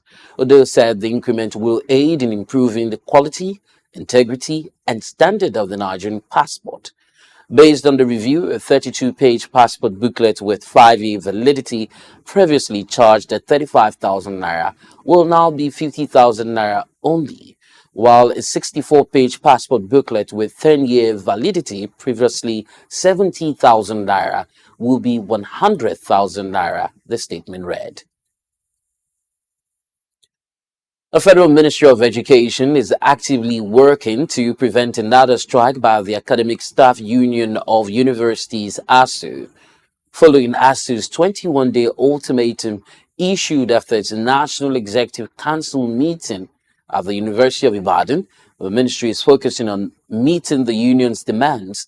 SOUQ President Professor Emmanuel Oshadeke reiterated at a press briefing that a strike is imminent if the government fails to act. The union's grievances include unpaid allowances, withheld salaries, and the revitalization of public universities. The Minister of Education, Professor Tahir Maman, had previously invited ASU for discussions, but the agreements have not been fully implemented. Both sides are expected to reconvene soon to assess government's progress and decide on future actions. The Nigerian Maritime Administration and Safety Agency NIMASA has expressed commitments towards strengthening diplomatic relationships with key shipping nations across the world to bolster the employment prospects of Nigerian certified seafarers. In this report, Bayo Olaoye looks at how this initiative announced by NIMASA will address the ongoing challenges faced by Nigerian seafarers seeking opportunities on international flagged ships. The report. Nigerian certified seafarers have long faced barriers to employment aboard vessels flagged by other countries due to the lack of bilateral trade agreements between Nigeria and these nations. These agreements are essential in ensuring the mutual recognition of the qualifications of seafarers and facilitating their employment across borders. Mubiriola, a memorandum of understanding that explicitly addressed Nigeria's maritime interests in international partnerships. He promised that Nigerian seafarers will be given fair opportunities globally, pointing out that strengthening the country's diplomatic relations will be key to achieving this goal. In addition to improving diplomatic efforts, NIMASA was also working on addressing specific challenges related to the certification of Nigerian seafarers. Mubiriola acknowledged the limitations associated with the current issuance of certificates of competency (COCS) and the Near Coastal Voyage (NCV) certifications, which fall short of the globally recognized Officer of the Water (OOW) certificate. The agency is also exploring measures to ensure Nigerian seafarers possessed qualifications that met international standards, thereby enhancing their opportunities for employment. Meanwhile, NIMASA is contemplating the withdrawal of over 300 cadets enrolled in the National Seafarers Development Program (NSDP) from Centurion University in India. This potential move comes amid growing concerns about the quality of education and training provided by the institution. Mubiriola emphasized that while no decision has been made by the agency, it was thoroughly reviewing the situation to determine if the current educational arrangements were in the best interest of the cadets. The Director General stressed the importance of ensuring that cadets return to Nigeria as competent and employable maritime professionals ready to contribute to the country's maritime sector. He gave an assurance that the agency's primary concern was the future and well-being of the cadets, adding that there were broader initiatives underway at NIMASA, including the ongoing review of the NIMASA Act of 2007. The revised legislation is expected to introduce comprehensive regulations for all the maritime infrastructure, with particular emphasis on small vessels frequently involved in illicit activities such as piracy and sea robberies. Bayo Olaoye, SOUQ News. Many thanks, Bayo, for that report. We'll take a break and return with news from the African continent. Please stay tuned.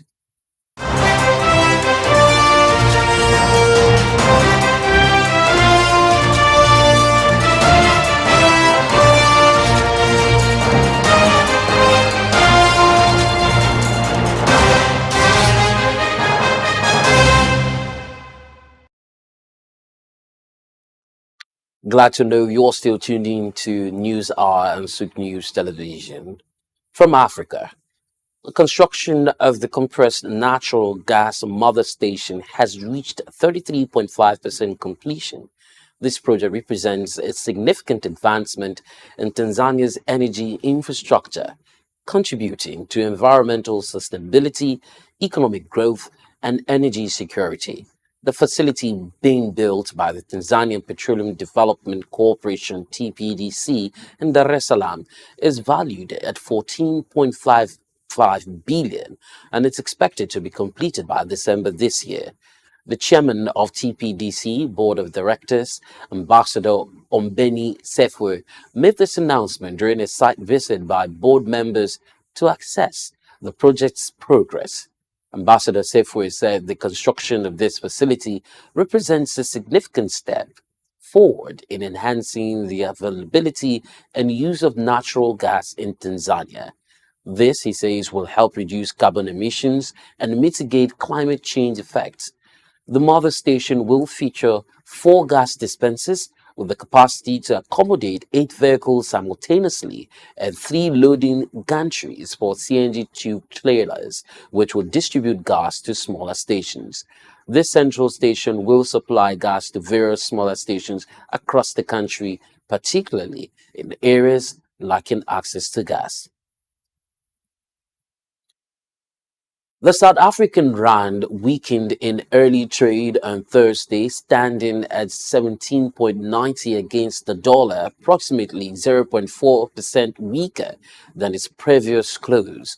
Andre Cilliers, currency strategist at Treasury One, noted that emerging market currencies, including the rand, softened following recent trends.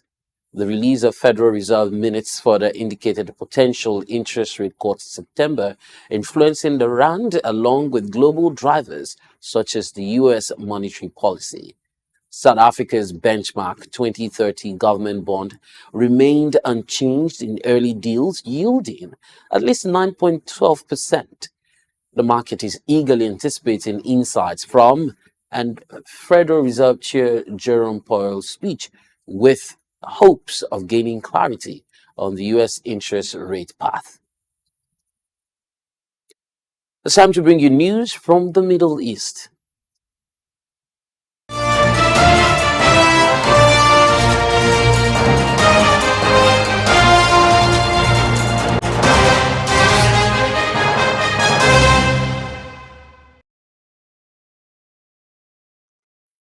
From the Middle East, Qatar's Prime Minister and Foreign Minister Sheikh Mohammed bin Abdurrahman Al Thani will visit Iran in the coming days to discuss key bilateral and regional issues. During the visit, Sheikh Mohammed will consult with Iranian officials, including Foreign Minister Abbas Araghchi, as part of ongoing diplomatic efforts to address the situation in the Middle East. Qatar, alongside Egypt and the United States, has played a significant role in mediating a ceasefire to end the protracted 10-month conflict between Israel and the Palestinian group Hamas in Gaza. The visit follows recent diplomatic efforts, including U.S. Secretary of State Antony Blinken's visit to Qatar to advance ceasefire negotiations, which have yet to yield a resolution. The UAE Ministry of Finance has initiated a digital public consultation to gather stakeholder views on implementing the global minimum tax and global anti-base erosion model rules, also known as GLOBE rules. The consultation opened from March 15th and ran till 10th of April, seeks to impute on policy design options for domestic minimum tax and potential substance-based incentives under the UAE corporate tax regime. The MOF aims to ensure informed feedback by issuing a global minimum tax briefing document alongside the consultation. Stakeholders, including multinational groups, advisors, and investors, can access the consultation via the ministry's website or the UAE government portal. This initiative reflects the UAE's commitment to inclusive policy making in tax matters. Moving on, Turkish Foreign Minister Hakan Fidan will attend a key European Union ministers' meeting in Brussels next week, aiming to advance Turkey's troubled relationship with the bloc. Despite its status as an EU candidate, Turkey's accession talks have stalled due to concerns over human rights and regional policy disagreements, particularly regarding the Eastern Mediterranean and Cyprus. The EU's dependence on Turkey, especially for migration management, underscores the importance of improving relations. The spokesperson for Turkish Foreign Ministry, Uncle Keseli, explained that Fiden's invitation shows that the EU's recognition of the need for dialogue.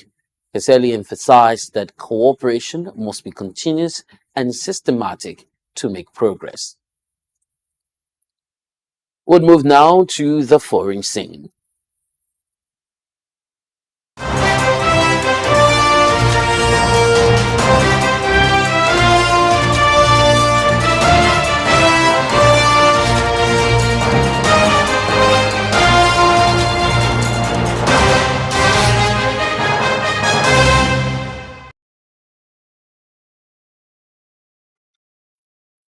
On the foreign scene, euro has reached its highest level in over a year, trading at $1.1146 after solid eurozone business activity data exceeded expectations. This surge in the euro's value is a testament to the region's economic resilience and strength. The data has also boosted expectations of a rate cut by the European Central Bank, which could further support the euro's growth. The pound has also reached a 13-month high, trading at $1.3095 as the dollar weakens due to expectations of interest rate cuts by the Federal Reserve. The dollar index, which measures the currency against the euro, sterling, yen, and other peers, is up 0.1% at 101.22. This shift in currency values reflects the changing economic landscape and the growing confidence in the eurozone's economy. As central banks prepare to make key policy decisions, investors are closely watching for signs of future interest rate cuts. The European Central Bank's upcoming decision will be guided by wage growth data, while the Federal Reserve's dovish stance and weakness in the US job market are supporting the euro and pound. With the Jackson Hole Symposium approaching, market participants are eagerly awaiting insights from top central bankers, including Federal Chair Jerome Powell and ECB Chief Economist Philip Lane. Over 3,000 unpaid employees of Indian educational tech giants, Bajus, have demanded the payment of their salaries, while 280 have approached the state grievance panel to demand action on unpaid salaries. The employees who have gone unpaid for months are taking action and supporting each other. Despite facing a $1 billion dispute with U.S. lenders, the company's founder, Baiju Ravindran, has assured staff that their salaries will be paid promptly once control is regained. Ravindran revealed he's fighting against insolvency and working to protect the career of the company's employees. The company, which offers services in 21 countries and has 150 million students, is showing signs of recovery, according to Ravindran. With the Supreme Court set to hold a hearing on Thursday, Vajis is working to regain control and ensure a positive outcome for its employees and students. Despite the challenges, the company remains committed to its mission and is exploring all options to resolve the situation. Turkish Foreign Minister Hakan Fidan will attend a meeting of European Union ministers in Brussels on the 29th of May, aiming to improve ties with the bloc. The meeting is seen as a positive step towards overcoming the deadlock in relations since 2019. Turkey's bid to join the EU has been frozen due to concerns over human rights and regional policies. And the EU depends on Turkey's help, particularly on migration. High-level talks between the two resumed in 2021, and Turkey hopes for concrete steps on issues like accession, visa liberalization, and modernizing the customs union.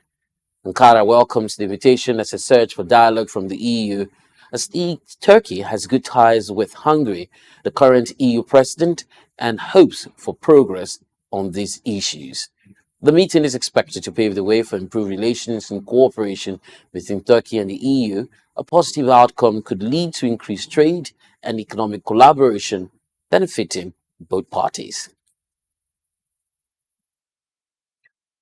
Oil prices continued on a downward spiral for the fifth session, slipping to $76.03 a barrel for Brent crude and $71.80 for the U.S. West Texas Intermediate crude. The decline is attributed to growing concerns over global demand, particularly in the U.S. and China, the world's largest oil consumer and importer, respectively. Despite a decline in U.S. fuel inventories, prices remained under pressure due to expectations of increased supply from OPEC Plus members. Meanwhile, the organization is set to lift voluntary output cuts in October, which could lead to a surplus in the market. The oil market is facing a storm of weak demand and potential oversupply, leading to a decline in prices. Google and the Commonwealth Scientific and Industrial Research Organization, CSIRO, have announced a collaboration to develop digital tools for detecting and fixing software vulnerabilities. This partnership seeks to address cyber attacks targeting critical infrastructure, including hospitals, defense bodies, and energy suppliers. The software will be tailored to align with Australia's regulatory environment, responding to increased government demands for better cybersecurity measures. CSIRO's project lead, Ejaz Ahmed, said the initiative will combine Google's open-source vulnerability database and AI services with CSIRO's research expertise. This project is part of Google's $675 million commitment to Australia, reflecting the company's strategic efforts amidst trade relations over tech regulations. He emphasized that the locally developed software will enhance compliance and trustworthiness, with findings made publicly available to aid infrastructure operators. Let's take a look at the exciting world of sport.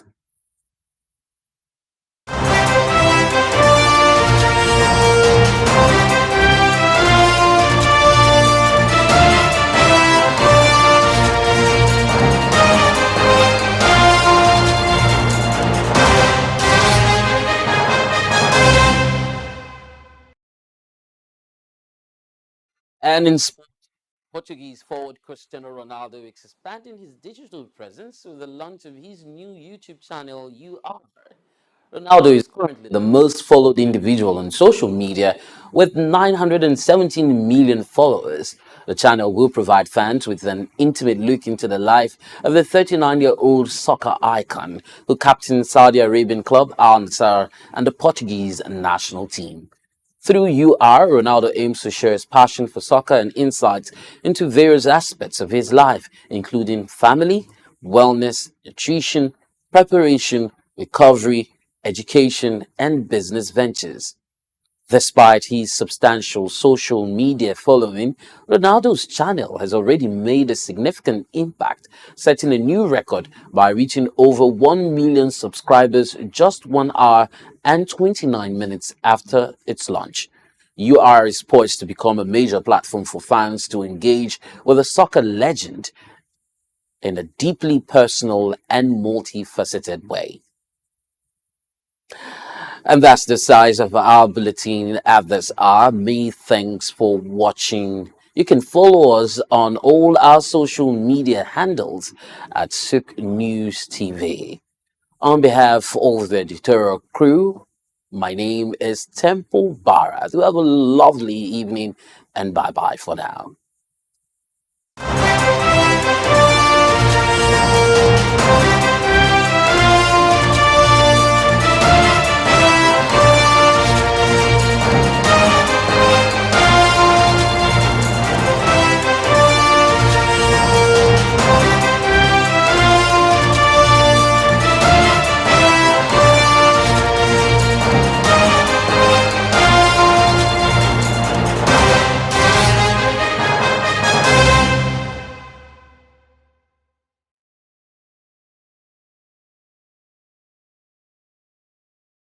We've got just what you need right here at Femi Wash Media. Call it the Midas touch and you wouldn't be wrong. Let us record, produce, mix and master your audio like nobody does. Reach us on our contact today for the best quality job.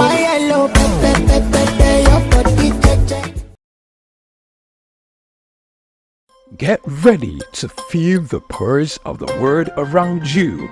Welcome to SOUQ Pulse, your insert track on the stories that matter most. From the hearts of breaking news to the forefront of culture and innovation, SOUQ Pulse brings you the stories shaping our world every week.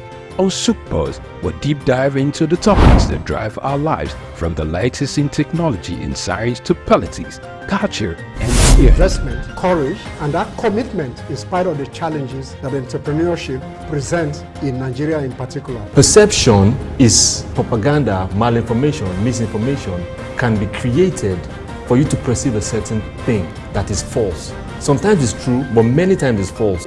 There's no state you go to in the world where you don't see construction that is consistently ongoing. No matter how developed Dubai is, they still construct roads on a daily basis. We are no longer enjoying the light we normally enjoy. And the university vice chancellor said, it now costs me about 300 million, some 250 million to begin, 250 million to 300 million a month. Governments should develop a particular product that will be of national value and, if possible, exportable to other countries from their own local government. Whether it's the next big innovation, a political shakeup, or cultural phenomenon, SOUQ Pulse is there, bringing you the story with clarity and context. You're not just only getting informed, you also become a solution.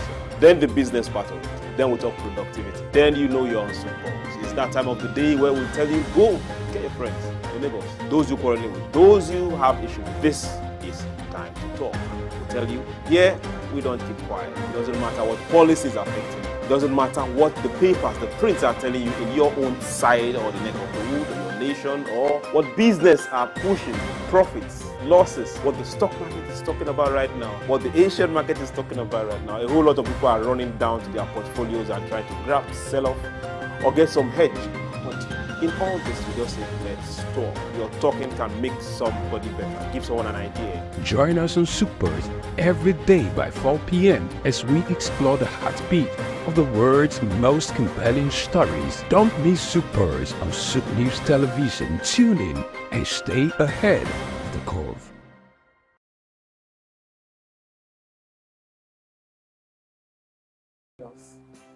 Because they were interested in Nigeria. See how the German Chancellor came to Nigeria. That was what happened at the time. In 1963, we had just gained, we had just become a republic then, from being an independent station in 1960. By 1963, we then became a republic. And we were chosen to go and appear on German television in Berlin. And they wanted a little bit of culture.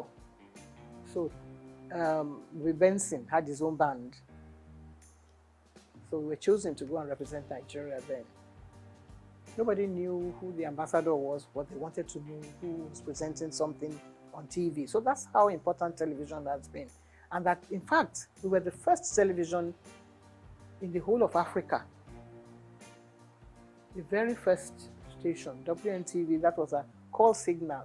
WNTV, first in Africa. There's nothing like that now. Nobody wants to know whether you are first or second. But the station that is being run in Nigeria, I think, has the largest number of stations than any other country in Africa. We have about 21 stations, and now it's still, still counting. And yours is coming on board, and so many others. I think next to America, Nigeria should have been the best country for television broadcasting in the whole world. There's not so many countries in the world that has as many stations as Nigeria. We only have to put our heads together. We only have to find joy in whatever we're doing. Sometimes when it's raining, people say, oh, it's raining, and they feel very bad about the rain. But if you look closely, behind that rain, there will be sunshine, there will be something else coming on. You see some silver clouds coming during the rain, but Nigerians don't have the patience to wait for that kind of thing. That's what television teaches you. If you're in the studio, you don't know what's happening outside. You just get on with the job. That's what we were taught. We were taught not by Nigerians. Even when we started, we couldn't go on air and ad-lib. There was always someone there, Mr. Blackledge, to write the script. And if you can commit that to memory and deliver it, they're home and dry. It's not everyone that has a gift, not everyone that has a talent. It's God-given. And if you listen as a child at 17, 18, 19, at my own age, I learned from school, and I was able to impart this into the job. So within a few months, we got double promotion, all of us, because we were doing very well. Anika Agbadi was excellent. Olasope was superb. And so many other people reading the news. We were the first female to read the news. Women were not allowed to read the news. Nigeria started it. BBC wouldn't allow a woman to pick up a script and read the news. We were already there. So that's how we were able to gain this global attention that you mentioned.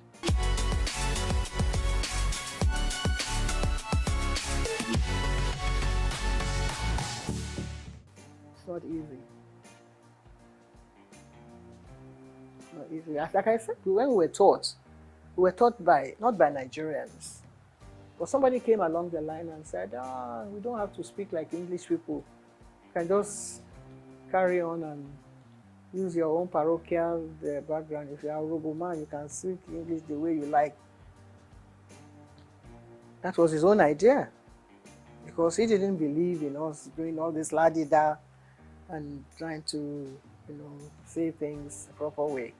But that watered down the standards a bit.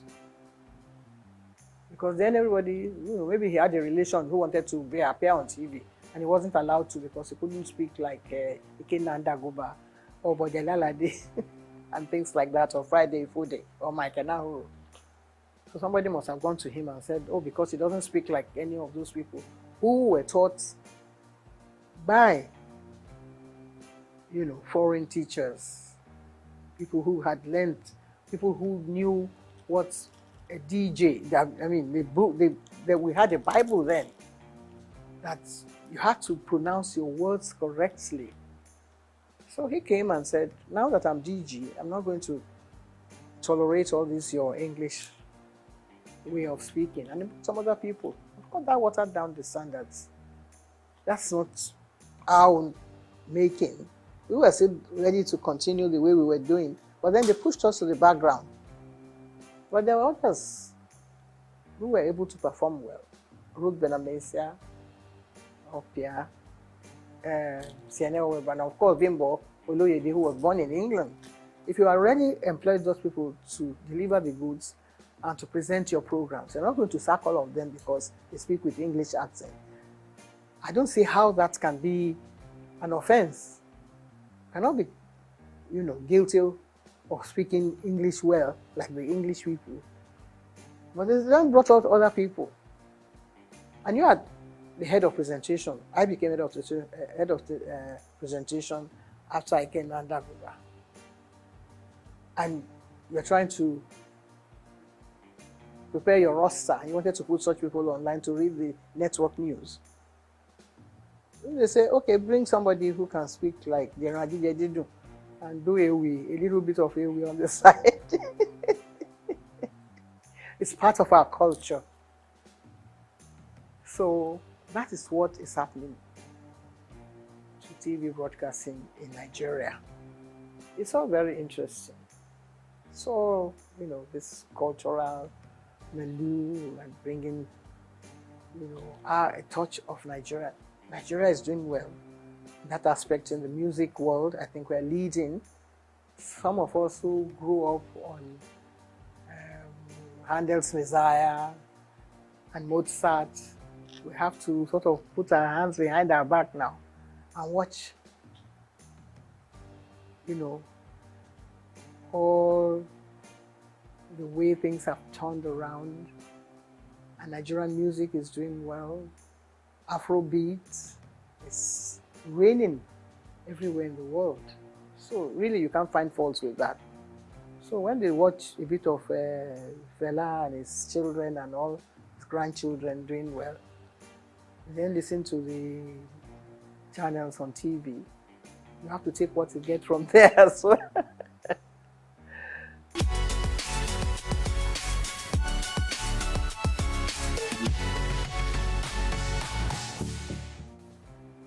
If somebody can wake up one day and say, why should your station be called the Nigerian Broadcasting Corporation? I say it should now be Federal Radio Corporation of Nigeria. Tongue twisting. Takes a long time to come to terms with. If everyone wake up in the morning and say, this is Nigerian Broadcasting Corporation, you have the call signal. Da da da da da da da da da da da. This is the Nigerian Broadcasting whatever. How are you going to put that, into context with the new one? First of all, when you wake up, you don't know whether you are even coming out of the right side of your bed or not. You're going to have to face your audience and say, we are no more the Nigerian Broadcasting Corporation. We are now Federal whatever, which you don't even know where the man, who came up with the idea. He didn't even consult you, didn't even put it to test. If the British corporation, they are going to change from BBC after 100 years, they would ask the whole nation, they would say, where are we going to take this from? They would ask everybody, they would do a census, they would do all kinds of things, carry out all kinds of tests to see whether people will accept it from them. No. Nigerians are very hard and cut and dry. This is the way I want it. I'm the head of state, so I can change everything now, and all of you can start marching forward and march back again. Soldier go, soldier come. I think Fela would have been a good head of state for Nigeria, because he would have got some people marching the right way. So, I think that is what has happened to this country. But we will still settle down. The soldiers that have been marching since, they will do attention one day. And then we'll be able to sort ourselves out gradually. I think we're going through the right process now. People are beginning to find their own feet. If things go around, price of goods go up, Nigerians will find a way to come to terms with that. When we were growing up, everything was done. We won't say according to the colonial rules and regulations, but at least there were standards that were set down for you and things that you had to toe the line. This is the proper way to do things. But if somebody says, no, let's turn around and turn it upside down.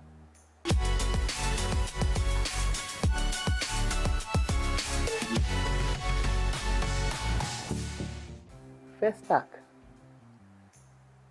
It's the only thing that has happened to the whole world from Nigeria, that shook the whole world, that brought everybody attention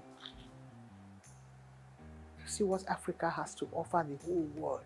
It happened here on this soil in Nigeria. I was a member of the ceremonial committee.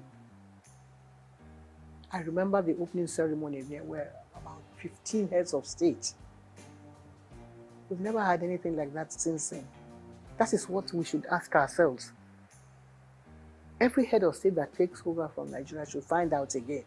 It's not from broadcasting that you can get the answer. You can get the answer from technocrats who had worked in all those areas. What happened? How come it couldn't happen again? It's like Armageddon. Every country was represented. Every culture was represented. Miriam Akiva was watching us and called us at the station one day and said, even from the way we linked programs, they couldn't expect that it could be happening in Nigeria. We received phone calls. People were sending us bottles of champagne on the air. The links. Bimbo Oloyede was there with me. I was at the opening ceremony. I was yanked from there to come back to the station from you know, interacting with the head of state or with our head of state at the time to come and man the station because what was phenomenal. How come we've not been able to do it? 77 years, how long ago was that? I was only 37 years old then. I'm going on 90 now. It hasn't happened again. We should examine that. Even the head of state that was there is still alive. Let us ask him again. Let us put him down and say, Oga, please explain to us what happened. Some people came up with a theory that the symbol that was used was fetish, that is what has happened and Nigeria has turned upside down. If that is acceptable, it may be superstitious in your eyes, but let us find out. Let's go call the Babalawo. Is it bad that it is a Nigerian that carved this image?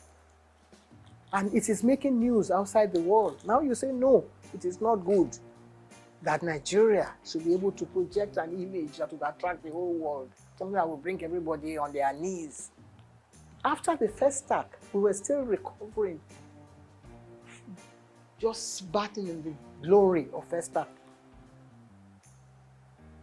What's this artist, the blind one, who was not part of it, who didn't believe in it? He came and had his own first attack, all on his own, from America.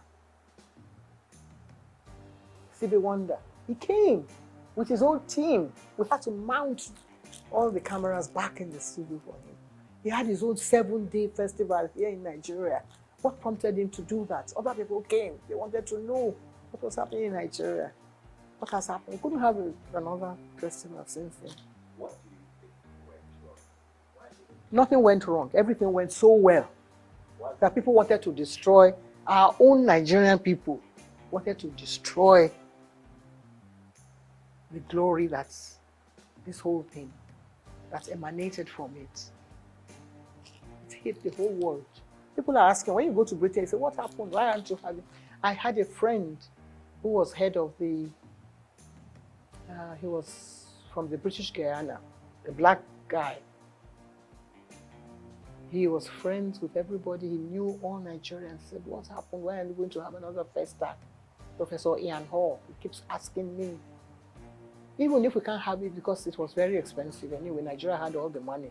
Even though we had a coup after, you know, it was first of all the brainchild of Gawan. And then Muritala came on board. Muritala was killed, but in spite of that, they couldn't kill that dream of having a festac in Nigeria. If we are able to bring out all those programs again, I think we'll be able to answer those questions. I'm still alive. There are a lot of people who will still want to know the answer to that. It's a very, very brilliant question that you have asked. I think if it was another country, we'll set up an inquiry and say, what happened? Can we resuscitate this whole dream? Some of the tapes that we had then in WNTV, some people put them in one place and set fire to them because they felt maybe somebody in their religious organization said, you are the one projecting all these things, so Nigerians are bringing idols around. Who gave them the idea to make the idol? It's God now. It's from God. Whatever thing you were able to put together. The Bible was put together because God loved the world so much, and He wanted us to learn about, things that had gone out from the time of Adam and Eve. God loved the whole world and created Muhammad and said, put people together and let them say Allah Akbar every day, morning, noon, night. God created so many wonderful things for us, so many images that we can imbibe from, so many things that we can learn from. People want to come and learn about our country. Instead, we say, we want our sculptures back. What are you going to do with them? You don't have a museum where you're going to put them to make them thrive and people come here to Nigeria. It's a good idea for them to come, but if they learn about your country, what your people have done over the past 2,000 years, 2,000 years of Nigeria image was put together by the BBC. Nigeria went and tore it up in shreds. He tore it up. He said, what are you doing with that? What you call bad belly. I don't know if anybody sang a song with that title. If we maybe start from there and say, what do you do with your own bad belly? Some people, National Stadium. There is no theatre in England, in London, that I know that have gone to watch plays and things that have not been in existence for over 500 years. So many studios. We have one big one, the dream of Nigerians. And now we want to go and do banking there. We want to go and do trade. It's supposed to be for culture, for our own culture. Lagos State will be dragging federal government by the neck and say, no, we own the theatre now. And we want somebody to come and do something there. If we can only put all these things behind us, the evil that people have done in the past, people like Julius Caesar, when they were writing all those, when Shakespeare was writing all those things. Things like that have happened in the past. We should examine them. Get people like Wole Soyinka to sit down and rewrite the whole history again. If they ask me questions like you're asking me now, I will be there to answer. Because I saw it all unfold before my eyes. The image of Nigeria will come tops. All the stations in Nigeria should get involved and do stories on this question that you've asked me. A very salient question, and I love it so much. That might be able to revive the image of this country and let us know where we are heading, in what direction, and bring us back to really the point of salvation.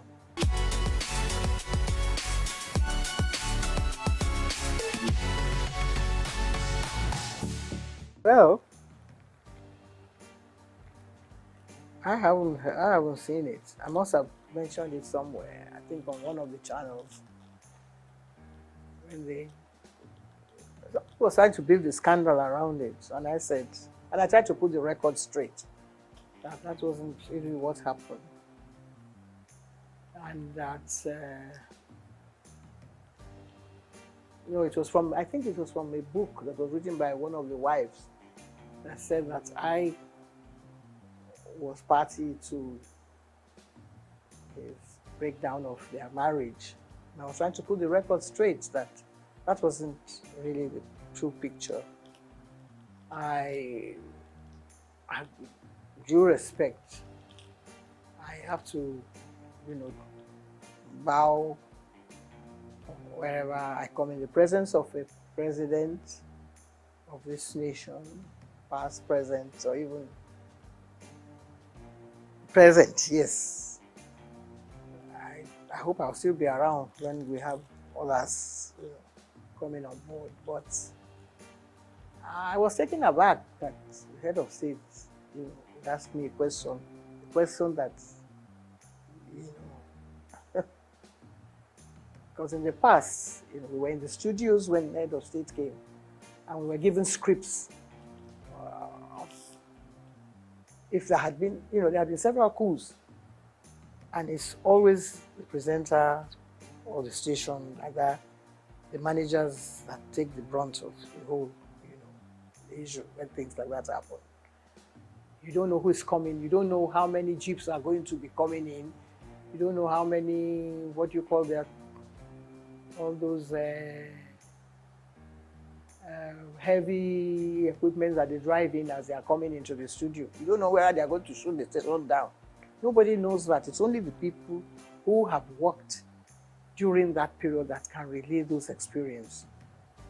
Sometimes you're at work in the morning, by the time you come back in the afternoon, the government has changed. And if you haven't got maybe your ID card, you won't be allowed into the station, or somebody can throw you in or into jail. So all this had happened in the past. Nobody has told any of these stories. People like Segun Olusola or Dr. Kolade. Somebody might come and say, so has happened. I was driving my former husband to work in the morning. I dropped him at the station. By the time I reached home, there had been a coup. Murtala had been killed. And they were under siege, the whole station. Just imagine that kind of scenario. You know, things like that had happened in the past. But Nigerians don't have that sense of history that wants to sit down and say, well, we want to ensure that it doesn't happen again. Of course, we'll pray that it doesn't happen again. And you wake up in the morning and somebody is announcing something else, different from what you have. A colleague of ours had been, you know, pushed into something that he wasn't aware of. Those are kind of situations that have happened in the past. But this one, we were all dressed in ceremonial costume and trying to, you know, I was the only one that was asked to stay in the presidential, what do you call it, special area that is demarcated for head of states on issues like that. And all of a sudden, the president is following me all about. And I said, this is getting too close for comfort. And I said, what's your name again? I said, my name is Julie Coker. I was trying to play innocent, that I didn't know what was happening. He said, hey, how much did this your dress cost? Can't have, sorry, sir. I don't think I'm the proper person to answer that question, sir. Yeah, you don't have answer. It's a bit unprofessional. I mean, not in the profession per se that we mean, but I wasn't prepared for that kind of thing. So I must have given a rude answer to that. And then, before I knew it, Adelanwa, who was then the head of Navy, came to me and said, you have been very rude to the president. The president said, he asked you a question and you couldn't answer. I said, good morning, Mr. President, sir. Because when we introduce them on TV, that's how we introduce them. We're now going to be addressed by a new head of state, Mr. So, sir. And I said, you should go and ask the president of SOUQ.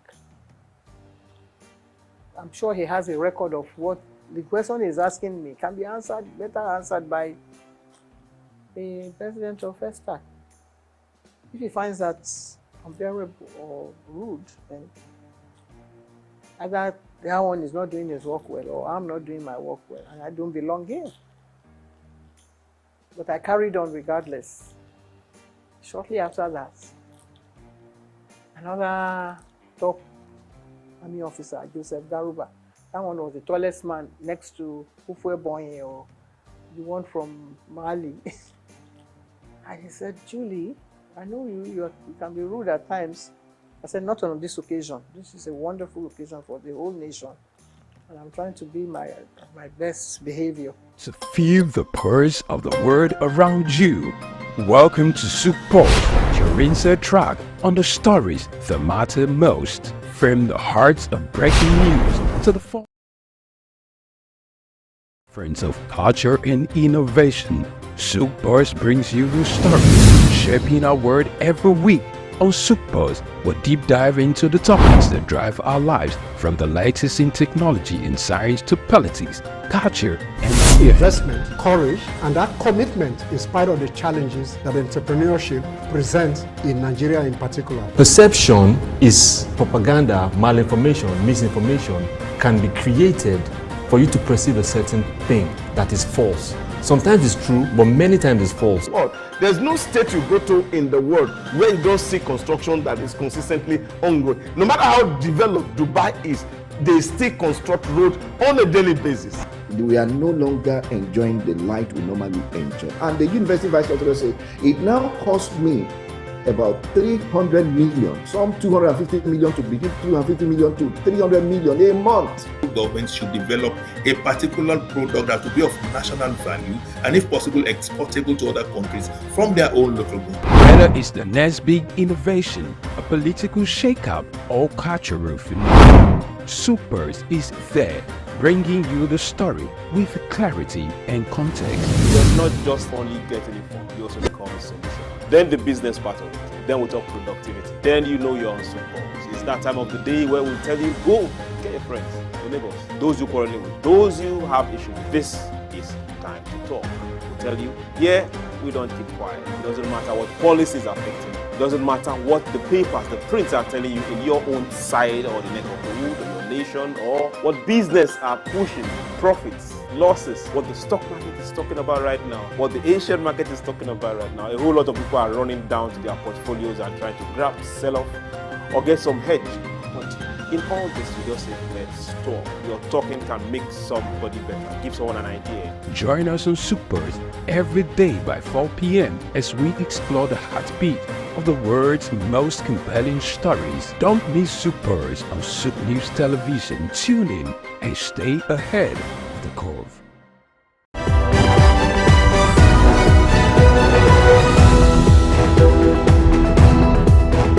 We've got just what you need right here at Femi Wash Media. Call it the Midas touch and you wouldn't be wrong. Let us record, produce, mix and master your audio like nobody does. Reach us on our contact today for the best quality job.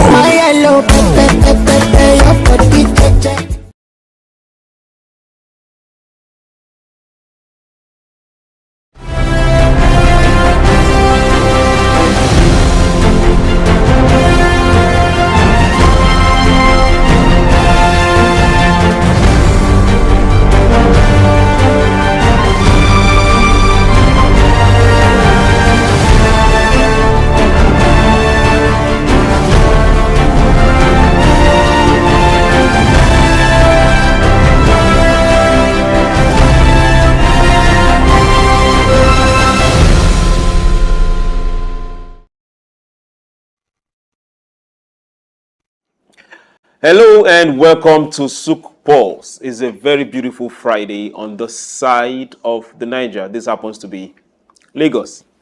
Yes, that very beautiful city you get to read about in those books. This is Lagos, where magic happens, and this is Nigeria, the center of it all. So for those that are still wondering, this is the best place to be. You heard that from me. Now, this is SOUQ News, where we'll tell you, hey, come, relax and detox. We are all about positive programming, and to that effect, we will give you nothing but the best. And on SOUQ Pulse, we'll tell you this: don't stop talking. And so here we talk, we don't keep quiet.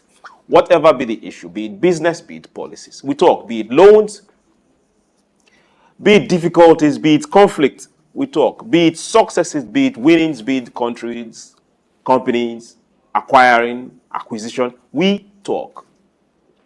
Welcome. My name is Chooks, John Rogers Chooks. Today is a very beautiful, breezy Friday, and we will mellow it down and talk on some things that we know can also show up GDP. But how serious are we taking it? Across Africa, like who exactly are we? To what extent do people want to know who we are, or hear us, or hear our stories? So that's where we are going to today. I hope I've not let the cat out of the bag, but hey, you get to meet my guest, a very young, vibrant young man who is out there and doing us proud. And we also get to tell you our topic, then we introduce him. Remember, this is SOUQ Pulse, where we talk. Don't go anywhere. We're going on a very short break, and when we return, we'll hit the ground running. SOUQ Pulse will be right back. We've got just what you need right here at Femi Wash Media. Call it the Midas touch and you wouldn't be wrong. Let us record, produce, mix and master your audio like nobody does. Reach us on our contact today for the best quality job.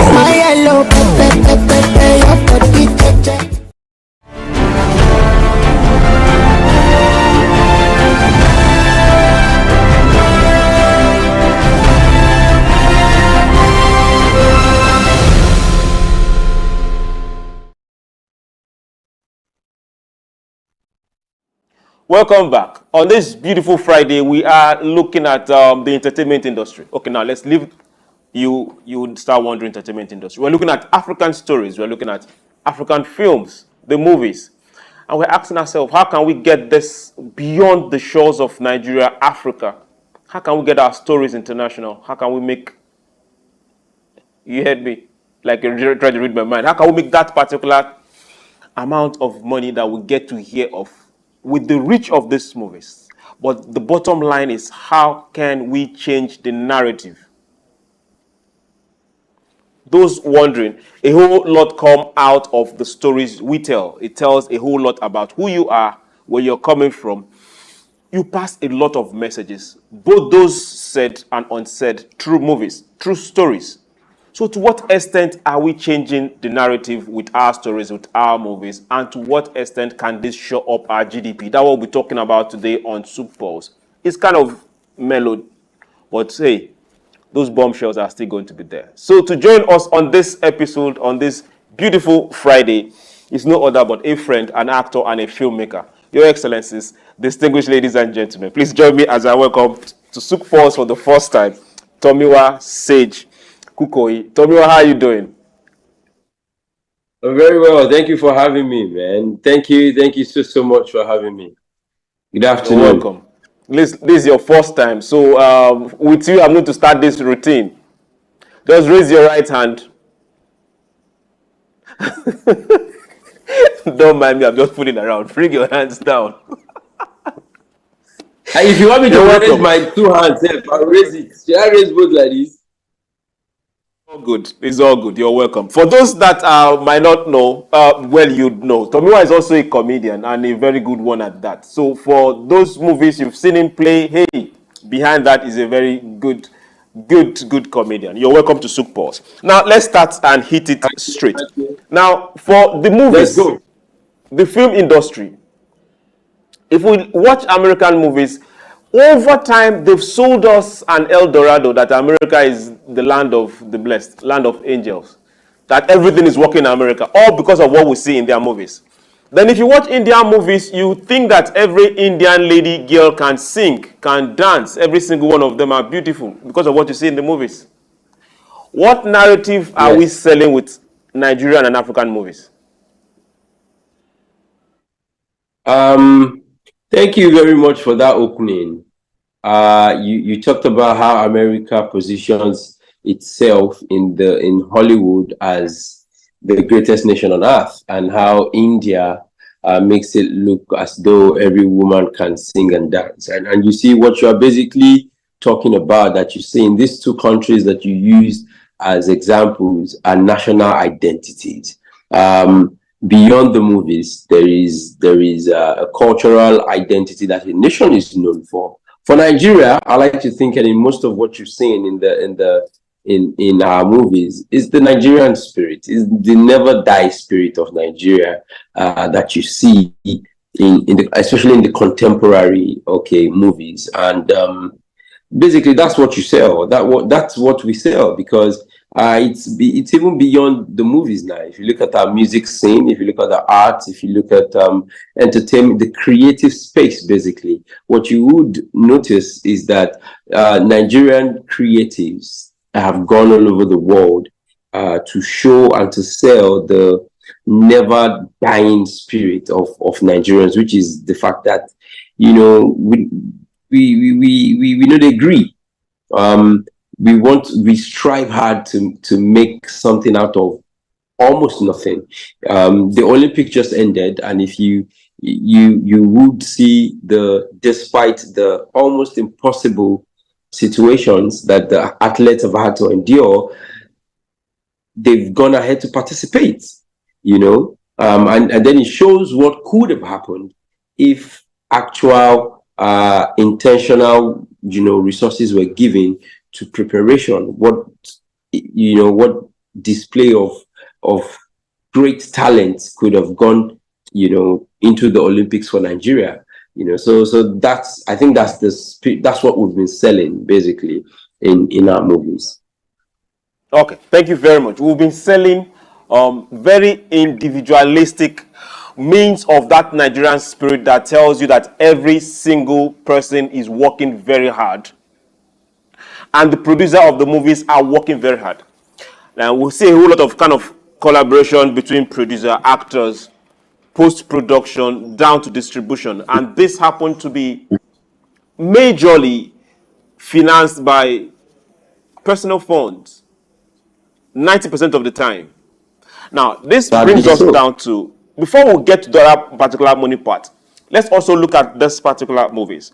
Now, except aside, let's take comedy aside, let's take parodies aside. Now, in cases where we get to see body of work that try to distort history or plays a caricature of someone else's culture and tradition, is there a place where we can take these matters up before we now talk about some other nitty-gritty in filmmaking?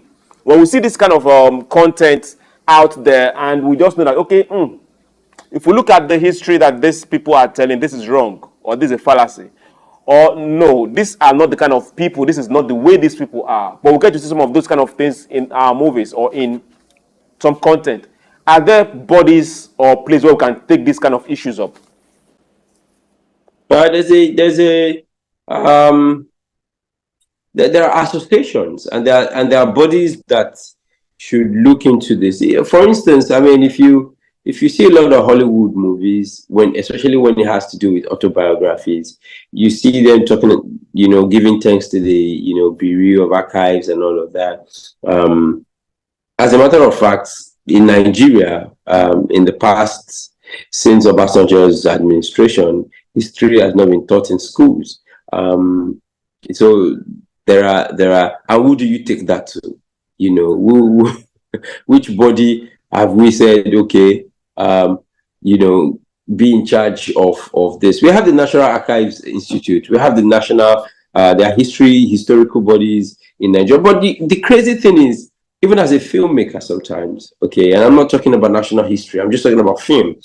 You want to touch on salient, historical issues that literally just happened like 30 years ago, right? You most likely will not find materials. And when you find, is contestable because there are many sides to one story. It's very crazy.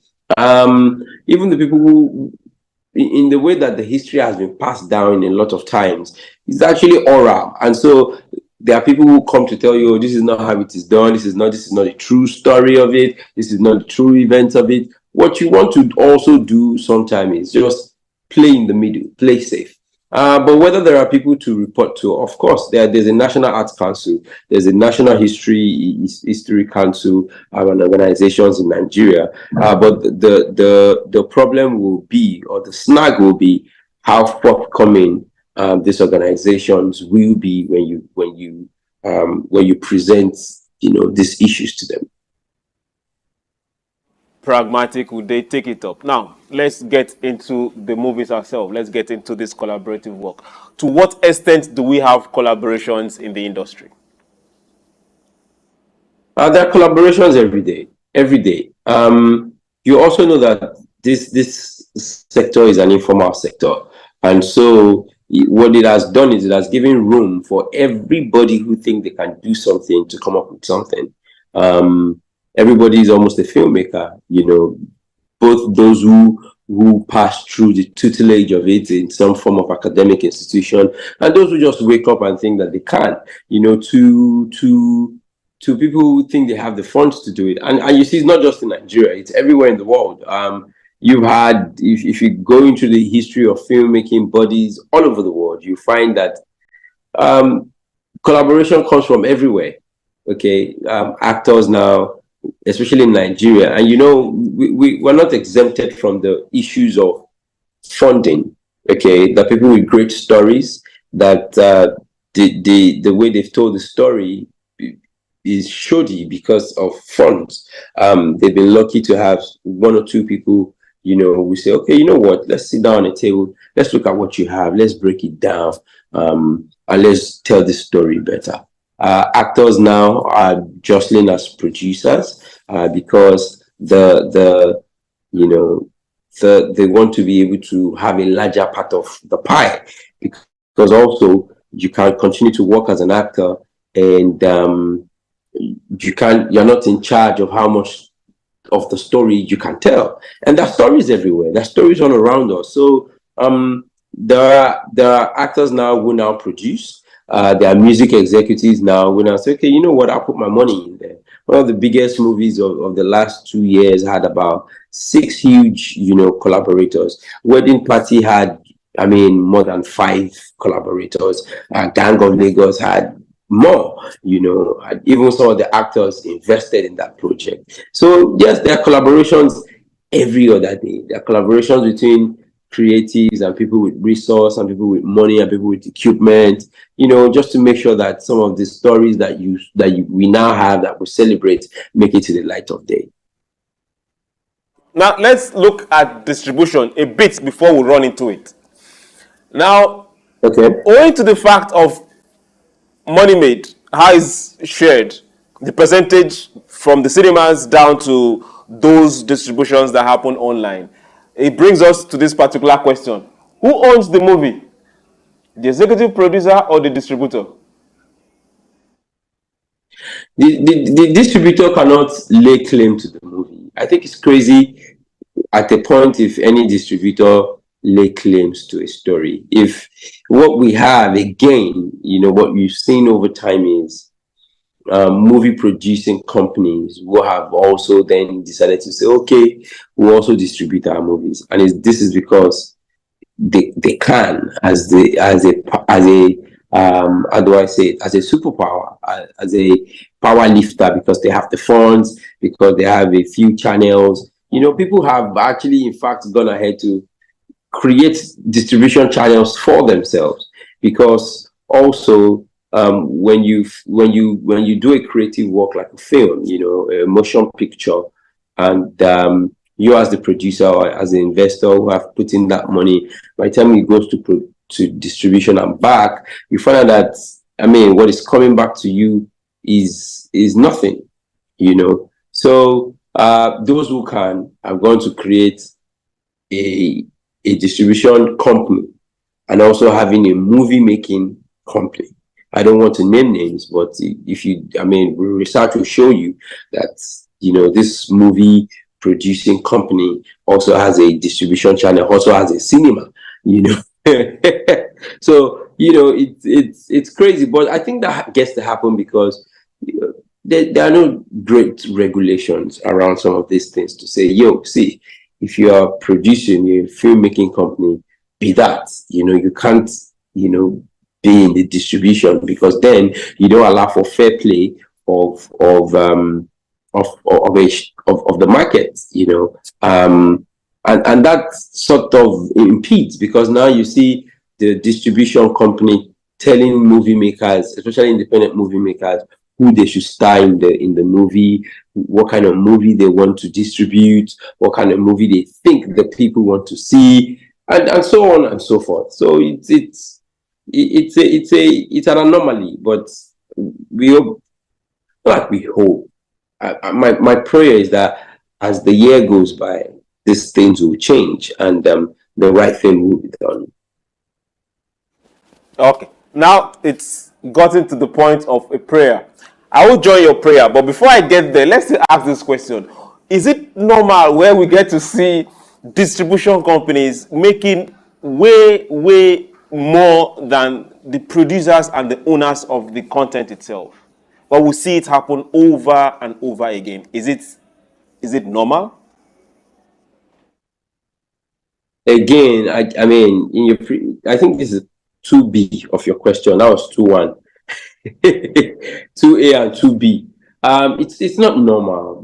But you see, it's a business. Some producers are, perhaps you don't understand the dynamics of the contracts of the market. It's what has given birth lately to a lot of producers also going to YouTube, to as a way of, that's a distribution channel for them.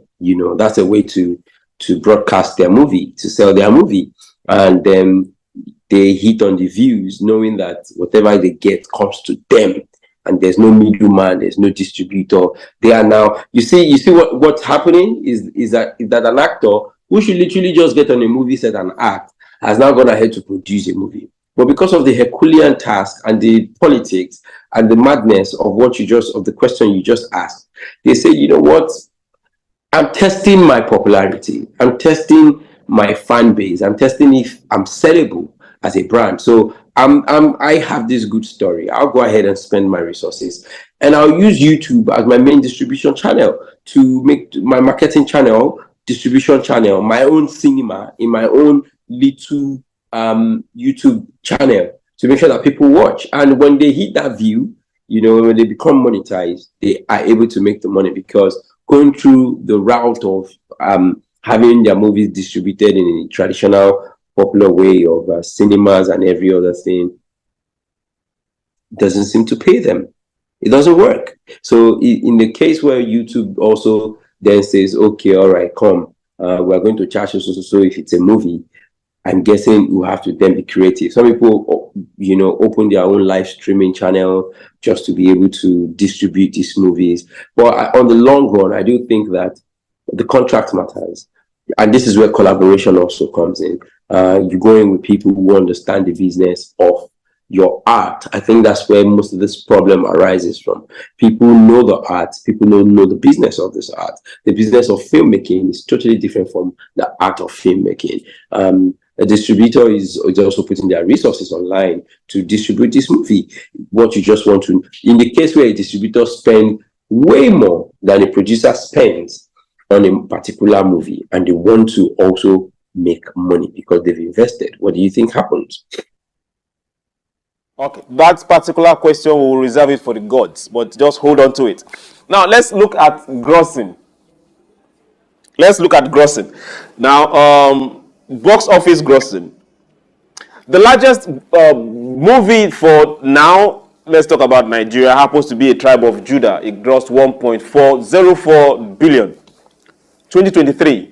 Following that is Battle on Booker Street, 668.4 million. 2022.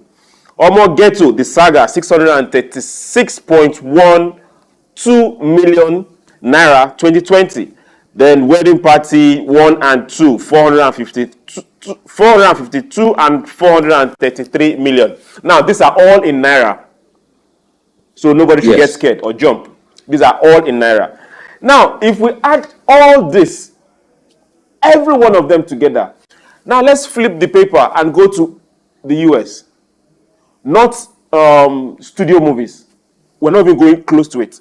Let's go to independent movies, indie movies.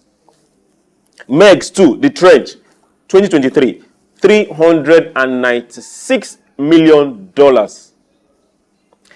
Now let's go to The Red Door, which happens to be a horror film. Don't worry, don't scratch your head.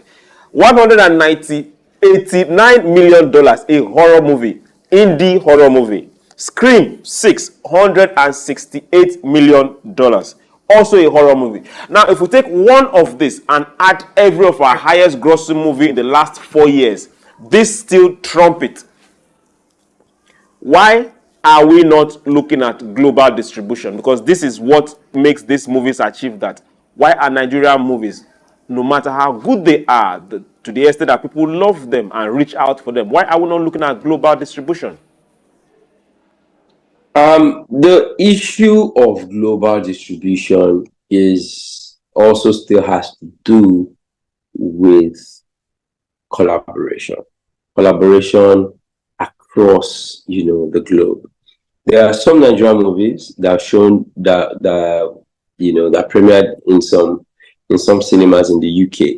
I don't know how. Yes, how long they ran for, I don't know. But I mean, we had that. I think gradually these things will begin to come. You must cut off some slack. It is easy to do this comparison. And I also want you to know that the both markets, even as independent movies that you've quoted from Hollywood, the resources that they have far exceed what we have, in this country. You have mentioned how individuals in this country are literally staking hundreds of millions to make a motion picture on not knowing whether, they'll get anything back. Kudos to Funke Akindele. Most of our films are some of the highest grossing movies in ever, as a matter of fact. And I'm sure that, we never could project the numbers that you've quoted now in fact. But we've been able to do it. There used to be a theater-going culture in Nigeria, and it's I mean, to have that, and you quoted 2023. Nigeria has been, the world is no longer a recession now, and you still have that kind of numbers. It's a lot. You need to for you, before we start throwing these numbers around, you need to understand also the movie going culture, the per capita spending, per capita earning of the people who want to bring it, because these numbers that you're quoting are human beings. I'd like for you to know that these are human beings, these are paying, these are people, these are transactions, okay, singular or multiple transactions. So these things are in play. I'll tell you, for every of that 1.0 point something billion that you quoted for Tribe of Judah, there are people who got to see that movie without having to pay. I'm sure there are way more people who saw that movie, through other means, piracy, doubling and all of that, who got to see that movie without paying. If we could have, if we could divide these numbers down to a paying transaction figure, we'll probably, get there. And these are the ways of support that the movie industry keep asking for, protection of works, of movie, motion picture works like this, creative works like this, to ensure that the people who make, who invest, get their money back. So you look at Bad Boy. Look at Bad Boy did more than 100 million in the first few days. If you and I was saying to a friend that the budget for the skits that Will Smith and Martin Lawrence had to do for Instagram, okay, 8 weeks before Bad Boy premiered, I'm sure is way bigger than the budget that we've used to shoot some of the biggest films that we've had here. Some of the films that we've had to do magic with didn't have the budget and that was supposed to have for it, right? If you were to table this thing down, tell a Hollywood executive that, oh, this thing that you saw, this movie that you're watching, this is the amount we used to shoot it, they'll say, get out of here. But that's the never dying spirit of Nigeria again, because you are working against everything. But people still want to create. Every filmmaker will tell you it's a suicide job, but they don't know why they go back to it. It's that yearn to want to do, to want to tell these stories. And so I'm hoping that in the nearest future, with the help of the government, as you're seeing, I mean, Idris Elba was here in the early part of the year, I think Q1 or Q2, to direct a movie with Ebony Life. You would never have thought that was possible 10 years ago, right? There's a woman king story, and I think that's also where collaboration needs to come in. The woman king story that you saw Viola Davis that had Jimmy Odukoya is a story about a very neighboring culture here. You even had Oyo in it, right? Whether we like the story, whether it was true to fact of the Dahomey people is another thing entirely. But look at that movie. That movie had maybe tops, maybe 10 Nigerians in it, in a story that had Oyo, that had Bene, and in that Bene, Yoruba was being spoken. There were great moments or ways for collaboration. You'd have literally a collaboration of Nigeria and, Hollywood on that project that would also help us to cement and tell the better story. So what we need to do, as we are wooing investors for oil, for every other thing, I think the government also needs to give us, the same way the aviation sector is giving Airpeace, all the backing it needs to become a national carrier for UK. It's the same way we need to have the federal government say, you see, this is the highest grossing sector in the non-oil, industry that we have, which is the creative industry. Let's see, what do you need? How do we get global collaborations for a movie like House of Ga, for a movie like Olufumi Ransom Kuti, for a lot of movies, for Femi Adebayo, Jagun, which and then maybe we can begin to have that, just the way Afrobeat is now beginning to go around the world. And I would love to have you also know that a lot of streaming platforms, okay, despite the fact that Nigeria is where some of these biggest Afrobeat records are coming from, when they show you the streamers, Nigeria is not even in Africa. Nigeria is not even top 3 of this of the people of the continent where they make the biggest amount when it comes to streaming music. But we are the biggest producers because we give Afrobeats back to back a run for their money. So something is inherently wrong somewhere in that chain of that line of that chain of creation to distribution. And I think that is beyond, it's just beyond the players now to make the big El Dorado happen. We need the serious backing of the government. Now, we are coming to that particular place where you say something is wrong. That particular thing that is wrong is where we're going to poke. But before we poke it, we'll go on a very short break, and SOUQ Pulse will be right back. Get some water and re-energize, because that wrongness is coming off and on at the part 2 of SOUQ Pulse today. Don't go anywhere. SOUQ Pulse will be right back. All right.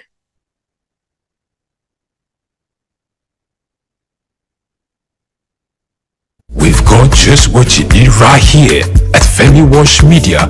Call it the Midas touch, and you wouldn't be wrong. Let us record, produce, mix, and master your audio like nobody does. Reach us on our contact today for the best quality job.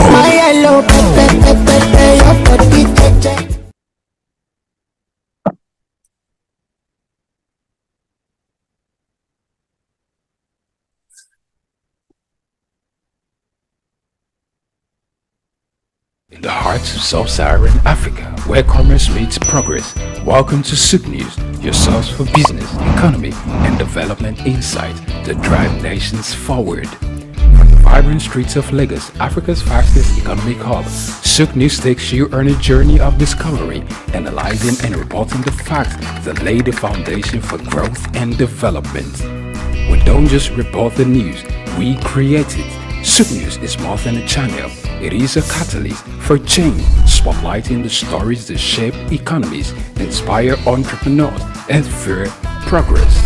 Covering business, finance, technology, energy, and many more, SOUQ News provides a daily deep dive into the stories that matter, interviews with industry titans, and analysis that empowers your understanding of economic landscape. Join us daily as we dissect, discuss, and deliver the most relevant and factual news on business and the economy.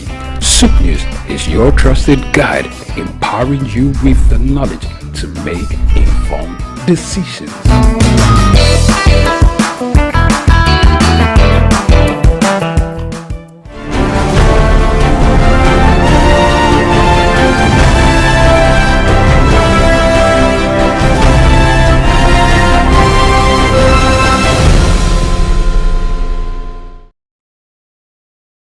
Welcome back. This is SOUQ Pulse, and we are live on SOUQ News.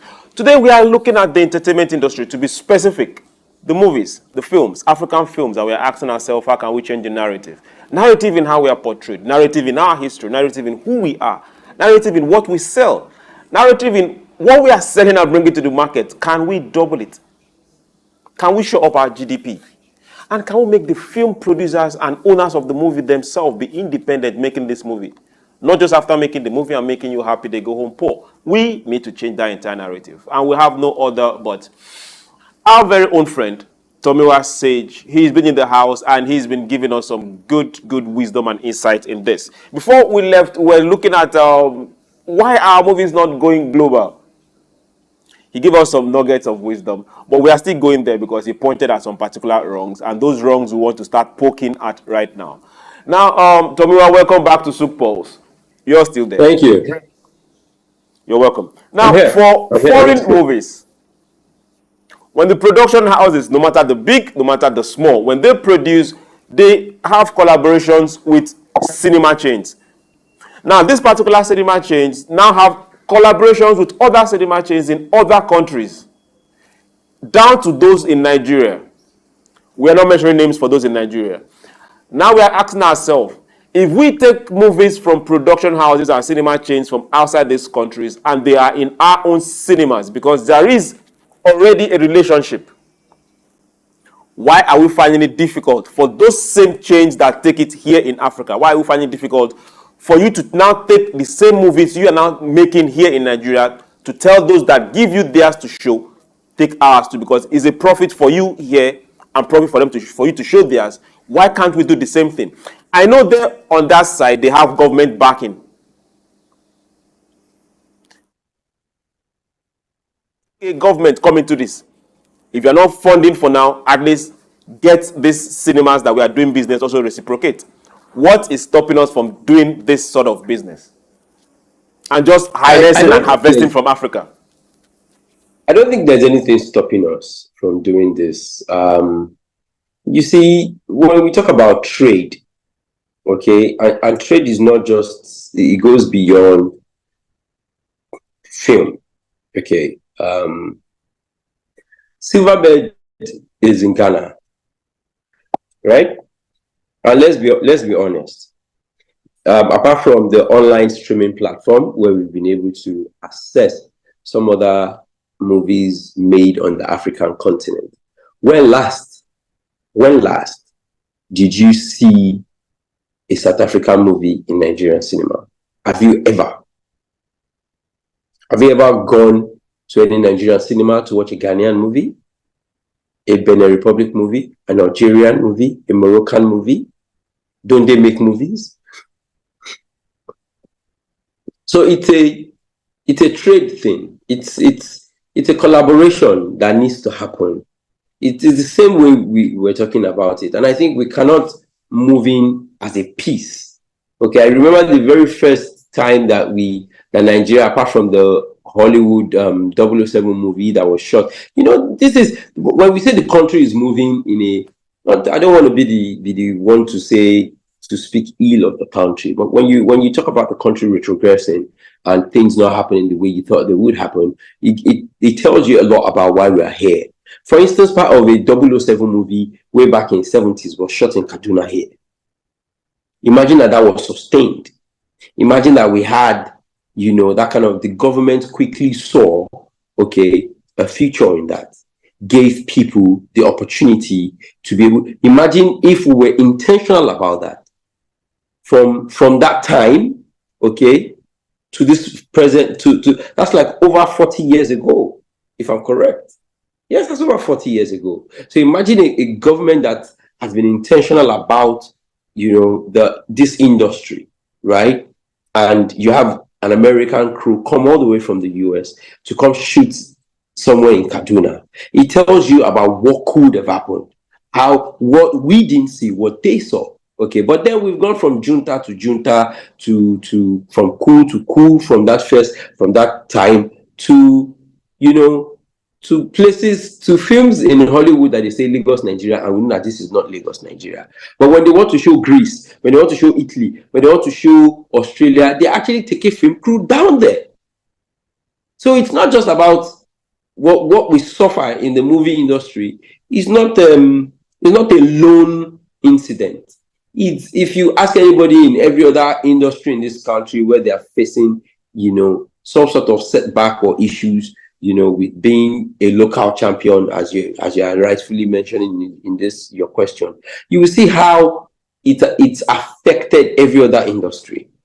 And also I think for that to happen, we first of all need to conquer Africa first of all. This is the numbers, because this is business, it's trade. If I say, okay, if Miramax, for instance, any other cinema chain in the world or in America say, okay, all right, bring your film. Let's have a partnership. What film are we taking? What story are we telling with this film? Maybe a story of Fela, and I'll tell you, there's a Fela documentary on Netflix that the producers are not even Nigerian. But they came to Nigeria to do a documentary of Fela. So the complete works of Fela, if you see it, the complete works of Fela, I don't think is even by a Nigerian. There's a whole book about Fela's life. I don't even think it's by a Nigerian, because of course, if a Nigerian had gone ahead to set out to do that, what support would they have gotten? And you'd be shocked. Somebody in Germany from the German Film Corporation would want to tell a story about illegal migration from Nigeria to Germany, and the government of Germany will give him all the support he needs all through. If he needs for that movie to be shown in all the cinemas in this country, the embassy of the German embassy here will work that trade all through, and it will happen. You see, so this is how powerful it is when we talk about what government can do. Let's even say West Africa. Because, of course, as an actor, you go to some West African countries you never even thought you be in, and you find out that you are known, you are popular. They are watching you. They are watching you because there's piracy that has smuggled some of these DVDs down to those countries, and you are big. Most Americans have a GIF or a meme of Aki and Popo. On Twitter, they use it every other day. On Shade Room in Instagram, an American blog site, even though it's owned by a Nigerian in America, but it's basically America. You will see they know Nigeria. They use those GIFs. They use those memes. They know about you. But how are we approaching moving out, breaking out of our cocoon to say, okay, let's go further and see how well we can do in these other countries. And that's where government is really needed. It is really, really needed, because when it comes to trade, just like you put it, it's everybody's concerned. When it comes to productivity, it's everybody's concerned. It's not all about oil and gas that the FX is. If government want to raise the GDP of this country using the creative sector, they will not just leave the creative sector. They won't treat it the way they are doing. It's not by a few BOI grants to a few filmmakers or to filmmakers. No, it's beyond that. There's post-production, there's marketing. Marketing alone takes, we're talking marketing in stupendous numbers.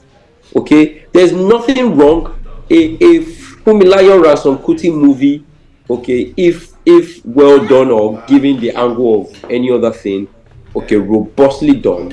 Kudos to Bonale Austin Peters for what she has done.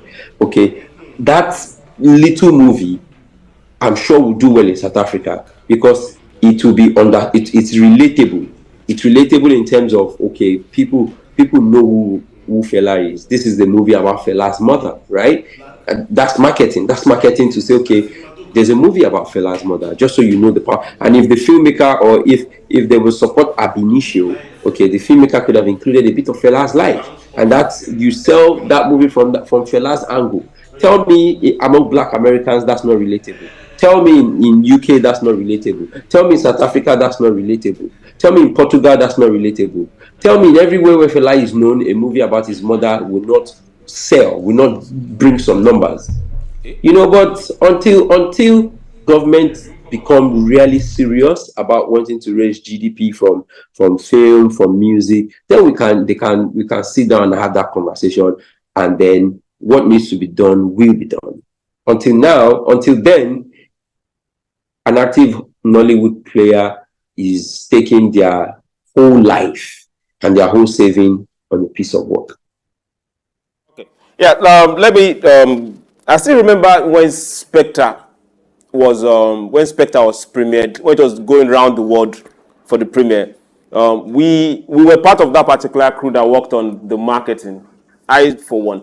And I still remember very well that the High Commissioner, what was left for him to do in that hall that day was to come and clean the chairs. He was there from the beginning till the end, and he was at the door shaking everybody because he knew for once that this was adding to the GDP of his country. That is the pace, exactly, and where we need to go. Now let's look at the side of African movies, Nigerian movies in the Caribbean, Nigerian movies in West African countries, Nigerian movies all around the places.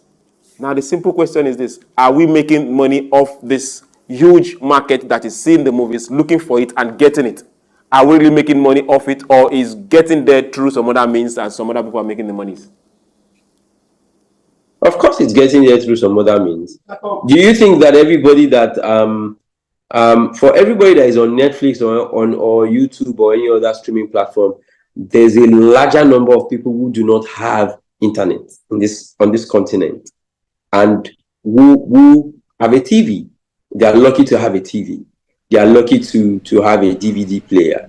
Okay, even though yes, the world has moved on, but we are talking of people who do not even have water, who do not even have access to potable water in their homes, and there are people who still need to trek miles to get water. There are people who watch the EPL or football matches at Village Square on this continent.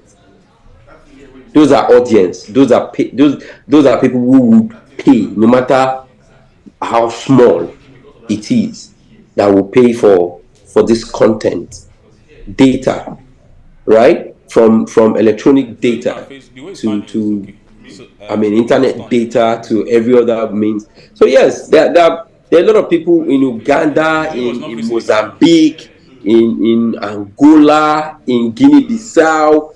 There are people who are literally who sit down, transcribe, our movies to French and to other languages, and taking it elsewhere. There's piracy.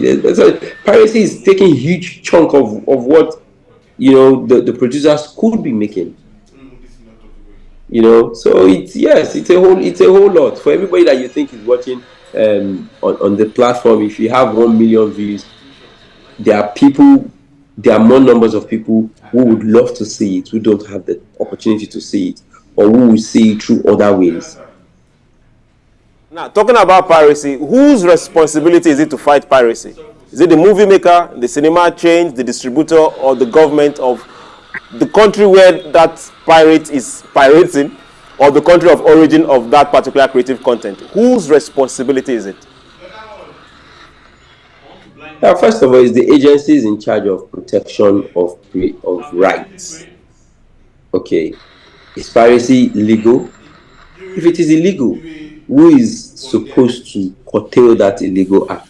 It is because the illegality does not directly affect government, is why nobody seems to be doing anything about it.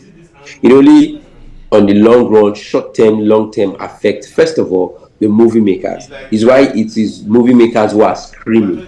If for every time that's illegal to drill oil illegally, it affects government oil production daily. It is why every other day you hear them say government uncovers illegal oil bunkering, illegal oil refinery, illegal oil. It's why the illegal mining, it affects government directly by making them not get the amount they want to get there, right? It is why government send task force, a whole commando, a whole battalion to rout out miners, right? So the moment government again see how become serious about how they can actually defend filmmaking in this country, okay, do the right thing to boost the GDP, the agency in charge of piracy will do their work. Because what will the filmmaker do? What will the filmmaker do? How will the filmmaker stop piracy? They know who pirate is. You're talking about the agency in charge of piracy will do their work. Yeah, there's an agency. There's an agency that's supposed to. Okay, now let's look at it from this other angle. Could it be, or is it that the government have really not seen it? Let's break it down. Major studios outside this country, for their movies to go and premiere, the ones that are successful make well over 1 point something billion at the box office. That's for major studios. In the last 5 years, that has been a trend. Yes. So a single movie is making well over 1.5, 1.2. Some even made well over 2 billion at the box office alone without any other addition.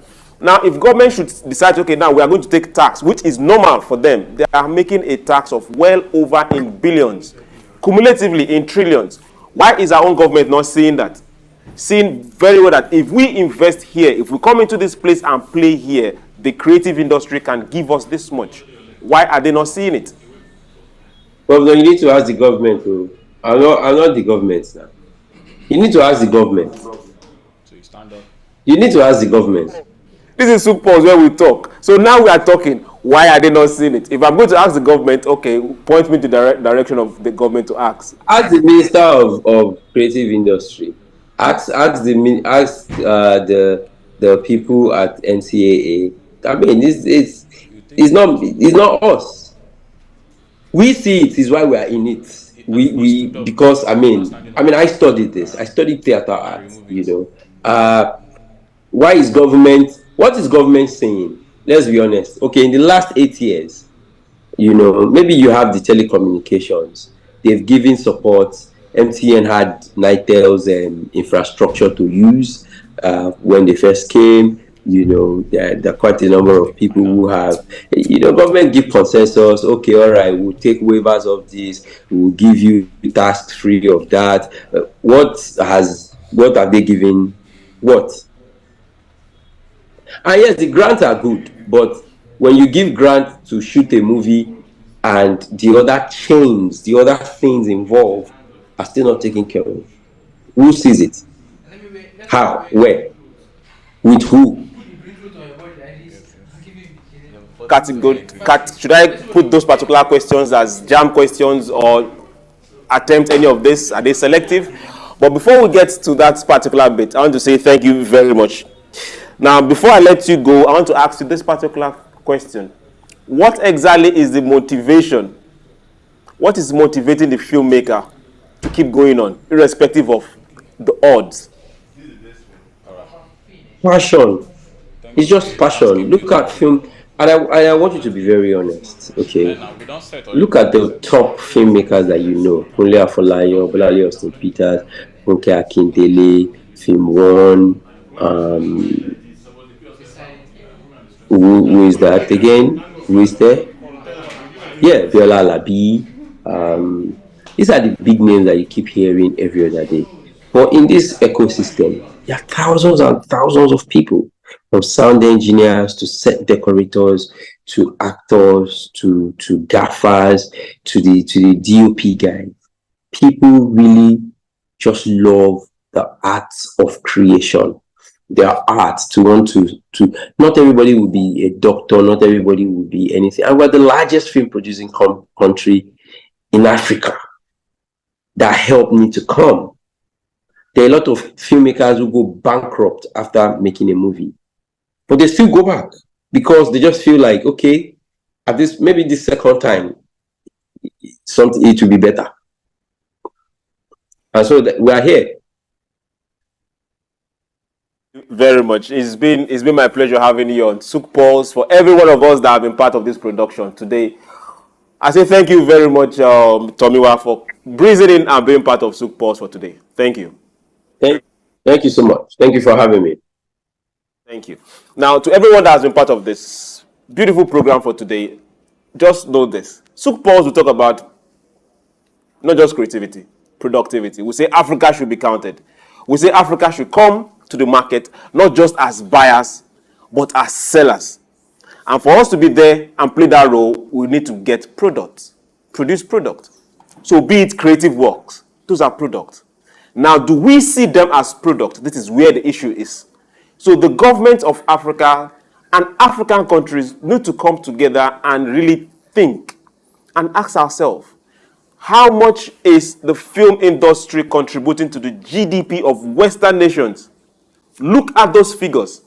How much is the film industry contributing to the GDP of Asian nations? Look at those figures. Then also ask yourself, to what extent are these industries changing or shaping the narrative and image of these nations?